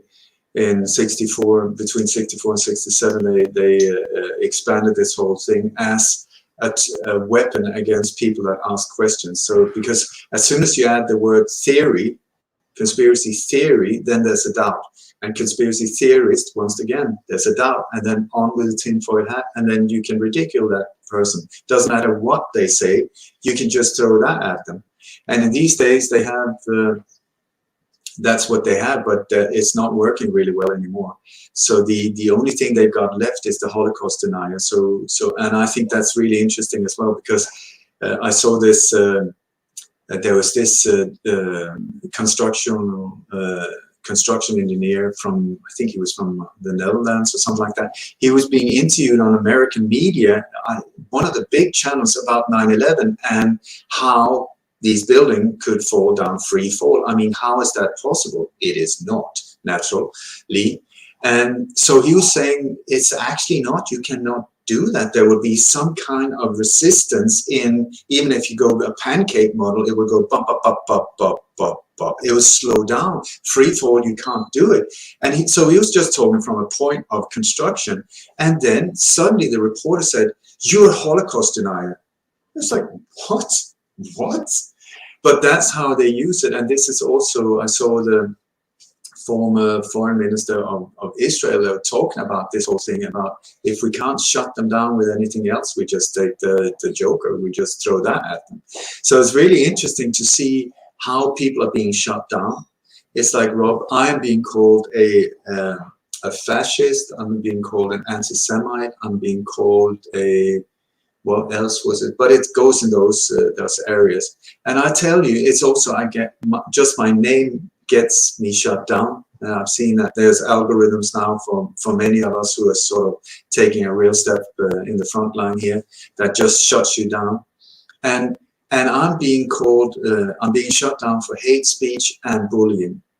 But as far as I know, Rob, I've done like 1,000 interviews. Please point one out where I've been hateful. Tell me one time I've said something racist or anything like that against ordinary people, against normal people, against the people, the bad boys that are behind these things. Absolutely yes. Absolutely yes. I am so on their case with a flamethrower up their butt, tracking them down. So yes, but so like Voltaire said centuries ago, he said, to find out who controls you, find out who you're not allowed to criticize. So I very much think that it is of great importance to see when we are being shut down now, even ordinary people are being shut down because they posted the wrong thing about how to grow carrots or whatever. So they are also starting to see, whoa, something strange is going on, which is a blessing in disguise. But it's like, you had to ask yourself, community guidelines, you've just broken community guidelines, Facebook, Twitter, YouTube, Patreon as well, now BitChute as well. Community guidelines, what does that mean? What are these guidelines? Who makes them up? when you are not allowed to say things like this, but you are allowed, if you look at Facebook, for instance, you will see there's videos of absolute horrible violent things when it's like Muslim kids are stomping and beating up a white child or whatever it is that works for their agenda, pointing out a group that can be labeled as terrorist or whatever and used as patsies for their scapegoats in their operations. In that case, you will see all of it is allowed to stay there. Then you have someone say, I don't believe that. And bam! What is that? And then independent fact checkers up my butt, I tell you that. Independent fact checkers, when you start tracking them down, and there are hundreds of them, hundreds now, that are being funded by the same sources of forces that you are starting to investigate. They are the ones funding them. And then I find it really interesting, you know, like I've been looking into the Kennedy assassination for more than 30 years. It's more, 35, 40. And I've been a speaker in Dallas several times, you know. I know Lee Harvey Oswald's girlfriend. She's a close friend of mine.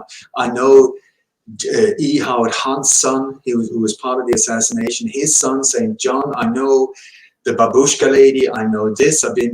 I would say if I devoted so many years into it, maybe I found out stuff that other people are not aware of that could be of value, because apparently the whole world seems to be interested in finding out what the hell happened to JFK. So then when an independent fact checker in some little obscure city says, no, that's not true, I would say, thank you so much for being so clear in your opinion. So please step forward and help me. What exactly is it that you know that I don't know? Because please share it with me. I would love to learn more. But it's just, no, satellite, boom, and you get shut down.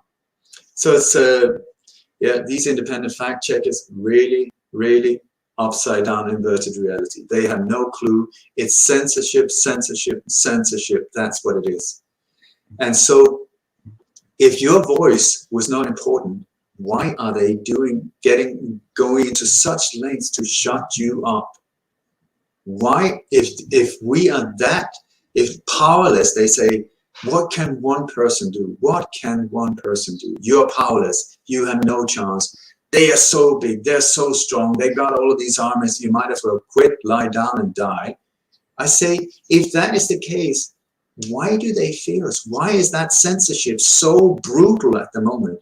If what our strength and power was of no value, but this is the thing. You think they're trying to build up this illusion of them being invincible in this incredible power. You have no chance. It's the Wizard of Oz. That is what it is.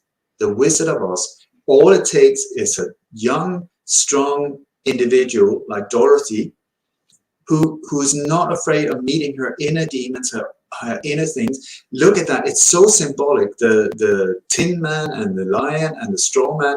What are they looking for? In intellect, heart, bravery. These are the things you need to find your way back home. There was this tornado in Oklahoma, bye-bye, and boom, we landed in where are we? Corona land? I mean, zombie land? Where are we?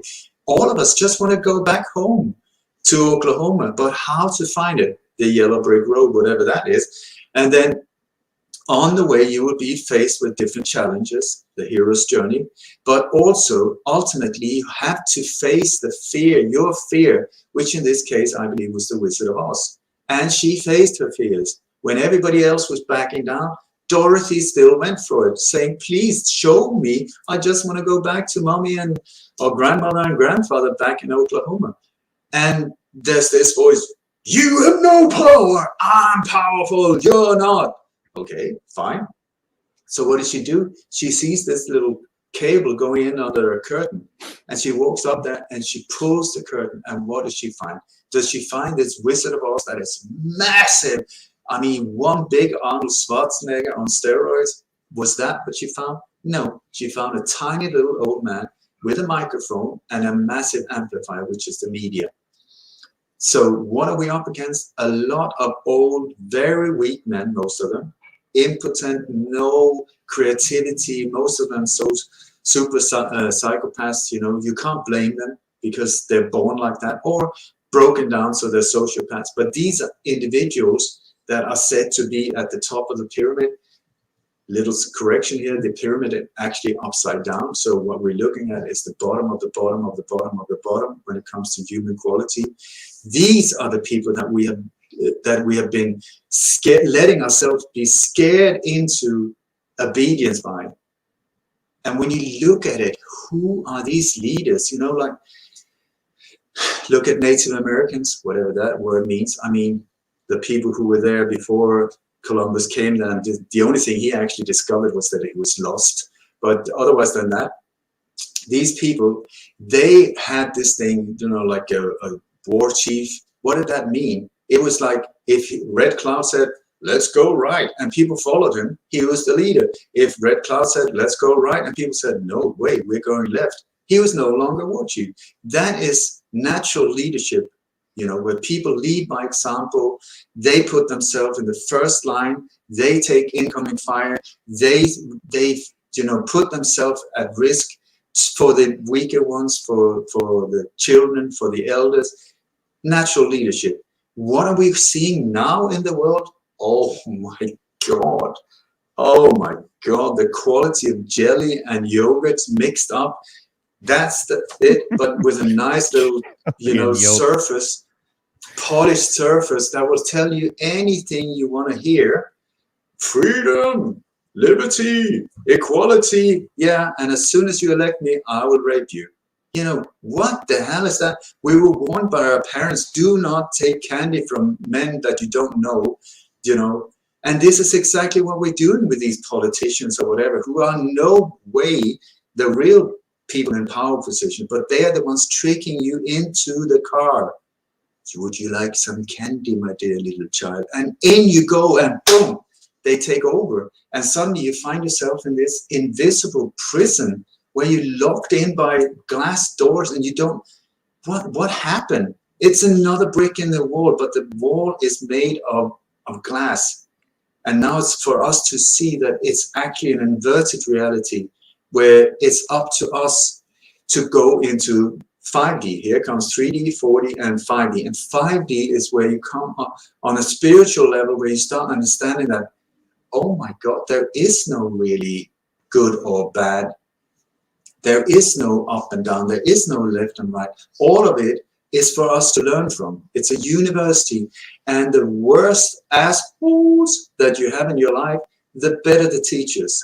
You know, so we should be aware of, careful not to blame too much, because it's actually through them that we are learning a lot. So hadn't it been for a super psychopath like Bill Gates or Kill Gates or whatever you want to call him, and others, there's a lot in the same club, we wouldn't have met Rob.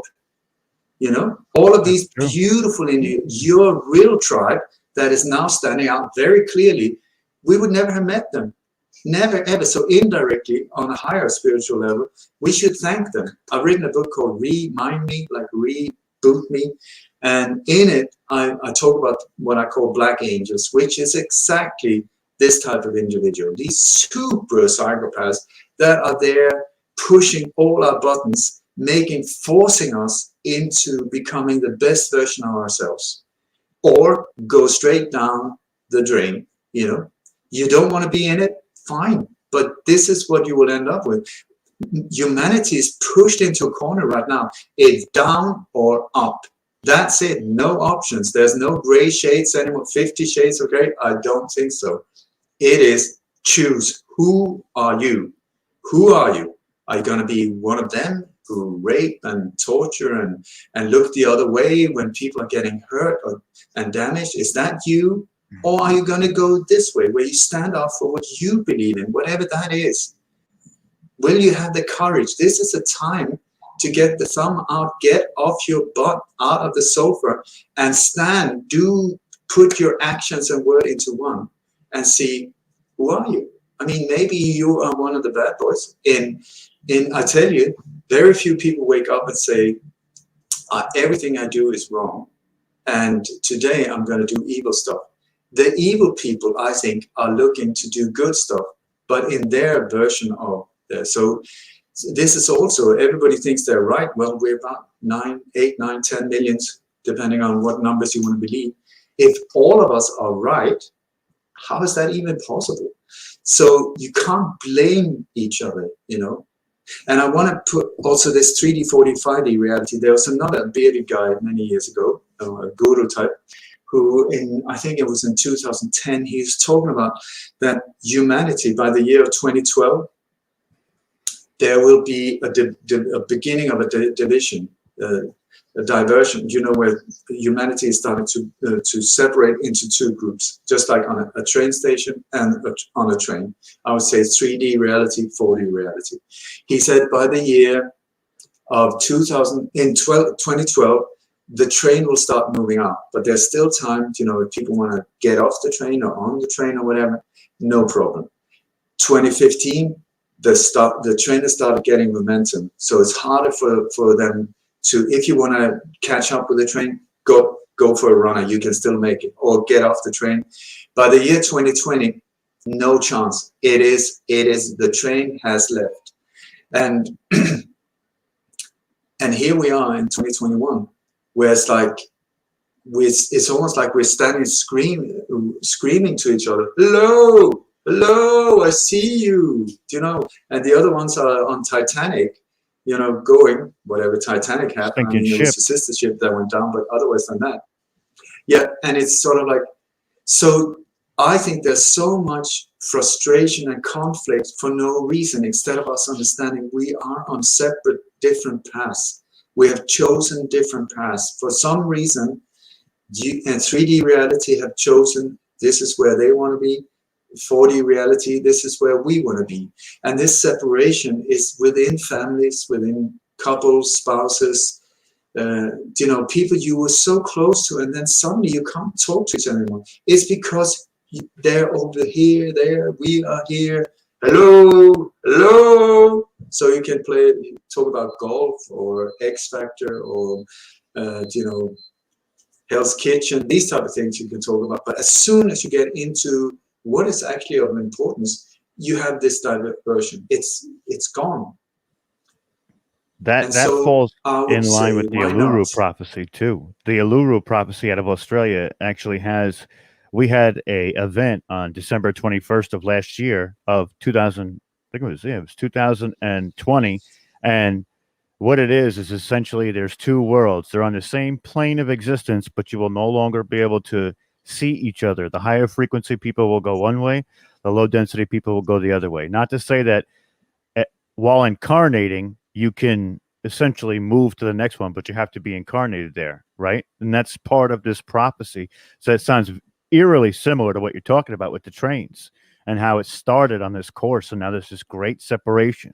And it's more and more prevalent as we go forward, because the people who want to just capitulate and be a part of, they're getting dragged down. They're not the bad people, but they're capitulating and co-signing whatever those bad people are doing. And that's the problem, you know. And you're right. There's people who stand up and wake up, and that I just wanted to say that because I think it's super important that they both align with each other. So it's not just one place saying the same thing about this split. You know, they say as above, so below. And when you look at nature, for instance, you look at the intricate system of veins, you know, like the nerves, or it's exactly the same pattern as on a leaf. Or if you go higher up, you will see a river delta. It's the exact same pattern. So it's like really like this matrix or whatever it is we're living in. It's using the same software type thing on different levels. And so above as below, when you look at how life is created, you got like a one cell, and then it comes to a point, suddenly this cell decides to let's separate, and then suddenly you have two cells that separates and go on their way, separate lives. They're still in the same organism. And so is this what is happening now? Because there is like we're being separated into two different entities. No judgment, no wrong, no right. It's just different. And I believe this is more or less what is happening now, that we are in a process of saying bye-bye to each other, to go through a separation process where there's a lot of grief and also a lot of frustration and anger and I don't know, all of these feelings. Instead of, if we could start seeing that maybe this is a natural process, that we come to a point where this is happening whether we want it or not. It's happening. We cannot stop it. So why not bless each other instead and say, listen, my friend, I have no idea what you're talking about. I so don't understand it because I'm listening to rap, you're listening to Beethoven, but I bless you. I'll be here for you. Anything I can help you with. You know, this is when I see people, their 89-year-old father is about to die, and then you have people standing shouting in his ears, the world is rotten, everything is hell, everything you believed was a lie.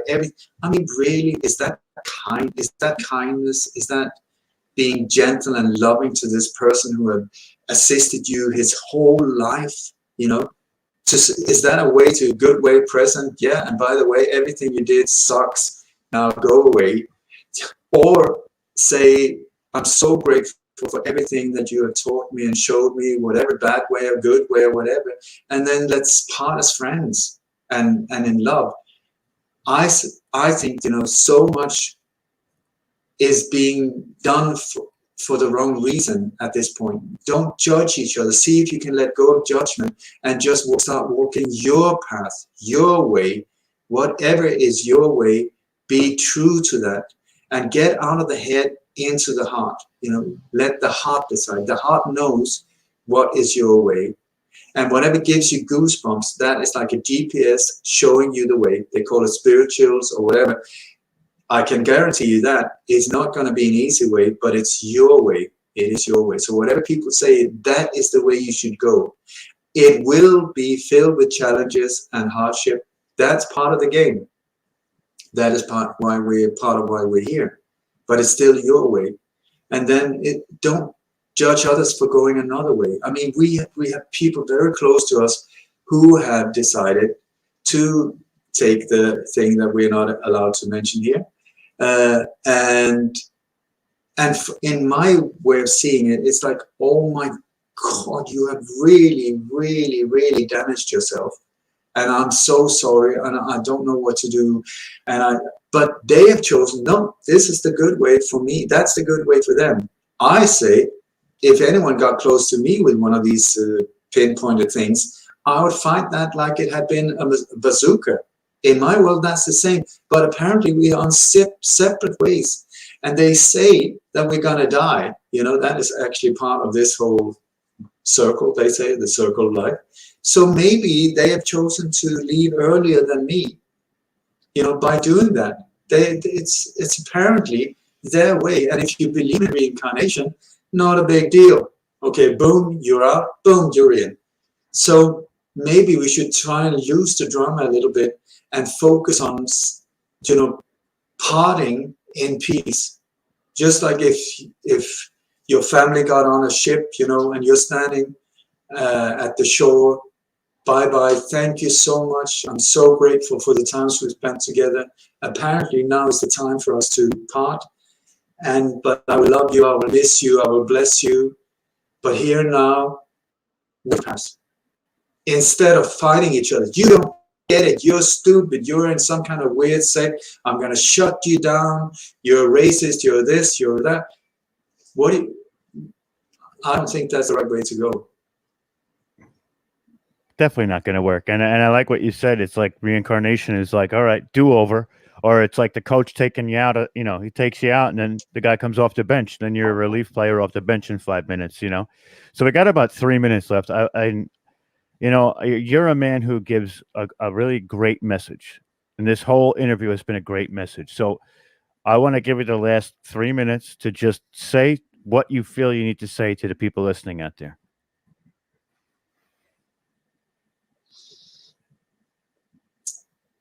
Whatever the problem, love is always the answer. And that sounds really like you. But when you look at the love as the highest frequency in this universe, matrix, whatever, and you look at the lower frequencies, such as fear, which is a very low, pure terror, absolutely one of the lowest one. If in a laboratory, if you take the two and let them meet, it's not like they start fighting and they sort of come out in a gray zone in the middle, 50-50. No, the lower one gets annulled by a higher frequency. And I believe that there was this long-haired, bearded guy called Jesus years ago. I call him maybe the best super hacker ever, who found out this and said, oh my God, if that's true, if a higher frequency annuls a lower one, well, why don't we solve any problem with that? You know, whatever the problem is, solve it with a higher frequency. And problems are lower frequencies than solutions.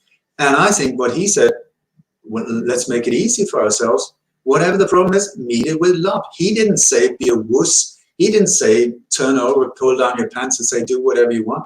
That was not what he said. He stood up for that truth, even that while they said, well, thank you so much, we're going to nail you to the wall. I mean, that's our way of thanking people that have been standing up saying the truth, you know. So, but I still think that that is the way. So at least in my world, that is what I try to do, is to follow that and see, purify my mind as much as possible so that I can be of service. And the more you get into selfless service where you don't expect anything in return, the better you can become the more of use you can become for your tribe, whatever direction you're going in. So instead of seeing I, me, and mine, which is a minefield, think, what can I do for us? I, we, us. You know, many native people, they don't even have names for I or please. It's us, it's ours, there is no separation. And so I really, really, really hope that this is leading us into 5D reality, where I hope that duality will stop to exist, where it's no longer I, me, Rob, you over there, my meat suit is over here, but that we see, oh my God, we're part of the same matrix. It's all one. It's just a trick of light. And everything is good at all times. We just have to remind ourselves, everything is fine. Don't worry, be happy. Don't close your eyes, see what is going on, but don't let it affect you in a negative way so that you spread negative things. And then, boom, we might be able to transcend this thing. This is my interpretation. And I tell you, my vision from, I think, the day I was born is I want to get back to paradise, you know, from prison to paradise, which is also the title of my solo album. You know, I want to get back to paradise the way it was meant before some stupid took a bite of the apple and got into the whole greed and ego scene. We're meant to be in this beautiful, beautiful, beautiful paradise where everything is given freely. Look at Mother Earth. How generous is she? It's unbelievable. Instead of us raping her, get back to that total equality, harmony, peace. That's what I want. And people say, how are you going to accomplish that? I have no idea, but one step at a time. And maybe I'm going to be part of it. And in that case, yeehaw, baby, we made it. Or maybe not. And then at least I tried and did my best. So my website is Light on Conspiracies. That's plural, actually. And I just want to finish with a prayer. It goes like this. May the entire universe be filled with peace and joy, love and light. That is, the entire universe be filled with peace and joy, love and light. May everyone, and especially the ones who hurt us, be filled with peace and joy, love and light. May the light of truth overcome all darkness. So victory to that light. And there you go. Excellent. Like I said, you have such a positive message. You know, I've had you on the show. I've looked up to you since then, and I follow your work, guys. It is worth your while to follow Ol's work. And, you know, I can't wait. I look forward to doing more in the future together. I think that we can, like you said, overcome anything. And I want to be that team player and help out with everybody as much as I can. And yeah, I mean, that was a powerful message, Ol. I appreciate you. And I thank you for coming on tonight. I knew it would be when I asked you to come on. I said, we've got to have him. We got to have. Thank you, very much, Rob. It's Oli. always a That pleasure was- speaking to you. Thank you. Thank you, Oli. That was brilliant. Really enjoyed that lecture from you. I really resonated with that. Everything that you were saying, I was just nodding my head. That's what I was doing too. Yeah, monitoring the chat, and everyone else was nodding their head, and just great comments coming in. Yeah, just We were all dancing together, our heads hanging a little bit. Yep. Dun, dun. Yeah, I just wanted to say thank you, Oli. I really appreciate it. But brother. this is the thing. Thank you so much. The thing is, the truth is the truth, and it's just that when somebody says it, if it resonates with you, then you have this nodding thing, and that is the thing we're looking for, So just speak the truth, and people will start nodding. Always, always.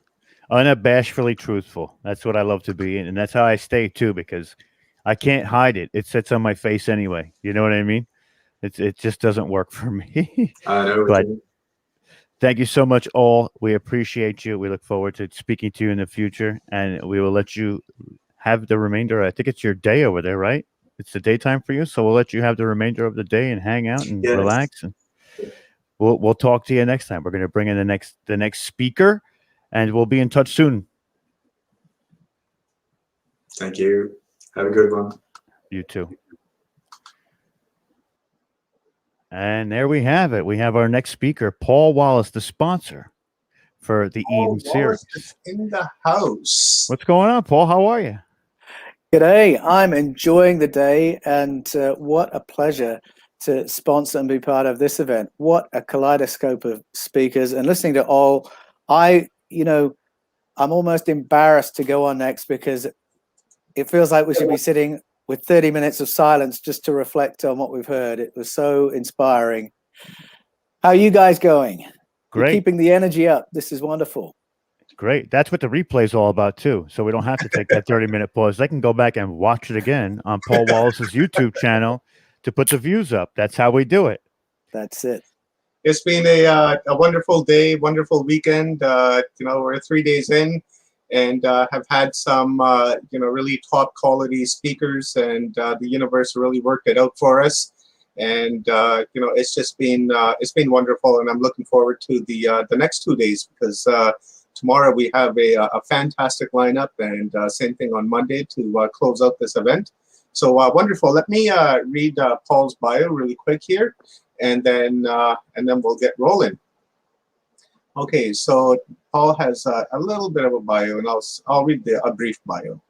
Born in Buckinghamshire, England, Paul enjoyed periods of life in Bath, Nottingham, Portsmouth, and London. As a youth, he commuted for a 10-year period between the UK and Canada, later settling in Australia. His travels have included horse trekking in the depths of the Grand Canyon and the heights of the Himalayas, swimming in the Amazon, parachuting in Australia, and surviving a charging rhinoceros in Zambia, along with more peaceful pilgrimages to Egypt, Zimbabwe, France, Portugal, Spain, Italy, Greece, Turkey, Germany, Switzerland, Belgium, Hong Kong, Singapore, New Zealand, and Kashmir. Paul's studies in languages, linguistics, and theology took him to the University of Bath, England, in Meshi Valley Institute in Florence, Italy, St. John's College, and the University of Nottingham in the UK, and to Brazil's Instituto Pastoral Regional in Belém, Amazonia. In the 80s, 90s, and early O's, Paul's work centered in establishing foundations in faith communities, being instrumental in planting 6 new churches in Anglican and Charismatic Springs. Since the late 90s, Paul has designed and delivered training for pastors of churches in the UK, Korea, West Africa, and Australia. In Australia, Paul has delivered courses on the history of Christian thought and biblical hermeneutics, principles of interpreting texts, and has served as a community doctor in international interim ministries and as an archdeacon in the Anglican Church in Australia. Paul's books draw on diverse sources to explore the realm of spirituality and mysticism, probing the world mythology and ancestral narratives for their insights into human origins and the releasing of our potential for a better, more conscious human experience. Paul practices personal coaching with a few clients each year. He is a musician, a mystic, a healing practitioner in the Christian tradition, an enthusiastic chef, and a barefoot walker. Paul is married with 3 children and lives in Australia. Welcome, Paul. Thank you, Omar. I'm exhausted listening to that summary of my own life. It's all true. And we just recently moved house. And when you move house, you go through all these boxes of stuff that, yet again, you can't bear to throw away. And I look at these boxes of notes and I realize, oh my goodness, yes, I really have done all that. So where I'll get going is in that bit of the story you shared, Omar, where I was involved in training pastors, courses in the history of Christian thought and in hermeneutics, the principles of interpreting ancient texts. And it was while I was doing that, if you're happy for me to get rolling. No, go ahead. Yeah, it was while I was doing that I had a colleague who was older than me. He was in his 60s, and he was part of a really lovely family. He had a number of siblings, and his mother had just passed away, I believe. And so the whole family had come together to mourn the passing of their mother, to arrange the funeral, to arrange her affairs, so on and so forth. And they reminded each other of what an amazing story they had had as a family, the experiences they had had, the places they'd gone, and they were quite rightly proud of what they'd been able to achieve in their lives, the work they'd been able to do, the things they'd been able to accomplish. But as they went through this process of sorting out their mother's affairs, something happened. Some information came to light that totally upended their whole understanding of who they were. It emerged as they went through their mother's affairs that they were not the first family of their father. They were the second family. They were part of a story they knew nothing about. Their name was not what they thought it was. They were not who they thought they were. And it's quite something to reach your 60s and suddenly have the experience of discovering you're not who you thought you were, your name isn't what you thought it was, and your parents aren't who you thought they were. And it was really difficult for them to deal with. Deeply difficult. I mean, real struggles of depression and disorientation and a sense of confusion and meaninglessness about their lives that they had to get their heads around, find their feet again. And I would say, to be fair, it probably took a couple of years for them to work through this moment of realization that they were not who they thought they were. Now, there was nothing wrong with their lives or the lives they had lived, but there was that feeling of, if we had known who we were, would we have lived differently? And I remember being quite, I felt very sorry for them as a family. Although they'd lived good lives and had a good experience, I could see how disturbing it was having to go back from scratch to ask the question, who am I? Who is my family? And I liken that to what has happened for me as I've gone through the research journey that's led to Escaping from Eden and The Scars of Eden. Because in those books, I go back to the stories we have told ourselves about who we are as a species, the stories we've told ourselves about our origins and our place in the cosmos. I spent 33 years in church-based ministry among people who would have like a twofold track to answer those questions. You have the mainstream scientific answer of who we are. Well, we are beings that evolved on this planet from primates, gradually, slowly, through chance and survival. We became the dominant species, and we become smarter and smarter with every millennium and every century. That's who we are. And then you have the religious answer. For me, it was the mainstream Orthodox Christian answer.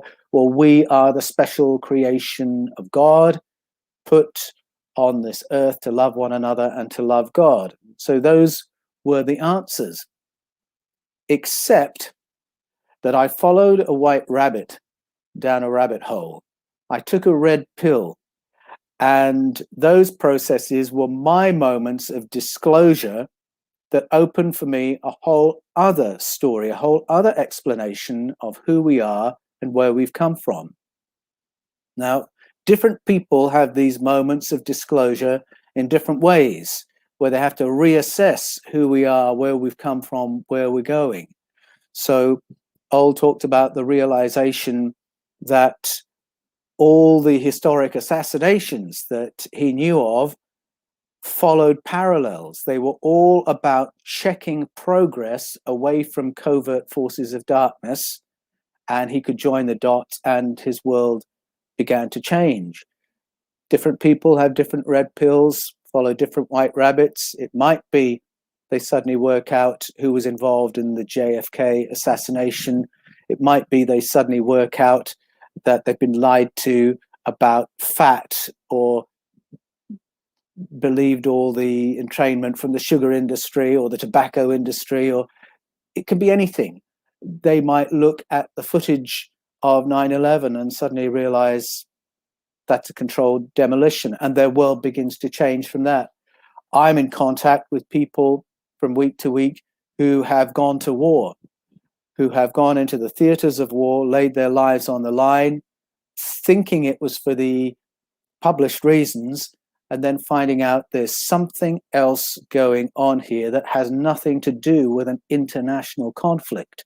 And that's blown their worldview out of the water, and they have to come back reassessing who they are, what their country is, who's running the show, what it's all about. There are all kinds of different red pills that people find they have taken, or different white rabbits that people follow voluntarily. And the white rabbit that led me to this other explanation of who we are, where we've come from, what our potential is, the white rabbit I followed was translation. It was my work of interpreting ancient texts.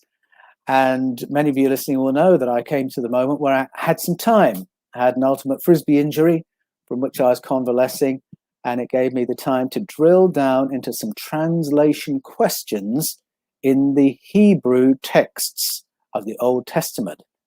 And as I addressed some translation questions, I realized a whole other story is hidden in plain sight.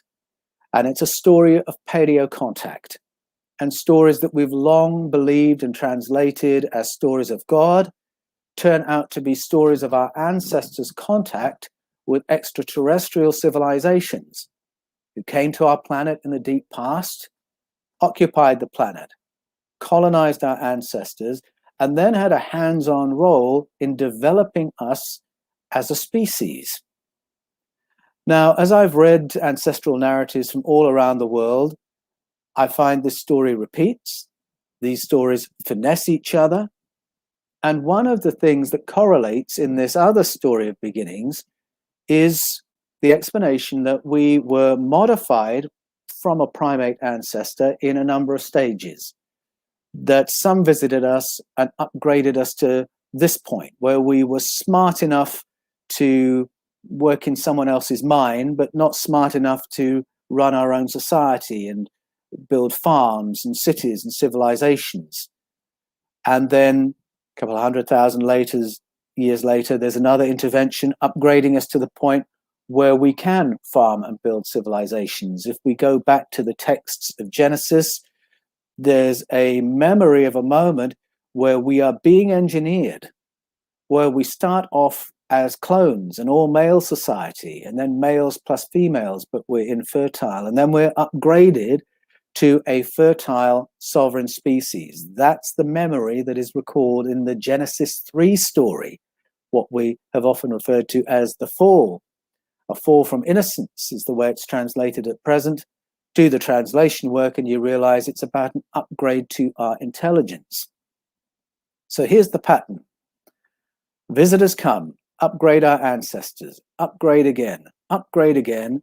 And then all around the world, whether you're listening to the stories from ancient Greece or from Africa, from the Efik people of Nigeria, or if you're listening to the Mayan story from out of Guatemala, or if you're reading the Hebrew story from the Old Testament, the Hebrew canon, they all say there's a moment where we're downgraded to a point where we can be managed.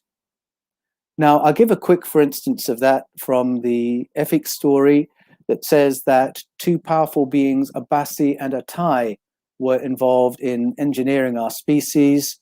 They got us to the point where we're a fertile, sovereign species, and they say, that's great, we've done our work, we can go on holiday. So they go on holiday for we don't know how long in human years, Earth years, and when they come back, there's a thriving human civilization, and they're horrified because they say, how can we manage this? They're so smart, they're going to rival us. And so they have an emergency meeting and decide that if they release devices into the environment that will damage our mental acuity and our mental health so that we're always a bit anxious and a bit sick, then we can be managed. And so that's what they do.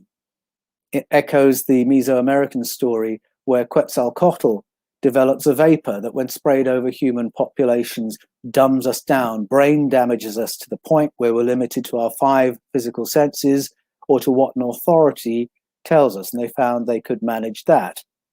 Now, these stories, they're pretty grim stories, aren't they? Why would anyone invent those stories? They don't glorify the powerful ones or the gods. They don't glorify humanity. Why are we being told? Well, there's actually a positive takeaway from those stories that relates to the question I'm often asked, which is, so what?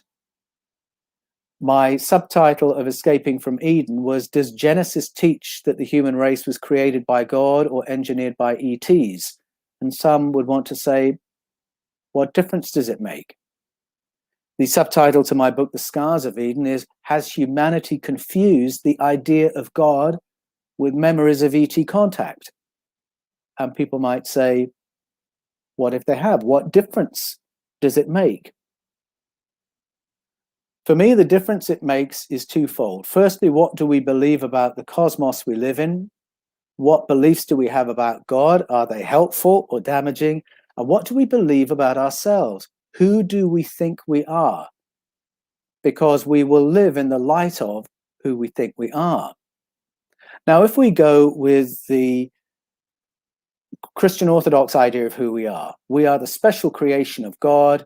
Our level of intelligence has been determined, and we've been plopped on the planet to live out our lives until we expire, hopefully loving each other and loving our Creator. Now, by that explanation, really our intelligence is fixed. Our level of consciousness is fixed. It has been decided by an almighty, end of story, get on with your job. So there's something rather static about the conventional religious answer. If we go to what we could say is the mainstream scientific view, that we have been on this planet a long time, slowly evolving, gradually improving over the millennia, then we're not fixed anymore, but we're making slow progress. And maybe there might be a few lucky people here and there who have a bit more intelligence, a bit of a higher consciousness, and they might be able to help us as teachers or healers and nudge us along the way. There's that story. But if we go to this other story, hidden in plain sight, told by our ancestral narratives all around the world, buried by translation in the Bible, what that tells us is that our natural abilities are up here. Abasi and Atai had to release devices into the environment to push us down, or Quetzalcoatl had to spray a vapor into the environment to push us down, because our natural abilities are up here. Now, that caught my attention when I read those stories because it correlated with something that I had been reading about in the field of neuroscience. And it is a field of study called acquired savant syndrome. Ben McMahon lived just down the road from me in Victoria, and he was happily living out his life until one day he was in a car crash, which put him into a coma for about a week. And thankfully, he survived. But when he regained consciousness, it was very painful in his body and he wanted to be adjusted. And so he beckoned the Chinese-looking nurse in his room to come and assist him, and was rather confused when what came out in fluent Mandarin. So we called her again, and it came out in fluent Mandarin. And they begin a conversation in Mandarin. Now, like a lot of Australians, Ben had learned some Mandarin at school, but had certainly never been fluent in it. So this was bewildering to him. Why wasn't his speech coming out in Australian English? And how was he suddenly so good at Mandarin? So he used sign language and said, could he have a pen and paper? So he wrote a message and it came out in Mandarin. Now, thankfully, he did regain his Aussie English after a couple of weeks, but he retained this higher faculty in Mandarin from that day to this, and it's in fact a part of his work to this very day. That's a pattern. Acquired savant syndrome is where an accident, an injury to the brain, or a central nervous system event like a stroke suddenly unlocks prodigious skills. It can be mathematical skills, artistic skills, language skills, but something that you would look at and say, how is it possible that you suddenly develop that ability by accident? An injury to the brain should diminish your acuity, not heighten it. And so we have serious, credentialed neuroscientists around the world studying this phenomenon. Darrell Trefford at Marion University, I think he studied more than 70 of these cases from around the world. Dr. Drago did an amazing experiment where he invited a group of art critics to survey the work of an artist. He told them nothing about the artist or the work they were looking at or when it was produced. There was no date or timeline for them to look at. They were just asked to critique the work. And then the researchers collated the art reviews against a timeline. And what the reviews showed was that every measure of skill and creativity was lifting in this artist's work across the timeline. But what the art critics had not been told was that the timeline they were looking at was a timeline where dementia was taking hold of this artist. And as the dementia ate away more of her brain, so every ability she had as an artist was lifting. And they were fascinated by that. And they said, clearly, there is a disinhibition of several of the brain systems happening with this injury to the brain. Now, any layperson listens to that and says, disinhibition? What are inhibitors doing in our brains that they can be switched off by accident or by an unfortunate illness or by a blow to the head? What are abilities doing in our brains in the off position? Well, our ancestral narratives of Abassi and Attai and Quetzalcoatl tell us that we all have those abilities in our brains, and that those who last tweaked our development as a species tweaked us in a downwards direction so that whole sections of our brain were disconnected and switched off.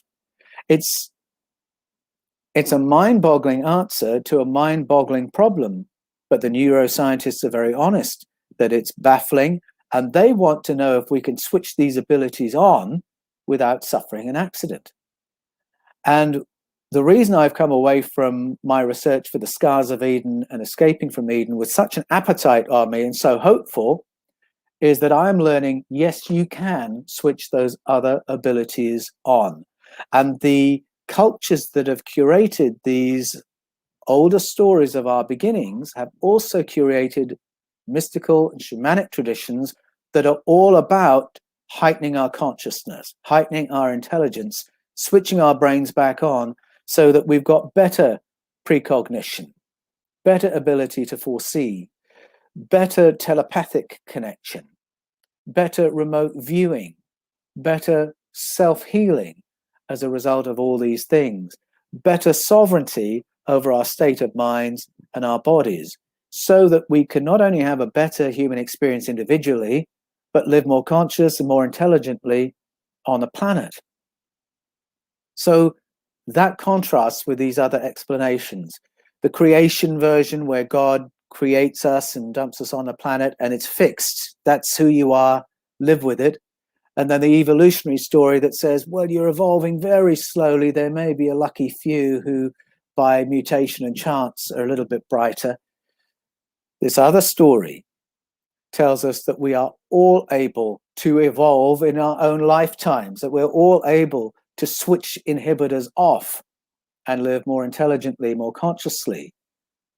I want to talk about a couple of those inhibitors and what it means to switch them off. But one, therefore, that flows from this different story is our psychology.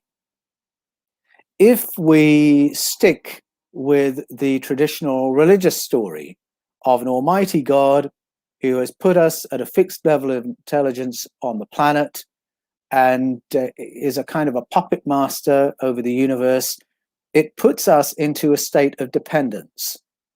So that if I want more information, more understanding, better health than I have got access to, I have to call on the mercy of God. I'm utterly dependent on the whims of an invisible, inscrutable God, either granting me a favor or not.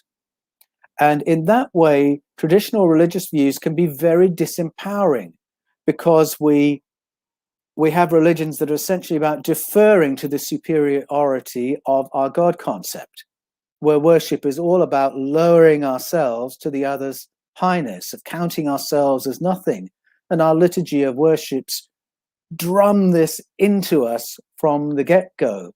And I find it quite painful these days listening to some worship songs. I find really inspiring, songs that are songs of love and enjoyment, of connection with God. I like those songs. But I hear heaps of songs that are saying, I'm nothing but a worm, I'm nothing, I'm miserable, I'm a sinner, I only deserve destruction, please have mercy on me, Lord. I was listening to a song the other day that was saying, please have mercy, don't kill me, I'll serve you every day of my life, just please don't kill me, even though I deserve it. And that is the background tone of a lot of religion around the world, and it's deeply insulting to humanity, and it makes us dependent and servile. When we go back to the Elohim stories and realize, oh my goodness, those are not God's stories, and we have to reframe our idea of God, for me, I come away with a far more positive vision of the cosmos and of God. And I go back to the definition of someone like Apostle Paul, who had to define God from scratch when he was speaking to a non-religious audience one day. So he couldn't appeal to Jewish ideas or Christian ideas. And so he said, by God, I mean that which created the cosmos and everything in it, the source of the cosmos and everything in it, that in which we all live and move and have our being. And I love that definition, because there's no separation. There's no anxiety. Religion trades in separation anxiety. You're separated from God. You need to claw your way back into his presence. We, the religious leaders, will show you how. There in Athens, Paul says, no, we couldn't be more intimately connected with the source. We're all emanations from the source. We're all expressions of the source. And these other stories of our beginnings say we can switch ourselves on, actualize more of our humanity for a more powerful, exciting, positive experience. It's not a matter of being dependent on someone granting you a favor. It's learning to operate your human body, learning to operate your human mind, and to connect with the source in every way that's possible. So that's why I find it empowering. That's why I find it exciting. That's why I go back to mystic and shamanic traditions and say, tell me more about how I can be more alive, more conscious, more intelligent with the rest of my life. So I find these stories empowering. Now, one of the great inhibitors, I think, over our lives is fear. I was talking to a friend just the other day, and he had had an experience of an altered state of consciousness. He had a psychoaffective tea at a tea ceremony that had blown him away. And the take home from that experience for him was realizing how much of his life was defined by fear, how many decisions he had made based on fear. Now, I believe that as material beings, I've bought into Plato's great vision of the hero's journey that we're all on, that we begin as aspects of cosmic consciousness, then we individuate as conscious beings and incarnate as human beings. So we're on planet Earth having a material experience, a human experience, here to learn something. And then after this life, we go on to pool what we've learned. And I think when you go from being a conscious cosmic being to a material being, suddenly you've got this background anxiety of the fear of non-existence, the fear that this body could be destroyed or dissipate, and then where will you go? And every living creature lives with that anxiety, whether it's a plant or a fish or a mammal or a human.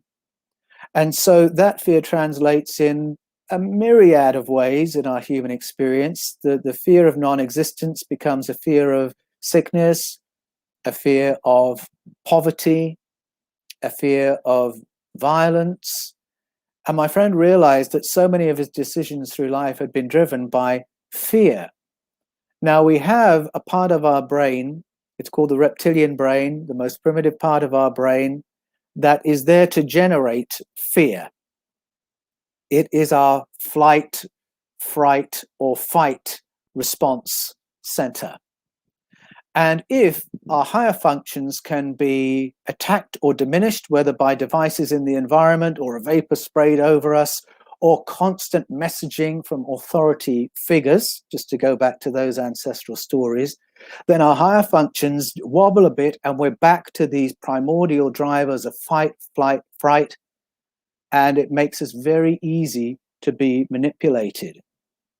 One of the reasons I would like everyone to read The Scars of Eden and Escaping from Eden is that the confusion of God with what these Elohim, these sky people, these ET colonizers did to us in the distant past, that confusion has led to millions of people living in a world where there is a fearful, violent, implacable God at the top of the tree who will punish them for eternity if they get it wrong. And it shapes the whole of our lives, where we live tiptoeing around, anxious we might offend the Almighty, desperately we get it right, that we don't fall off the tightrope of his will.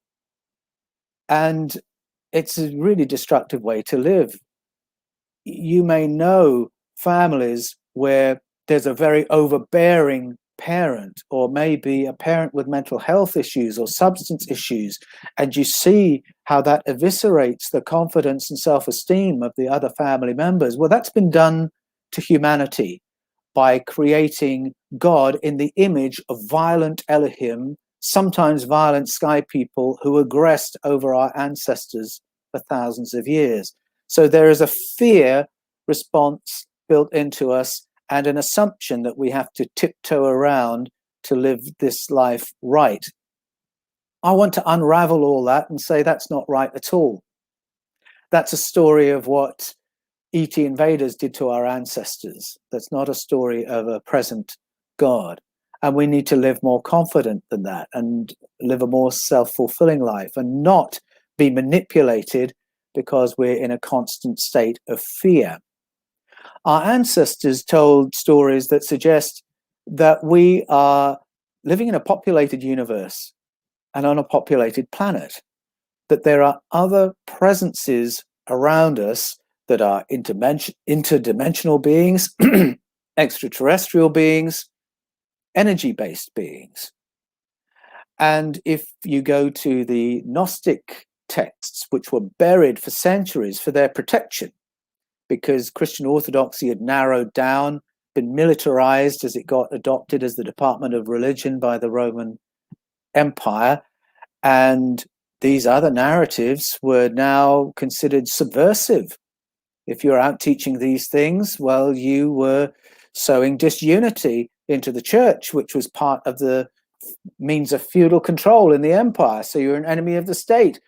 And so priesthoods were literally burying these texts to preserve them for future generations. Well, those texts talked about energy-based beings that are around us and that feed off heavier emotions, such as Ol was mentioning earlier. Plato talks about the lessons we need to learn in this life about shaking off heavier emotions. Heavier emotions, he meant things like hatred, anger, rage, ambition, resentment, unforgiveness, trauma. We have to process these things, get rid of them, not live manipulated and controlled by them. Because, say our ancestors, there are these parasitic entities called archons that feed off all the heavier emotions that biological life forms put off. And so these energy-based entities manipulate humans into fear and anger, warfare, so that they can feed off that negative emotion.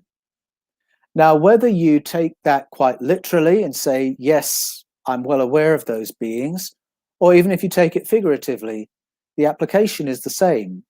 And the application is you need to be a sovereign person exercising sovereignty over your own state of mind and over your own emotions. That you are very careful about looking after your mental state. That you don't let yourself get sucked into fury, rage, indignation. That you look after your emotional state, that you are deliberate every time before you get out of bed in the morning, before you step out your front door, that you've decided what energy you want to put out into the universe, what energy you want to give to others as you interact, how you are going to perform yourself and perform your role today.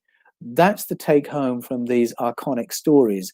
And I believe our ancestors told these stories because whether you're looking at archonic interference or even the way we're governed over, you are going to be at the mercy of others if you are not deliberate and careful about looking after your mental state, looking after your emotional state. There's a proverb that says, guard your heart because it is the wellspring of your life. Well, it certainly is. As long as your heart is beating, you're alive.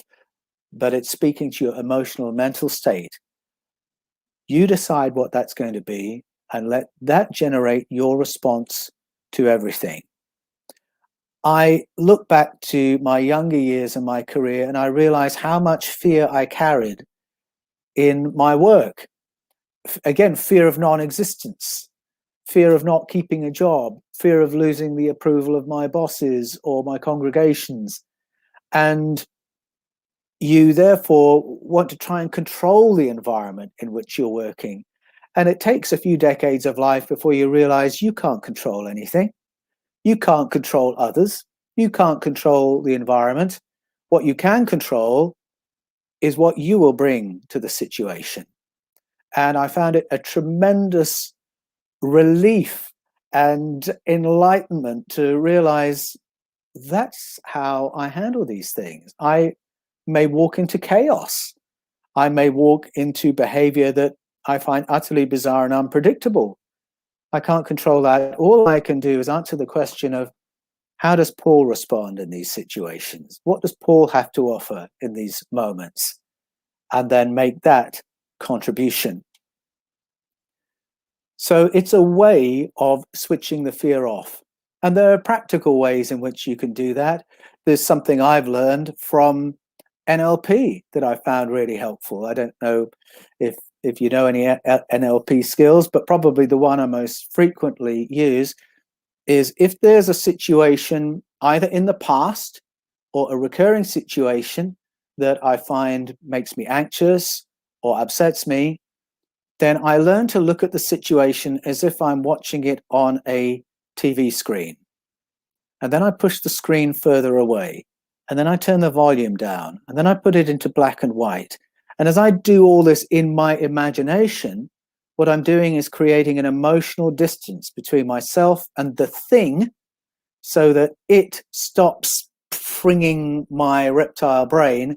I can get back into my higher functions and say, what will I now bring to this situation? And that's, for me, it's a very practical way of dialing down one of these inhibitors, dialing down the fear to a point where I'm freer to make decisions that might otherwise terrify me.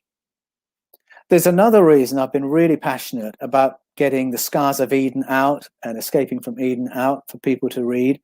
And that is that when we misunderstand the old stories of the Elohim and translate them as God's stories, we put ourselves in a feudal world where everything is about serving superiors.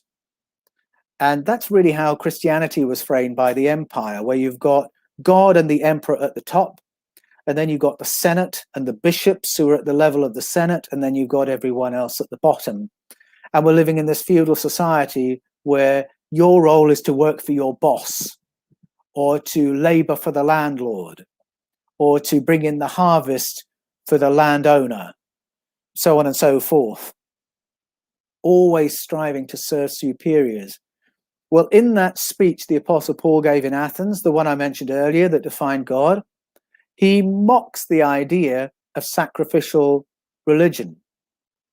The idea that we need to serve God. He says it's a joke. If God means the source of the cosmos, the source doesn't need us to provide it with anything. It's totally the other way round. And yet we have made it an inherent thing to religious thought, which has shaped thought even in secular societies to this day, that we are here to serve superiors, to serve bosses, to serve our government. I thought it was the other way around, but it's very, very deep wiring. If we go back to the Sumerian stories and the Mesoamerican stories that talk about our engineering, it says we were hardwired, engineered to serve them. Quetzalcoatl was given the task of engineering for ourselves, say the others, avatars that will do the work for us and bring us our food. That was the whole purpose of Quetzalcoatl's genetic experiments, to produce us. And it's a very honest story that says it took a long time to get right. They made a lot of mistakes. I mean, imagine engineering something like a gorilla and then finding it has no interest in serving a superior or bringing you food or working in your mine. It was that level of mistake. Well, finally, they got us willing to work for superiors. And then in the Sumerian story, there is a note that suggests if we can make the humans perceive their service of us in religious terms, so they see it as worshipping superiors, then they will count it as a virtue to serve us, and it'll be easy for us to manage them and exploit them.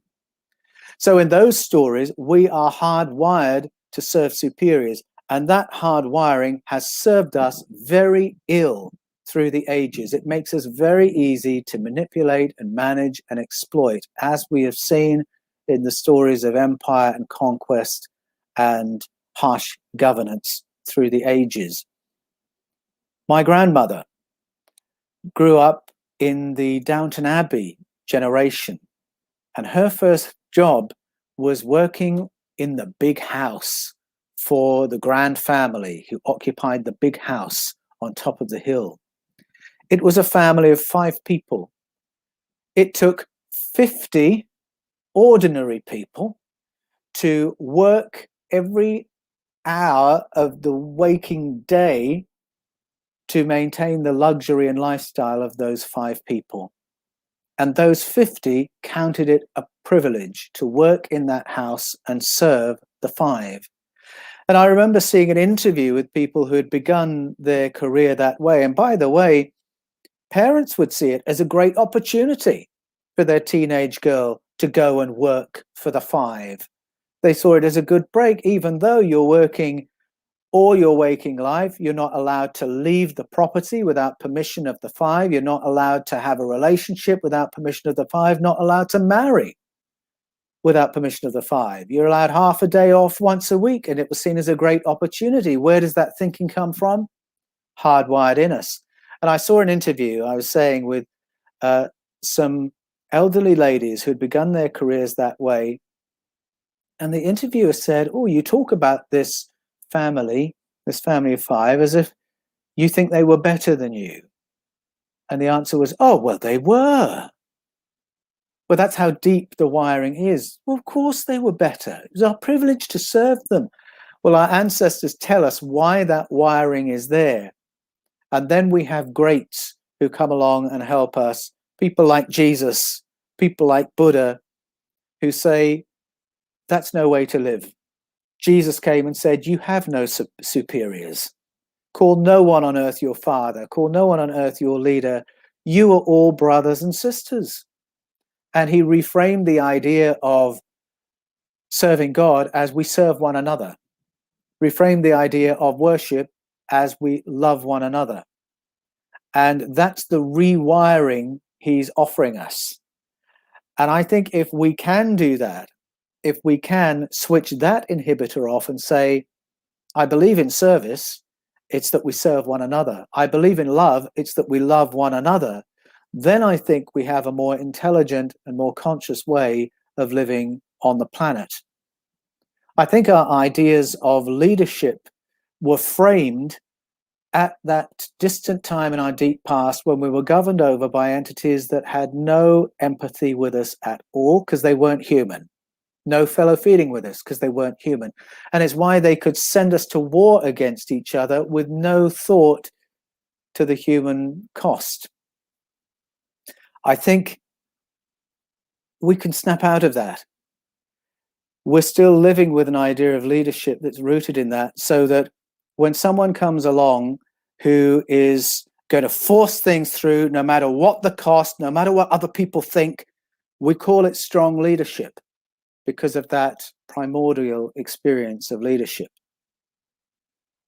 And if someone comes along and says, we're not going to make any decision here until we have heard from every party that's going to be affected, and until we have come up with a solution with which we are all agreed that has a benefit for all of us, then we'll move forward. We regard that as weak leadership. Why on earth do we regard that as weak leadership when it takes far more skill to pull that off than the brute force model?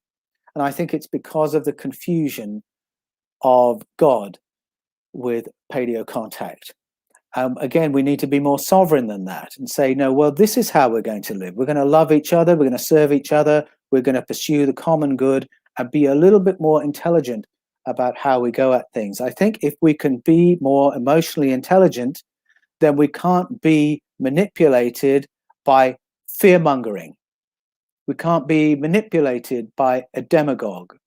I think if we are more deliberate about being harmonious and more loving, we can't be manipulated by a xenophobe. And so that attention to how we're thinking, how we're feeling is really important to the experience that we have as a society.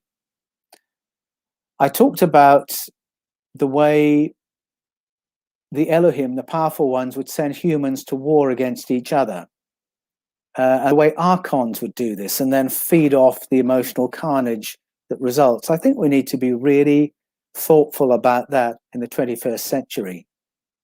We have memes sending us to war against each other right now.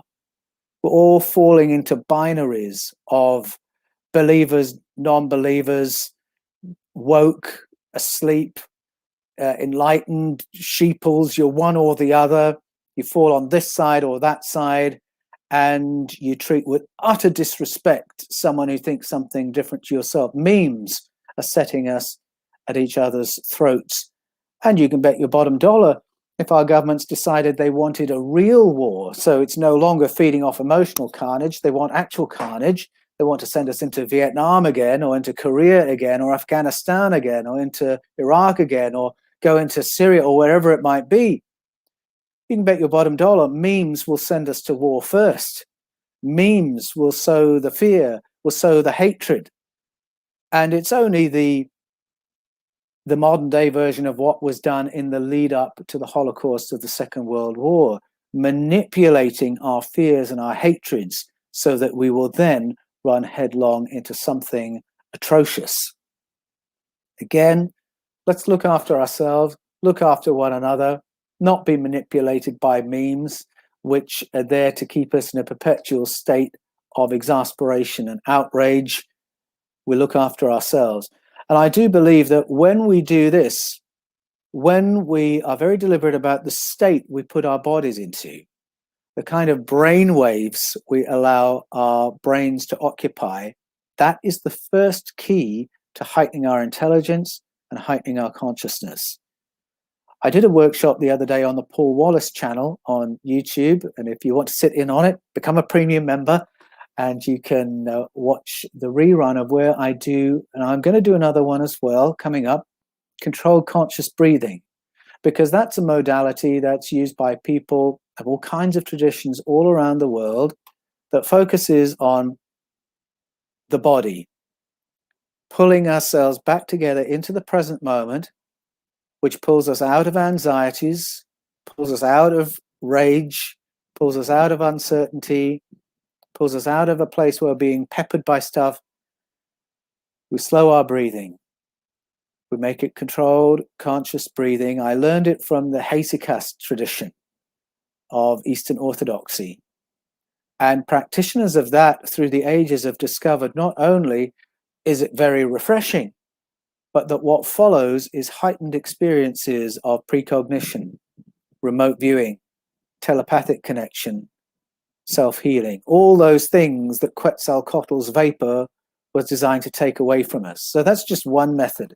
I talked about my friend who did his tea ceremony, just as Plato did 2,500 years ago, did the Kykeon ceremony in Athens, that alters our brainwaves, alters what our bodies are doing, so that we can download some information, process our lives at a different level.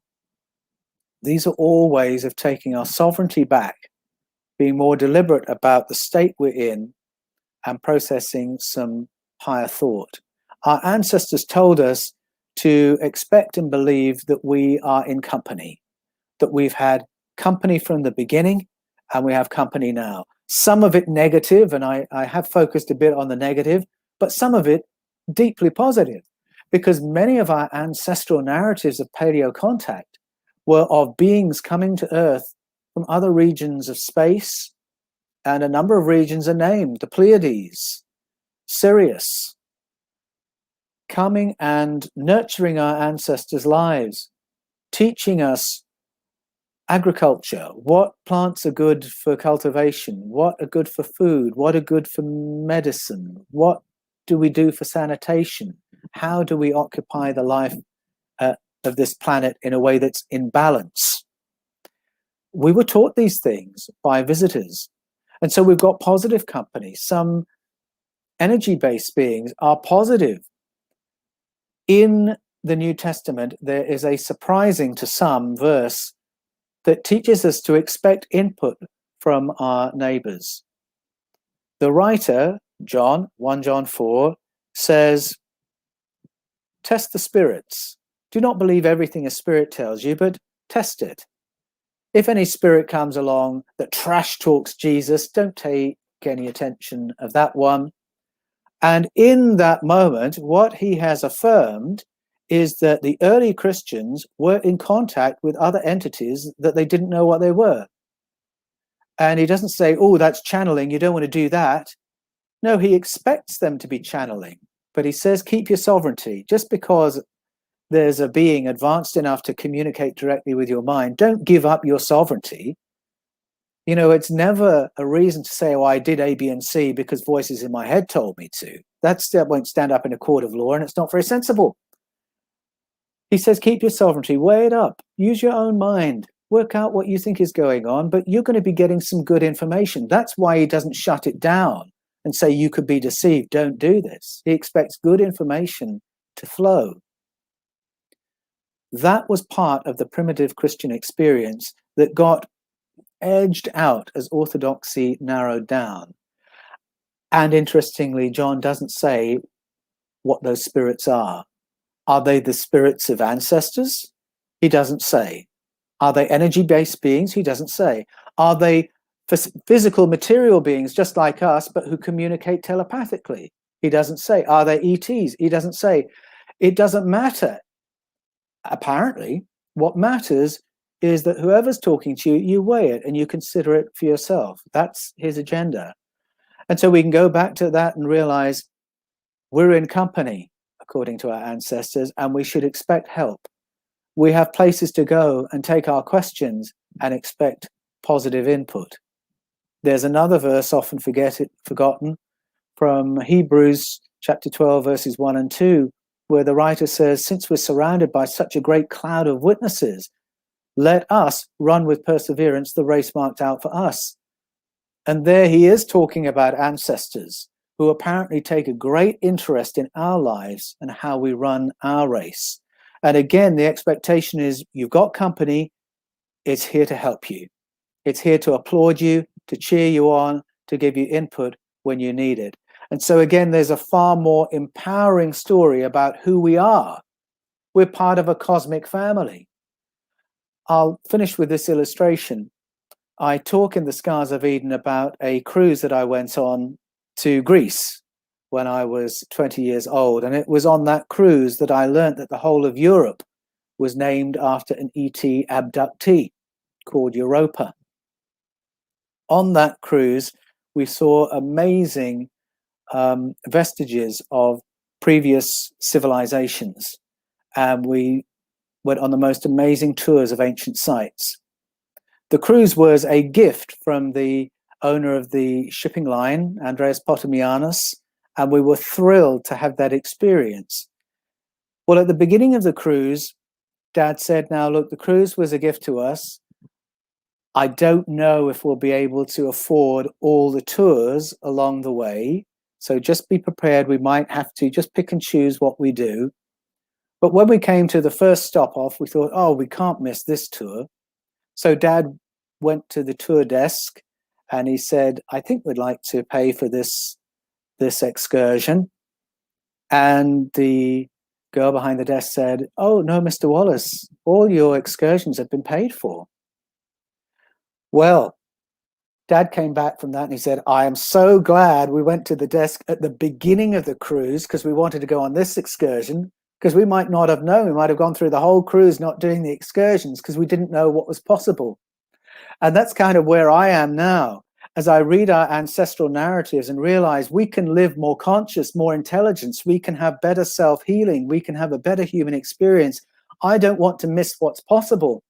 And having made these discoveries this late in life, I'm almost looking at my watch thinking, how much time have I got to explore the human condition and find out what's possible? That's my heart, that's my appetite, that's what excites me.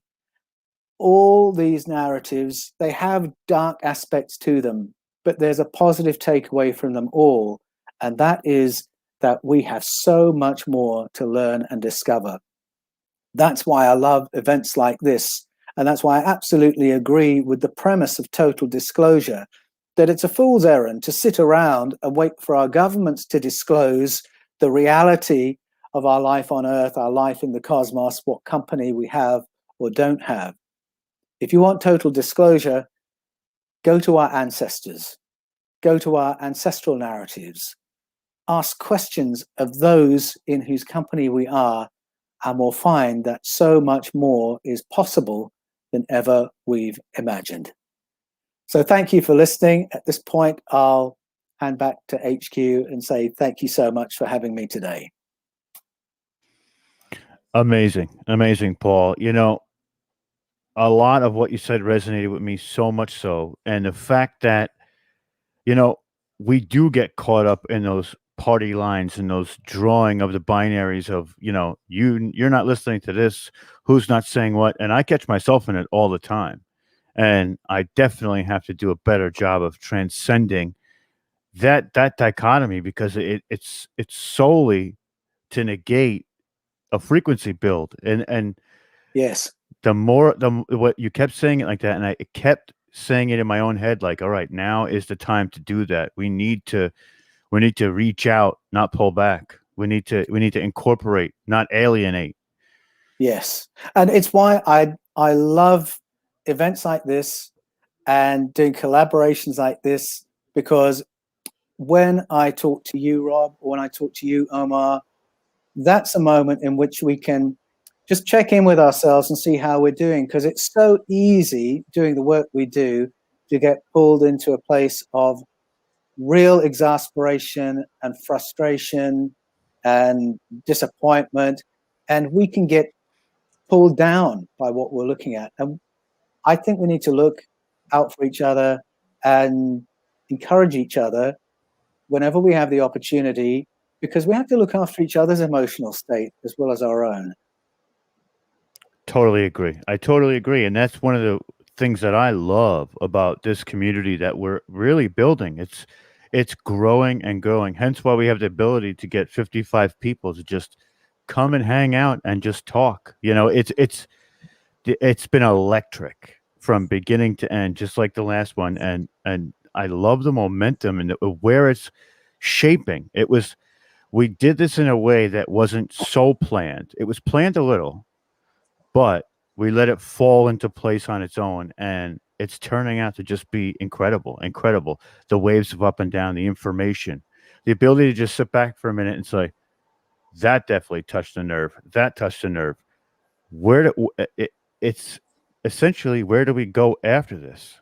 Is really what's the next step, and hopefully we can all come together and figure that out and achieve it, which we're doing right now. Indeed. Just the fact that we can look at each other and realize that we're all on this territory from all kinds of different start points, and having followed all kinds of different white rabbits, even that's encouraging to think, oh, there's something real going on here. This is not just a journey in my own imagination or in my own intellect. We are all part of something that's actually quite exciting. It's the precipice of a new age, and we are there. And that's not to tout anything, but that's sheer excitement and the fact of what, like, I can only imagine where the next presentations are going to come from and who's going to be giving them. It's exhilarating as well as exciting. It's exhilarating. You're like, all right, and then, after this, we'll get into a huddle and we'll be like, what's next? What's next? Like, just it's wild. It's wild. I thought your lecture was excellent. It really resonated with a lot of the things that you were saying, Paul, and across the board in every chat room that we have. Got a lot of conversations going on. I think people are shy to talk to you. I tossed a link out into the comments and asked if anybody wants to come on into our studio and ask you questions just directly, and so far no takers, but all good. But they are posting questions, so I will ask a question. This one's coming from the Paul Wallace channel, and it's from Joe Drew. I asked if they wanted to come in, if anyone wants to ask a question, and he replied, then my question is, are we currently experiencing a planetary downgrade now, or are we having a reset? I think we're having a reset.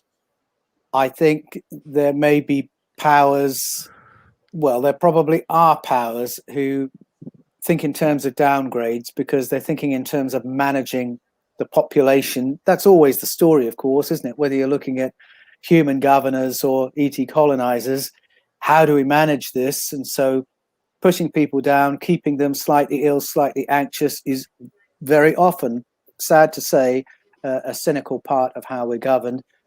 But no, I actually think there's a reset happening on many, many levels. And it's funny, Ol was saying, would you go to your dear old granddad, in his last few months and say, everything you believed is a lie, your life has been meaningless? Well, no, you wouldn't. But what I'm finding is that there are a lot of old folk out there, even towards the end of their lives, or maybe just retired, who are surprising me by saying, do you know what? I just don't believe that thing anymore. or I'm suddenly very curious about such and such, or I've worked out that what we were told then was not true. And I find this incredible reframing, waking up, going on in that age demographic. And it's one of the signs for me that we're in a really interesting place in our history culturally. I happen to think that our planet is in a thin space at the moment, to use the old Celtic language. The Celts believed that there were these places on planet Earth, which I believe coincides with the intersection of ley lines or electromagnetic lines on the planet, where it was easier to perceive realities in the other dimension.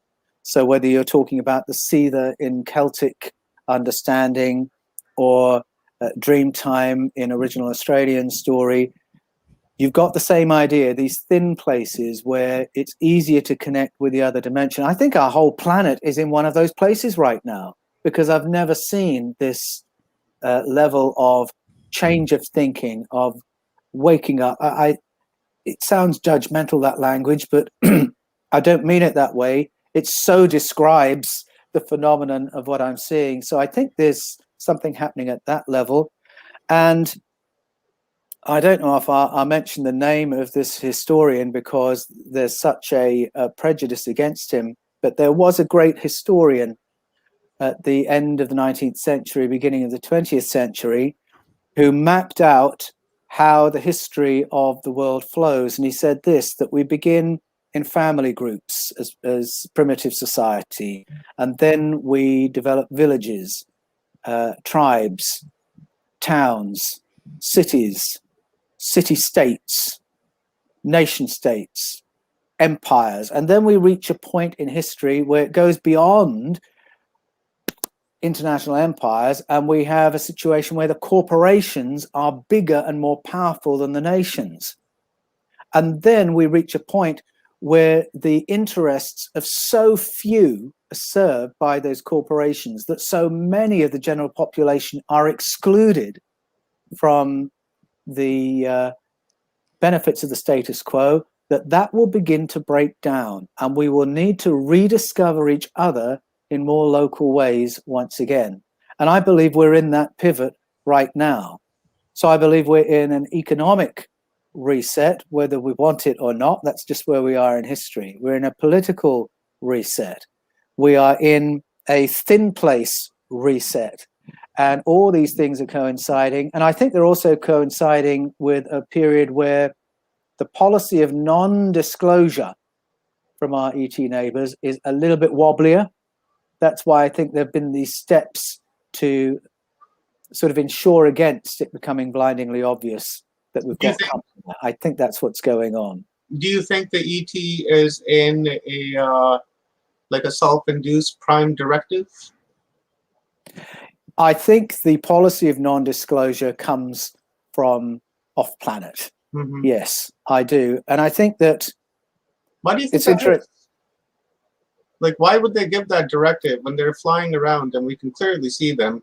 They're creating crop circles on our planet. We can see those and interact with them, but yet they're not giving us that, you know, they're maintaining that, that prime directive. It's quite confusing. It is. Well, I think we have to see it in terms of some kind of a truce. I think there are far more ET demographics in what Haim Eshed, the Director of Space Security for Israel's program. He was the Brigadier General, held that position for 27 years. Just before Christmas, he said there's an intergalactic federation that's chosen not to self-disclose until we, humanity, have a better understanding of space. I think there are far more demographics on that intergalactic federation now than in the days that were written about by the Sumerians. And I think non-disclosure has to do with them policing each other and maintaining some kind of a balance and status quo among themselves. I don't think it's all to do with us and their relationship with us. And it's clearly not a watertight policy because there is interference, there is contact. I believe there are abductions. I believe there is a hybridization program that our ancestors have revealed for thousands of years. So it's not watertight at all. Yeah, and you've heard those stories firsthand. I think it was the Modawa, or I forget the name, where that little girl was taken into the bottom of the ocean. They kept her for a few years. Yes, that's right. The Mummy Water. So I'm very closely connected with a family that had that experience. It was a young woman who was taken for 3 years. And every element of that story, which sounds absolutely bizarre when you first hear it, non-human presence, look human but not, very beautiful, slightly different skin color, slightly different top lip, and then not forced away but enticed away with promises of higher intelligence, greater health, come back more prosperous, taken to an underwater base, used for hybridization, then returned. You would think, who on earth would tell such a story? And then you realize every culture on the planet tells that story. Mm-hmm. You can go all around the planet as far as Wales and the story of Tylwyth Teg, where every element of that story repeats. There's no reason for it. Again, it glorifies no one. It is there only to tell us we've got company, and our company has an interest in Homo sapiens, and there's some kind of a stability to what's going on. And at the very least, we need to have an open eye to understand the truth of our place on the planet and in the cosmos. I see your kitty relaxing. Yeah, nice. He's hanging out back there. I think one of the reasons Blending why right into the couch. disclosure is a bit, it's something that they're trying to step us away from, is because whether good or bad, the puppet doesn't know he's a puppet if you can see the strings. You know what I mean? Like yes, they want you to know, but they don't want you to know. Like, you may have an idea that somebody's kind of tugging at that string, but if you can see the string, then you obviously know you're a puppet, right? I think that's right. And I think, even at a human level, do we all know who we're working for? If we realize that the money system is kind of an alternative to a brute slavery system, well, who is at the top of the tree? Who's benefiting from the system? Who are we all working for? And there's a benefit for the powers in not being too obvious. Earlier on, when you were, Rob, were you saying something? Or you muted? No, I just said absolutely. I totally agree with that. It's the 1% for sure. I saw your Go ahead. lips moving and no voice coming out. I was shaking my head. It was a yes moment. Yep. Paul, earlier on when you were speaking about the the Archon and these energetic beings, I was thinking about the jinn that is mentioned in the Quran. Is that the same entity but just with a different name?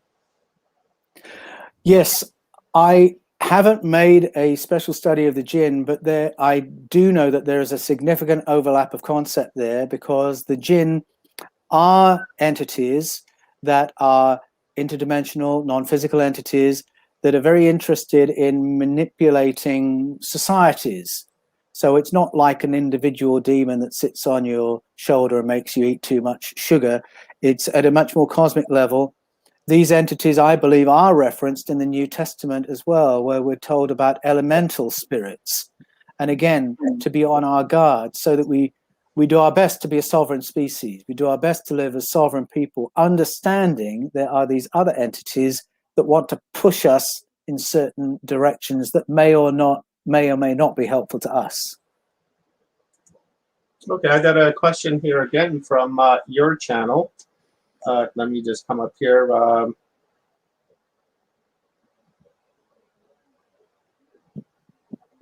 Paul, do you think the aliens are fallen angels? And that's from Michelle McMillan Santinini.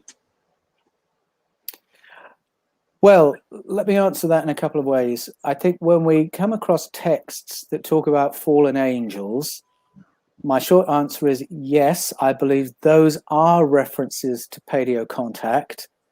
We read the word angel and we think we know what we're being told, but in actual fact, we're probably picturing a spiritual being that's part of an army for the Almighty, a holy, transcendent being. We might almost picture Renaissance style, a being with beautiful feathered wings. But the word doesn't necessarily mean that at all. these so-called fallen angels were biological entities that could have sex with human beings. So that's not an angel in that other sense. We're told in texts in the New Testament, angels don't marry, don't have sex. They're something completely different. They're a spiritual kind of being. Well, not these ones. They're hybridizing. So these so-called fallen angels are something else. And the word itself, angel, it doesn't define the genus or biology of the thing you're being told about. If you see the word angel in the text, all that word means is agent or messenger, someone who has an assignment or a message. So the phrase fallen angel doesn't answer any questions at all. You still have to ask, what is this entity? Is it biological? Is it human? Where has it come from? What's it doing? And so I do get a lot of people saying, oh, how does this relate to angelic stories? And I think I have to start saying, please don't use that word with me. Translate it first, use the root meaning, and then we can have a conversation about what these beings are doing. You've got a being that is an agent or a messenger doing something. What's it doing? And let's get into that instead. So if he's an agent, so if they're an agent, then my question is that when you look at these words like angel, you know, chapel, a Bible, you know, all of them end with L, right? E-L for Elohim. Is there a connection between the L in the word, like angel, chapel, Bible, eat, elections? Well, the answer is in some words, yes, and in some words, no. And in the words where it's a yes, we have to remember that L really means powers, or power or powers. So again, that word isn't telling you anything about biology or genus, just that this is one of the powers that you're reading about. So again, it is helpful to go to the root meaning and read it that way. And it's one of the things I argue for in the Scars of Eden, that if we reread these ancient stories and use the most primitive meaning of that word, the root meaning, that's when this whole other story emerges. And it's a coherent story. So there are words where L is just a word part from something else, and it's got nothing to do with the powers, but there are others where that's what it means. So it doesn't equate it with other L or other Elohim or with God in any way. It just says this is one of the powers that was in operation at the time. I see. Okay. Wow. Great answer. I get it. Yeah, I get it. I was under the impression that the L was in there to give the expression of the Elohim, and the Elohim would be the powerful ones. And well, I mean, yes, I mean, that's interesting. If you go to the Book of Enoch, where it unpacks a little bit of the Genesis 6 moment when these other entities come and do their hybridization, we are told they did have a mission and they did have a task within this arrangement, this truce, this Sky Council, this intergalactic federation, and they were suddenly doing something that was not part of their assignment when they came down and hybridized with the humans. So that's kind of informative. But again, it can take a while to reframe the story and really process that you're not looking at a God story or a story where there is a big entity in charge and then others either being good, indifferent, or disobedient. It's a much more plural and interesting picture than that. is that the Watchers that you're talking about? Yes, that's right. 50 The Watchers that descended onto, I forgot which mountain. It's in the Middle East somewhere, but their leader, I think, was called Shemyaza, something like that. Yes, it's the Watchers in the Book of Enoch, and it's the Bene Elohim in the Book of Genesis. Oh, okay, that's cool. A little background on the name of our podcast. It's always good to figure that out, right? I mean, yeah. I just thought I was watching and learning, and that's how I came up with the name. You're keeping interesting company, Omar. From the Paul Wallace channel, Ron H asks, how does the reset take shape? Oh, crumbs. Well, that's the question we're in, isn't it? That's why I focused on being as sovereign and deliberate as we can be, because we can control that. There's other stuff going on that we're scratching our heads thinking, what in the world is going on? What is happening in the Intergalactic Federation? What are the 1% doing, and are they agreed with each other? What's the Pentagon doing, and are they agreed with each other? So we don't know. It's taking shape, and I think what was said earlier about the Uluru event is quite interesting, because I think it's quite a challenge on us to try and come through all the uncertainty of what's going on and where are we going in a way where we still feel empowered, rather than we're sitting looking anxiously to see how things will unfold. And again, it comes back to, we can influence our environment. We can't control everything. We can't control the layers we can't see.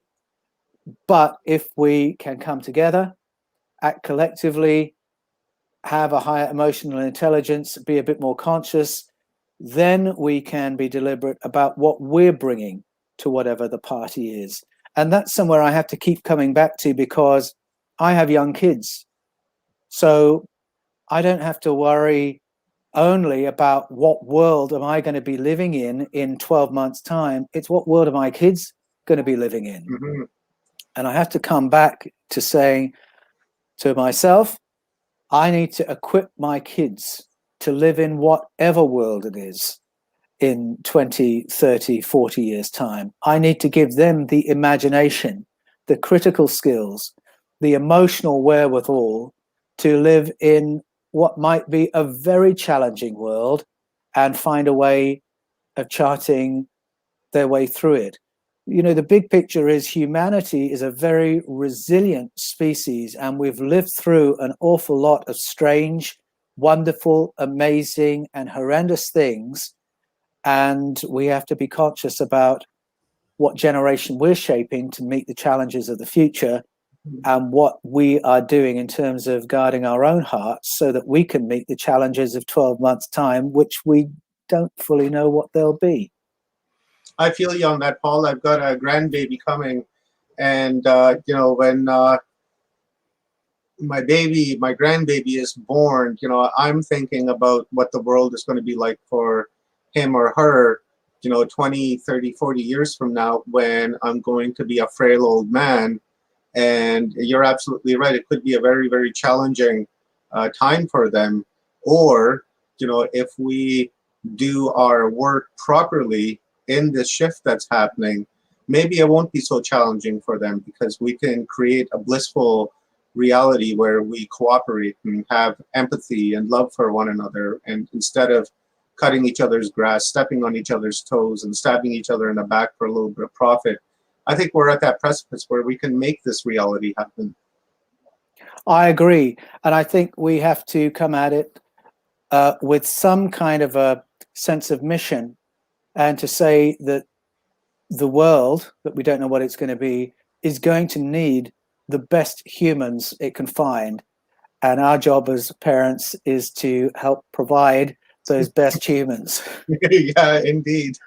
Absolutely. Absolutely. And one of the things I want to just to piggyback off what you said is, when you take back your sovereignty, that great reset is going to impact everybody differently and show signs to everybody in different ways. So it's kind of our job for self to facilitate and actually figure out what those signs are coming from every direction, and you will get signs in the adverse effect as well, where you'll see what you should be doing or what you feel you should be doing. And it's going to expose itself on both ends of the spectrum.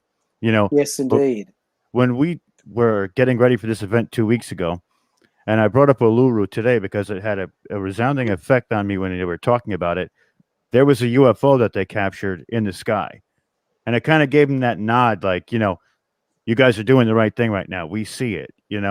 And me and my fiance were on the front porch over here smoking a cigarette, and I looked up and I saw a light that was as high as the stars and moving straight across the sky.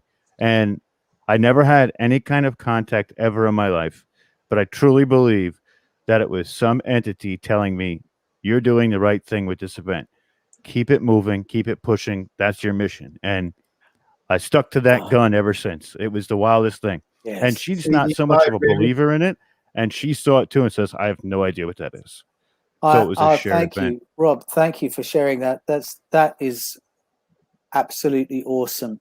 And I think that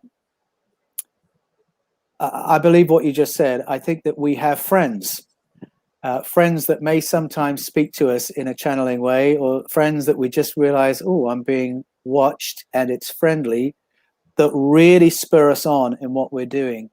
And another note I want to add to this is when you realize that we're in this reset, it throws up the question of, well, what do I do with my life? What should I be doing in the light of all this information?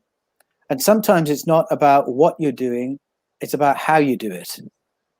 And my wife, for instance, or why you're doing it. So let me give a plug for what my wife does. My wife's work, she has a business called Afroshi, and it exists to provide organic, entirely natural creams, treatments for skin and hair.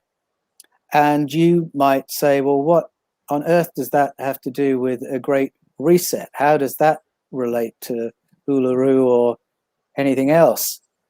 And what it has to do is this: it's the way my wife Ruth does that. What she's doing and the way she interacts with her customers is all about people feeling good about themselves. And often people come to her because they feel terrible about themselves, because they're embarrassed by their skin, or they're embarrassed because they have afro hair that they can't condition or control, and all the adverts are telling them their hair should look like this. And so she's actually meeting a lot of people who feel bad about themselves because they're being told to, or they're struggling with something and the petrochemical industry isn't helping them. And not only her products, but the way she interacts with all those people. I love watching Ruth in action because they all come away beaming. They send her messages, they send her videos on Insta of the before and after.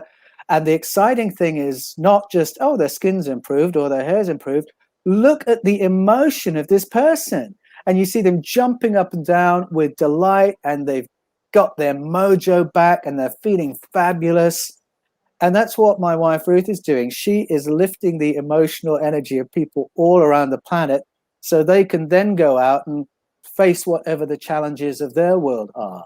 And I think whether you're doing that or you're a baker or a butcher or a candlestick maker, if you focus on what you're doing in your interactions, then you can be part of us combating all this soup of archonic energy wanting us to pull us into a pit of despair instead. That's beautiful, Paul. And I bet that makes Ruth feel really good about herself as well. Her self-confidence, her energy, the love just expands even more. So, it's beneficial for everyone, for your household, for her. This is global. So, on one end of the line, we've got someone in America jumping up and down for joy, and then Bruce doing the same in Australia. And I think every interaction we can have like that lifts our energy makes a difference to our collective experience and what's happening in the field of the planet. And that's part of what we've seen through events like the Uluru event and through meditation events, where there is a measurable difference to what's happening in the resonance of the planet, the electromagnetic field of the planet, because we have suddenly done something collectively that has raised our energy. Nice. I like that, Paul. Absolutely. Let's set up another question. I don't kind of really understand this question, but you might, Paul. It's from Francisco Manero. It says, when you talk about Plato, do you think these are the original human beings? My question is, how many originals are entrapped in this reality? Oh, that's a very interesting question. Yeah. I don't know is the honest answer, But I do know that there are quite a number of ancient traditions that talk about, and this goes back to stories of the jinn, for instance, stories of beings who were here long before human civilization who got stuck here. And that's not gone well for them all the time. And these are stories I've not really probed yet or understood in terms of the present reality, what difference that makes to the present day. So I just have to say, I don't know. It is interesting. There is something there to be looked at. Ask me again in 12 months and I might have an answer. That's a beautiful answer. And, you know, Paul, it's one of the reasons I have so much respect for you, because that's like actually one of my favorite answers. I don't know. Because, you know, that's really where all footwork begins, right? Once you say to yourself, I don't know the answer, and you're being honest to yourself and to everyone around you, then you can really get down to real research and real digging for the truth and really go and find that truth, because then you're seeking that truth that you know is there, but you don't know it, right? It's like it's a mystery that you're after, and you know, thank you for giving that answer. It's beautiful. It's also why we have communities like this, because at times I might say, ask Rob about that, ask Omar about it, because I think he knows a bit more about that than I do. Yeah, that's a great one. Let's hit up another one from Paul Wallace's channel. Okay, this one is from Francisco again. According to Paul's statement, the Bible and stories like that are tools used by the manipulators to create a false reality. Can he elaborate? Thanks. Well, yes, I think if I look at the history of the formation of what we call the Old Testament, the Hebrew canon, there is a broad scholarly consensus as to how it happened, that we began with a collection of scrolls of very early stories that have a Sumerian base. And these are the stories of beginnings in Genesis 1 to 11. And if we take it at face value, they're the stories Abraham and Sarah brought with them from Ur of the Chaldees, the stories of beginnings they'd grown up with. And then at some point, more texts are added to that, and then they're edited to form a whole, a harmonious story, and it forms the Pentateuch. And the agenda of that is to teach the Mosaic law. And then more writings are added and again edited and harmonized. That's called the Deuteronomistic history. And the agenda of that edit is to authenticate the monarchy, the priesthood, and the Yahwistic laws. And then more is added, harmonized, more is added, harmonized. And the latest addition and harmonization was done in the 6th century BCE, where the big agenda was to teach monotheism, to teach the idea there's only one God, the source of the cosmos and everything in it. And their holy name for God then gets pasted over all the stories. And that's unfortunately where I think there's a big distortion. But you've got a number of distortions there already. So stories have had a spin on them to teach the Mosaic law, then a spin on them to endorse the monarchy and the priesthood. So there's a political agenda to how they've rewritten it. And then in the end, there's a monotheistic agenda, but they've pasted the name of Yahweh over a diversity of stories. Some of them are about ET visitors. Some of them look human. Some of them look like dragons. Some of them are friendly. Some of them are awful, but now apparently they're all God stories. So that has distorted the story and produced a very fearful God who can't be questioned. A very useful kind of God, of course, if you're wanting to manage society with a top-down government and with the priesthood as part of that feudal structure. They're So like that was say again? The priests, they're like the cops, right? Yes, they become like the cops. And so they have that role with the monarchy in Judaism. And then you get into the history of Christianity and you've got God and the emperor and then the bishops in that kind of place. So there is an advantage to some of the distortions. And unfortunately, I think that was some of the pressure on Christianity to excise these other views and other interpretations, because the distortion was useful. Just as when the Portuguese and the Spanish turned up in Central and South America and they deleted and replaced the old stories with Catholicism, and when they got to Peru and were listening to the stories of Viracocha, and the locals said, oh, Viracocha was the progenitor of our culture, he genocided our ancestors with a flood, they thought, bingo. Yes, Viracocha, we call Viracocha God, and we are his police. And so they'd fast-track the colonization and the thought control of the Andean peoples in Peru in one hit. So there, again, was a double distortion. The Catholics had read Elohim stories as God stories, and now they're importing the Viracocha stories as well. So there is a political advantage to those distortions, that they can manage society with the King of Spain at the top, and then the army and the priests, and then the people at the bottom. So it can happen for that reason, very, very deliberate. And then it can happen by accident as well, where we just don't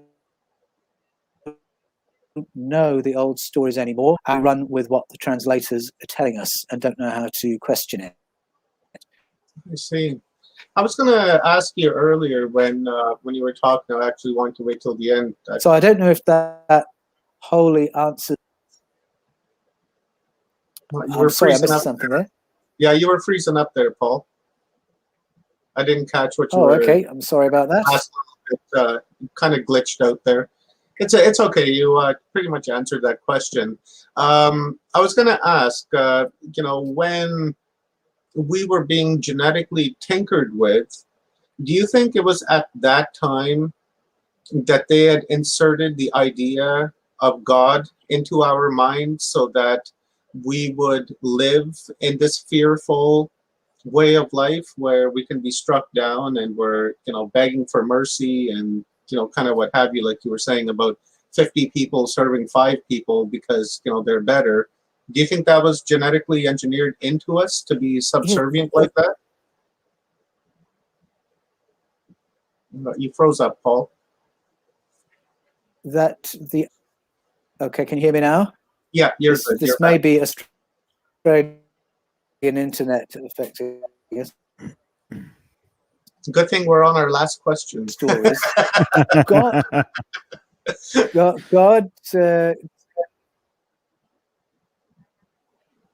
God doesn't really turn up in a lot of the ancient ancestral stories. What we're looking at is stories of stuff that played out on planet Earth. And the are the later, and that's when the confusion occurs. So that's rather intriguing, because I would have expected our distant ancestors to have had an instinct for a cosmic God, but I don't find the evidence for that in the stories. They were interested in what was happening in space. They were interested in what was happening on the planet. But it really only is around the time of the 6th century BCE that I start finding people asking the questions of how does this relate to God, the source of the cosmos, and getting confused about how the two things go together. Okay. I always thought that, well, not always, but just recently I thought that perhaps this idea of God was inserted into our mind for us to be more easily controlled, because someone can come down here and say, I'm powerful and I'm God and you will serve me. And, next thing you know, people are like, ooh, we're not worthy. Well, it's interesting because obviously if an advanced species turns up on your planet and uses tech that you've never seen before, can terraform your planet before your very eyes, naturally you're going to say, well, these are our superiors, we'll worship these. But the word they used wasn't God. The word the Hebrews used was powerful ones. The word the Sumerians used was sky people.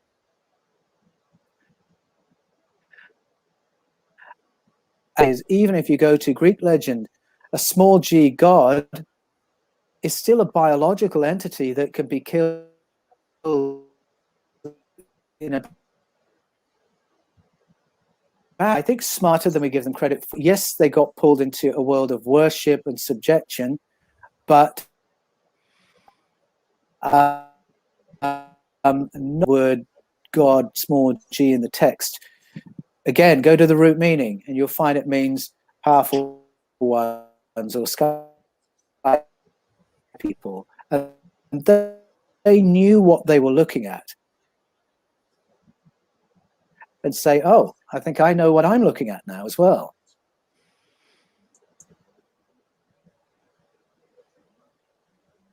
Am I glitching? You were a little bit, but we were Yeah, waiting to see yeah. that you finished the statement before we jumped in, and we didn't want to cut you off in case you came back. But Yeah, the glitch got pretty bad here in the last about 2 minutes, but that's okay, Paul. We're at the we were on the last questions. They're like there's like tons of questions coming in so many, many questions. Yeah, on the Paul Wallace channel. As soon as we started asking questions, next thing you know, they just all started rolling in. Yeah, we could be sitting here until like 3 o'clock in the morning, just going through one after this. Not that I don't mind. I don't mind at all. But I'm sure you have things to do. And we are at almost 11 hours for our stream today. Thank you very much, Paul. This was wonderful. Please stay on the screen with us. And we will close out with you. Where's Clarence? Maybe Clarence would like to. Always epic, Paul. Yeah. Always a pleasure. I love hearing your Thanks, guys. presentations. It's so good. So let's do a. It's been a pleasure being with you. Let's do a shameful plug here. So, guys, thank you very much for watching us today. This Total Disclosure, 55 speakers over 5 days, was sponsored by the Eden series, Paul Anthony Wallace, The Scars of Eden, and Escaping from Eden. 2 wonderful books. I've got them sitting right here. I'm actually really like these books. Fantastic, fantastic reads. Great gateway books for anyone that is interested in our true history to read these books, and it'll just expand your mind, and then it'll get you into other things and get you asking questions, and that's the most important thing here. And of course, this was also brought to you by our alienancestry.net. These guys are holding monthly webinars and talking about the Atlantean rings and all things alien, and as well as Forgotten Origin, the Out of Australia theory with Stephen and Evan Strong. And least but not last, Portal to Ascension. Thank you very much for giving us the opportunity to stream to your channel. And of course, Alan Steinfeld, Making Contact, is available at Amazon. And a huge thank you to Alan for really having the faith in us to pull this off and to stream on his channel. As we know that there's a lot of things going on, so if we slip up once or twice, then they could potentially just delete our channels. So we've been very careful, and so thank you very much for really having that trust and faith in us to do this properly. Really, really appreciate it. So that is it, guys, for today. Paul Anthony Wallace just rocked it out. As always, just love listening to Paul. Just so much wisdom, so much knowledge, and the way the delivery is just it's like candy. You can sit back and just listen and watch for hours and hours and hours. I know I do. I almost stalk Paul. Oh, geez. It's almost borderline stalking. I think I watched almost all the videos on the Paul Anthony Wallace channel, and the Fifth Kind just has like so much. I watched so much from there. Yeah. And I'm a member of Paul's channel, so I stalk him there as well. And then I stalk him on Messenger. And just kidding. Wow. All right. It's wonderful. Developed a wonderful relationship with Paul, and look to him as more like a big brother than anything else. It's it's wonderful. Love you, Paul, very much. Have huge respect for you. And let's quickly go through the schedule tomorrow, guys. It's going to be a really good one. Tomorrow is Sunday, so we're going to start streaming at 8 o'clock Pacific Standard Time, and we're going to start off with Michael Feely. And then after that, we're going to have Dr. Reverend Joan of Angels is going to interview Mara Calvi and Sona Tandon. And right after that, Dr. Joan is going to give us a download as well. And at 11 o'clock, we have Dr. Smear Osmanovic coming on. And then at 12 o'clock, we have Brad Olson. And then at 1 o'clock, we're going to be treated by some sound bowls and some meditation and a little bit of insight into ayahuasca. And then after that, we have Dr. Sasha Lesson and Janet Lesson coming on. Those two are beautiful. I love them. So I'm really looking forward to hearing from them. And as well, at 3 o'clock, we have Drs. J.J. Hertog and Dr. Desiree Hertog, the authors of The Keys of Enoch. So they're going to be here speaking with Alan Steinfeld at 3 o'clock. And then at 4 o'clock, it's going to be Alan Steinfeld who's going to give us a download. And he's going to give us a presentation. And then after that, we're going to close the day off with Valerie Burrow. So, that sounds like a fantastic day. It's just going to be one power hit after another one, and then after another, and then another, and then another. So bring your papers and bring your pads and your pens, because tomorrow is lesson time. The last couple of days, we've we've been taking baby steps and getting ready for what's to come for tomorrow, because tomorrow is really the big day.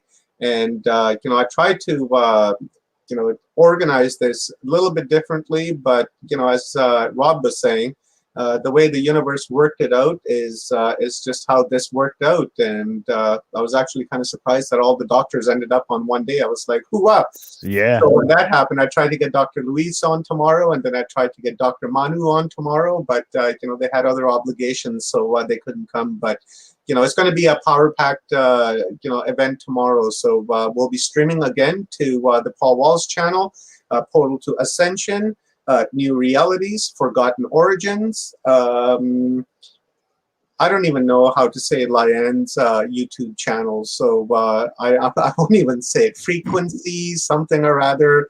And then, of course, least but not last, Full Spectrum Universe. We will be streaming to all of them, and we will be watching the chats, as we have been for the last couple of days, and we will try to get all of your questions to the speakers so that they can be addressed, because this is total disclosure for the people, by the people.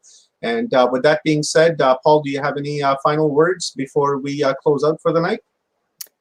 No, I'm just looking forward to what's coming. Rob, do you have any final words before we close out for the evening? I think Clarence might be gone to bed, so that's okay. You know what? Sometimes it's tough to go through 11-hour days, especially yeah. days in a row. It gets to be.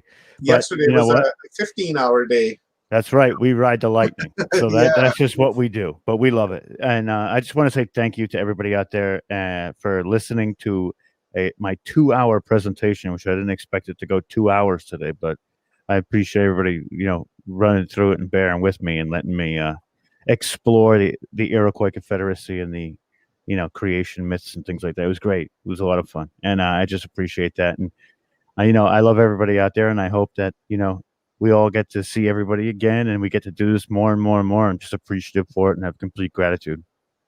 Yeah. Right on. Amen. What Rob just said. Second, what Rob said. What more can we say after 11 hours, right? I think everything's been said, and we will see you guys tomorrow. My name is Omar, and I'm a host here at Watchers Talk with my partner Rob Yachts from Full Spectrum Universe, and with our friend Paul Anthony Wallace from the Eden series. Good night, and we will see you tomorrow. Good night.